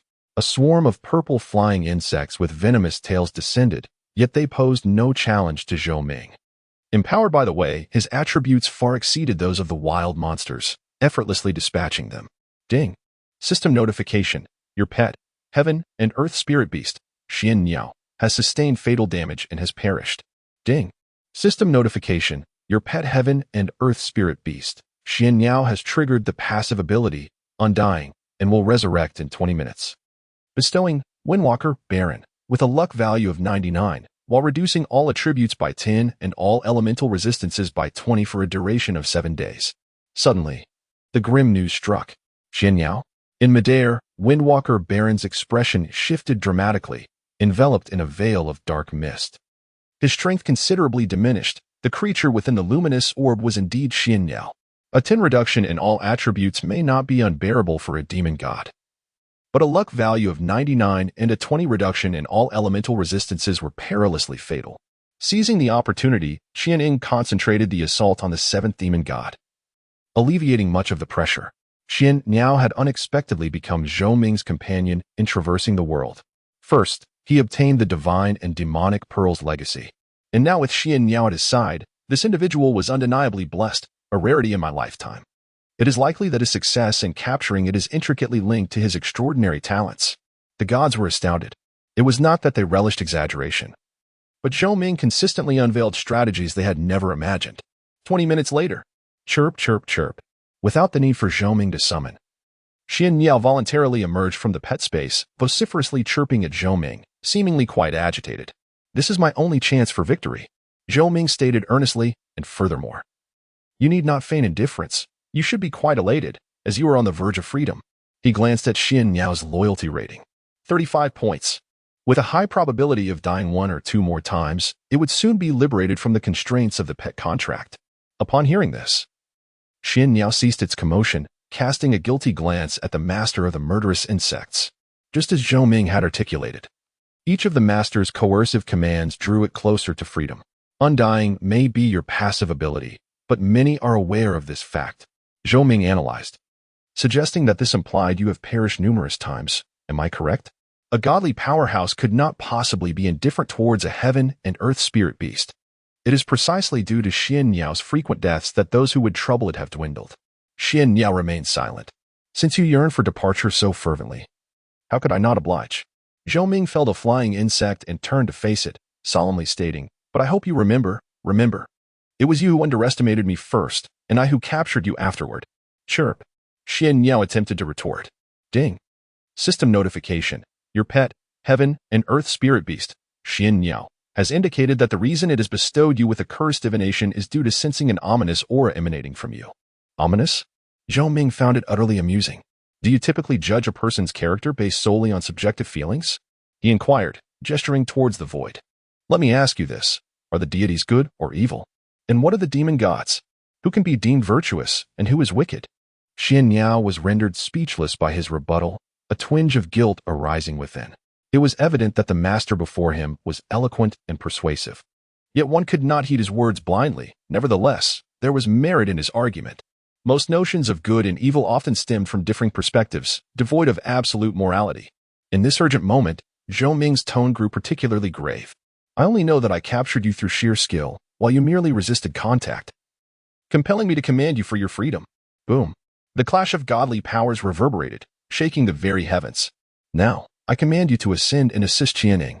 Zhou Ming understood that the death of Xian Yao would weaken the demon god's strength, yet it would not alter the course of the battle. If you must depart upon revival, then go. I genuinely appreciate your efforts. Xian Yao appeared to want to say something, hesitating momentarily before flapping its wings and soaring into the clouds. Sensing Xian Yao's approach, Qianing flew closer, employing the same tactic once more. Here it comes again. The three demon gods' expressions shifted dramatically. The cost of slaying Xian Yao was no trivial matter. This time, Xian Yao was notably proactive, unfurling its wings to form a dark and eerie energy that surged towards the demon gods, unmistakably the doomed divination Zhou Ming had previously mastered. Go. Following the doomed divination, Qianing delivered a powerful kick, and Xian Yao transformed into a beam of white light, swiftly selecting one demon god as the fortunate recipient. Let me handle this. Baron resolved to sacrifice himself, gritting his teeth as he struck at Xian Yao. However, the latter suddenly rebounded. After Xian Yao flapped its wings, an unforeseen change occurred, and the blade missed its mark. Miss, Baron exclaimed, incredulous. You. The other two demon gods glared at him. This isn't my fault. Baron chuckled bitterly. Do you understand what it means to have your luck decreased by 198? The accumulation of doomed divination and the slaying of Xian Yao left him in a state of utter despair. Boom. Following a series of explosions, Xian Yao accomplished its mission. Ding. System notification. Your pet, Heaven and Earth Spirit Beast, Xian Yao, has sustained fatal damage and is now deceased. Ding. System notification. Your pet Heaven and Earth Spirit Beast, Xian Yao, has triggered the passive ability Undying and will resurrect in 20 minutes. Granting Blood Elf, Imi, a luck value of 99, while all attributes are reduced by 10 and all elemental resistances by 20, lasting for 7 days. Zhou Ming promptly opened the pet panel to check loyalty. It remained at 35 points, unchanged. Gathering his thoughts, he unsheathed his sword to clear the final remnants of the battlefield. Swish. Golden light scattered. Although the invading minions were of lower level than Zhou Ming, their numbers cumulatively elevated his level to 45, drawing him closer to the second transition. Suddenly, a poison needle struck from the side, embedding itself in Zhou Ming and delivering a toxic affliction. Ding. System notification. The Blood Queen unleashes the skill Piercing Poison Needle, inflicting 2,625 points of damage upon you. And you fall into a poison state, losing 100 life points per second for a duration of 10 seconds. Zhou Ming abruptly turned his head, only to behold a humanoid creature of the Zerg race. She possessed an enchanting feminine visage, her skin a deep shade of purple-black, with a lithe figure and a distinctive stinger protruding from her back. After firing her poison needle, she swiftly manifested an additional entity, Blood Queen, Golden Level Boss, Level 40 Health, 500, 000 Attack, 6, 800, 700 Defense, 2, 000. 230 Skills, Piercing Poison Needle, Toxic Deluge, Super Bloodthirst, Zerg Queen, Demonic Guardian. Description: once merely an ordinary venomous insect, she ascended to the status of Zerg Queen through the grace of the demonic entity, her power formidable. Zhou Ming's expression turned grave. The final boss of the third wave boasted attributes so disproportionately high that it could easily obliterate a level 60 golden boss, the Flame Giant Lizard King. Undoubtedly, in order to vanquish her, aside from the direct intervention of the demonic deity, the Dark Faction had further strategies in place. At last, it is my turn to take the stage. The Blood Queen gazes down at Zhou Ming, launching an assault alongside her numerous subordinates, traveling the world. I shall claim your life. Chapter 56, Reward Settlement. Confronted by the relentless Blood Queen, Zhou Ming stood ready, donning his flame armor. Fiery tendrils enveloped his form, manifesting a formidable suit of armor that exuded power. With a swift motion, the blade cleaved through the air, stirring the currents around him. As he struck, flames surged forth, merging his essence with that of his sword to conjure a fearsome dragon's head that lunged forward with a gaping maw, obliterating all in its path. Inferno Dragon Roar. Boom. The flames surged violently, empowered by the dragon's essence, inflicting a staggering 800 damage that instantaneously annihilated the nearby minions. 42,351, 45,136, 46,899. Hiss. The overwhelming damage, soaring to 40,000, left the observing players in shock, their spirits gasping in disbelief. Thunderous roars echoed as the mighty Inferno dragon soared 100 meters high, sparks flying and a cloud of dust billowing around. Simultaneously, Zhou Ming's health was completely restored. A boon from his weapon's effect, fire element attacks replenished one of his health per damage dealt. This ability was utterly astonishing. The second-in-command of the beggar gang felt a chill run down his spine. After a surprise assault from the boss, Zhou Ming retaliated with fervor, clearing the minions swiftly. Zhou Ming returned, the Sword of Radiance descending with a devastating slash that rapidly depleted the Blood Queen's health. Truth be told, it was only due to the formidable talent of the beggar gang's leader that he could withstand the boss's might. Otherwise, this challenge would have been insurmountable. Demonstrating some prowess, Zhou Ming unleashed a flame slash. 12,357. He remained silent, merely casting his skills with determination. How outrageous. After suffering multiple defeats, the Blood Queen, consumed by fury, activated her super bloodlust, increasing her attack and movement speed by 60, ready to retaliate. Ding. System notification. The Blood Queen has activated the skill Toxic Deluge, imbuing all her attacks with a poisoning effect that reduces her opponent's movement speed by 30, attack speed by 20, and inflicts an additional loss of 500 health points. 2,255. Zhou Ming's health plummeted. A blood swap would spell doom, one player confidently asserted. In terms of health pool, even Zhou Ming could not hope to rival the boss. Holy Fire Baptism. As Zhou Ming's health dipped to 80, he decisively employed a new skill he had acquired the day before, enveloping himself in radiant flames that restored 20 of his health and removed negative statuses. 5,012. An impressive green healing numeral appeared, fully replenishing his health. Damn. A priest could not help but curse. How is it possible for a melee class to heal themselves? 80. 60. Both combatants' health bars dwindled rapidly. Yet it was evident that Zhou Ming remained at a disadvantage. Is your power truly limited to this? At a certain moment, a dark aura enveloped the boss. Ding. System notification. The Blood Queen has activated the skill, Demon Goddess Blessing, increasing all attributes by 50 for 5 minutes. Go to hell. Zhou Ming swiftly wielded the Sword of the Fiery Heavens to assert dominance, creating distance. Zhou Yu had exhausted all his trump cards. The leader of the beggars' gang sensed the shift. Not necessarily. Zhou Ming remained composed, retrieving a cerulean stone from his satchel. Ding. System prompt. You have utilized the S-grade rare item, Spirit Windstone, granting a damage reduction of 20, an increase in movement speed by 50, and an enhancement in attack speed by 50, lasting for 3 minutes. The beggars' gang leader. Damn. How could I forget he had this up his sleeve? However, even with the Spirit Windstone activated, Zhou Ming could not match the bloodthirsty queen under the protection of the demon god, forced to fight while retreating, desperately delaying time. After 20 minutes, the Xian bird, which had not responded to Zhou Ming, emerged from the pet space to lend aid. With a flourish of its wings, dark energy surged forth. Ding. System prompt. Celestial Beast Xian bird has activated the skill Doom Divination, cursing the bloodthirsty queen with a luck reduction of 99, lasting for 2 hours, and inflicting a random debuff. For the next 3 days, all attributes are reduced by 60. Holy moly, Brother Bird is incredible, Zhou Ming exclaimed, nearly losing his voice. This move was pivotal. It could turn the tide in his favor. Brother Bird. The Xian bird glanced at its master with an odd expression.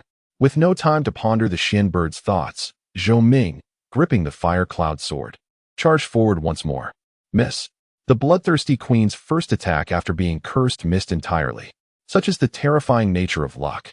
Although this stat may seem ethereal, it directly influences hit rates, critical strike chances, equipment drop rates, and a plethora of hidden attributes tied to probability. Failing to land a blow, the bloodthirsty queen unleashed her venomous tail spikes. Strangely, Zhou Ming felt an uncanny intuition, swiftly dodging to the side as the spikes narrowly grazed his shoulder. Missing by a hair. Miss. Is this even possible? The bloodthirsty queen, undeterred, lunged forward with her tail spikes. 1,612. The damage was within tolerable limits, clearly near the lower threshold of the bloodthirsty queen's attack and Zhou Ming's defensive capacity. With the Xian bird's intervention, everything suddenly became remarkably smooth.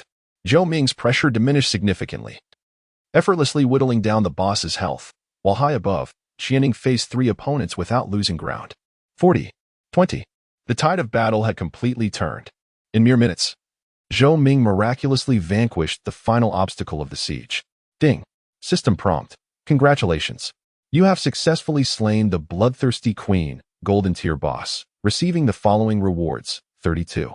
55 experience, 100 prestige, and 8 gold coins. Infuriated, the demon god, witnessing this scene, felt a surge of resentment but was forced to retreat in utter defeat. Burdened by the Xian bird's unremovable negative status, they faced the divine queen with mounting pressure, lacking any assurance of victory. As the battle raged on, the stakes grew perilously high, rendering any further efforts a fool's errand. When the shadow of the demon lord receded beyond the horizon, the somber chime of the system bell resounded, heralding an end. Ding. System notification. Congratulations, adventurer of Chishui City, for completing the main quest. Hold the line. Difficulty S.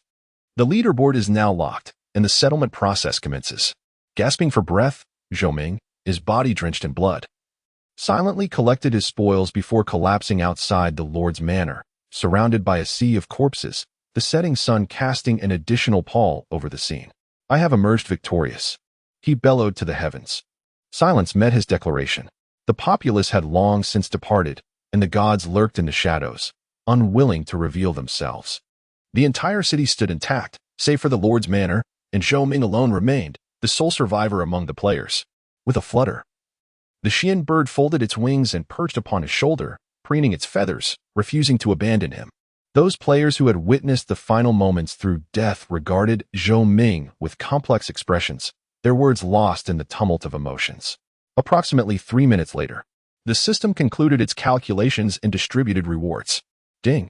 System notification. Chishui City successfully withstood the onslaught of monsters, enduring the crucible of war and remaining steadfast, thus receiving the following compensation: building repair speed increased by 500, wall resilience at 200, regional resources boosted by 50, and a 10 increase in loot drop rates and 20 experience gain for the indigenous inhabitants and adventurers of this faction, lasting for 3 days. Ding. System notification. Congratulations, adventurer Zhou Ming, for securing the top position on the leaderboard, earning rewards. Chapter 57. The Scroll of Judgment. Ding. System notification. Congratulations to adventurer traveling the world, for securing the first place on the points leaderboard, earning rewards. Level 3, 30 free attribute points, 500 prestige, and the S-class rare item, Scroll of Judgment. Ding. System notification. Congratulations to adventurer, leader of the beggars, for attaining second place on the points leaderboard, receiving rewards. Level 2, 20 free attribute points, 300 prestige, and the A-class skill, Overwhelming Sweep. Ding. System notification. Congratulations to adventurer, listening to wind and rain, for achieving third place on the points leaderboard. Swish, swish, swish. As the city defense battle concluded, 3 golden lights enveloped Zhou Ming, elevating his level to the enviable 48, just 2 levels shy of his career promotion. The rewards were indeed bountiful. If the Scroll of Judgment were to be blessed by the super lucky star of the mysterious bird, what a concept that would be. He would possess the first SS-class item in the game. However, Zhou Ming did not hasten to examine his rewards. Instead, he remained seated, recuperating his strength. Although Destiny lacked a discernible blue bar system, it did not imply that skill usage was without cost. Ultimately, in a holographic simulation game, the invisible blue bar represented stamina. Once stamina was depleted, the body would cease to obey commands, rendering one helpless, even if health points remained. Meanwhile, players who had perished were revived. NPCs returned through the reopened teleportation array, and various structures were swiftly repaired with the aid of the power of rules. Ding. System notification. The safe zone has been restored. With the chaos concluded and enemies dispersed, revived players could no longer launch attacks against him. Otherwise, they would face the wrath of the guards. He was fortunate. Who would have thought that he would survive this ordeal? While there was no immediate rush, a little more room for growth was desirable, for he feared that prolonged uncertainty might lead to unforeseen complications. As the dust settled, there was no alternative but for the gods to depart in dismay, acknowledging their plans had been thwarted. Are you all right? Minutes later, a girl clad in simple attire with silver hair approached Zhou Ming, her clear eyes reflecting concern as she extended her delicate hand. Recovering his composure, he grasped Qian Ying's snowy hand, rising from the ground while responding with a smile. I'm well enough. Her touch was tender and smooth, his immediate impression. Qianing inquired, regarding the trial of 7 sins, have you devised a strategy for overcoming it? The challenges are far from resolved. The sin of jealousy demanded that traveling the world amass 1 million gold coins through personal merit. While he had indeed acquired the gold, it remained unrecognized. I'll give it another try. Discussing serious matters, Zhou Ming approached with caution, opening his inventory to discover that the binding status of the gold coins had vanished. It was evident that after confronting Lei Qianjue, the latter, aware of the thief's identity, found it difficult to pursue the matter. Accessing the system's recharge panel, Zhou Ming decisively initiated a withdrawal. Ding. System notification. Your account has received a withdrawal amount of 945 million. Though 1 million gold coins are valued at over 1 billion. Such a colossal sum flowing into the market significantly depreciates the exchange ratio. 945 million. Gazing at such an exaggerated figure, Zhou Ming felt his entire hand tremble. Seizing the moment while other players remained oblivious, he recharged all his gold coins. Ding. The system notification. You have acquired 1,064,100 gold coins. Surely, this must complete the task? Zhou Ming felt a twinge of anxiety. In truth, his plan was rather straightforward.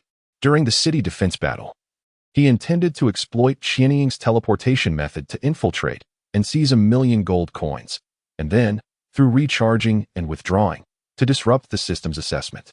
It is worth noting that after withdrawal, this 1 million gold coins effectively entered the market, and upon recharging, while the amount remained relatively unchanged, nominally, they were no longer the original coins. Ding. The system notification. Congratulations on completing the task, Trial of the 7 Sins, Sin of Envy. Unlocking the exclusive skill, Flame Soul Technique, of the Flame Demon Lord. Ding. The system notification. Congratulations on completing the task, Trial of the 7 Sins, Sin of Envy. Unlocking the exclusive ability, Heaven's Jealousy, of the Flame Demon Lord. Indeed, it worked. The second stage has finally been passed. Zhou Ming breathed a sigh of relief and declared, mission accomplished, converting the gold coins that could not complete the task into those that could. He willingly referred to this high-risk, high-reward process as washing gold coins. Congratulations. Qianing could not help but feel joy for him. I will log off and grab something to eat first. A fierce wave of hunger surged over him, prompting Zhou Ming to decisively exit the game. Due to the reluctance of numerous players to participate, the city defense battle dragged on excessively. He and Qianing had been engaged in battle from 10 in the morning until the sun set, leaving them utterly exhausted. Removing his gaming helmet, Zhou Ming voluntarily stepped out of the rented room. The city at night was ablaze with lights. The streets were bustling with people, vibrant as ever. Taking a deep breath of the cool air, Zhou Ming felt his mind clear. After an extended period of relentless gaming, returning to reality truly felt like stepping into a different world. Zipping up his jacket, he followed the flow of the crowd, indulging in a copious amount of barbecue as a reward to himself. Seated at the barbecue stall, many young people nearby were discussing the globally popular game Destiny. Defending a city alone while traveling the world is simply extraordinary. Unfortunately, he doesn't T-stream. Reportedly, he is a lone wolf. Otherwise, I would certainly love to see how he levels up. I wonder when the national war will commence at that time. I will undoubtedly lead over 1,000 guild members to attack the Sakura district stronghold. Gaming often serves as the most fervent topic of discussion among young people during gatherings. Now, for various reasons, the ID Zhou Yushi Jia has undoubtedly skyrocketed in popularity. Zhou Ming listened to their conversation, finding it quite amusing. Brother. At that moment, a man clad in gray garments entered the barbecue stall, pulling out a chair opposite Zhou Ming. Do you mind if I join you? He inquired. Not at all. Please sit. Zhou Ming replied with a smile, a peculiar thought stirring within him. This gentleman bore a certain resemblance that seemed familiar. It was not an intentional conversation. He genuinely felt that this seemingly ordinary man with bronze skin was someone he had encountered before, though he could not place where. Perhaps you have mistaken me for someone else, the man said, his eyes glinting as he shook his head. Maybe so. Zhou Ming dismissed the thought. At that moment, the skewers he had ordered were brought to their table. The aroma was delightful. The man swallowed hard, reaching for a skewer from Zhou Ming's plate, savoring it with gusto. This time, it's on you. Next time, I shall treat you. Zhou Ming pondered this, a stronger sense of dissonance blossoming within him. Did that imply they had indeed met before? Typically, one does not invite a stranger to dine on the first encounter, especially in such a manner. The man grinned broadly, just think about it. Subsequently, the two indulged in a hearty meal. Although Zhou Ming remained unaware of the man's identity, he did not mind treating him, and the other seemed to possess an extraordinary presence, exuding a unique aura that did not suggest he was merely a freeloader. Perhaps one day, he would reciprocate the invitation? Until we meet again. After their satisfying repast, the man rose to bid farewell, leaving with a sense of contentment. Who was he, really? With this perplexing question lingering in his mind, Zhou Ming returned to his rented apartment, re-entering the game. That evening, he did not plan to level up, but he felt compelled to first inventory the treasures within his bag. Chapter 58, The Ranking of Demon Gods with a Flash. A radiant light dispersed as Zhou Ming returned to the bustling yet desolate city of Qishui. Before he could take any action, the sound of the system notification chimed in his ears. Ding! System notification. The dark faction has returned, and the land of destiny is engulfed in the flames of war. In these chaotic times, brave adventurers shall undoubtedly rise to prominence, their names echoing far and wide. Ding! System notification. The prestige shop is now open. You may visit the relevant NPCs within the city to spend your prestige and acquire various items. Ding! System notification. The demon god rankings have been unveiled. Following the city defense battle, Destiny has introduced new content. Filled with enthusiasm, Zhou Ming opened the demon god rankings to explore the details. 1. Massacre of All Beings, Wuxing 2. Abyssal Sword Demon, Songxian 3. Necromancer God, Eric 4. Sovereign of the Vast Sea, Water 5. Mind Enchantress, Betty 6. Ice Dragon of the Mystic, Lang Xin 7. Windwalker, Baron 8. Flame Giant King, Rod 9. Blood Elf, Amy 10. Enchantress Goddess, Alice. Among the 10 demon gods, Zhou Ming had encountered 4. Of these, Songxian possessed the greatest strength, ranking second among the demon gods. Furthermore, Baron, Amy, and Alice had joined forces but were repelled by Qianying. Although the assistance of Xian Niao played a role, Qianying's prowess could likely rival that of the top 3 demon gods. Xian Niao. Zhou Ming attempted to summon his pet. Chirp, chirp, chirp. As Xian Niao emerged from the pet space, it began to flutter about, chirping incessantly. Are you not leaving? Zhou Ming inquired. Xian Niao settled on his shoulder, neither nodding nor shaking its head, seemingly in hesitation. If you must depart, I can grant you a month's leave, Zhou Ming said with a smile. After a month? Qianying, and I will come to find you and bring you back. As he spoke, he retrieved another pet capture stone from his bag. Xian Niao's eyes widened, as if questioning whether the promise of freedom was limited to this. A forced fruit is never sweet. Zhou Ming shrugged, shifting his tone to a half-joking manner. However, it is quite refreshing. A divine pet cannot simply be released at whim. Emotions can be nurtured over time, but without a beginning, nothing can be established. I understand. Birds yearn for freedom. Before Xian Niao could respond, Zhou Ming added, however, I am in dire need of your assistance at present. Once I have sufficient resources, I assure you that I shall no longer trouble you. I swear to uphold my promise. Xian Niao, gazing intently into Zhou Ming's eyes, confirmed that he spoke the truth and nodded in agreement. The world beyond is fraught with danger, and many harbor hostility towards him. This, Xian Niao certainly understood. Ding. System notification. Your pet, Heaven and Earth Spirit Beast, Xian Niao, has a loyalty of 25, currently 60 points. Zhou Ming was filled with joy. He had finally secured the divine pet. It is important to note that this creature serves as a genuine super support, capable of disregarding all conditions to learn beneficial or detrimental skills, an extraordinary feat indeed. With a heart brimming with delight, Zhou Ming opened his package, and before him lay 3 pieces of golden grade equipment, all dropped by the Blood Queen. Blood-soaked bracers, golden grade. Blood-soaked leggings, golden grade. Amethyst armor, golden grade. Ahem. Zhou Ming retrieved them, cleared his throat, and tentatively inquired, Inger. Qianying understood, channeling her unique energy into the equipment, causing their power to surge dramatically, elevating them all to the battle soul grade. Upon caressing them once more, the attributes of the 3 items skyrocketed. Blood-soaked bracers, battle soul grade. Defense, 200 health, 5,000 traits. Defense 20, health 30 effect. Bloodthirsty. Increases personal attack by 1 per unit killed. Stacking up to 10 layers required level. 38 required prestige. 500 description. Exquisite bracers prepared by the demon god for the Blood Queen, ensuring she possesses sufficient strength to slay across the world. Blood-soaked leggings, battle soul grade. defense 220 health, 4,500 traits, defense 30, health 30 effect, bloodthirsty. Increases personal attack by 1 per unit killed. Stacking up to 10 layers required level, 38 required prestige, 500 description, exquisite leggings prepared by the demon god for the Blood Queen. Ensuring she possesses sufficient strength to slay across the world. Amethyst armor, battle soul grade, defense 4,00450 health, 8,000 traits, defense 60 effect, resilience, damage reduction by 5 effect, block. Reduces damage by 50 points effect, tenacity.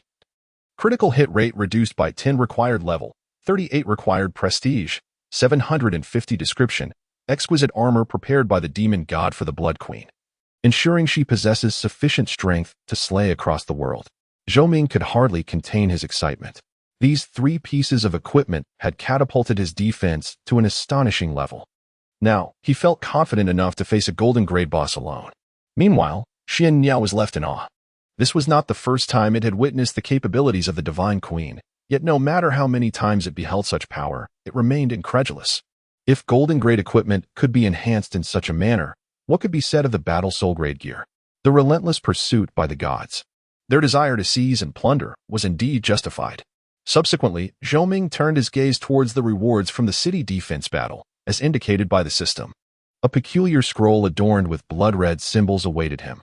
Judgment Scroll, rare S-class item. Description, contains a peculiar power that enhances the judgment force of one's abilities, thereby amplifying their potency. Item effect, 50 probability of skill intensity enhancement. Additional effect, 10 probability of adding the effect, Judgment Force, to already learned skills. Judgment Force guarantees a critical hit. Zhou Ming's eyes sparkled with excitement. He sensed a remarkable possibility, much like the blood elf, Amy, who could unleash a single arrow to annihilate the entire city. He too could achieve such feats once his strength was sufficient. Xian Bird, please assist. Without haste, Zhou Ming retrieved the Judgment Scroll. The Xian Bird complied effortlessly, giving a gentle flap of its wings. Ding. System prompt. Under the influence of the celestial beast Xian Bird's super lucky star, your item, Judgment Scroll, has been upgraded to Rare SS Class. Judgment Scroll, Rare SS Class item. Description, contains a peculiar power that enhances the judgment force of one's abilities, thereby amplifying their potency. Item effect, 100 probability of skill intensity enhancement, with the degree of enhancement positively correlated to skill intensity. Additional effect 1, 100 probability of adding the effect, Judgment Force, to already learned skills. Additional effect 2, 100 probability of adding the effect, Charging, to already learned skills. Charging, the longer the charge, the greater the intensity. The transition from S-Class to SS Class did not significantly alter the effects of the Judgment Scroll. It merely transformed all probabilities to a certainty of 100% and introduced a second additional effect. With a decisive motion, Zhou Ming tore the Judgment Scroll apart. Ding. System prompt. Please select the skill you wish to enhance. Celestial Sword. Whoosh. A crimson light surged into Zhou Ming's forehead. He opened his skill bar to find the icon for the Celestial Sword undergoing yet another transformation, emanating an enchanting red glow. Ding. System prompt. Your skill, Celestial Sword, has been upgraded to exclusive SS Class under the enhancement of the Judgment Scroll. Chapter 59. Departure. Ding. System notification. Your skill, Sword of the Blazing Heavens, has advanced to the exclusive SS level Dawn, under the enhancement of the Judgment Scroll. Dawn, exclusive SS level. Description. With a single stroke, the universe is subdued.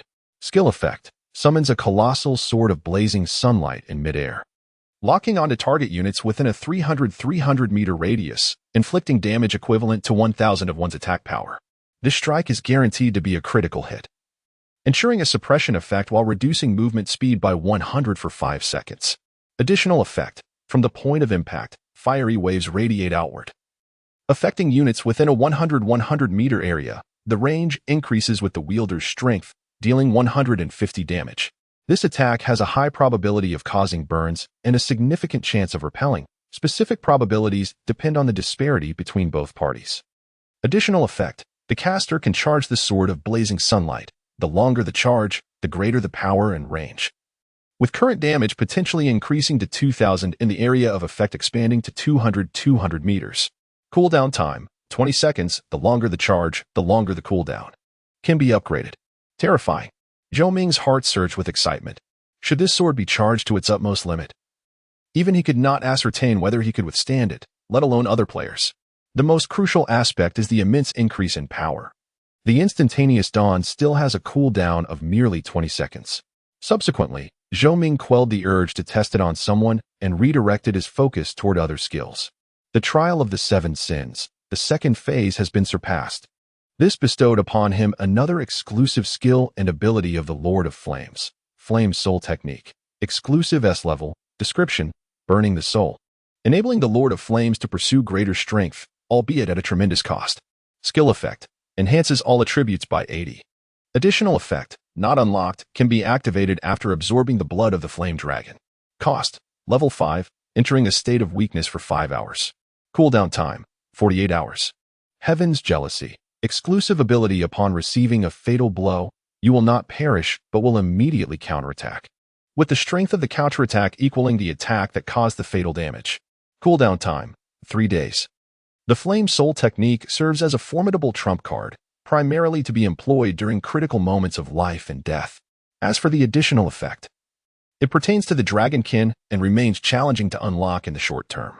Heaven's Jealousy further enhances survivability if wielded wisely. It may even turn the tide of battle. Having absorbed all the benefits from the castle defense battle, Zhou Ming turned his attention back to the Trial of the 7 Sins. Trial of the 7 Sins? Description: only by enduring the utmost original sin can one become a true demon lord. Sin of Pride, Armor of the Flame Demon, Sin of Envy, Flame Soul Technique, Sin of Wrath, to be activated, automatically activates in 3 days. Sin of Sloth, Sin of Greed, Sin of Gluttony, Sin of Lust. In the third trial of the 7 deadly sins, there remained a considerable interval before activation, allowing a moment of respite. Yet, it is perplexing that even the Sin of Envy could be so arduous, necessitating cunning to prevail. What treacherous trials lie ahead? It is no wonder that previous possessors of the divine demon pearl succumbed one by one, ultimately falling into his grasp. One step at a time, Zhou Ming felt at ease as he logged off to rest. Inger, Xin Yao, good night. Good night. Chirp, chirp. The following day, Zhou Ming awoke revitalized. After breakfast, he embarked on a new day's journey. Upon returning to the game, he opened the map to seek suitable leveling points.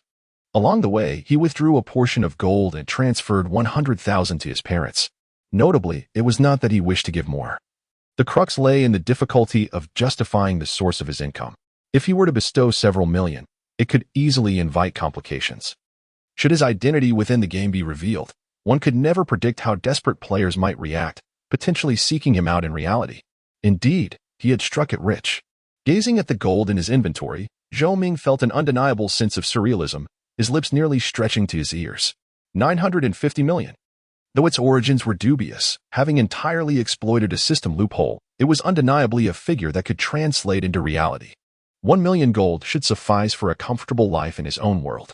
Observing Zhou Ming's intermittent glances at his inventory, brimming with excitement, Qianing understood that this was a fortune of immense magnitude, yet she felt compelled to douse his enthusiasm with a cold splash of reality. Oh, Zhou Ming couldn't help but chuckle. What manner of cold water is this? He understood that Qianing wished to prevent him from becoming complacent and neglecting his leveling efforts. However, he was quite curious about how she would convey this. Material possessions are ephemeral. Qianing transformed into a beam of white light, emerging from the divine demon pearl, and stated earnestly, only by possessing sufficient strength can one safeguard wealth. Chirp, chirp. Xin Yao nodded in agreement from the side, gazing at Qian Ying's solemn demeanor. Zhou Ming found himself at a loss for words. The world of Destiny Continent and the reality he inhabited were fundamentally dissimilar. Qianing might not grasp that no matter how diligently he improved himself within the game, he could not carry that power back to reality. In fact, the world I inhabit operates under different rules than those of Destiny Continent, Zhou Ming explained as simply as possible. Here, I can stand out among adventurers. Yet upon returning home, I remain an ordinary citizen, forever confined to level 1. Impossible. Qianing shook her head lightly, resolutely asserting, the inability to transfer power merely indicates that you are not strong enough. Do you not believe me? That is not my intention, you simply do not believe. A newfound seriousness graced Qianing's expression. When you leave this world, I have attempted to accompany you. Zhou Ming's heart raced. Pressing for more details, what was the outcome? I encountered an impenetrable barrier, one that seemed insurmountable. Qian candidly informed me. Zhou Ming, inexplicably disheartened, explained. Perhaps we have encountered the dimensional wall. So this is what they call the dimensional wall. Qian pondered for a moment. In any case, the dimensional wall is exceedingly robust, and my current strength is insufficient to breach it. However, should I ascend to a divine level, there might be a chance. A chance for what? To shatter the dimensional wall, of course. Zhou Ming was rendered speechless, somewhat incredulous of Qian Ying's conclusion. To be frank, since entering Destiny, he sometimes struggled to distinguish between reality and the game, grappling with some unrealistic doubts. Yet hearing such a notion from Qian Ying intensified that feeling. Do you still doubt? Qian Ying furrowed her brow. No. Zhou Ming shook his head resolutely, stating, I hope it is true. At this juncture, he paused. Then returned to the core matter. In truth, I understand your perspective. Money is but an external possession, not something to be overly cherished. For me personally, it holds significant importance, yet. Yet what? Qian Ying inquired, puzzled. Taking you away from here is of greater significance to me. The morning sunlight cascaded down. The youth's demeanor was strikingly earnest. Chapter 60. The mysterious merchant. Will you take me away from here? A ripple stirred in Qian Ying's eyes. If memory serves. This was the third time she had heard him utter such sentiments. Clearing his throat, even Zhou Ming, with his thick skin, found it somewhat difficult to withstand the silent gaze at such proximity, leading him to awkwardly cough twice and say, I mean no offense. Rather, I feel indebted to you. And I must repay your kindness. Thank you. Qian Ying expressed her heartfelt gratitude. Zhou Ming shook his head, replying, No, it is I who should be thanking you. Chirp. The Xian bird folded its wings and alighted upon Zhou Ming's shoulder, silently scrutinizing him without uttering a word. You two are so affectionate. I feel like a mere light bulb, Zhou Ming remarked, attempting to change the subject as he turned to the Xian bird. Calling you Xian bird is rather impersonal. How about I give you a name? Upon hearing this, the Xian bird regarded him with suspicion. Ding. System notification. The celestial spirit beast, Xian bird, expresses doubt regarding your naming ability. You underestimate me. Zhou Ming chuckled, scrutinizing the creature. This celestial spirit beast boasted glossy black feathers, a petite frame, and light wings, resembling a swallow. Noticing Zhou Ming's gaze, the Xian bird proudly lifted its small head. Given that most of your feathers are black, how about calling you Little Hay? Zhou Ming ventured cautiously. The Xian bird displayed an expression that suggested it wished to eliminate him. Zhou Ming swiftly reconsidered. Perhaps Little You would be more fitting. Little You? The Xian bird pondered for a moment before nodding in agreement, appearing quite satisfied. Though You and Hay bore similar meanings, the former exuded an air of elegance. Ding. System notification. You have successfully named your pet, Little You. Pet loyalty is now at 3. Ding. System notification. You have entered the map, Purple Moon Valley. Before long, Zhou Ming arrived at his destination, where he was greeted by a pack of black tigers. Their claws sharp, residing within the valley, surrounded by numerous medicinal herbs known as purple moon grass. Out of courtesy before battle, Zhou Ming cast a reconnaissance spell towards the wild creatures. Corrupted black tiger, elite monster, level, 60 health, 50. 000 attack, 2400 to 2550 defense, 1100 to 1280 skills, hungry tiger pounce, tiger's might, fierce tiger roar. Description, a tiger tainted by demonic energy, exhibiting extreme hostility towards nearby creatures. May you not become its next meal. An elite monster. This classification surpassed that of ordinary monsters with significantly enhanced attributes. Not rushing to approach, Zhou Ming raised his palm skyward, gathering fire elements. Clang. In midair, a phantom great sword, exceeding 5 meters in diameter, materialized, entwined with intense fire elements, radiating an awe-inspiring brilliance. As Zhou Ming channeled his energy, the phantom greatsword expanded in size, intensifying the oppressive aura it emanated, even before it descended, causing the surrounding air to ripple. 8 meters. 10 meters. At last, a colossal sword, measuring 15 meters in length, loomed ominously. Its aura as foreboding as the sword of Damocles suspended above the adversary's head. Roar. The corrupted black tigers emitted fearful cries, their anxiety palpable. Go. As the tension reached its zenith, Zhou Ming clenched his fist and pointed decisively forward. With a thunderous crash, the massive sword, heavy as a mountain, descended with overwhelming force, piercing directly through the heart of the corrupted black tiger, instantly impaling its form and unleashing a torrent of flames that surged outward in all directions. The impacted creatures were sent hurtling away, akin to kites severed from their strings. Ding. System notification.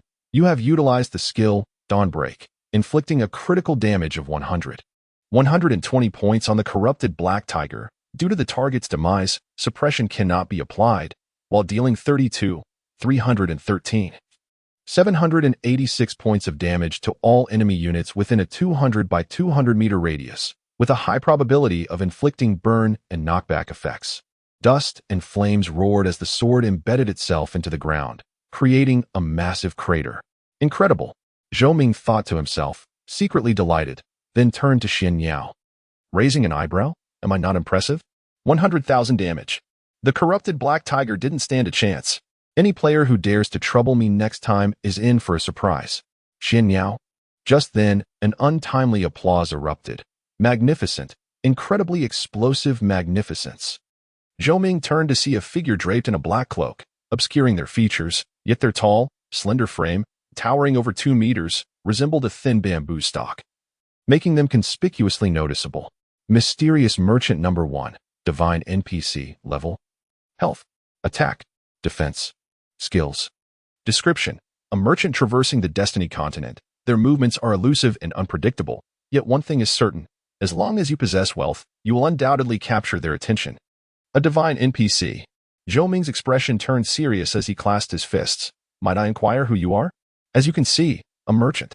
The mysterious merchant replied amiably, I harbor no enmity towards you, nor do I belong to either of the two factions. I simply wish to engage in a business transaction. Business? Zhou Ming regarded him with skepticism. He was not being deceitful. Qian Ying appeared beside Zhou Ming, explaining, although I am unsure of the mysterious merchant's intentions, they have never declared a stance. They are solely driven by a desire for wealth. As for money, the more, the merrier. The mysterious merchant stated candidly. Indeed. Yet no amount of wealth can compare to the powers of the Queen of Divine Ashes. Since you claim to be here for business, surely you possess a plethora of goods. Might you display them for my inspection? Zhou Ming felt reassured and began discussing the merchandise. Feel free to browse. Regardless of what catches your eye, as long as the price is right, it can be yours.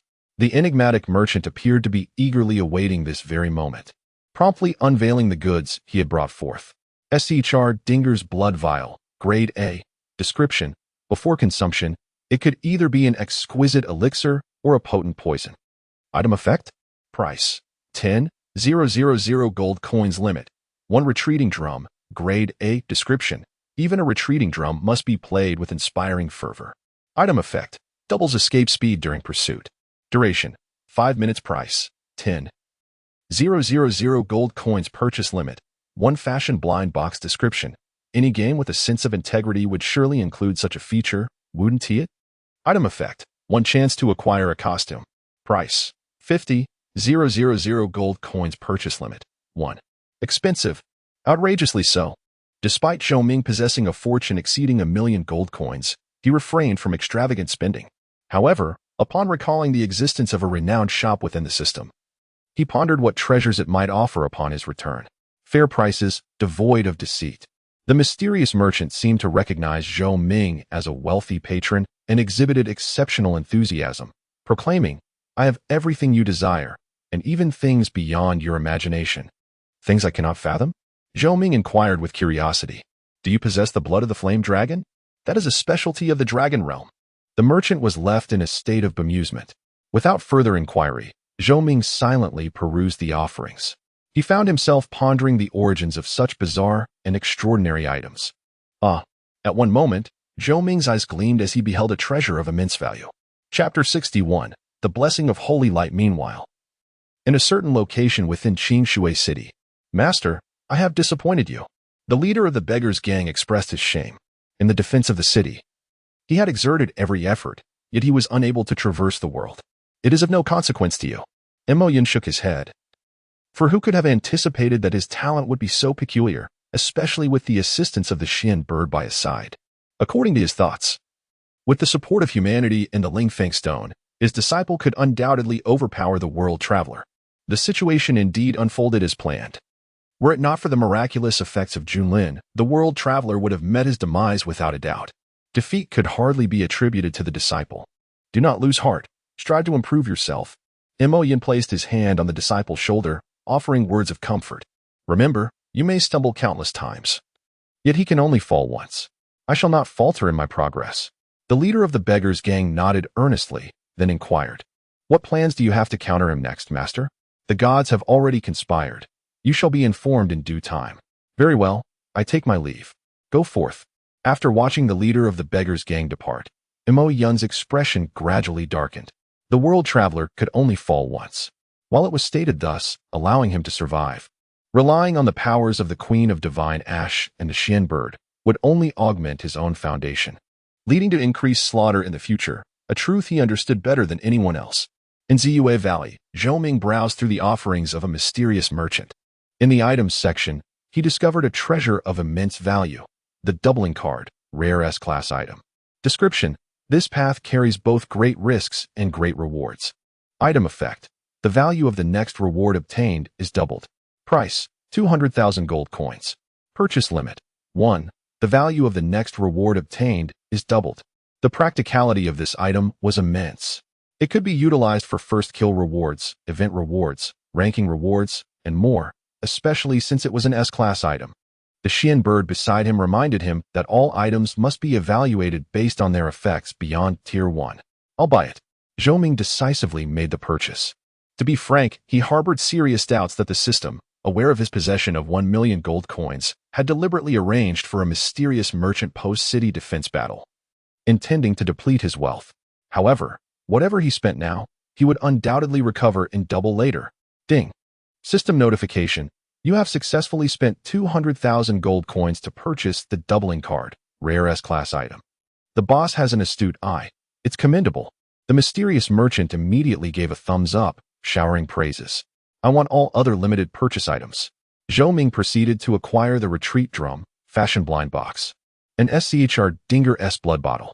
Perhaps these items would seem exceedingly risky to others, but he was accompanied by the goddess of fortune. It can only be said that Xiao Yu's supportive abilities were truly invincible, and I shall purchase this item as well. Zhou Ming flipped to the skills section and specifically purchased a suitable skill book for Xiao Yu. Holy Light Protection, S rank. Introduction: The Holy Light may be delayed, but it will never be absent. Skill effect: Restores 1002 of the target's maximum health to the target unit every second.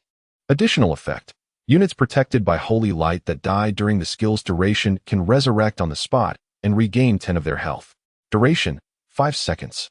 Resurrection cooldown: 3 days. Cooldown time: 60 seconds. Learning requirement: Holy Priest. Required level: 80. Price: 300,000 gold coins. Healing coupled with resurrection is worth any price.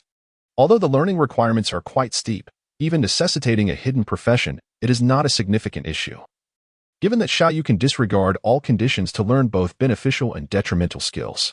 After a considerable expenditure, Zhou Ming still had several 100,000 gold coins remaining, which caused him a twinge of regret. The item is indeed remarkable, but its price is undeniably high. Should he not consider purchasing other items? Observing the other party's intent to withdraw, the mysterious merchant enthusiastically recommended, "The goods here are of exceptional quality at affordable prices. Miss this village, and you shall find no such shop again." Zhou Ming shook his head. Other items are of no use to me at the moment. How could that be? The mysterious merchant produced a peculiar stone, black and white swirling together, his words practically dripping with excitement. "I believe you should prepare this item in advance." This is. Zhou Ming's gaze swept across the Mount Fusion Stone, rare S rank. Introduction: A wondrous stone imbued with the power of creation, capable of altering the essence of things. Item effect: Confuse two mounts into one, elevating their lineage and causing mutations, with the exact probability depending on the mount's rank, with a minimum of 1. Price: 300,000. Too expensive. Zhou Ming stated candidly. Moreover, when will I even be able to ride mounts? That remains uncertain. The Mount Fusion Stone is indeed an excellent item.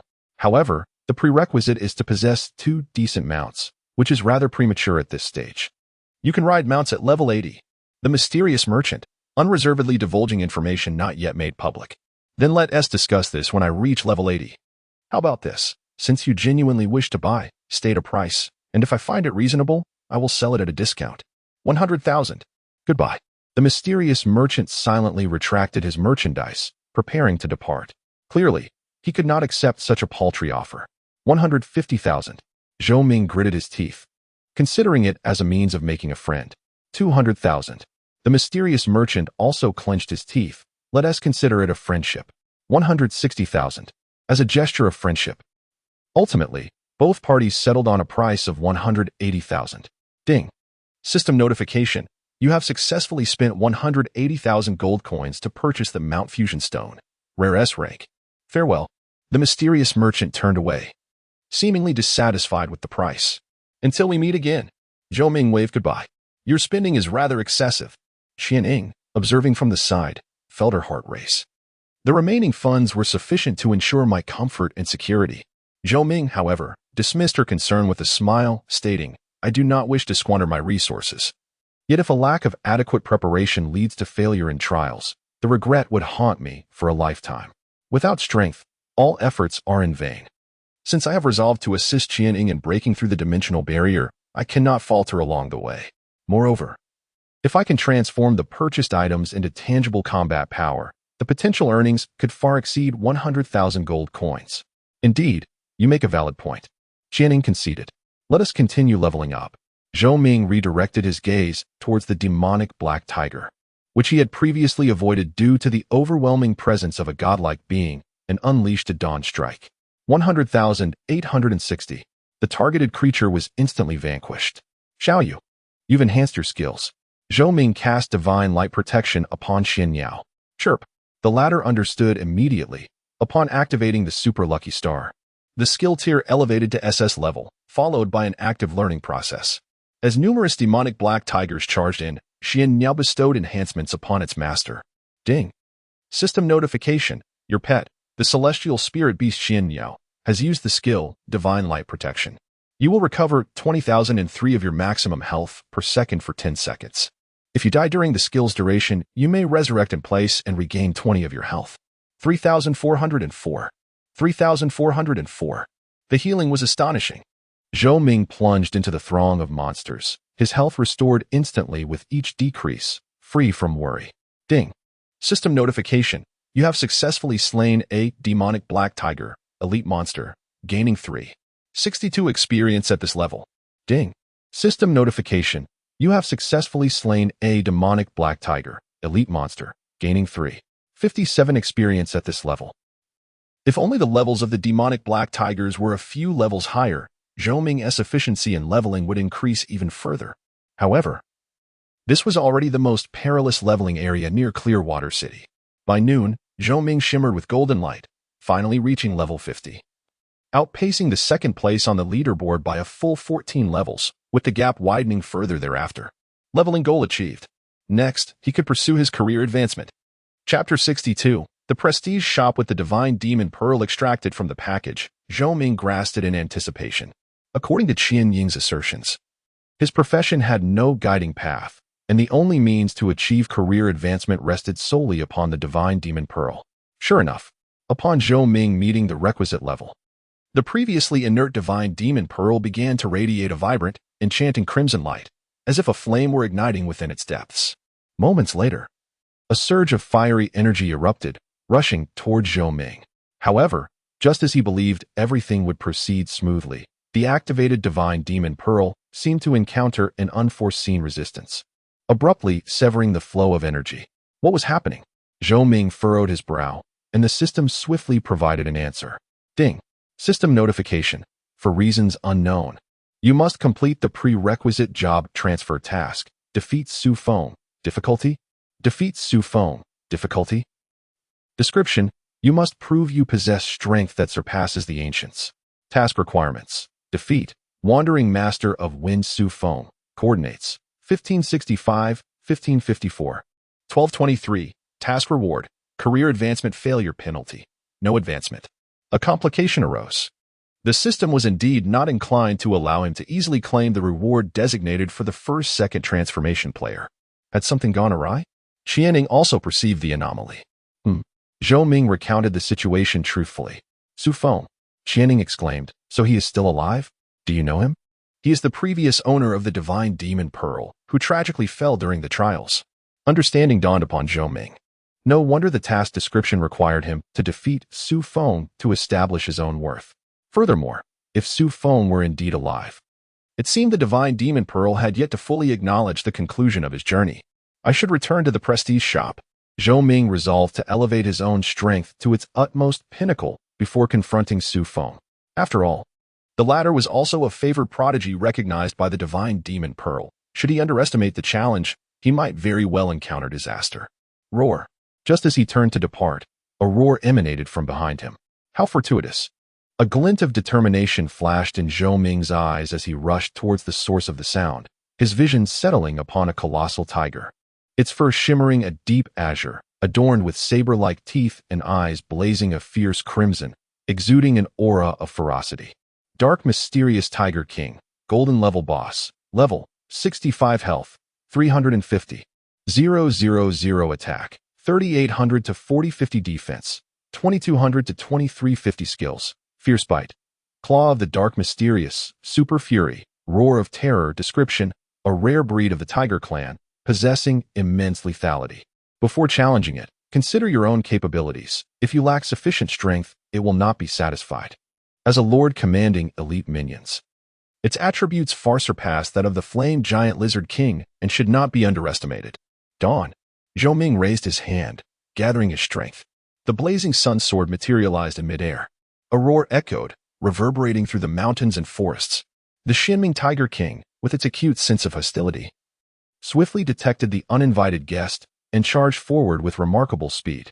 With high attack power and rapid assault combined with formidable defense, this was undoubtedly the most dreaded boss for any player. Without granting any time to gather momentum, Zhou Ming unleashed the blazing sun sword just as the Xianming Tiger King drew near, striking down with tremendous force, bending its foreleg and forcing it to the ground. A staggering 250 points. Critical damage. The Might of Dawn remained astonishing, cleaving 1/10 of the health bar of even a golden tier boss. Zhou Ming quickly followed up with a rending strike. At this moment, the Xianming Tiger King broke free from its suppressed state. Its sharp claws lunging toward Zhou Ming with blinding speed, nearly impossible to evade. A blow dealt 852 damage, causing Zhou Ming's health to plummet by nearly 2. The soaring Xian bird immediately activated its doomed divination, significantly diminishing the Xianming Tiger King's power, and subsequently restored Zhou Ming's health. 3 for 104. 3 for 104. This remarkable healing, coupled with the relentless attacks from the Xianming Tiger, kept Zhou Ming's health fluctuating between 99 and 100, as if dancing on the edge of a razor. After approximately 5 minutes, the Xianming Tiger King let out a mournful cry and collapsed. Ding. System notification. Congratulations. You have successfully slain the Xianming Tiger King, Golden Tier Boss, and received the following rewards: 66. 8 experience, 150 prestige, and 3 gold coins. Collecting the spoils dropped by the Xianming Tiger King, Zhou Ming began his journey back. On the way to the city, he opened his inventory to assess his loot, discovering only 2 pieces of golden tier equipment worth noting. The staff was destined for the auction house, while the Xianming helmet would serve as a worthy replacement for his Golden Source helmet. Xianming helmet, Battle Soul tier, defense, 250 health, 5,000 traits, 50 health effect, Nether Blessing. Restoring 10 health points per second required level, 50 required prestige, 500 description. Upon wearing it, regardless of the head, it becomes remarkably resilient. With several pieces of Battle Soul tier defensive gear, Zhou Ming's defense rivaled his attack, and his health reached a level unattainable for many players. Upon returning to Clearwater Town, Zhou Ming placed the unused equipment in the auction house, and then proceeded to the location of the prestige shop. Just for a title, it required such an immense amount of prestige. One must consider the exaggerated attributes conferred by titles, which are also random, tailored to each individual based on their overall circumstances. How could they not be costly? Alas, I cannot afford it. Wow, look at my title, it's incredible. At the NPC location, a bustling crowd gathered, with many players either observing or purchasing related scrolls. Zhou Ming glanced around and spotted a familiar face. Title: Iron-Blooded Warrior, the second of the Beggar's Sect synopsis. The flow of blood only serves to enhance his strength. When foes meet, tensions rise. The second of the beggar sect unexpectedly encounters Zhou Ming, instantly adopting a hostile demeanor. Isn't this the esteemed hero of Qinshui City? He sneers. That cannot be said lightly. Zhou Ming humbly retorts. Without the innate talents bestowed by the leader of the beggars sect, I might not have succeeded in my defense. Should the opportunity arise, I shall certainly pay my respects. You. The second of the beggars sect glares fiercely, suddenly recalling that the opponent's verbal prowess surpasses his physical capabilities. He unconsciously touches his nose, begrudgingly stating, I shan't waste my breath on you. I am eager to see if your title can rival that of my iron-blooded warrior. At this, he cannot help but display a smirk, thoroughly pleased with his own designation. It is known that titles are highly random in nature. And given the diverse aesthetics of individuals, some titles, despite their superior attributes, may sound less imposing than those of lesser power. However, it remains true that the mightier one becomes, the more impressive their title tends to be. Well, keep your eyes peeled. Zhou Ming chuckles as he strides towards the NPC. Due to the crowd's chaotic throng, he eschews the orderly queue and, leveraging his extraordinary strength, forcefully positions himself at the forefront. Herald of Prestige, common NPC, I wish to purchase items. Zhou Ming declares candidly. The Herald of Prestige, overwhelmed and flustered, gestures for him to look for himself. In the next moment, a product list related to titles appears before Zhou Ming's eyes. With eager anticipation, he meticulously examines the offerings. At long last, players are no longer limited to NPC-exclusive titles. They too can possess their own titles and descriptions. Chapter 63. Flame Sovereign, Low-Tier Title Scroll, B-Grade, Description. In the wandering world, how can one lack a personal title? Item effect. Randomly acquire a B-grade title. The title correlates with the user's strength, profession, skills, talents, and other factors. Required prestige. 200 points. Mid-tier title scroll. A grade. Description. In the wandering world, how can one lack a resounding title? Item effect. Randomly acquire an A-grade title. Required prestige. 1,000 points. High-tier title scroll. S-grade. Description. Sufficient prestige will yield unexpected rewards. Item effect. Randomly acquire an S-grade title. Required prestige. 3,000 points. Note. This type of item cannot be enhanced in any form. In the prestige shop, there are currently only 3 purchasable items. Most players tend to opt for the low-tier title scroll, as the acquisition of prestige is far more challenging than anticipated. It requires one to rank among the top in significant events or achieve notable accomplishments. Moreover, slaying bosses can also yield prestige, though this is not guaranteed. If one relies solely on overwhelming attributes to farm bronze-level bosses, they will similarly fail to gain the system's recognition. High-tier title scrolls. Naturally, Zhou Ming sought to exchange for the highest grade available. Even though SS-grade titles might emerge in the future, that was not a consideration for the present.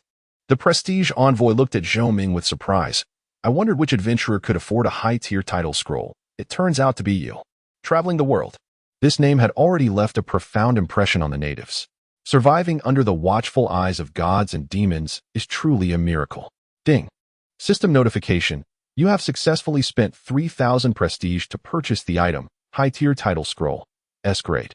Zhou Ming's total prestige was 5,340, even after deducting 3,000. He was still more than sufficient with his battle soul-grade equipment. Nice to meet you. Zhou Ming nodded in greeting.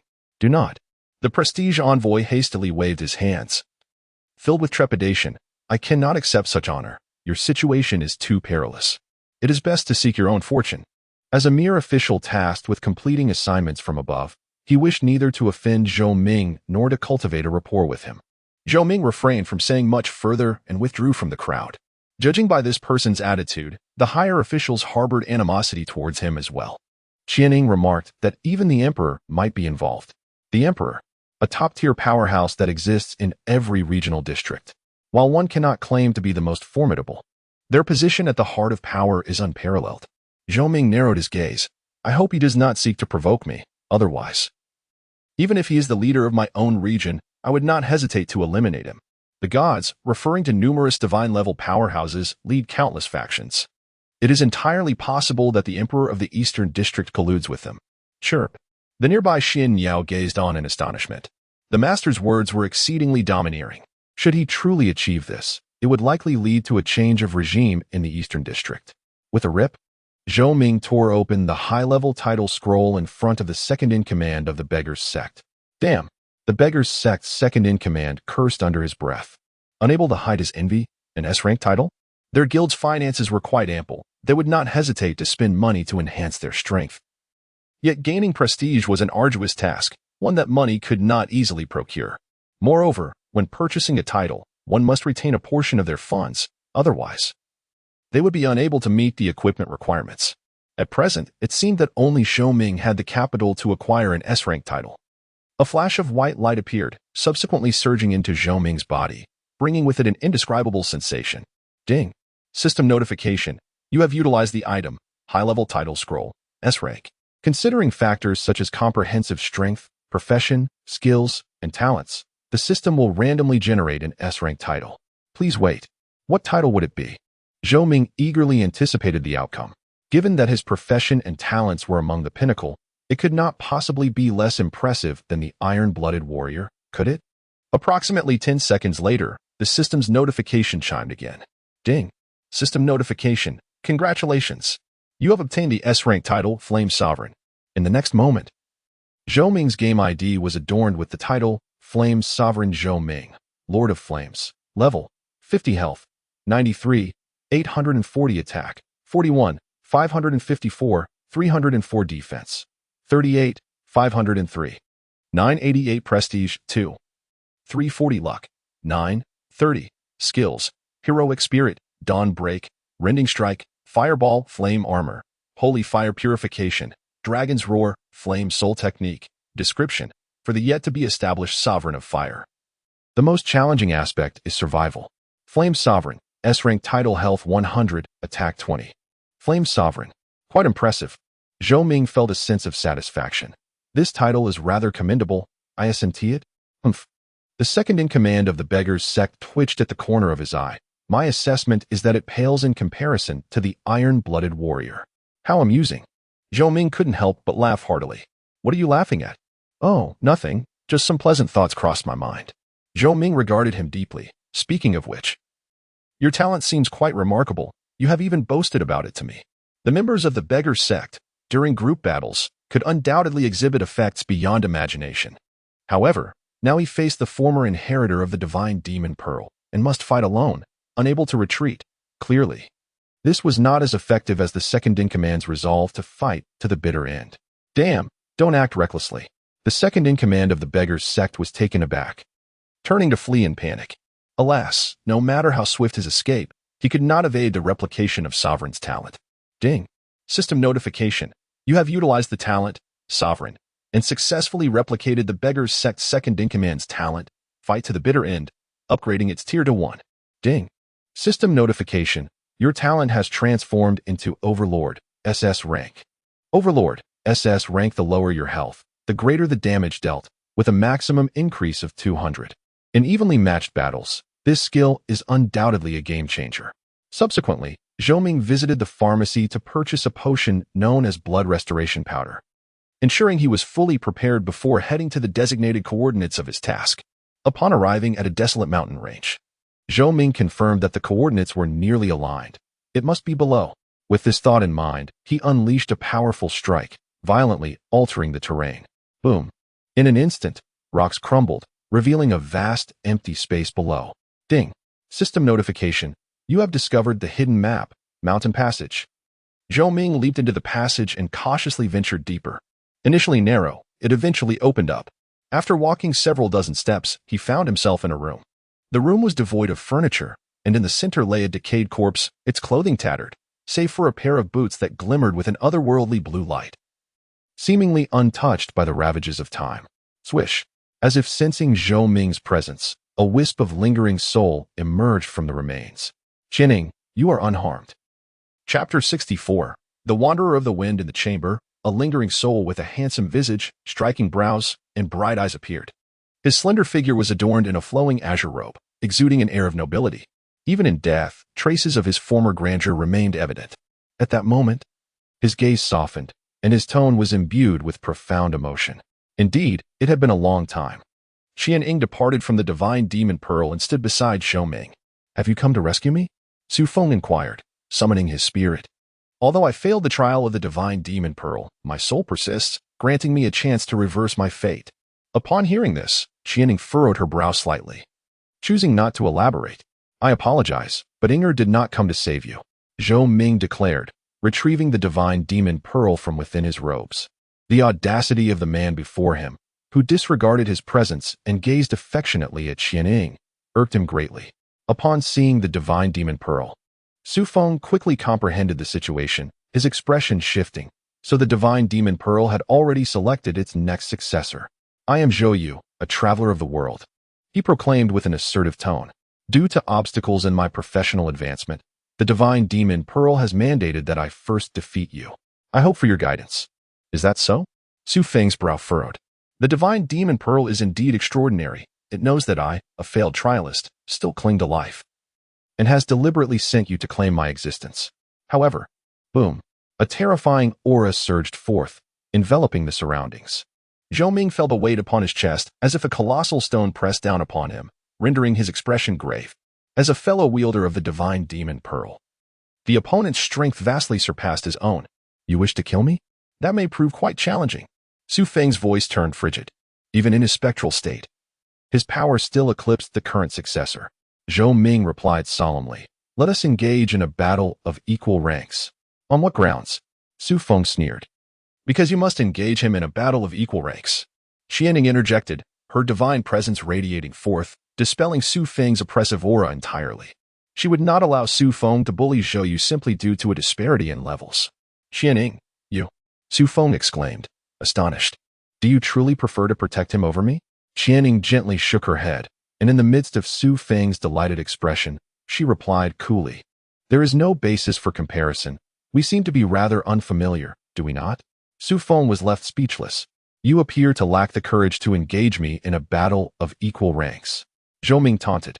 The trials from the divine demon pearl were typically quite stringent.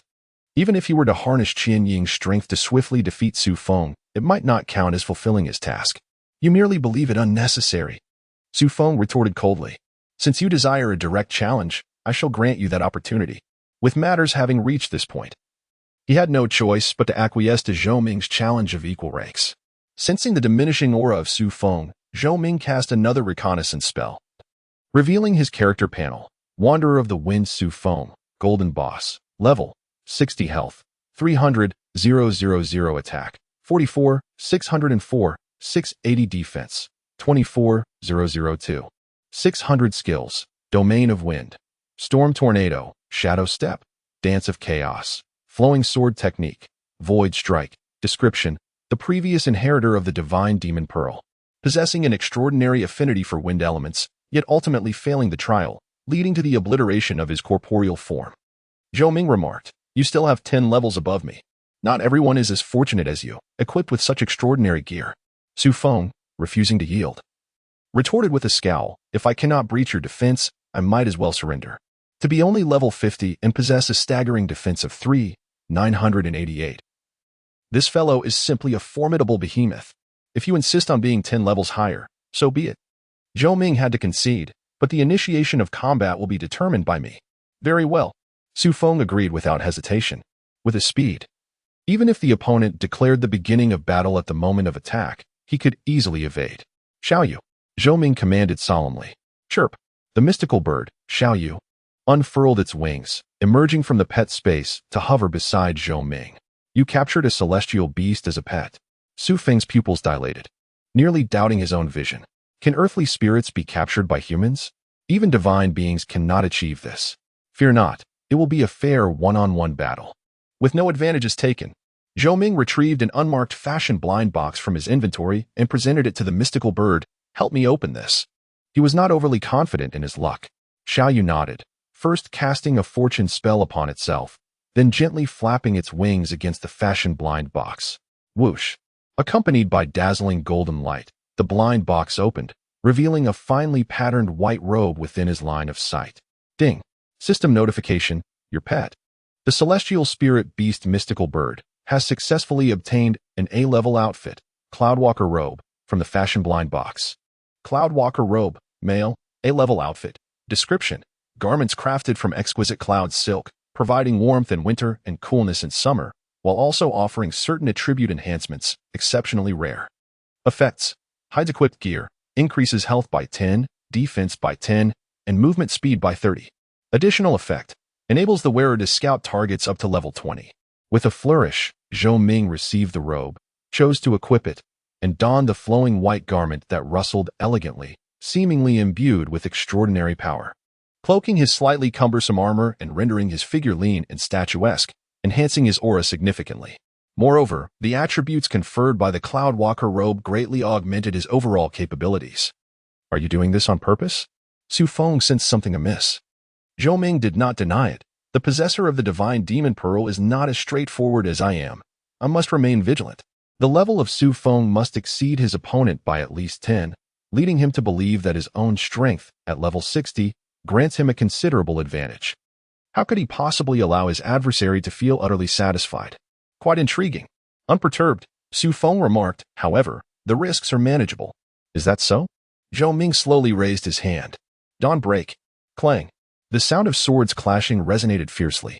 The blazing greatsword materialized, and flames erupted, shattering the ceiling above and igniting the air in an oppressive heat, rendering it as dense as iron.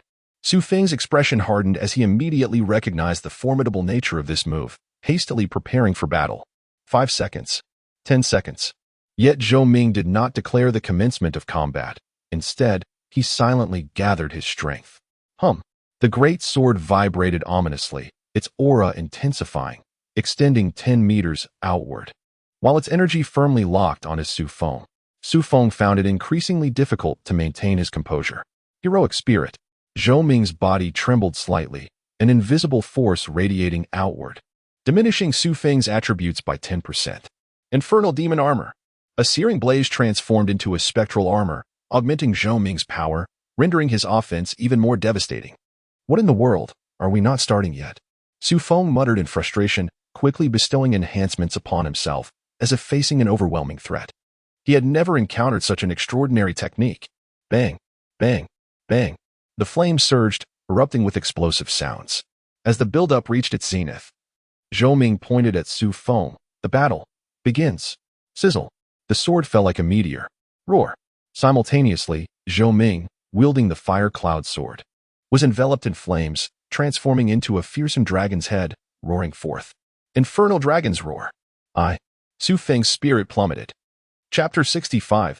A captivating tale amidst the descent of a formidable sword and the roar of a fiery dragon. Su Feng found himself caught in a relentless assault from two sides at the very onset of battle, his nerves electrified. It would have been one matter to unleash a powerful attack. However, the adversary's fully charged Dawn ability came equipped with automatic targeting. And with the confined space of the room, there was simply nowhere to escape. In utter desperation, he gritted his teeth and resorted to one of his trump cards. A radiant blue light erupted, and a fierce gale swept forth in every direction. Ding. System notification. Wind Wanderer Su Feng has created a wind domain within a 100-100 range, reducing damage taken by 20. And enhancing movement and attack speed by 50 for a duration of 5 minutes. Boom, boom, boom. The earth trembled. Fiery flames soared into the air, rushing towards the secret passage above the room. After a protracted moment, the flames extinguished, revealing Su Feng's battered form, grievously wounded. 57,756. Critical damage, 11,525. Dawn's fiery roar. This was the most powerful strike that Zhou Ming could currently unleash, utilizing the suppression of Dawn to ensure that the fiery roar could not be evaded by the opponent, guaranteeing that all damage was inflicted. Yet, in just one blow, Su Feng's health plummeted by over a fifth. Ultimately, his attack fell short. Zhou Ming felt a twinge of dissatisfaction. Although his opponent had a 20 damage reduction, dealing less than 70,000 damage felt rather pitiful. After all, the fire cloud sword in his hand was merely a level 35 soul-level weapon, and within his ring lay the Wolf King ring bestowed by the village chief, which offered minimal enhancement at this juncture. Truly, it was inadequate. With a fierce expression, Su Feng declared, "Allow me to show you what true power feels like." Whoosh. Empowered by the elemental winds, he surged forth like a turquoise arrow, conjuring a sharp sword that sliced through the air with breathtaking precision. Ding. System notification. Wind Wanderer Su Feng has activated the skill Flowing Light Sword technique, increasing his attack speed by 20. Each strike diminishes the opponent's attack and movement speed by 2, stacking up to 25 layers, lasting for 5 minutes. Prepare to be as sluggish as a tortoise. Su Feng had already devised his strategy. The current possessor of the divine demon pearl was undeniably powerful, yet his weaknesses lay in his attack and movement speeds, which were still lacking. By fully stacking the flowing light sword technique, his foe would find it exceedingly difficult to land a blow. Ding ding ding. Su Feng's attack speed was relentless, alternating between thrusts, sweeps, and slashes, showcasing the advantages of the flowing light sword technique to their fullest potential, rapidly accumulating layers. 702. 721. 705. Can you still wield your sword? Su Feng inquired with a mocking smile. All this flair, does it even serve a purpose? Zhou Ming remained unfazed. As a flurry of damage numbers erupted around him, though his shield held firm, he raised the Fire Cloud sword and activated its inherent special ability, the Fiery Slash. The flames surged fiercely within the realm of the wind, crashing heavily upon Su Yun, nearly sending him sprawling backward in disarray. The disparity in damage was stark. Zhou Ming's single strike equaled Su Feng's 7.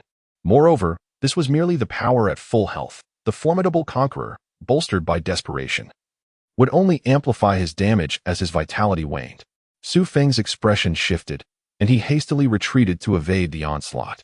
Miss, how could this be? Wasn't your speed supposed to be diminished? Suddenly, an idea struck him as he recalled the technique Zhou World had employed. Ding. System notification, the Flame Sovereign. Zhou World has activated the skill Flame Armor, granting him 50 resilience and immediately bestowing a shield value equal to 30 of his maximum health. Additionally, during the skill's duration, all forms of damage he inflicts are increased by 50, lasting 2 minutes. Su Feng pondered, what kind of resilience is this? Ultimately, his own resilience was somewhat lacking. Zhou Ming felt a twinge of dissatisfaction. Despite the opponent's various speed enhancements, the experience of missing an attack was undeniably frustrating. Su Feng's fury surged, but then he recalled something, his expression turning grave as all traces of anger dissipated. Clever boy, you almost ensnared me in your scheme. In the heat of battle, allowing wrath to cloud one's judgment would only diminish his chances of victory. Zhou World's few words had nearly breached his defenses. You've come to your senses? Zhou Ming raised an eyebrow, denying it outright. I don't know what you're talking about. You may deny it. Su Feng replied coolly. From this moment forth, all your verbal assaults shall lose their effect on me. With that, he felt the wind rise beneath him, his robes billowing as his aura intensified.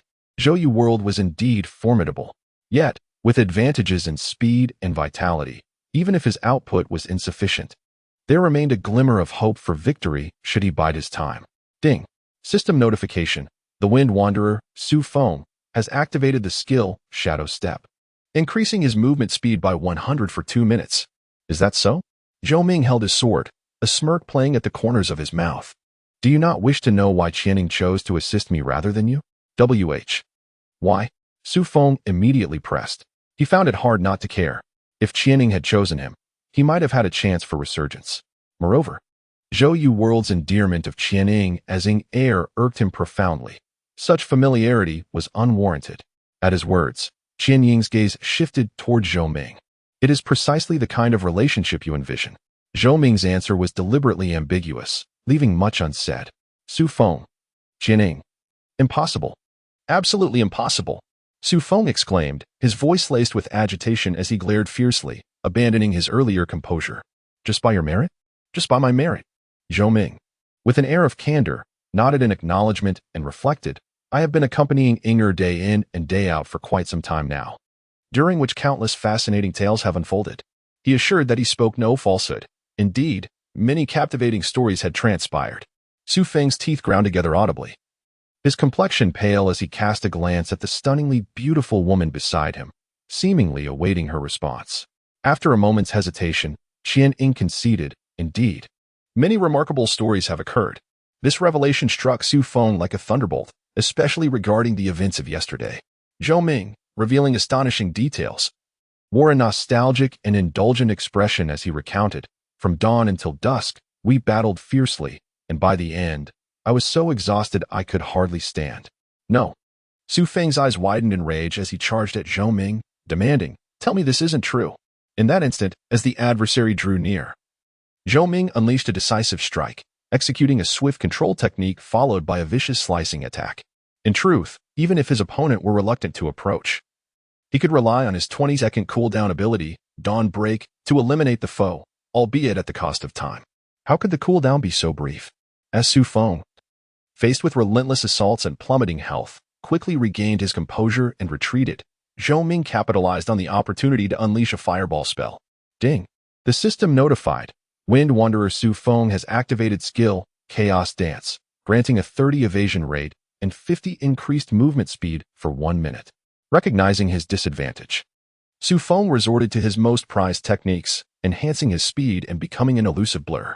Ultimately, he was a being acknowledged by the God and Demon Pearl, making him no easy adversary for Zhou Ming, who dared not underestimate him. Regrettably, with Su Feng reduced to a mere wisp of his former self, he could no longer replicate his talents. Otherwise, the fight might have been simpler. Relying on his speed advantage, Su Feng continued to employ a hit-and-run strategy. Meanwhile, Zhou Ming remained steadfast, unceasingly unleashing his Dawn Break every 20 seconds. Do you not find this tactic a bit underhanded? Su Feng thought, feeling utterly powerless and frustrated by the relentless blows. There's worse yet. Zhou Ming invoked divine purification, restoring 20 of his health and returning to peak condition. He had no fear of engaging in a war of attrition. Enough. Su Feng despaired upon witnessing the scene. You have won. Being defeated by the current bearer of the God and Demon Pearl, 10 levels above him, was a bitter pill to swallow. Chapter 66. Career Advancement Apologies. Zhou Ming clasped his fists together. Senior Su, your speed is astonishing. Were it not for this location, I would be unable to detain you. Being consoled by a little brat like you brings me no joy. Su Feng retorted playfully. Your talent seems to hinge on the principle that the lower your health, the greater your damage, does it not? From their recent skirmish, he had gleaned some insights. Capable of ranged attacks, executing precise kills, and even healing, Zhou Ming became increasingly formidable as his health diminished. Faced with such a humanoid monstrosity, he could hardly envision a strategy for victory, which is why he opted for surrender. Not at all. Zhou Ming shook his head. Not at all. Su Feng exclaimed in surprise. Then what is it? I possess the ability to unconditionally replicate my opponent's talents and elevate my own rank, Zhou Ming stated candidly. This talent had been officially revealed after the city defense battle, now known to all. However, even this revelation held no consequence. Conventional means could not thwart the sovereign's might. Damn. Su Feng was left speechless. So you mean to say that if I were alive, you could copy my talent, and I wouldn't be able to escape even if I tried? Most of your skills are speed-related. Even with a talent advantage, I may not be able to catch up, Zhou Ming humbly acknowledged. Alas. Su Feng sighed, deeply moved by Zhou Ming's words. Do you know how I met my demise? I do not, the younger man admitted. In this world, there are always things from which you cannot escape. Su Feng spoke somberly. Running fast may save your own life, but it cannot safeguard the lives of others. Zhou Ming remained silent. You have chosen to prove your path through strength. Your journey is more righteous than mine. Su Feng's lingering spirit raised his hand, forming a sword gesture, pointing towards Zhou Ming's brow. However, your speed is indeed a weakness. If not fortified, you may find yourself vulnerable. Ding. System notification, the Wind Voyager. Su Feng wishes to impart the skill Shadow Step to you. Will you accept? Yes. Zhou Ming would never refuse such a grand opportunity. This was a gift from the former owner of the Divine Demon Pearl. Ding. System notification. Congratulations, you have comprehended the skill Shadow Step, Rare S rank. Shadow Step, Rare S rank. Description. A unique technique created by Su Feng. Once this step is taken, one becomes untraceable. Skill effect. Movement speed increased by 100 for 1 minute. Additional effect.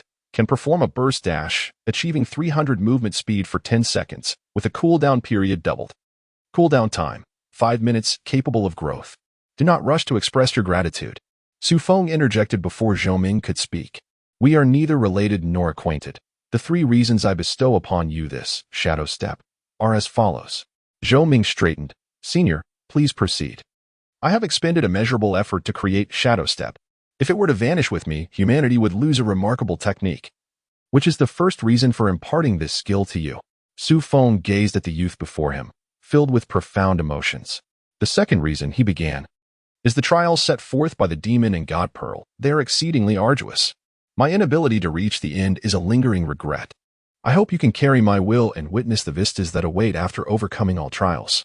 I will strive with all my might. Zhou Ming replied solemnly. As for the third reason, Su Feng's gaze settled on Qianing, his fading spirit gradually dispersing. I hope you will take good care of Qianing. She is a good girl. Zhou Ming remained silent, while Qianing was equally speechless.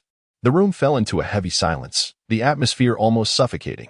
Su Feng's request after imparting the shadowless step left Zhou Ming in a quandary. Clearing his throat, he cautiously glanced at Qianing and said, "The reason I spoke as I did earlier was actually I know." Qianing interjected, displaying a perceptive understanding. "You were deliberately provoking Su Feng, not intending to offend." "Precisely." Zhou Ming nodded vigorously. "You're not upset, are you?" "It was a sound strategy." Qianying's expression remained calm. "If I were to take offense, would it not render me unreasonable?" Zhou Ming discerned Su Feng's fondness for her. Employing such a tactic to enhance their chances seemed entirely appropriate.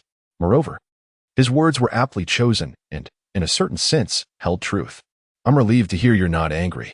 Zhou Ming exhaled, then recalled something and asked, "By the way, Su Feng was the previous heir of the Demon and God Pearl. Did you not stay by his side?" "The Demon and God Pearl is an extraordinary artifact, but it is not bound to me. The inheritor of the pearl does not necessarily have to intersect with my existence," Qianing explained.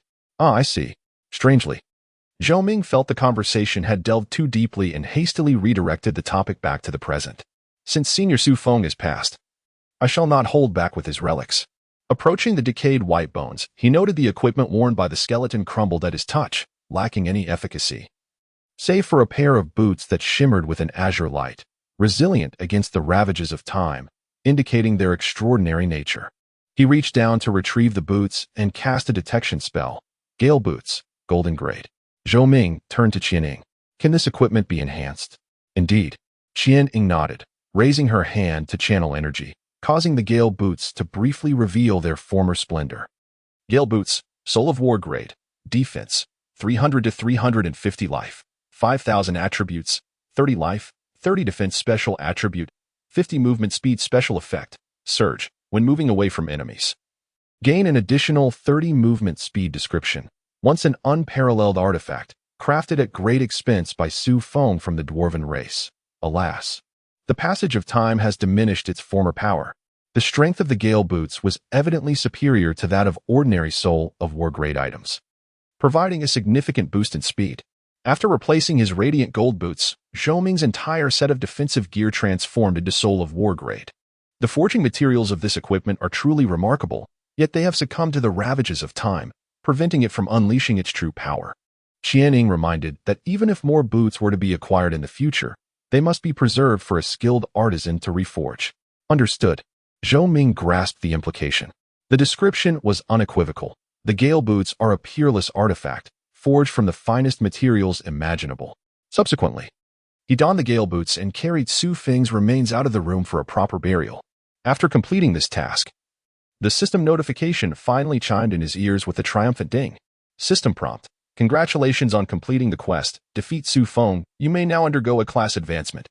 Zhou Ming retrieved the demon pearl and held it tightly. Surely, this time there would be no issues? To be honest, this journey proved to be immensely worthwhile. Not only had he acquired the Gale boots, but he also inherited Su Feng's skills, and now he could pursue a class advancement, achieving 3 victories in one endeavor. Streams of vibrant crimson energy, reminiscent of fire, flowed from the demon pearl into Zhou Ming's body, causing his blood to surge and his power to ascend. Boom! The temperature of his body skyrocketed, his hair gradually extending and transforming into a fiery red, as if ablaze with flames. Moments later, the system notifications rang out in rapid succession. Ding. System prompt. "Congratulations on completing the Flame Demon Lord class advancement. Your growth star level has significantly increased." Ding. System prompt. "Congratulations on completing the Flame Demon Lord class advancement. The power of fire elements within you has been further unleashed." Chapter 67. Leading the Siege. Ding. System notification. "Congratulations on completing the profession promotion of Fire Demon Lord.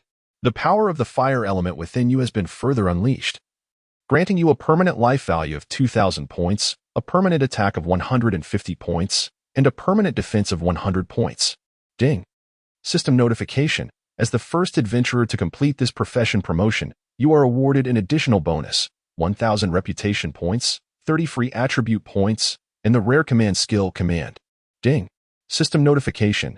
Do you wish to publicize the legend you have created in the Destiny continent? Note, once publicized, it will be visible to all players in the server. To his astonishment, there were additional permanent stats. Zhou Ming was greatly delighted. He could firmly assert that this was a unique advantage bestowed by the Fire Demon Lord. No other profession could possibly offer such exaggerated rewards. Moreover, the profession promotion had also altered the growth star rating. Fire Demon Lord, SSS level exclusive hidden profession. Description: rising from the end of flames. The one who incinerates all beings is the Demon Lord. Life growth, 10 attack growth, 16 defense growth, 10 speed growth, 10. Zhou Ming inquired.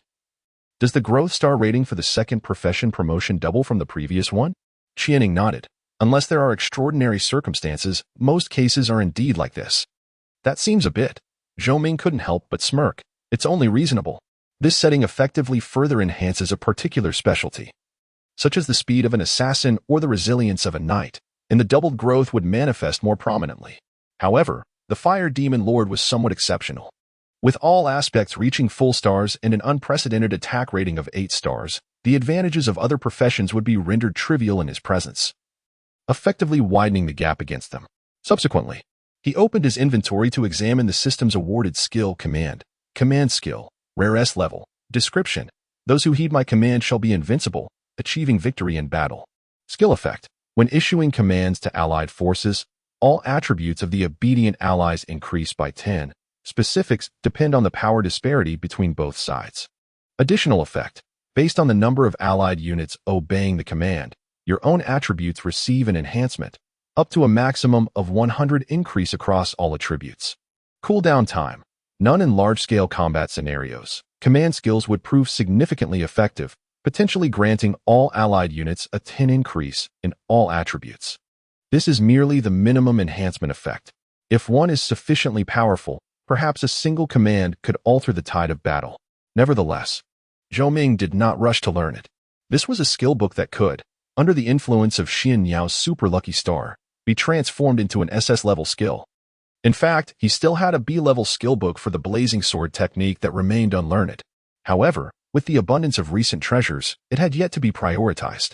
Now, it seemed time to explore other secondary cities. Zhou Ming cracked his knuckles in anticipation. He had not forgotten. Songxian had bestowed upon him a mission to seek the Sword Saint. With his operational range now vastly expanded and aided by Qianing, he had a considerable chance of fulfilling the task and acquiring the rare cloak. Subsequently, he returned to Qishui City, and just as he stepped into the teleportation array, a sudden system notification chimed in his ears. Ding. Server announcement. Congratulations to player Flame's Sovereign wandering the world for becoming the first player to achieve a profession advancement. This announcement is hereby made. Ding. Server announcement. Congratulations to player Flame's Sovereign wandering the world for becoming the first player to achieve a profession advancement. This announcement is hereby made. So soon. Goodness, on the leaderboard, the second place was already 14 levels behind. Alas, it's this deity again. I only hope wandering the world can muster some spirit and not be invincible in internal strife while faltering in external battles. The players exhibited mixed reactions. Ultimately, wandering the world had already demonstrated his prowess in the city defense battles. Even the voice of the little dark horse had grown feeble. I haven't even chosen to announce it. How did the system automatically consent? Zhou Ming was perplexed. Just as he pondered this, the answer swiftly followed. Ding. Server announcement. Due to the overwhelming number of adventurers arriving in the Destiny continent, and considering the remaining secondary cities cannot accommodate them thoroughly, the Light faction has decided to sound the horn of counterattack against the Dark faction. All adventurers will be tasked with attacking cities based on their current affiliated forces. Ding. System notification. The main storyline quest Destiny City Capture has commenced. City Capture, difficulty, SS level, description. Reclaim the cities of equal rank that have been invaded by the Dark faction and sound the horn of counterattack. Quest requirements. By 10 o'clock 3 days hence, reclaim Giant Rock City, secondary city. Quest rewards. Based on siege points, corresponding rewards will be granted. Failure penalty, level 3. The gods have begun to act. Qianing also received related system notifications. Zhou Ming frowned, clearly sensing something amiss. For other adventurers, reclaiming a tertiary town posed little challenge. But assaulting a secondary city entailed pressure far beyond that of merely defending Chishui City. Firstly, the level of the defending troops was beyond the current player's capabilities to contend with. Secondly, attacking a city is inherently more challenging than defending one. More importantly, the enemy was already aware of his protection from the Xian bird and would certainly take that into account. Last time, the Dark faction, overconfident in their victory, had dispatched demon gods whose ranks were not particularly high. Should 3 of the top demon gods appear, attempting to take the city would be nothing short of a Herculean task. Clatter, clatter, clatter. At that moment, numerous guards from Qingshui City, armed with long spears, swiftly surrounded him, leaving no room for escape. Clang. Zhou Ming drew the fire cloud sword, his gaze icy. This is a safe zone. I have not violated any rules. Are you truly seeking death? Ha ha ha. A misunderstanding, a misunderstanding. The many guards parted to reveal a rotund, well-groomed middle-aged man emerging from the crowd. Lord of Chishui City Lu Qingyang, radiant level boss. It is evident that he is the true lord of Chishui City, while the previous old farmer was merely a pawn, serving to undermine the city's defense. What is your intention, Lord Lu? Zhou Ming inquired bluntly. Adventurer Zhou, your solitary efforts in safeguarding Chishui City are truly commendable. Lu Qingyang praised fervently. Zhou Ming maintained a stoic expression. Lord Lu, you flatter me. Please, feel free to express your concerns. He chuckled, albeit with a forced smile. Since you are so forthright, I shall not beat around the bush. To be candid, I find myself lacking capable talents for the assault on Giant Rock City, and I wish to request your expertise in commanding our forces and lending me your support. Ding. System prompt. Congratulations, you have activated the hidden main quest, leading the army, difficulty, S. Will you accept? Leading the army, difficulty, S. Description, commanding an army and issuing orders is no trivial task. Quest requirements, lead the Qingshui City defenders to conquer Giant Rock City. Quest rewards, failure penalty, level 10, all attributes -500. After glancing at the quest details, Zhou Ming smirked coldly.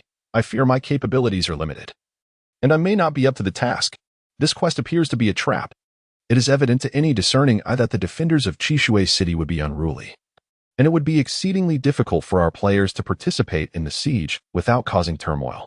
Should the 3 forces unite, he would find himself ensnared in a situation akin to that of the city defense battle. However, this time they are well prepared. If the 3 demon gods were to arrive, Qianying would struggle to contend, and the defending monsters would likely be so formidable that even his royal path could not prevail. In such a scenario, it would be akin to calling for help from the heavens and receiving no answer, or from the earth and finding it unresponsive. Chapter 68, Exclusive Main Quest. In an instant, the area surrounding the teleportation array was rife with tension. Many players, perplexed, stood at a distance, engaging in fervent discussions. This is an attempt to compel you into the siege battle. Qianying warned, do not engage. Upon hearing this, Zhou Ming nodded in agreement. The siege was not a personal affair. He had no compelling reason to participate. If you refuse, I cannot force you. The Lord of Chishui City seemed to have already received wise counsel, his tone laden with meaning. However, aside from Chishui City, other secondary cities are unlikely to welcome cowardly adventurers. As he spoke, he gestured to those around him. The soldiers, receiving the order, knelt before Zhou Ming on one knee. We beseech you, General, to take command and lead us to conquer Jiyan City. We beseech you, General, to take command and lead us to conquer Jiyan City. We beseech you, General, to take command and lead us to conquer Jiyan City. The chorus of NPCs resounded, leaving no room for retreat. Ding. System prompt. Please note, the hidden main quest, lead the army, difficulty, S-Class, has evolved into an exclusive main quest with significantly increased rewards, including at least an SS-Class reward. Ding. System prompt. As this quest is exclusive, should you refuse to accept it as punishment, you will lose 1,000 reputation and be unable to join any secondary city factions aside from Chishui City for 2 months. Zhou Ming. An exclusive main quest. The gods have indeed gone to great lengths to deal with me. If I cannot enter a secondary city within 2 months and must rely solely on my own legs to traverse the world, my leveling progress will be severely hindered. Moreover, a prolonged allegiance to Qingshui City would only grant the gods greater leverage. General Zhou, will you accept or decline? Lu Qingyang inquired with a smile. How intriguing. Zhou Ming, gazing at the lord of Chishui City whose smile concealed mockery, felt a surge of murderous intent and replied solemnly, "Since the generals of Qishui are unwilling to fight, and you are in such dire need of me, I shall respectfully comply." Ding. System prompt. You have acquired the exclusive main quest, Lead the Army. Difficulty, S-Class. I shall await the good news of your conquest of Juyin City, General Zhou. Lu Qingyang, having achieved his aim, turned away with satisfaction. The sycophantic soldiers then dispersed. Thereafter, Zhou Ming utilized the teleportation array to travel to other regions in search of suitable leveling grounds. Ding. System prompt. You have entered the map, Zishuan City, Secondary City. In comparison to Qishui City, the cultural depth of other secondary cities was markedly more profound. Gazing across the expansive square, he observed the neatly arranged houses in the distance. The bustling streets filled with natives striving for their livelihoods. Siege battles are inherently more challenging than defense. Qianying expressed her concern. She understood that the gods were pressuring Zhou Ming to respond, offering no avenue for retreat. Yet having experienced a failure before, their counterattacks would be even more ferocious. Conversely, overcoming this challenge would lead to a more expansive path ahead. Zhou Ming's gaze was clear. The gods could not intervene directly, nor could they expel me, an adventurer, from the light camp. To evade the constraints of the rules, the only recourse left was to employ cunning tactics. In truth, there were two reasons for him to undertake this perilous mission. Firstly, avoiding the task posed an even greater risk. While it might temporarily shield him from encountering the demon god again, the consequences would be far more detrimental. Secondly, he possessed a doubling card purchased from a mysterious merchant. This exclusive task, combined with the dual rewards of the doubling card, and soon to be enhanced to SS level by the Xian bird, promised an explosion of rewards. The system had clearly stated that at the very least, there would be an SS level reward.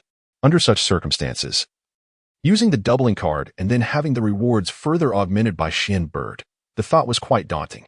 The issue lay in the fact that if the top 3 demon gods were stationed within Giant Rock City, no one could possibly breach it.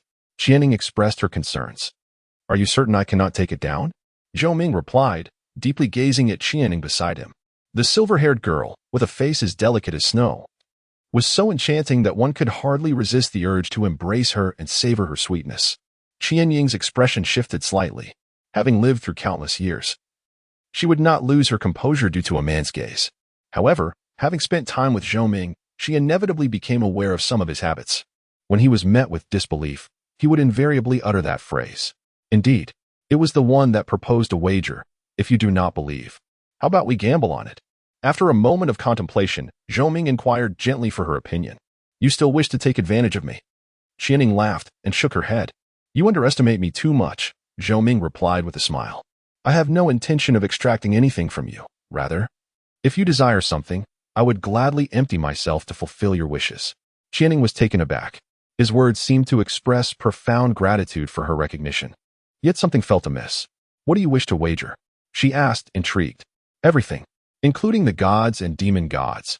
None who have gambled against Zhou Ming have emerged victorious." She was eager to discover if she could triumph over him for once. "Do you think I can conquer Giant Rock City?" "It is exceedingly difficult." Qianying shook her head and stated earnestly, "With the top 3 demon gods present and the light camp observing from the sidelines, I alone cannot withstand them.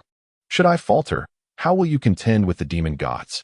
In the previous defense of the city, the leading demon gods had to strategize the overall situation, leaving no time to trouble Zhou Ming. Yet, this time, it might not be the same. "I wager that I can take it down." Zhou Ming's eyes gleamed fiercely. "I cannot wager on such matters with you." Upon hearing this, Qianying shook her head and said solemnly, "If the wager is such, I hope you win." "You must win." Zhou Ming stared at her, a warm surge filling his heart. In the entirety of the game, all eyes were fixated on him, eagerly anticipating his downfall. With only Qianying steadfastly by his side, "Let us alter the wager." Zhou Ming pondered for a moment before inquiring, "Do you believe my chances of victory are substantial?" "Well," Qianying deliberated briefly before diplomatically responding, "not particularly promising. Before the battle commences, if I can convince you that my odds of winning are at least 50%, then consider it my victory." Zhou Ming continued. "Very well." Qianying acquiesced. "Before the battle, I shall alter my perspective. This, however, is no trivial task." "What is the wager?" she inquired with curiosity. "If I emerge victorious." Zhou Ming's gaze, laced with mischief, fixated upon her. "I shall require you." "Excuse me?" she replied, taken aback. To give me a massage? Zhou Ming swiftly added, wary of overstepping boundaries. Qianing was astonished. A massage? Indeed, a massage, Zhou Ming affirmed, nodding earnestly. Do you comprehend what a massage entails?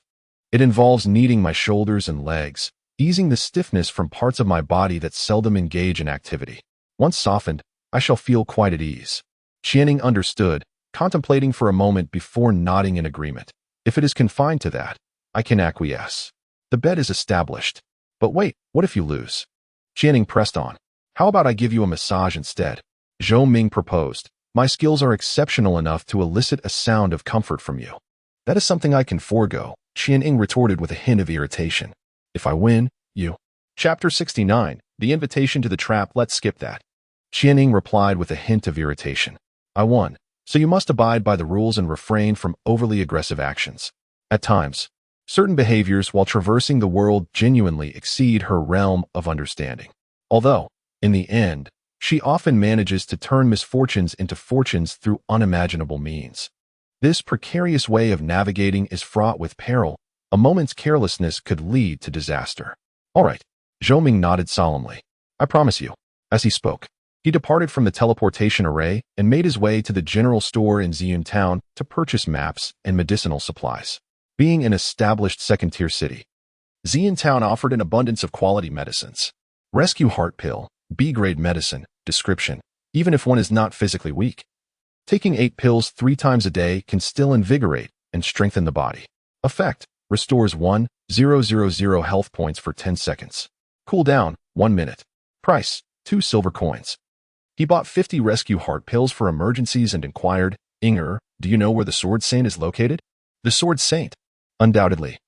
Such a title belongs to a top-tier powerhouse of the Light faction.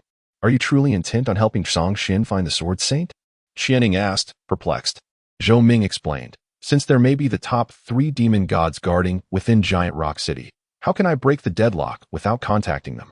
The cloak is not an indispensable treasure. My primary objective is to reach the second demon god, the abyssal sword demon, Song Xian. I understand now. Qianing ceased her persuasion. The whereabouts of the Sword Saint are unpredictable. Among the gods who once troubled me, I have never encountered him. Your only entry point to find him lies with the court. The court? Zhou Ming mused. It is said that the Sword Saint is a low-profile individual who assists the Emperor of the Eastern District with unsavory tasks. Qianing succinctly noted that those in high positions might be privy to his whereabouts. Those in high positions. Zhou Ming fell into contemplation. Indeed. While God-tier powerhouses hold an exalted status and unrivaled strength, their closeness to the court is not guaranteed. Who can assist me in finding the Sword Saint? Zhou Ming pondered for a long time. At one moment, a spark of inspiration struck him, and his eyes brightened. I've got it. Meanwhile, within the walls of Qingshui City, the city lord Lu Qingyang presented himself before Shui Zhanqiu with utmost deference, cautious not to overstep in any manner. My lord, I have completed my task. Well done. Shui Zhanqiu nodded in satisfaction. You may leave. Your humble servant takes his leave. After Lu Qingyang departed, Lin Tao, a disciple standing behind Shui Zhanqiu, spoke up. With a demon god guarding, it is utterly impossible for Zhou Ming to seize Giant Rock City. We must not be careless. Shui Zhanqiu shook his head, his gaze dark as that of a coiled serpent, lying in wait. Take my token and visit the necromancer god. Ensure his presence is guaranteed. And it would be best if he could collaborate with the second demon god, or even the first demon god. Understood, Lin Tao replied, his heart trembling with unease. He had not anticipated that his master possessed such extraordinary abilities, capable of even contacting the third demon god, the god of the undead, Eric. With a token in hand, he hurried away, his eyes gleaming with the anticipation of vengeance soon to be fulfilled. No matter how formidable the Queen of Divine Ashes may be, her combat prowess could only rival that of the top 3 demon gods. In such circumstances, with the assistance of 2 additional demon gods, she was bound to be defeated. Traveling the world, who could possibly save you this time? Ding. System notification. You have entered the map, Cloud City, Secondary City. Due to a change in plans, Zhou Ming promptly made his way to another secondary city. Unlike his previous journey to Ziyun City, this time he had Qianing cast a concealment spell over him, ensuring that no one would discover his whereabouts. Navigating through the bustling streets, Zhou Ming arrived near the Lord's Manor of Cloud City. What brings you here? chirped the mysterious bird as it perched on Zhou Ming's shoulder, puzzled by his actions. Zhou Ming pointed gently at its head, chuckling as he explained, "Feng Yuan Town, Zisha Town, and Yufeng Town all fall under the jurisdiction of Cloud City. It is well known that towns of varying levels are never entirely unrelated. A tertiary town naturally lies within the domain of a secondary city. Are you looking for Lei Qianjue?" Qianing pondered. Zhou Yojie, having stolen 1,000,000 gold coins from the Light faction, faced an inquiry from the divine powerhouse known as the Thunder Sovereign, Lei Qianjue. Consequently, the latter, lacking direct evidence, was left speechless and retreated in frustration. Indeed, Zhou Ming nodded. The loss of 1,000,000 gold coins has drawn the attention of several divine beings, but only he seems particularly invested. This suggests that he is a high-ranking official within the Light faction, likely overseeing the 3 towns where the thefts occurred. The mysterious bird blinked. "You've only met him once, yet you considered so much? Your attention to detail is remarkable." Despite this, Qianing still had her doubts. "Naturally, I have contemplated this. A divine powerhouse would hardly be content to remain in a secondary city, so I must devise a way to draw him here." Draw him here? Qianing thought for a moment before suddenly realizing something. Boom. Moments later, within the walls of Cloud City, a fierce explosion erupted. Someone attempted to raid the treasury, swiftly notifying Master Lei Qianjue. The security of Cloud City was extraordinarily tight, as if they had been prepared for such an event. And even Qianing found her efforts thwarted. The puppeteer behind the scenes observed silently among the crowd. Swish. Before long, Qianing returned without a sound. "You've worked hard," Zhou Ming remarked. Qianying's identity was quite special. She belonged to no faction, and even when causing chaos within the city, it would not incite a conflict among the powers. In no time, a rugged-looking, tall figure arrived via the teleportation array, hastening to provide support. Thunder Sovereign. Lei Qianjue, Divine Boss. "You little beast, you've gone too far." Filled with frustration, wished fervently to exact vengeance upon Zhou Yojie. Once bitten by a snake, one is forever wary of ropes. Should a similar incident occur within his jurisdiction, he would undoubtedly face the Emperor's wrath. At that moment, Zhou Ming, cloaked in concealment, observed a violet lightning bolt streak across the sky, confirming the success of his plan. The Xian bird was engulfed in a wave of excitement, experiencing a thrill akin to that of a criminal evading justice. Its curiosity about its master's subsequent intentions was piqued, for it was well aware that its master lacked the ability to threaten Lei Qianjue, especially within another's domain. Ding. The system notification chimed. "Your pet, heaven and earth spirit beast, Xiaoyu," indicates that the most challenging aspect is that even if Lei Qianjue were aware of the Sword Saint's whereabouts, he would be reluctant to lead you to him. Xiaoyu was still rather naive. Zhou Ming chuckled. "Why should I reveal my intentions to him? There are always more solutions than difficulties." In the city lord's mansion of Baiyun City. "How is it?" Lei Qianjue inquired anxiously. His subordinate promptly reported. As anticipated by the city lord, someone attempted to steal from the treasury. Fortunately, our defenses were robust, and we were able to thwart their nefarious actions. "Excellent." Lei Qianjue sighed in relief, then gritted his teeth, declaring, "Zhou Yojie, you better wait. Your day of reckoning will surely come." After confirming the treasury's integrity, he began organizing reinforcements from other locations for a stringent defense. Suddenly, approximately an hour later, as Lei Qianjue concluded his business and prepared to depart, a sharp arrow whizzed in from afar, embedding itself in a nearby pillar. Startled, Lei Qianjue swiftly vacated the city lord's mansion, but he was unable to discern the assailant's whereabouts amidst the crowd. Upon returning, he extracted the arrow and discovered an inscription attached. "Meet me at 8 o'clock tonight. Sword Saint." Chapter 70. Meeting the Sword Saint. Lei Qianjue's countenance was far from pleasant. 3 towns had fallen victim to theft, and he was inevitably to be held accountable by the Sword Saint. The Sword Saint, being the Emperor's right hand, was tasked with discreetly handling certain affairs. This information was far from a secret among those of their stature. Now that he had received a summons, it was evident that it was closely tied to the recent heist at the treasury. With a heavy heart, Lei Qianjue tucked away the letter. If he truly knew the whereabouts of the Sword Saint, he would likely take the initiative to lead us there. Meanwhile, Zhou Ming remained composed, suggesting, "Qianying, you should follow him. You will be able to assist me in locating the Sword Saint." "Is that really feasible?" Qianying sighed in astonishment. Beside them, Suanio was equally astonished. Ding. System notification. "Your pet, Heaven and Earth Spirit Beast. Xiaoyu Loyalty Level 5, current, 68 points. To Zhou Ming's surprise, this could indeed enhance Suanio's loyalty. It was true that Suanio had a mischievous streak, often causing trouble. When they first met, it had even provocatively challenged him after casting a curse divination. With this in mind, he casually glanced at Qianying's favorability level, which had unbeknownst to him risen to 75 points. The system had likely not notified him due to their frequent companionship.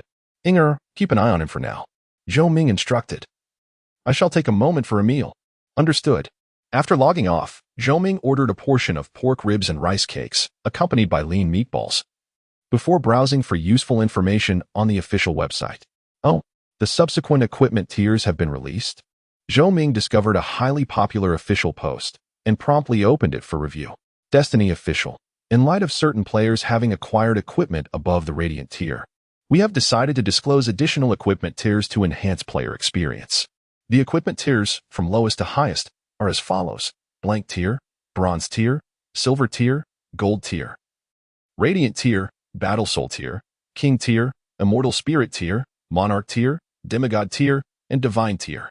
The comments below were rife with discontent from netizens. I chuckled. Certain players? Why not just name Zhou World outright? Can you tell us the proportion of this so-called certain players? It's not just Zhou World. Players from other regions are not to be underestimated. The disparity between individuals is greater than that between man and beast. Beyond the Battle Soul tier, there were 5 additional levels. After perusing for a while, his takeout arrived punctually. 10 minutes later, having satisfied his hunger, he prepared to dive back into the game, only to recall Qianying mentioning that the powers acquired within the game could be transferred to the real world, albeit currently unfeasible due to insufficient strength. Powers from the game, manifesting in reality. Dawn. Zhou Ming could not help but exclaim softly, raising his hand towards the wall. World peace, nothing amiss. Indeed. It was merely the ramblings of a planner. I had fallen for their trickery. Zhou Ming let out a helpless smile and donned his gaming helmet once more. Suddenly, as he re-entered the game, he failed to notice a flicker of flame erupting in the air, only to dissipate swiftly thereafter. With a brilliant flash of white light, Zhou Ming's figure reappeared in Baiyun City. At this moment, the sun was setting, and time had grown late. What happened? Zhou Ming inquired. Chirp. Xin Ya responded. Ding. The system prompted. Your pet, Heaven and Earth Spirit Beast, Little You, indicates that Queen Xinjin has been covertly tracking Lei Qianjue, who has now departed from Baiyun City. Zhou Ming was not surprised by this. There was little reason for Lei Qianjue to linger in Baiyun City, and if he remained close to Qianying, it would only heighten the risk of detection.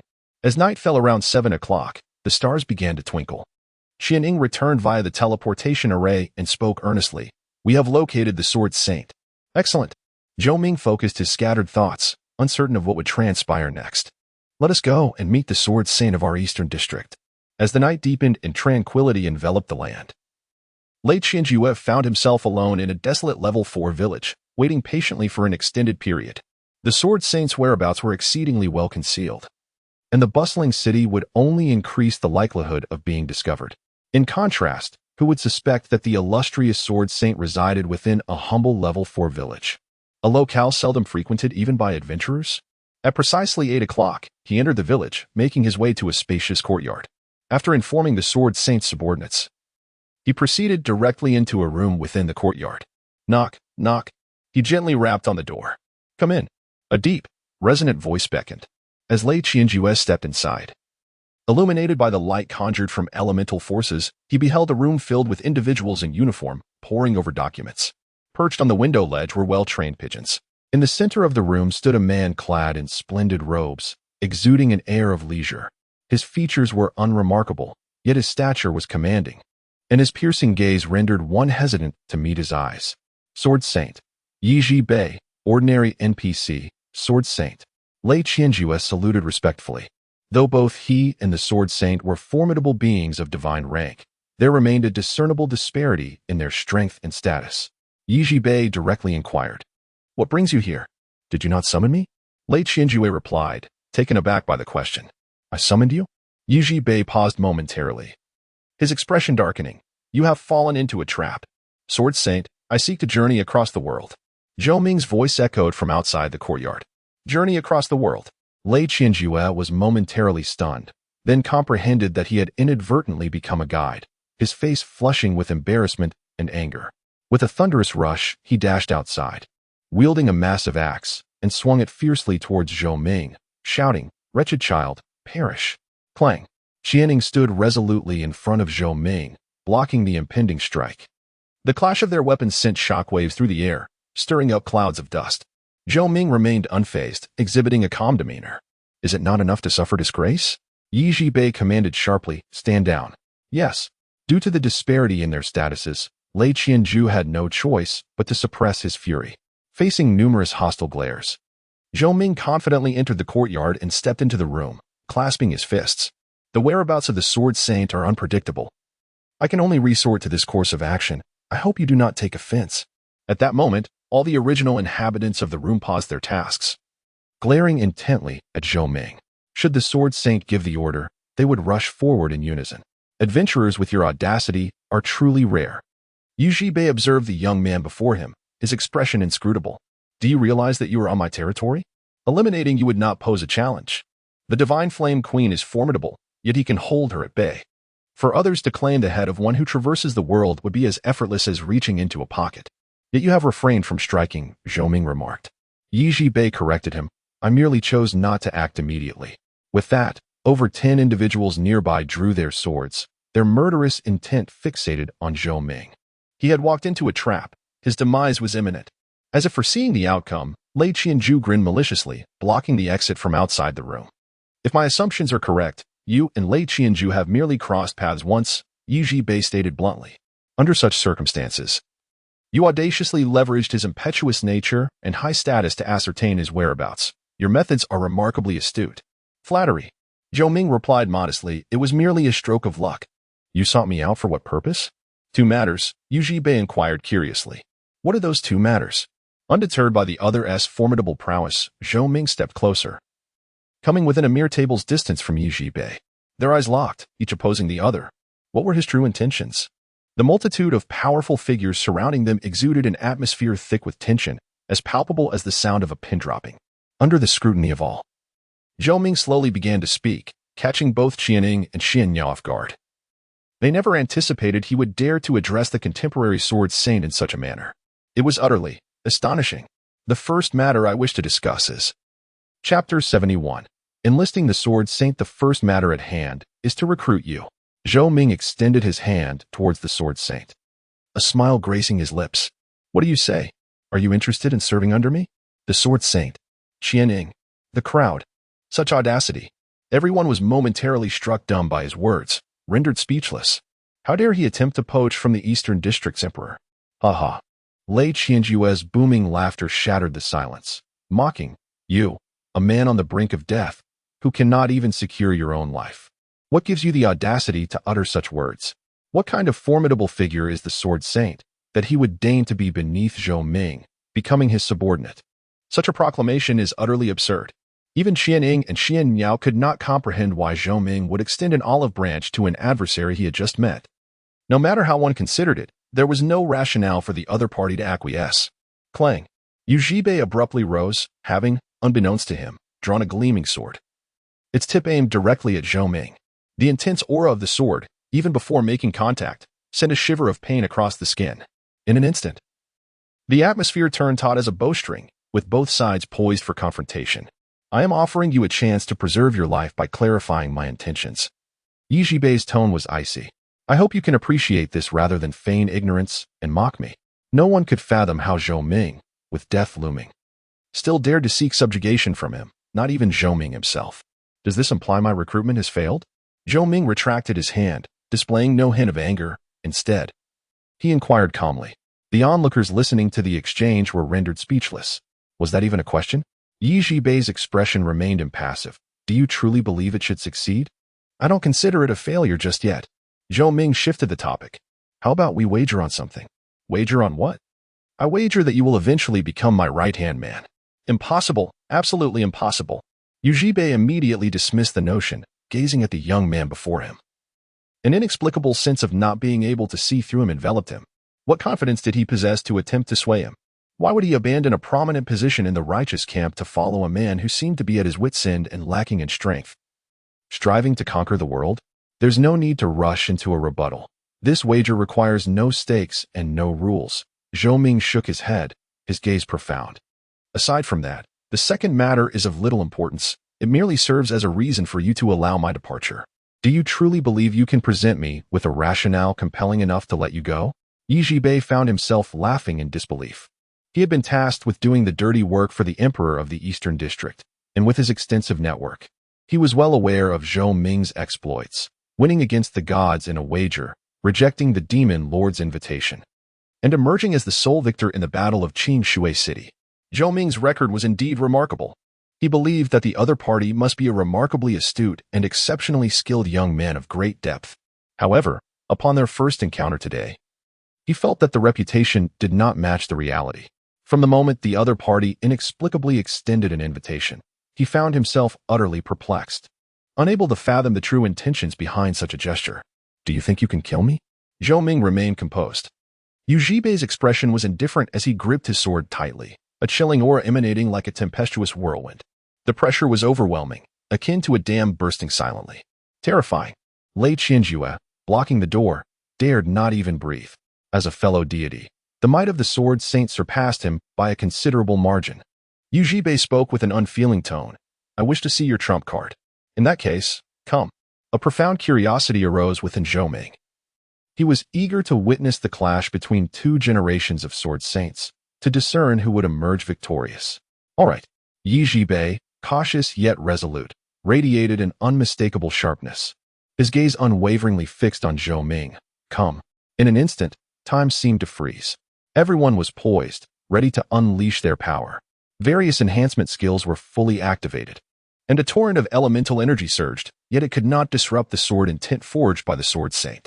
Nearby, Xian Yao felt a chill run down her spine and quickly sought refuge in her pet space, while Qianing stood ready for action. Suddenly, Yi Jibei swung his sword, and the sword chi shot forth like a vibrant rainbow piercing the sun, its sharp intent aimed directly at Zhou Ming. His movements were swift. Only two individuals in the room could react in time. One was Qianing, and the other, Clang. At the critical moment, a towering figure clad in black descended from above, wielding an enormous black sword, intercepting the seemingly inevitable attack between Yi Jibei and Zhou Ming.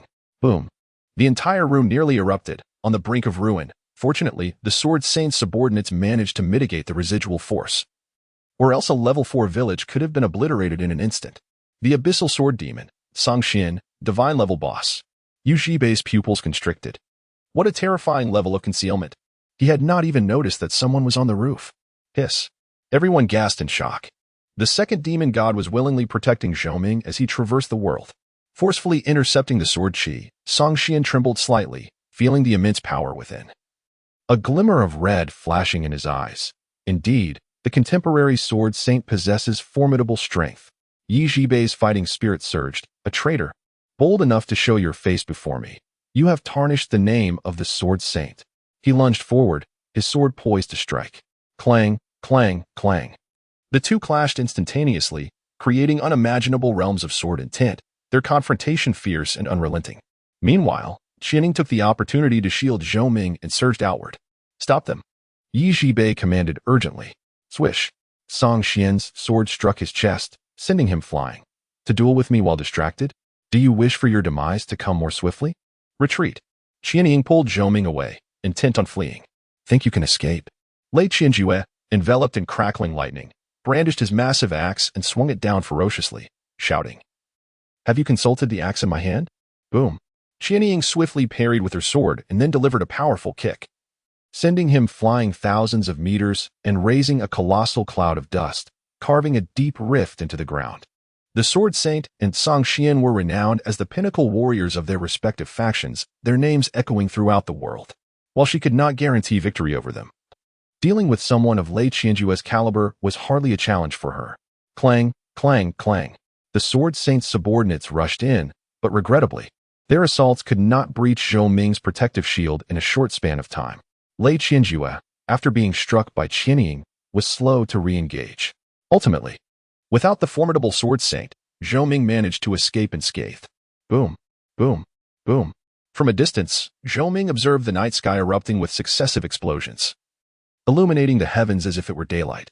Why did you wish to recruit the Sword Saint? Qianying inquired, standing beside Zhou Ming, her confusion palpable. Chapter 72. Persuasion with Reason. Gazing into the twilight sky, Zhou Ming welcomed the gentle evening breeze and inquired with a smile. Is it not reasonable to seek the company of such an exceptional individual?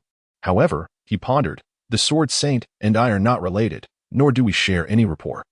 Theoretically, my attempt to recruit him should be futile. Zhou Ming then turned to the enchanting lady in white beside him and voiced her unspoken thoughts. Is this what you wish to convey? Qianying pressed her lips together, conceding silently. It was not her intention to dampen spirits, but this matter truly perplexed her. In her eyes, as a high-ranking member of the Eastern District's Light Alliance, the Sword Saint would never betray his own faction. Thus, I remain on the battlefield, steadfast and unyielding.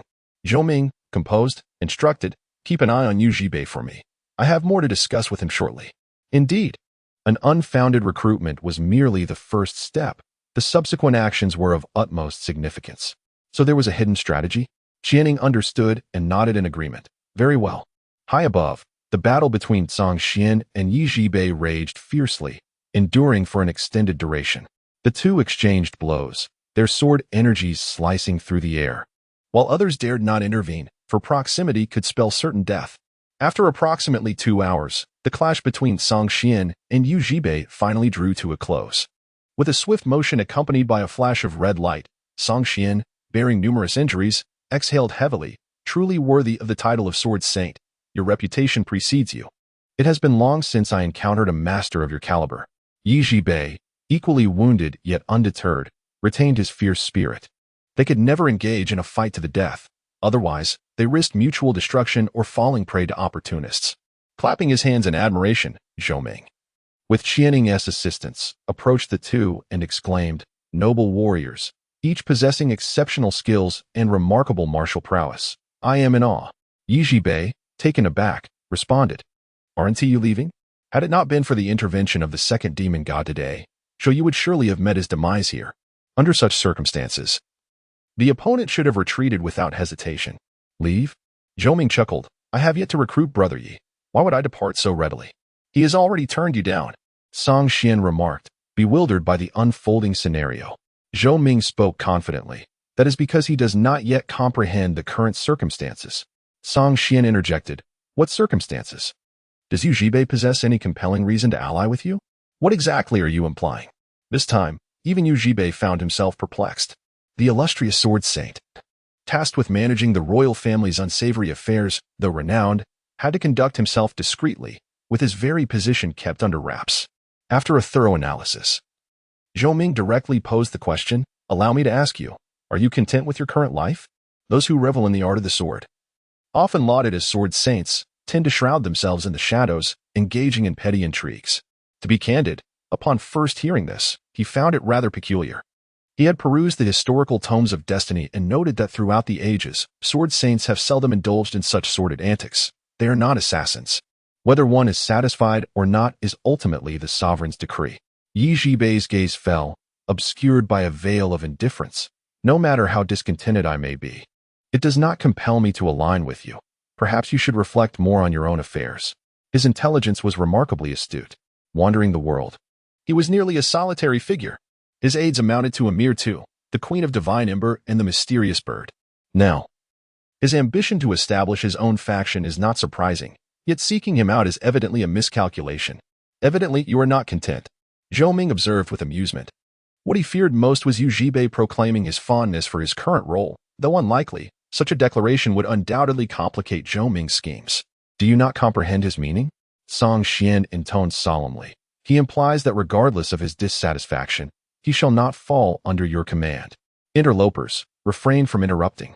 Zhou Ming paid no heed to Zhang Xian's words, continuing, You must realize why your work environment is so clandestine. The previous Sword Saint abandoned the light for the shadows, severely tarnishing the reputation and foundation of the righteous faction. The sovereign of the eastern region would certainly not wish for a repeat of such treachery. In other words, Zhou Ming turned his gaze toward Zhang Xian. Zhang Xian, it is you who has led him to this plight. At this remark, Zhang Xian fell silent. No need for further words. Yi Zhibei turned to depart, his expression resolute. As long as my loyalty remains unwavering, the sovereign shall eventually recognize my worth. What if I were to inform you that, following tonight, the sovereign's suspicions regarding you only intensify? Zhou Ming's words were startling. Yi Zhibei paused in his stride. Undoubtedly. He was taken aback by Zhou Ming's assertion. It was already known that the previous Sword Saint had rebelled. Moreover, the sovereign of the eastern region harbored doubts about you. A subtle smile crept upon Zhou Ming's lips. Thus, the question arises, given these two conditions. If I were to publicly attempt to recruit the current Sword Saint today and subsequently retreat unscathed, what would the sovereign of the eastern region think upon hearing such news? In that moment, silence enveloped the room, only the chilling wind piercing through the stillness.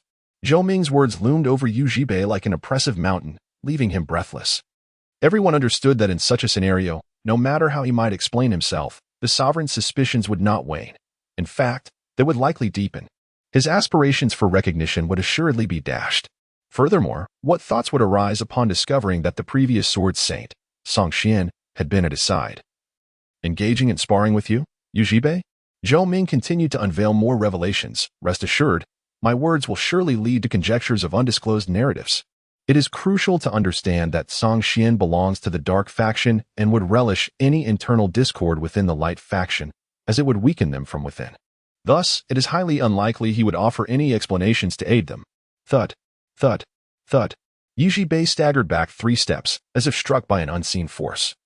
His complexion pale and his breath rapid. Zhou Yushi, having learned of his whereabouts, paid him a visit and extended an olive branch. He also sparred with the previous generation's Sword Saint, Song Xian, with no clear victor emerging. The connection between these two events is utterly detrimental. At that time, the Emperor of the Eastern District will undoubtedly wish to prevent you from becoming the second rebellious Sword Saint.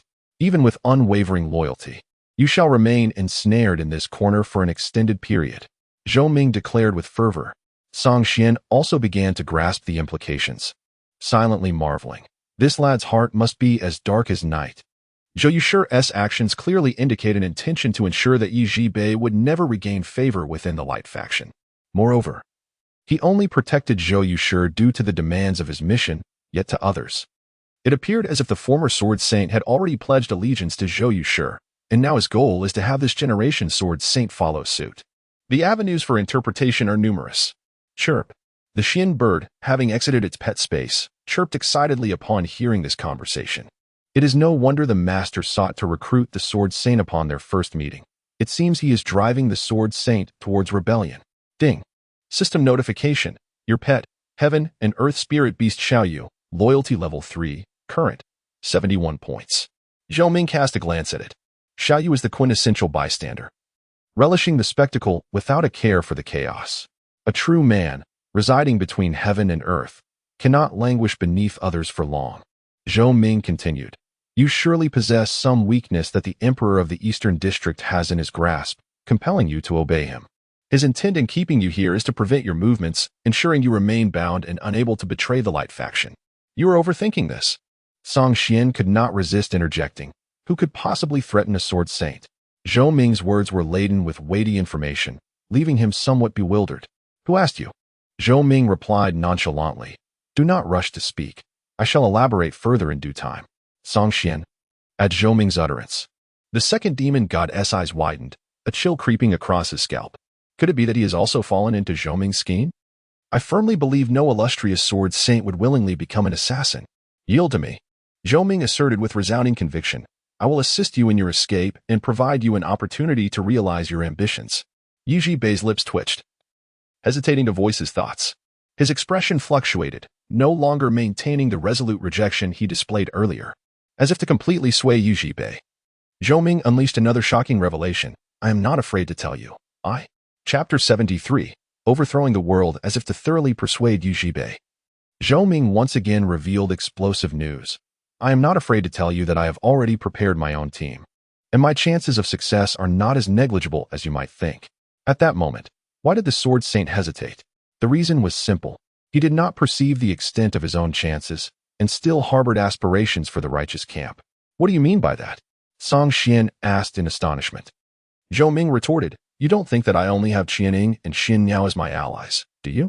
Qianing, Xianyao. With this declaration, both friend and foe were left bewildered. Isn't that so? If you think that way, you are gravely mistaken. The divine-level powerhouses by my side far exceed just Qianing. Zhou Ming, with a confident smile, approached Yu Zhibei, placing his hand on his shoulder. Speaking earnestly, with your capabilities, why resign yourself to despair? You must understand why the Emperor of the Eastern region entrusted you with such grim tasks. The Emperor's intentions were painfully clear, placing Yi Zhibei in a dire work environment, inevitably presenting him with a plethora of sordid affairs. The commonplace nature of these matters would lead to a numbing indifference. It seems you have forgotten that if I am neglected, it is also due to your doing. Yi Zhibei frowned, unwilling to be swayed by mere words. I should harbor even greater hatred towards you. How could I possibly assist you? Because I act out of self-preservation. It is a necessity. Zhou Ming provided his reasoning, then stated directly, but why must I be reduced to such a state of self-defense? Is it my fault that the gods seek to eliminate me? Yi Zhibei hesitated for a moment, shaking his head in denial. Am I to blame for the countless who detest me? It is clearly not my fault, yet I am forcefully cast into opposition, as if I were a villain of the utmost degree. Zhou Ming's words struck home, revealing how these individuals remained perpetually elevated, looking down upon the world, while one remained loyally serving them, yearning for their merciful gifts. Is this the path of the Sword Saint? Yi Zhibei was rendered speechless. For a moment, he found himself at a loss for rebuttal, even feeling that his opponent's argument held merit. You are the Sword Saint. Why must you prove your loyalty? Zhou Ming pressed on. Shouldn't it be they who desire your unwavering loyalty? This statement illuminated Yu Zhibei's mind. I am the Sword Saint. Why must I prove my loyalty? With his prowess, there was no place in the world he could not traverse. However, he was imprisoned by the reputation bestowed upon him by the Sword Saint. Compelled to maintain an upright demeanor, fearing the tarnishing of this title and the mockery that would ensue. Thus, he became a pawn for the scheming. If you harbor hatred towards me, then before condemning me, you should first detest this world that transforms the good into the wicked. Zhou Ming's gaze was piercing, fixed on the contemporary Sword Saint. He raised his fist towards him, articulating each word with conviction. Contemporary Sword Saint, would you be interested in joining me to overthrow this world? Gazing at the raised fists of those who traversed the globe, Yi Zhibei felt a surge of fervor, as if his very soul trembled with anticipation. How to choose? It is evident that the pantheon of deities has decayed, pursuing fame and fortune at any cost, even colluding with the forces of darkness. It is apparent that the emperors regard you merely as a pawn, wary and cautious, rendering your heroism futile. At this moment, an extraordinary individual stands before you, proclaiming, "Brother, come with me. Let us together alter the course of this fate." How could one possibly lack any intention? After a prolonged internal struggle, Yi Zhibei finally articulated, I have two conditions. Speak freely, came the reply. Firstly, my wife and daughter. Under the watchful eyes of the emperor in the eastern district, you must guarantee their safety, Yi Zhibei declared solemnly. Zhou Ming understood. It was clear that the Sword Saint's vulnerability, held in the emperor's grasp, lay in his family. I shall devise a means. Zhou Ming nodded, satisfied with the response. Yu Zhibei retrieved a golden compass from his pack and handed it to Zhou Ming, who eagerly accepted it. With this artifact, you will be able to locate them. Ding. System prompt. You have acquired a temporary quest item, Heavenly Mechanism Disc, Rare SS Grade. Secondly, conquer the city of Giant Rock. It seemed he had made his choice. Speaking in a deep voice, if you can conquer it, I, Yi Zhibei, shall risk my life to accompany you until we reign supreme. A promise made. Zhou Ming felt immense relief. At last, he had persuaded the Sword Saint. Ding. System prompt. Congratulations on activating the rare hidden quest, Sword Saint's Allegiance. Difficulty, SS. Sword Saint's Allegiance. Difficulty, SS. Brief. If you can instill a sense of rebellion in the Sword Saint, you have already conquered the most challenging aspect. Quest Requirement 1.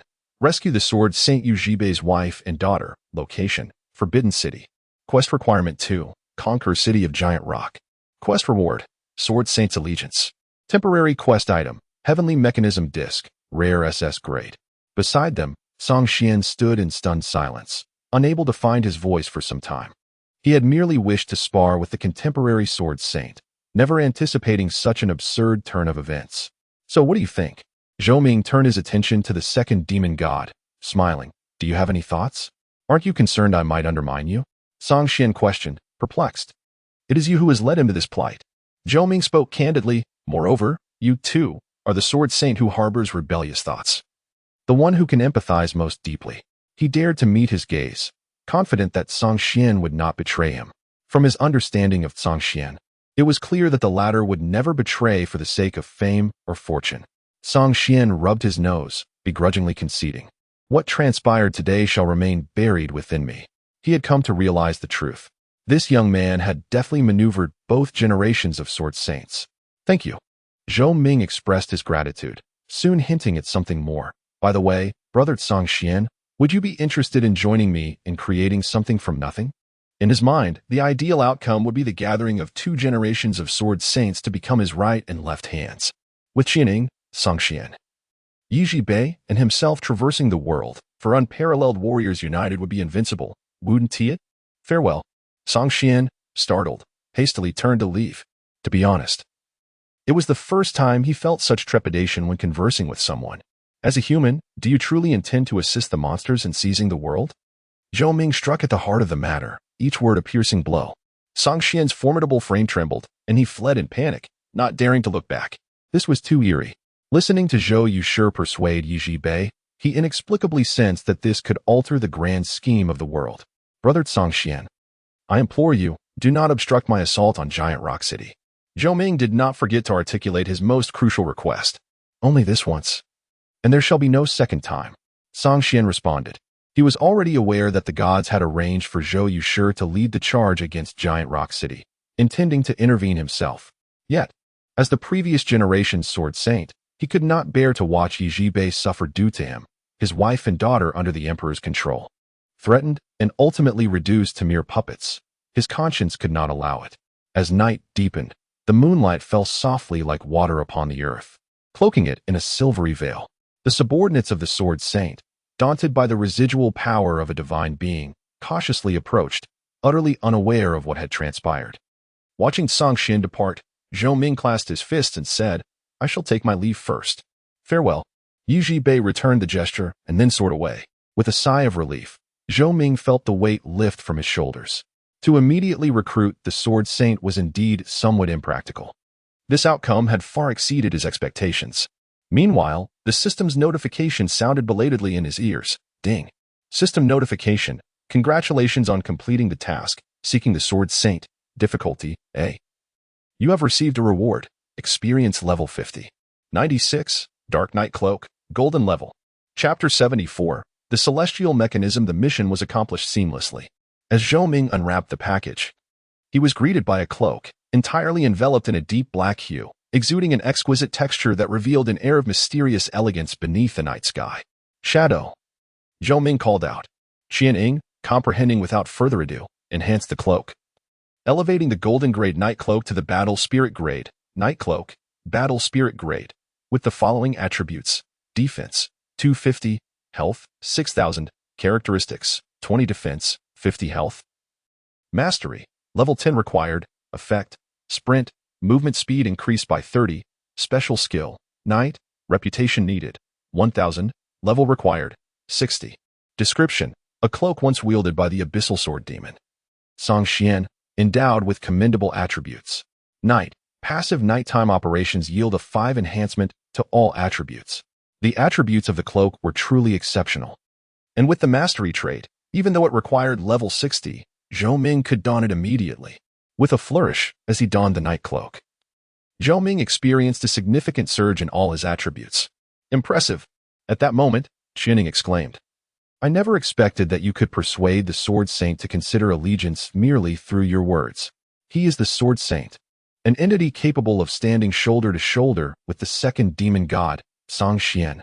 If Zhou Ming were to traverse the world and fulfill the conditions proposed by Yi Bei, recruiting him under his banner, with her assistance, it would undoubtedly instill a sense of threat and pressure among the deities. Chirping. The onlookers, Xiao Yu, flitted around Zhou Ming, flapping her wings, echoing Qianying's sentiments. This is all thanks to Shadow, Zhou Ming confessed. Had you not informed me that the whereabouts of the Sword Saint were known only to a select few aside from those in power, and that he was often engaged in clandestine dealings for the Emperor, I would not have entertained such thoughts. To regard the sword saint merely as a pawn without genuine intent would indeed be a grave oversight. Without this insight, no matter how eloquently he spoke, he would never seize the opportunity. Your perceptiveness is commendable. Qianing lightly shook her head, dismissing any notion of personal credit, and then cautioned, now, capturing Giant Rock City has become imperative. The Sword Saint's demands revolved around the siege of Giant Rock City, indicating his intention to use this battle to assess whether Zhou Ming was worthy of allegiance. Furthermore, prior to Zhou Ming rescuing his wife and daughter, he would never betray the Light faction. Indeed, Zhou Ming nodded. However, tonight's gains are substantial. At the very least, Song Xian will not participate in the battle. A secondary city can accommodate a maximum of 3 divine-level powerhouses. This holds true for both the attacking and defending sides. With Song Xian now confirmed not to be the defending demon god, the pressure has significantly lessened. By the way, Qianing seemed to recall something and curiously inquired. You mentioned that we have more than just you and Xian Niao as reinforcements. Is that truly the case? Of course it is. Zhou Ming spoke with unwavering certainty. And then, amidst the astonished gaze of Qianing, added, although, at present, it is indeed just the 2 of you. Qianing. Xian Niao. So it was mere nonsense. It is rather late. I shall retire for the night. Zhou Ming yawned and bid them good night. Good night. Removing his gaming helmet, Zhou Ming stretched vigorously, made his way to the bathroom for a brief refreshment, and then collapsed onto his bed, quickly succumbing to a deep slumber. Meanwhile, within the Grand Palace of the Eastern District's super metropolis, deep within the palace, Lei Qianjue stood with utmost respect, reporting all that he had discerned. Before him, behind the gauzy screens, a figure with an aura as profound as an abyss could be vaguely perceived. Confounded, the emperor was furious. How could you be so careless? Allowing Zhou Yuworld to effortlessly trace the clues and discover the whereabouts of the Sword Saint? Your Majesty, please temper your anger. Lei Qianjue, filled with trepidation, hastened to share the blame with Yi Zhibei. I had thought it would be a perfect opportunity to ensnare Zhou Yuworld, slay him, and obtain the divine demon pearl to redeem my faults. I did not anticipate. What did you not anticipate? The second demon god intervened, obstructing Yi Zhibei, and my subordinates were no match for the Queen of Divine Ash, which allowed him to escape. Lei Qianjue recounted in detail. How could Song Xian interfere? The emperor's tone fluctuated. What did Zhou Yuworld say when he sought out Yi Zhibei? Lei Qianjue dared not conceal the truth, meticulously reporting the actions of both parties. Bringing the defector Song Xian along, he attempted to recruit the Sword Saint. The emperor's suspicion deepened. No matter how he pondered, he felt something was amiss. After a long deliberation, he commanded Lei Qianjue, go and arrange for personnel to closely monitor Yi Zhibei's wife and daughter. This is your chance for redemption. It must not fail. In his view, regardless of Zhou Yuworld's intentions, as long as he could control the Sword Saint's family, the Sword Saint would undoubtedly be unable to escape his grasp. I will obey your command. Lei Qianjue, as if granted a reprieve, quickly took his leave. The following day, Zhou Ming re-entered the game. With only 2 days remaining until the siege battle, he needed to expedite his plans. Today, he must devise a way to rescue the Sword Saint's wife and daughter. Zhou Ming furrowed his brow, realizing that after yesterday's events, locating and rescuing them would likely prove to be exceedingly challenging. Family is the Sword Saint's Achilles heel. This, the Emperor was acutely aware of, and he would undoubtedly keep a stringent watch over them, bolstered by heavy guards. Especially after the events of yesterday, he would likely intensify his efforts. The Forbidden City. The Imperial City of the Eastern District. Qianing remarked, for you at this moment, it is akin to entering a den of dragons and tigers. Thus, this journey can only be undertaken by you on my behalf. Zhou Ming replied, calmly analyzing. The only viable method is for you to place a marker in the safe area, directly transporting them there.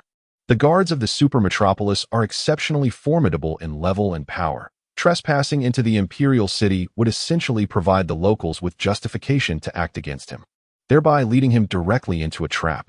I shall do my utmost. Qianing nodded, preparing to set forth. Wait, Zhou Ming hastily called out to her. I must find you a companion. A companion? Qianing expressed her astonishment. If assistance in saving lives were to be rendered, the individual must possess at least divine-level prowess. Without hesitation, Zhou Ming retrieved a golden compass from his package. This was bestowed by the Sword Saint, intended to locate his wife and daughter. However, since it could locate individuals, Zhou Ming was determined to make the most of it. Heavenly Mechanism Disc. Rare SS level. Description: each revelation of celestial secrets demands a substantial price. Item effect: by expending an item of equivalent value, one can locate any person or object. Note: this item is a quest item, indestructible, unlosable, and non-tradable. Upon completion of the quest, it will return to the Sword St. Yuji base package. Undoubtedly, this was a remarkable item, invaluable for locating a specific individual or a coveted treasure. However, the cost was not insignificant. Without a moment's hesitation, Zhou Ming chose to activate the heavenly mechanism disc. In an instant, the disc erupted with dazzling golden light, releasing a myriad of peculiar symbols in a wondrous display. Ding! System notification. Please select the person or object you wish to locate. Taking a deep breath, Zhou Ming spoke in a solemn tone. I wish to seek. Chapter 75. The Lord of the Rock. Taking a deep breath, Zhou Ming spoke in a solemn tone. I must seek. Renee? She was his opponent encountered in the 5th trial of the aptitude test, and he believed her to be the most promising talent he could potentially recruit. Ding! System prompt. The location of the Lord of the Rock, Renee, has been identified. You are required to provide an S-level item for the celestial mechanism. Acquiring an S-level item was not an insurmountable challenge. Zhou Ming set off towards the auction house. Upon opening the panel, he discovered that all the equipment he had listed for sale had already been sold. Ding! System prompt. Your equipment, Black Rock Staff, Silver Grade, has been sold, earning you 62 gold coins. Ding! System prompt. Your equipment, Wolf King's Helmet, Gold Grade, has been sold, earning you 85 gold coins. Every little bit accumulates. He was not so foolish as to let the prospect of acquiring 1,000,000 gold coins through unorthodox means inflate his ego, dismissing the profits from selling equipment. Opening the auction house's filters, Zhou Ming selected A-level items, and a plethora of items appeared before him, at least several hundred. It is worth noting that despite the difficulty of obtaining high-level items, they were not in short supply given the vast player base in the eastern region. Before long, he found the item he required, color-changing card, A-level item. Description: aside from changing colors, it possesses no other effects and is only appealing to those who prioritize aesthetics. Item effect: can alter the color of equipment and has a small chance of adding additional visual effects. Current bid: 63 gold coins. Buyout price: 110 gold coins. It is well known that items of any grade can be classified into premium and worthless tiers, with the former valued at tens of thousands of gold coins and the latter fetching only a few hundred, often going unnoticed. Since the celestial mechanism was merely searching for someone and had not specified any particular treasure, a less valuable item would suffice. Ding! System prompt. You have successfully spent 110 gold coins to purchase color-changing card, A-level item. With the aid of Xiaoyu's invincible lucky star for the day, Zhou Ming elevated the color-changing card to S-level and officially activated the celestial mechanism. Swish, swish, swish. As he received the instructions, the pointer within the celestial mechanism spun violently, seemingly sensing the location of the target. Ding! System prompt. The current location of your target is Eastern Region, Giant Rock Peak, 1556, 4567, 4556. Truly a remarkable tool provided by the Sword Saint. Its utility was beyond imagination. Zhou Ming marveled. Time was of the essence. Zhou Ming and Qian Ying hurried towards the designated location. Navigating through a region teeming with wild monsters, Zhou Ming easily arrived under Qian Ying's protection, reaching a place far beyond what current players could access. Ding! System prompt. You have entered the map, Giant Rock Peak. The sun blazed like a furnace, scorching the earth. Beneath the blazing sun, Zhou Ming stood at the foot of the mountain, gazing up at the barren expanse of the towering rock face, which was predominantly composed of stark stone, occasionally interrupted by the passage of formidable beasts, their presence marked by question marks on the detection panel. I will guide you. Qian Ying extended her hand towards Zhou Ming. Certainly.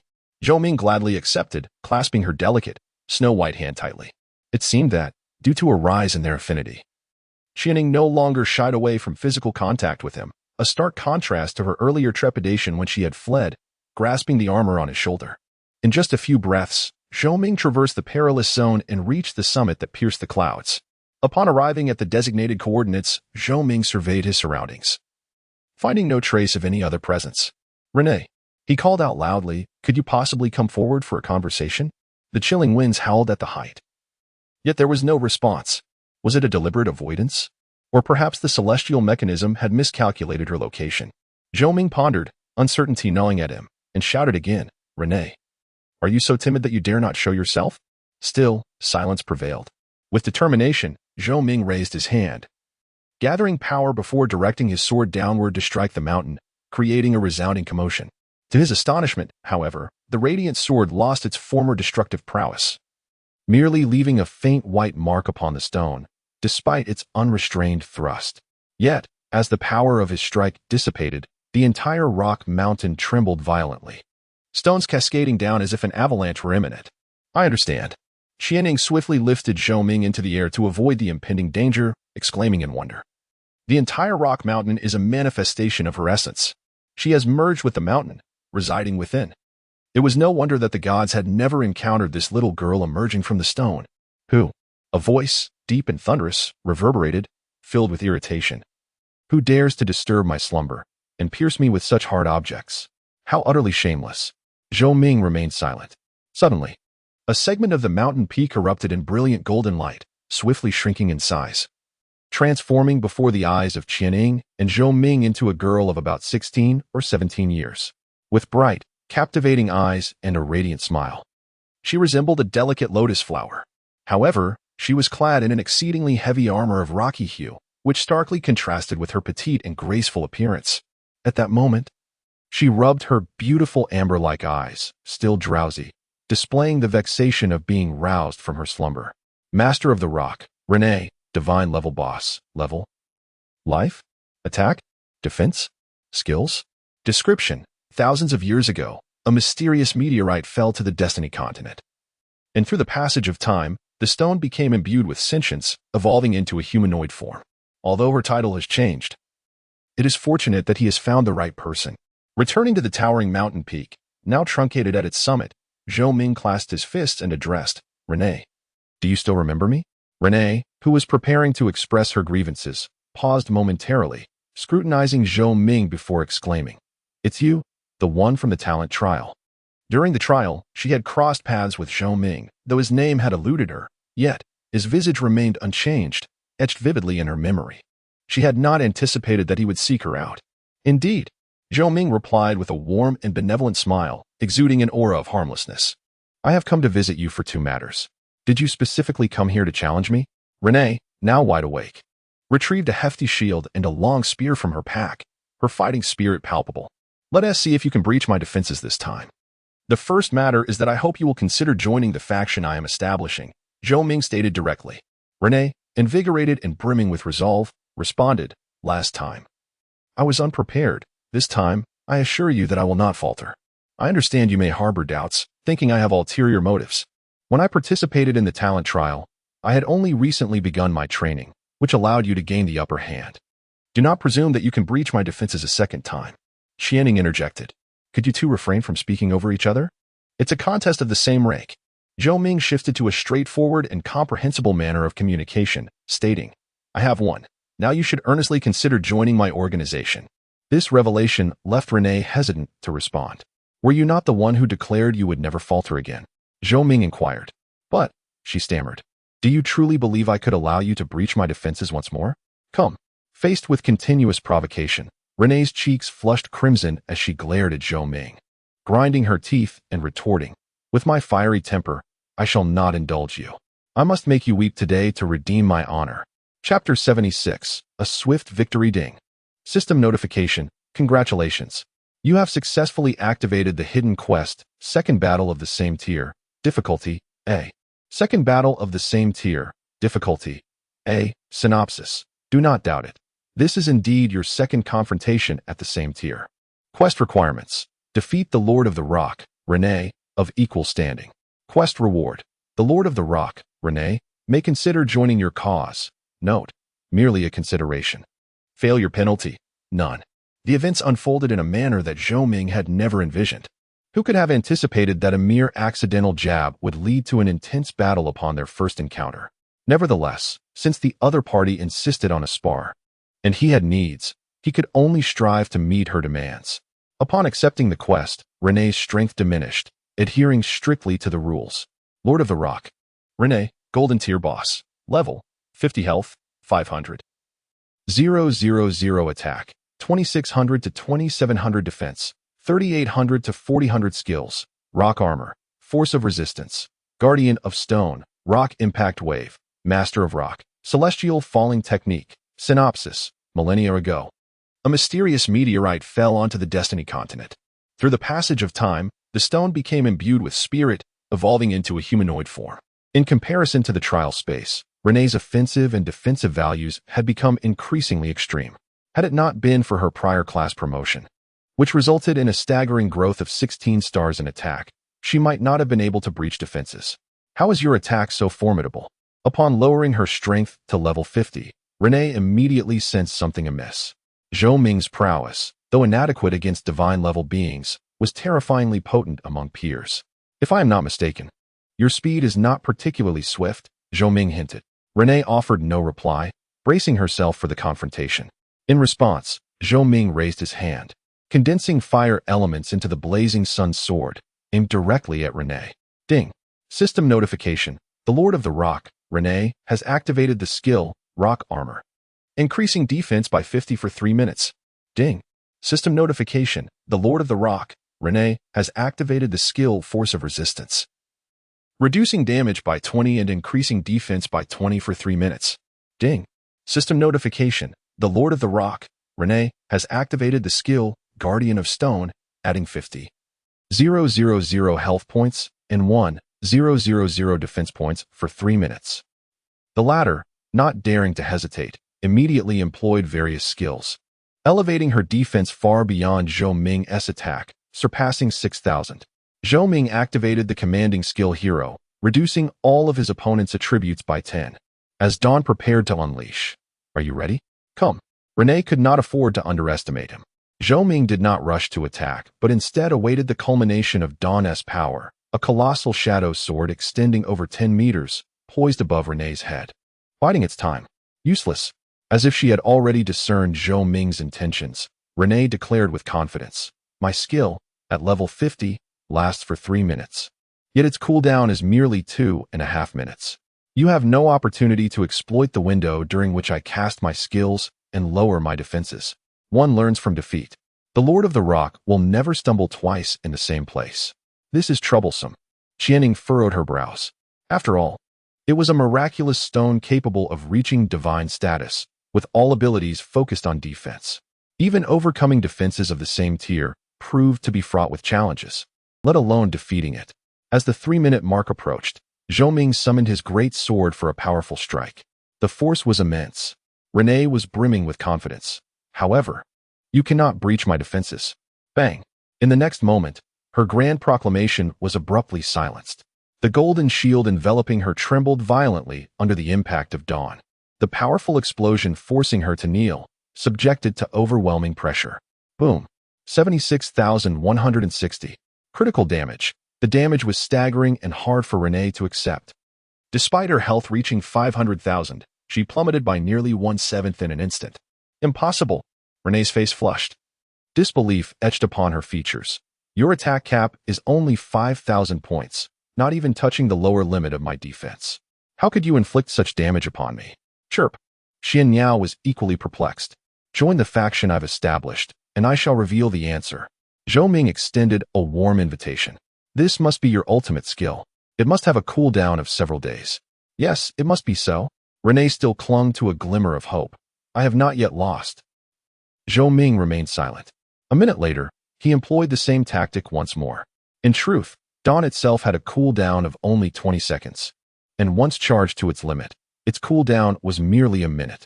76,230. Critical damage. After facing consecutive setbacks, the last vestige of hope for victory evaporated from Renee's heart. Her expression fell, and with a dejected tone, she lamented, I cannot believe I have lost again. For her, since gaining sentience, she had encountered few adversaries, having inadvertently broken through to divine status while asleep. Now, facing the same individual and suffering 2 consecutive defeats was indeed difficult to bear. Shall we have a proper conversation now? Zhou Ming inquired.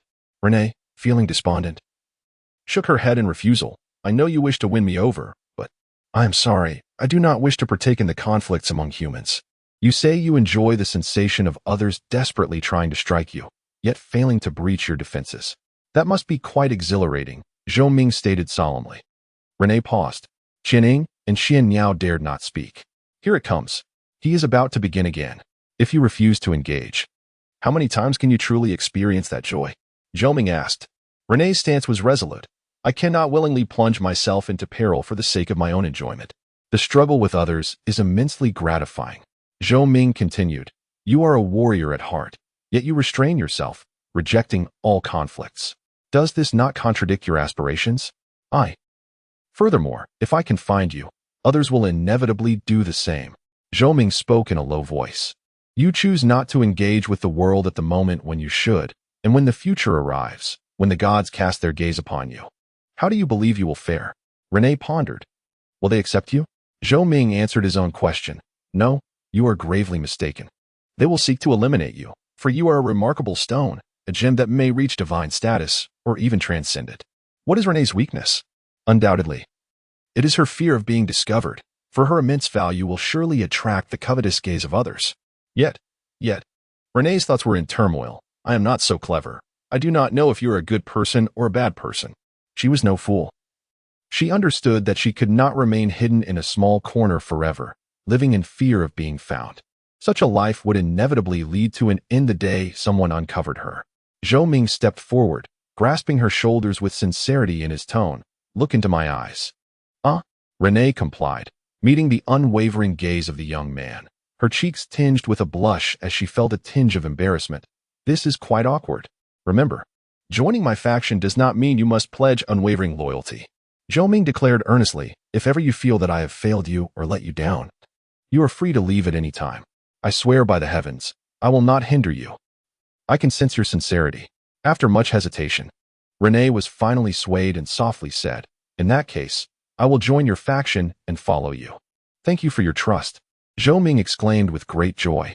Above the Xian bird, a multitude of question marks appeared. Is this not a tad hasty? It is the first time I have encountered such an innocent and naive divine being. Now, please tell me, how were you able to breach my defenses? Renee still harbored doubts about the outcome of their recent battle. Quite simply, Zhou Ming replied with a playful smile, speaking candidly, because. Chapter 77. Rescuing in the Palace, it is quite simple. A playful smile graced Zhou Ming's lips as he spoke candidly, because. My talent allows me to disregard 50 of your defenses. Renee was momentarily stunned, rendered speechless. To ignore 50 of someone's defenses implies that, within the same tier, any opponent proficient in defense would find it impossible to gain an advantage over you. At that moment, Qianing was the first to react. Could it be that you have replicated the Sword Saint's talent? Indeed. Zhou Ming nodded in affirmation. It is rare to encounter both Zhang Xian and Yi Bei, two generations of Sword Saints, and since they are the original entities, it would be remiss of me to remain idle. The talents of such renowned top-tier powerhouses could hardly be inferior. Thus, well before their battle concluded, he had discreetly sought to understand their talents. Blood Weep, SS level increases attack by 30, and when dealing damage, restores 30 of the inflicted damage as health.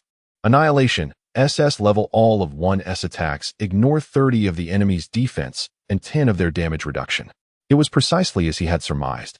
The talents of top-tier powerhouses invariably belong to the SS level, and as Sword Saints, they certainly would enhance their offensive capabilities when selecting talents. Zhou Ming deliberated briefly between the two before choosing Yi Zhibei's Annihilation, for it was more suitable for his current needs. Ding.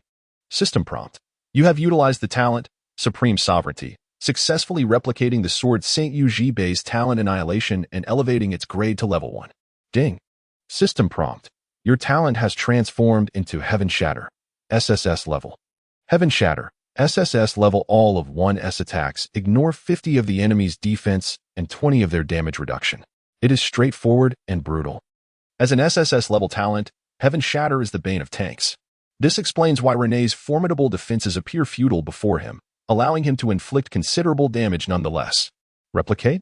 Renee pondered earnestly. Could it be that your talent is?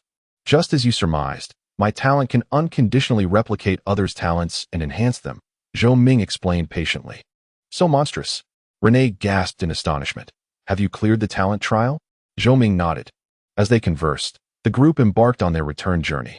If I can recruit the Sword Saint, I shall be surrounded by 3 divine powerhouses. Zhou Ming mused privately, knowing that when the time comes, whether facing the gods or the demons, they would need to weigh their options carefully before attempting to confront him. The siege war is of utmost importance. As long as we successfully capture Giant Rock City, the rewards will be monumental enough to alter the balance of power.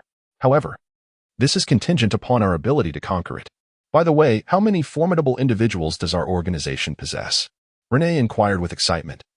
Is it truly a hidden realm of dragons and tigers, with strong figures abounding? She had witnessed it firsthand. The enigmatic figure of the Phoenix and the Queen of Divine Embers, both remarkable presences in the world, indicate that their organization wields considerable power.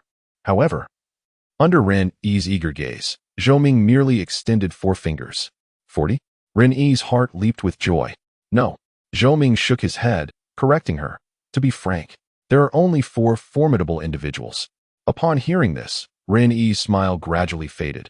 The 4 formidable individuals you speak of are you, me, her, and it. Zhou Ming succinctly pointed at each one, leaving no room for misunderstanding. Is there anything unclear? Yes. What is the question? Is it too late to have regrets now? Ha ha. You are truly humorous. Zhou Ming could not help but chuckle, then returned to the matter at hand.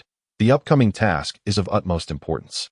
I need you and Qianing to infiltrate the Eastern District Super City, the Forbidden City. Hiss. Renee gasped in fear, her heart racing. She felt she had unwittingly boarded a pirate ship. As long as they can locate the Sword Saint's wife and daughter within the Forbidden City, Qianing has ways to transport them to safety. Zhou Ming endeavored to be concise. The Sword Saint would also join us when the time comes. Ding. System notification. You have entered the map, Pure Water City, Secondary City. To remain inconspicuous, the group chose to linger in an untraveled city. By utilizing the Heavenly Mechanism Disc and consuming an A-grade item, Zhou Ming obtained the coordinates of the Sword Saint's wife and daughter. Unable to go in person, Zhou Ming could only direct from afar. With your abilities, infiltrating the palace stealthily will not be difficult. The key lies in evading the numerous watchful eyes and making contact with the Sword Saint's wife and daughter at the earliest opportunity. As for the escape, the arriving Sword Saint will not stand idly by.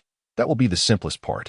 My plan is, after a brief discussion, Qianing, Renee, and the Phoenix set their course of action. It is worth noting that the Phoenix behaves distinctly from other pets, even when separated from its master for a short time. It cannot be forcibly recalled into the pet space.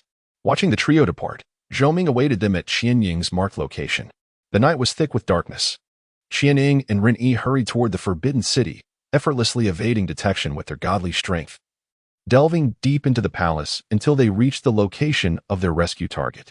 Scanning the area, they noticed 2 god-level beings patrolling a corner of the heavily guarded palace, one of whom was Lei Qianjue, who had previously aided Zhou Ming immensely.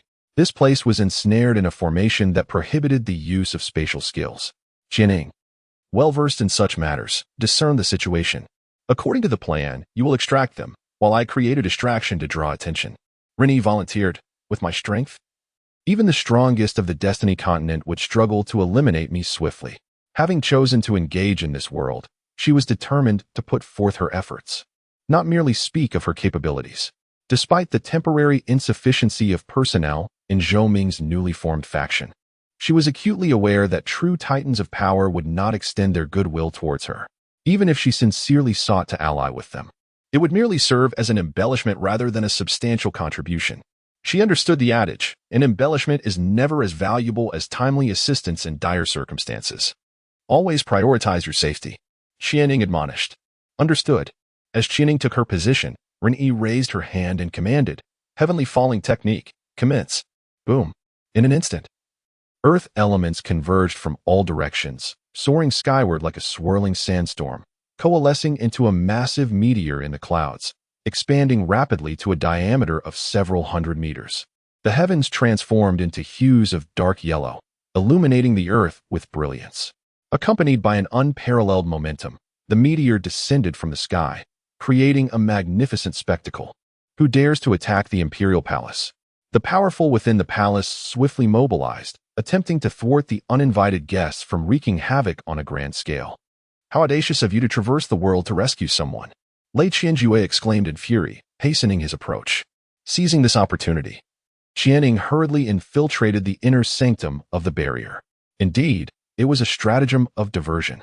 An elderly man with silvery hair and a stooped posture appeared before her, sneering, "To rescue someone from my grasp.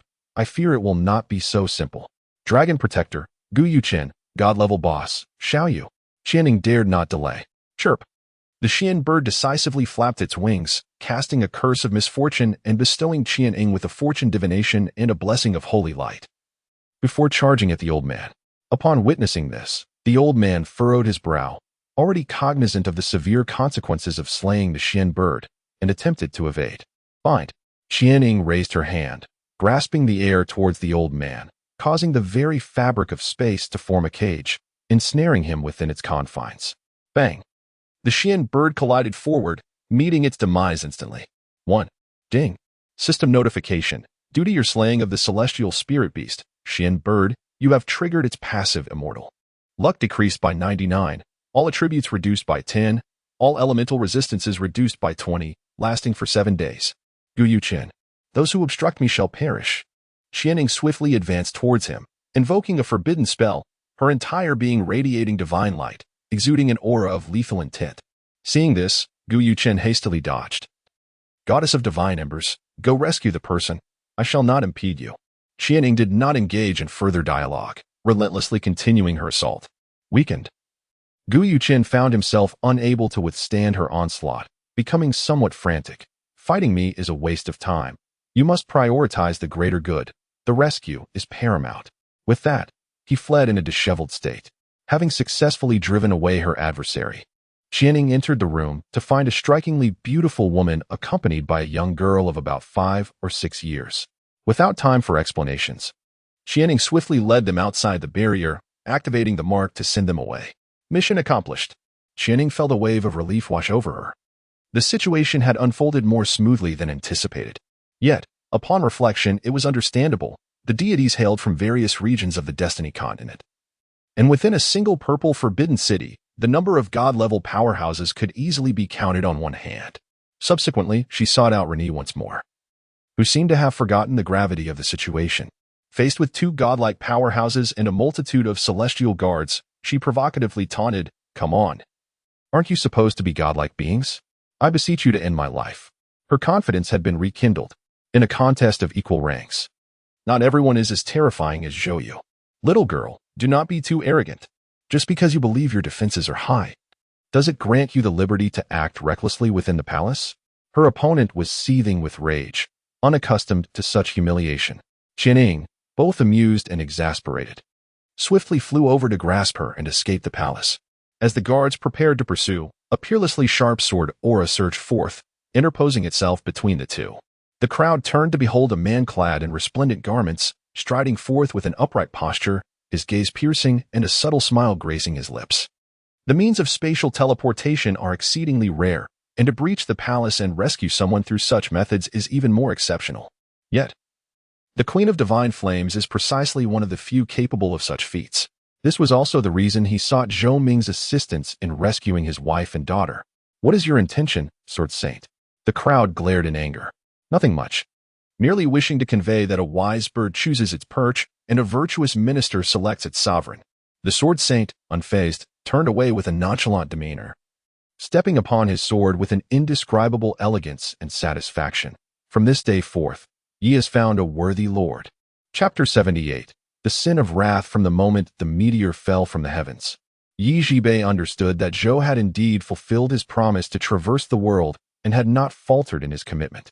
Moreover, the rapidity of action, from their conversation yesterday to the arrival of 2 godly powerhouses today, demonstrated Zhou Ming's sincerity. Yi Zhibei was not heartless. How could he remain unmoved? What did his words signify? The contemporary Sword Saint was indeed poised to undertake an act of rebellion. As he watched the Sword Saint depart, none among the multitude of powerful beings dared to intervene. The territory governed by the Eastern District was vast, and it was not feasible for all powerful individuals to be stationed in the imperial city at once. A mere handful could not possibly impede the Sword Saint's passage. Meanwhile, in Pure Water City, with a flash of white light, the wife and daughter of the Sword Saint appeared before Zhou Ming. Yang Kaiming, ordinary NPC, the wife of Sword Saint Yi Zhibei. Yi Feifei, Silver Tier NPC, the daughter of Sword Saint Yi Zhibei. Do not be alarmed. The Sword Saint has entrusted me with your rescue. Zhou Ming quickly clarified his intentions, seeking to reassure them. If you remain within the palace, Brother Ye's actions will be severely constrained, and he will be genuinely helpless. Ah, I see. Upon hearing this, the Sword Saint's wife, Yang Kaiming, felt a wave of relief wash over her, and the little girl, who had been sheltered behind her, also lowered her guard. Approximately 2 hours later, Qianying, Rennie, and the Sword Saint arrived together. As long as his family was unharmed, the Sword Saint would naturally care little for the Emperor's opinions, especially since he had already intended to rebel. Brother Zhou, I cannot express my gratitude adequately. The Sword Saint clasped his fists, deeply appreciative. There's no need for such formality. Zhou Ming chuckled. From now on, as long as I conquer Giant Rock City, brother, you must not go back on his word. Rest assured, I shall not. Yu Zhibei replied solemnly. However, this incident has undoubtedly infuriated the Emperor, which may significantly escalate the difficulty of the assault. Should any unforeseen circumstances arise, I will certainly intervene. Ding. System notification. You have met the relevant conditions. An encounter with the hidden god-level boss, Sword Saint Yu Zhibei, will assist you in attacking Giant Rock City. Thank you. Zhou Ming felt no further anxiety. The Sword Saint's message was crystal clear. He would only intervene if the originally conquerable city became more challenging due to unpredictable factors. The appearance of the hidden boss was contingent upon overcoming the preceding obstacles. Of course, with Qianying and Rennie involved, the Dark Faction, led by Zhang Xian, would find it quite difficult to secure a victory. After a brief exchange, the Sword Saint departed with his wife and daughter, ensuring they were settled safely to avert a repeat of past mistakes. Finally, Zhou Ming could resume his training in earnest. After purchasing the surrounding map of Pure Water City, he set forth to seek suitable leveling points. With 2 days remaining until the siege, it was essential to make the most of this time. I shall take a short rest. Awaken me when it is time to fight. Exhausted from the fierce battle, Rennie emanated a faint rock-like glow before transforming into a brilliant golden stone, swiftly shrinking to the size of a fingernail and attaching herself to Zhou Ming's waist. At that very moment, deep within the palace, slap, the vase shattered upon striking the ground, splintering into countless pieces. Within the imperial chambers, a man adorned in a dragon robe, exuding an air of authority, was consumed by a tempest of anger and astonishment. I entrusted you with the care of Yu Zhibei's wife and daughter yesterday, and today you dare tell me they have been abducted. The efficiency with which Lei Qianjue botched the task was nothing short of astonishing, rendering him incapable of maintaining his composure. Your Majesty, please quell your wrath. Lei Qianjue's countenance darkened. The itinerant accomplices sought to wreak havoc upon the palace's architecture. Could we, in good conscience, allow such a fiend to cause destruction? Moreover, they were not meant to escape easily. It was the Sword Saint who intervened. Surrounding this itinerant figure, besides the Queen of Divine Ash, there existed another formidable being. And now the Sword Saint had been drawn into their ranks. Dragon Kuan struggled to conceal his fury. Does he intend to undermine my authority? Your Majesty, the commotion caused by that individual is tremendous, visible to the citizens of the Forbidden City. Why do you not personally intervene? Lei Qianjue pressed on, his resolve faltering. He believed it unjust that he should bear the brunt of this failure. Were the Emperor to take action, even with the Sword Saint's obstruction, those who dared to invade would find it impossible to depart unscathed. Dragon Kuan's icy gaze fell upon him. Lei Qianjue fell silent, acutely aware that the task of suppressing the itinerant figure was becoming increasingly formidable. Seizing this opportunity to assault Giant Rock City, I cannot allow this to slip through my fingers. Dragon Kuan reprimanded, though he had not anticipated that the timing would coincide with his own critical moment of artifact crafting. Enough. The matter has escalated to this point. I have no wish to engage in further discourse with you. I hereby dismiss you from your position as the Lord of Zhuke City. Remain in the palace and reflect upon your actions. Thank you, Your Majesty, for your mercy. Lei Qianjue accepted the decree and withdrew. As for the itinerant figure, within the depths of Dragon Kuan's gaze lurked a fierce intent to kill, dare to oppose me, and I fear even 10 lives would not suffice for your demise. Ding. System prompt. You have entered the map, Corrupted Marsh. With the assistance of Qianying, Zhou Ming arrived at an optimal leveling point in mere minutes. In the muddy marshland, spectral beings with flames of souls ignited in their minds roamed aimlessly, wielding an array of weapons. Undead Swordsman, Elite Monster, Level, 80 Health, 150, 000 Attack, 6, 350. 669 Defense, 2, 500, 278 skills, brutal execution, dark aura, combo, description, soldiers long deceased, nourished by resentment and dark energy. Ultimately awakened by a necromancer to become mindless harbingers of slaughter. The undead exemplified a typical high attack, low defense wild monster, and with a level 30 above Zhou Ming. They posed a significant threat when confronted alone. Dawn broke. Zhou Ming did not hesitate but unleashed a powerful strike directly upon the head of the undead swordsman. 96, 254. The SSS grade talent truly lived up to its reputation. Ignoring 50 of the defense and 20 damage mitigation, Zhou Ming's output surged, delivering nearly 100,000 damage with each blow. Cackling with mirth, the spectral swordsmen sensed the tumult and surged forth, united in their assault. 1,155, 1,253. Yet, Zhou Ming remained undaunted, his battle spirit-infused equipment elevating his resilience to formidable heights, enabling him to traverse the ranks of level 80 wild creatures with impunity. With a chirp, the Xian bird unleashed its sanctifying light, bestowing healing to ensure Zhou Ming's invincibility. Ding. System notification. Congratulations, you have successfully slain a spectral swordsman, elite creature, gaining 81 experience at your current level. Ding. System notification. Congratulations, you have successfully slain a spectral swordsman, elite creature, gaining 78 experience at your current level. Merely by vanquishing 2 wild creatures and accumulating the experience from previous quests, Zhou Ming ascended to level 51. Onward, Zhou Ming was invigorated.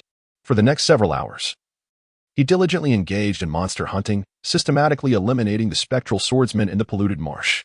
As dawn approached, he paused, exhaling a cloud of warm breath into the night air, waiting patiently for what he deemed a more arduous trial than any siege battle.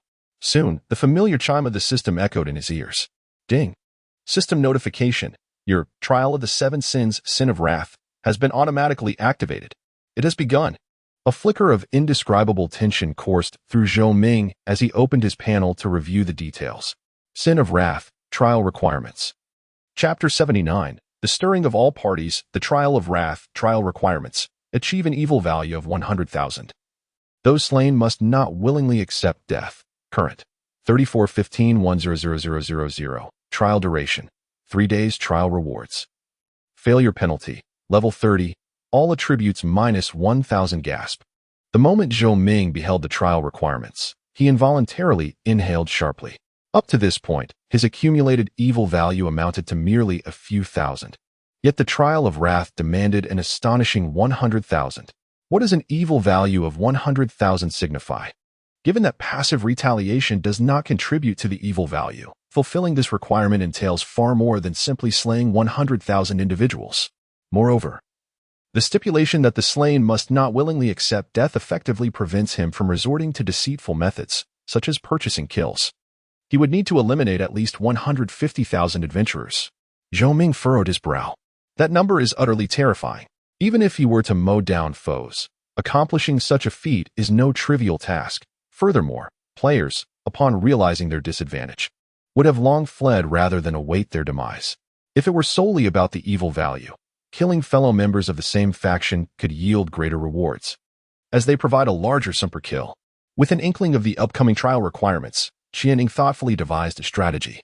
The reason why killing adventurers increases the evil value is that both parties belong to the same faction, and due to the adventurer's ability to resurrect, the evil value is capped at 1 point. Oh, I see. Zhou Ming pondered, beginning to formulate a solution. Of course, it is not that he lacks the capability to slay over 100,000 players. It is merely the challenge of gathering such a multitude in one place for slaughter that poses a significant difficulty. It would be ideal to assemble a diverse array of players as well. Where there is a will, there is a way. For today, this shall suffice. Zhou Ming chose not to dwell further on the matter, and instead retrieved a skill book from his pack. Xiaoyu, lend me your assistance. The invincible lucky star of the mystic bird is indeed powerful, albeit usable only once per day. Thus, he meticulously arranged various items for a prolonged period of enhancement. Xiaoyu, understanding his intent, gently flapped her wings upon the skill book. Ding. System notification. Under the influence of the earth and sky spirit beast Xiaoyu's super lucky star, your item, command, rare S grade, has advanced to rare SS grade. Command skill, rare SS grade. Description. Those who heed my command shall be invincible, achieving victory in battle. Effect 1. When issuing commands to allied forces. The attributes of obedient allies increase by 20. Specifics depend on the power disparity between both parties. Effect 2. Based on the number of allied units obeying the command. One's own attributes receive an enhancement, up to a maximum of 150. Effect 3. The command can be disseminated across the entire battlefield, with no range limitation. Cooldown: none. Incredible! With the advancement to rare SS grade, the potency of the command has significantly escalated, and it now boasts an additional, exceedingly beneficial effect. To comprehend the magnitude of a grand battle, one must recognize the cacophony and chaos, where the sounds of slaughter reverberate through the air. Even if one commands from a distance, the orders may become inaudible to others. However, the skill known as command provides Zhou Ming with the means to eliminate this concern, allowing for unified and disciplined action across the entire army. Without hesitation, Zhou Ming pressed his hand upon the skill book. Ding! The system notification echoed, "Congratulations. You have successfully learned the skill command, rare SS level." After mastering the skill, Zhou Ming bid goodnight to Qianing and Xin Yao, preparing to access the system panel to log off, when suddenly the nearby undead began to riot. The eerie sounds of their collective cries filled the air. What is happening? Zhou Ming felt a chill run through him as he gazed upward, where a dazzling crimson light flickered in the northwestern horizon, visible even from a considerable distance away from the filthy swamp. Suddenly, that crimson light shot skyward, becoming even more conspicuous. The undead swordsman, as if summoned by an unseen force, hastened towards the light, breaking the restrictions of the map and heading directly toward its source. That place is the location of Giant Rock City. Qianing remarked that within Giant Rock City, a powerful entity was calling forth the surrounding undead beings for an audience. Giant Rock City? Zhou Ming raised an eyebrow and opened the Demon God leaderboard, understanding the implications. Indeed, the top 3 demon gods had arrived. The ability to summon unconscious undead beings was not something every demon god could wield. It was evident that the instigator was the 3rd demon god of the Dark faction, the undead mage, Eric. Moreover, he was about to lead an assault, and the current anomalies were undoubtedly targeted actions. Aware of the truth, Zhou Ming was not particularly surprised and calmly exited the game. If the top 3 demon gods were not present, capturing Giant Rock City would pose no challenge whatsoever. Meanwhile, above Giant Rock City, a scarlet beam of light stirred the winds, as numerous undead beings surged from all directions, awaiting orders. Above the city walls, a figure cloaked in black held a staff aloft with his withered, obsidian hands. He was undeniably the source of the light. The gusts generated by the disturbance blew away the upper part of his cloak, revealing a black skull, with purple flames roaring in his mind. Undead Mage Eric, divine level boss. Having completed his task, he lowered his staff and remarked, "Now, the defensive forces of Giant Rock City should be sufficient." Truly, the 3rd demon god possesses immense power. Behind him, a man clad in blue armor spoke in admiration. He was Lin Tao, who had sought the undead mage's assistance with a letter from his master. Eric displayed no change in emotion, though the numbers are adequate. The quality leaves much to be desired. It may not suffice against Zhou Ming. Quality? Lin Tao was taken aback. What should we do then? Eric pondered for a moment, turning to gaze quietly at Lin Tao. The flames of soul within his mind flickered as if an idea had sparked. Remove your clothing. Let me see. In an instant, Lin Tao was engulfed by an unprecedented terror, retreating repeatedly and trembling. What do you intend to do? Rest assured, I share a connection with your master and shall not make things difficult for you.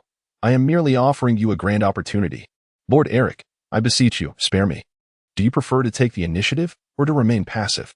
Unbeknownst to Zhou Ming, the events transpiring in Giant Rock City were beyond his knowledge. After exiting the game, he indulged in a late-night snack, freshened up briefly, and then drifted off to sleep peacefully. The following day, on the eve of the siege, Zhou Ming satisfied his hunger with 3 buns and a cup of soy milk before promptly returning to the battlefield online. With a flash, accompanied by a cascade of white light, Zhou Ming materialized in the desolate, filthy marshland. Clearly, after all the undead swordsmen had been summoned away by the necromancer, they would not respawn in this area for some time. Reluctantly, he quickly switched to another leveling map to confront the level 85 demonic apes. Compared to the undead swordsmen, the demonic apes possessed higher defense. Even though their level surpassed that of the undead swordsmen, the efficiency of leveling was not significantly different. Zhou Ming spent the entire day in the monotony of leveling. However, the results were remarkable. In just over 10 hours, he ascended 5 levels, elevating his rank to 57. And contrary to the increasing experience requirements, his leveling speed not only remained unimpeded but even improved. Ding ding! In the dead of night, a notification chimed in Zhou Ming's friends list. Upon opening it, he saw a message from Listening to the Wind and Playing in the Rain. Brother, quickly check the forum. Chapter 80. The compassionate do not command armies. Understanding the implications of listening to the wind and playing with the rain, Zhou Ming promptly accessed the forum within the game. The first post that caught his eye was profoundly relevant to him. The Myth Guild officially announces all members to participate in the siege of Giant Rock City. Other player factions were also joining. Zhou Ming narrowed his eyes. The Beggars Guild, renowned within the gaming community, still fell short of the top 3 guilds. Their interaction stemmed from their shared allocation to Clearwater City, leading to numerous encounters. However, similar to Clearwater City, there were countless third-tier towns in the Eastern District. Even the second-tier cities numbered as many as 12, followed by 4 first-tier main cities and 1 super main city. This illustrates the vast number of players involved. As players became increasingly familiar with the content of Destiny, the frequency of utilizing the teleportation array surged, paving the way for genuine encounters among skilled players from across the nation. The Myth Guild stood as one of the foremost guilds in the Eastern District. With a plethora of experts, their participation in the siege of Giant Rock City undoubtedly indicated their intent to claim his head. Listen to the wind and play with the rain cautioned him to exercise vigilance. In terms of notoriety, Zhou World led the ranks by a significant margin. Nearly every player in Destiny would discuss the value of his head during casual conversations, which transcended mere bounties. The first player to defeat Zhou World would undoubtedly be immortalized in the annals of gaming history, a topic of much admiration. This presented an irresistible temptation to players aspiring to establish their own factions. I understand. Thank you for the reminder. Zhou Ming responded. The increased participation of players in the siege could only be advantageous for him. The penalty for wrathful sin demanded a staggering evil value of 100,000. At 11 o'clock that night, with a swift motion, after vanquishing a demonic ape, golden light scattered, and Zhou Ming's level surged to 58, placing him significantly ahead of all other players. Level leaderboard. 1. Zhou World, class, Lord of Flames, level, 58-2. Wu-Wei Erji, class, Eternal Guardian, level, 42-3. Shun Wuzhuang, class, Dragon Soul Mage, level, 41. He led by 16 levels. Zhou Ming suspected that his level advantage alone could inflict additional damage on other players. Tomorrow promised an epic battle, likely to be prolonged. Qian Ying aptly advised him to rest early tonight to avoid exhaustion. Indeed, Zhou Ming nodded in agreement. Recently, his immersion in gaming had led to sleepless nights becoming commonplace, yet his physical state remained unchanged, perhaps even more invigorated, a curious phenomenon. Without further contemplation, he exited the game. The following day, around 9 o'clock, outside Clearwater City, thousands of troops, arranged in multiple formations, stood in perfect unison, awaiting orders, while numerous players lingered nearby, bustling with anticipation. Why haven't we departed yet? Where is the leading general? We should be mobilizing towards Giant Rock City. Many players, unable to contain their eagerness, urge for action. In the midst of a grand event, where rewards are exceptionally generous, the 2 prominent guilds, the Beggar Sect and Myth, have gathered, making the atmosphere lively. The world traveler has arrived. Suddenly, someone shouted, and all eyes turned to see a young man emerging from the city. With a stern countenance and a tall stature, he donned a flowing robe of clouds, his equipment far surpassing that of ordinary players. Flame's sovereign, world traveler, Lord of Flame, stood before the crowd, undeterred by the myriad of thoughts in their gazes, and boldly stepped to the forefront of the army, commanding, "March." A profound silence ensued. Could it be that world traveler was the leader? How could a player assume such a role in the siege? However, reality swiftly provided an answer, as the entire army remained motionless, deaf to world traveler's orders. Clatter.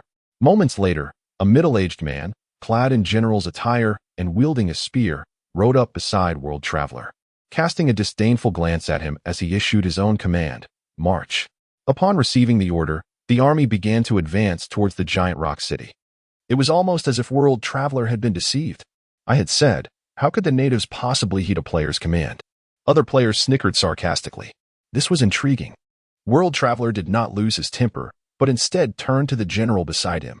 "General Clearwater, Lu Pingong, luminous level boss, spoke apologetically, though his demeanor remained calm and composed. Fear not, General.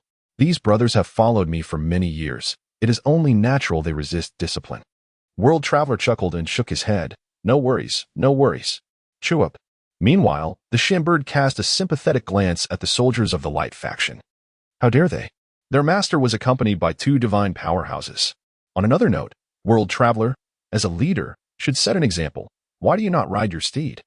Lu Pingong feigned ignorance, deliberately provoking. Clang. At that moment, a sword descended from the heavens like a fleeting beam of light, appearing at World Traveler's feet before anyone could react.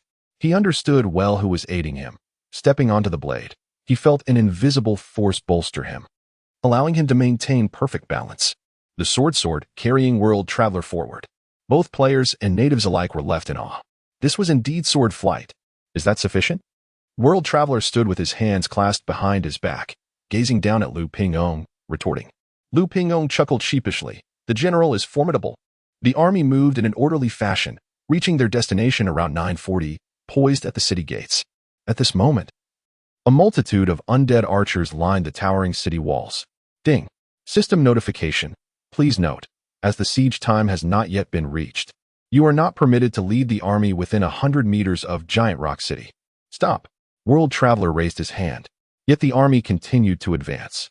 Upon witnessing this, a mocking expression surfaced on Lu Pingong's face as he raised his hand, signaling for silence. Stop. You be quiet. Zhou Ming interjected with a piercing gaze. Boom. Qianing struck, unleashing an invisible pressure that enveloped Lu Pingong, rendering him speechless, as if he were submerged in a frigid abyss. I shall reiterate. I command you to cease. Zhou Ming's voice resonated across the vast ranks of the army, laced with a chilling intent. Those who defy my orders shall face death without mercy. Under the looming threat, the majority of soldiers halted their advance, yet a few, seemingly pre-informed by Lu Pingong, continued to act defiantly. Drawing his gleaming sword, Zhou Ming approached one of the recalcitrant soldiers. Why do you not stop? The soldier stubbornly replied. Because I do not recognize you. Break of dawn. Zhou Ming brought down his blazing sword, and the soldier fell lifeless. 100,000. Critical damage. Ding. System notification. You have slain a soldier of the Light faction, inflicting 10 points of evil value. Zhou Ming expressed profound regret. Then you shall never have the chance to know me in this lifetime. Other soldiers, witnessing this, hastily ceased their movements. Even those who had previously received assurances from Lu Pingong dared not act recklessly. Is there anyone else? Zhou Ming's expression remained impassive. Step forward. Silence reigned.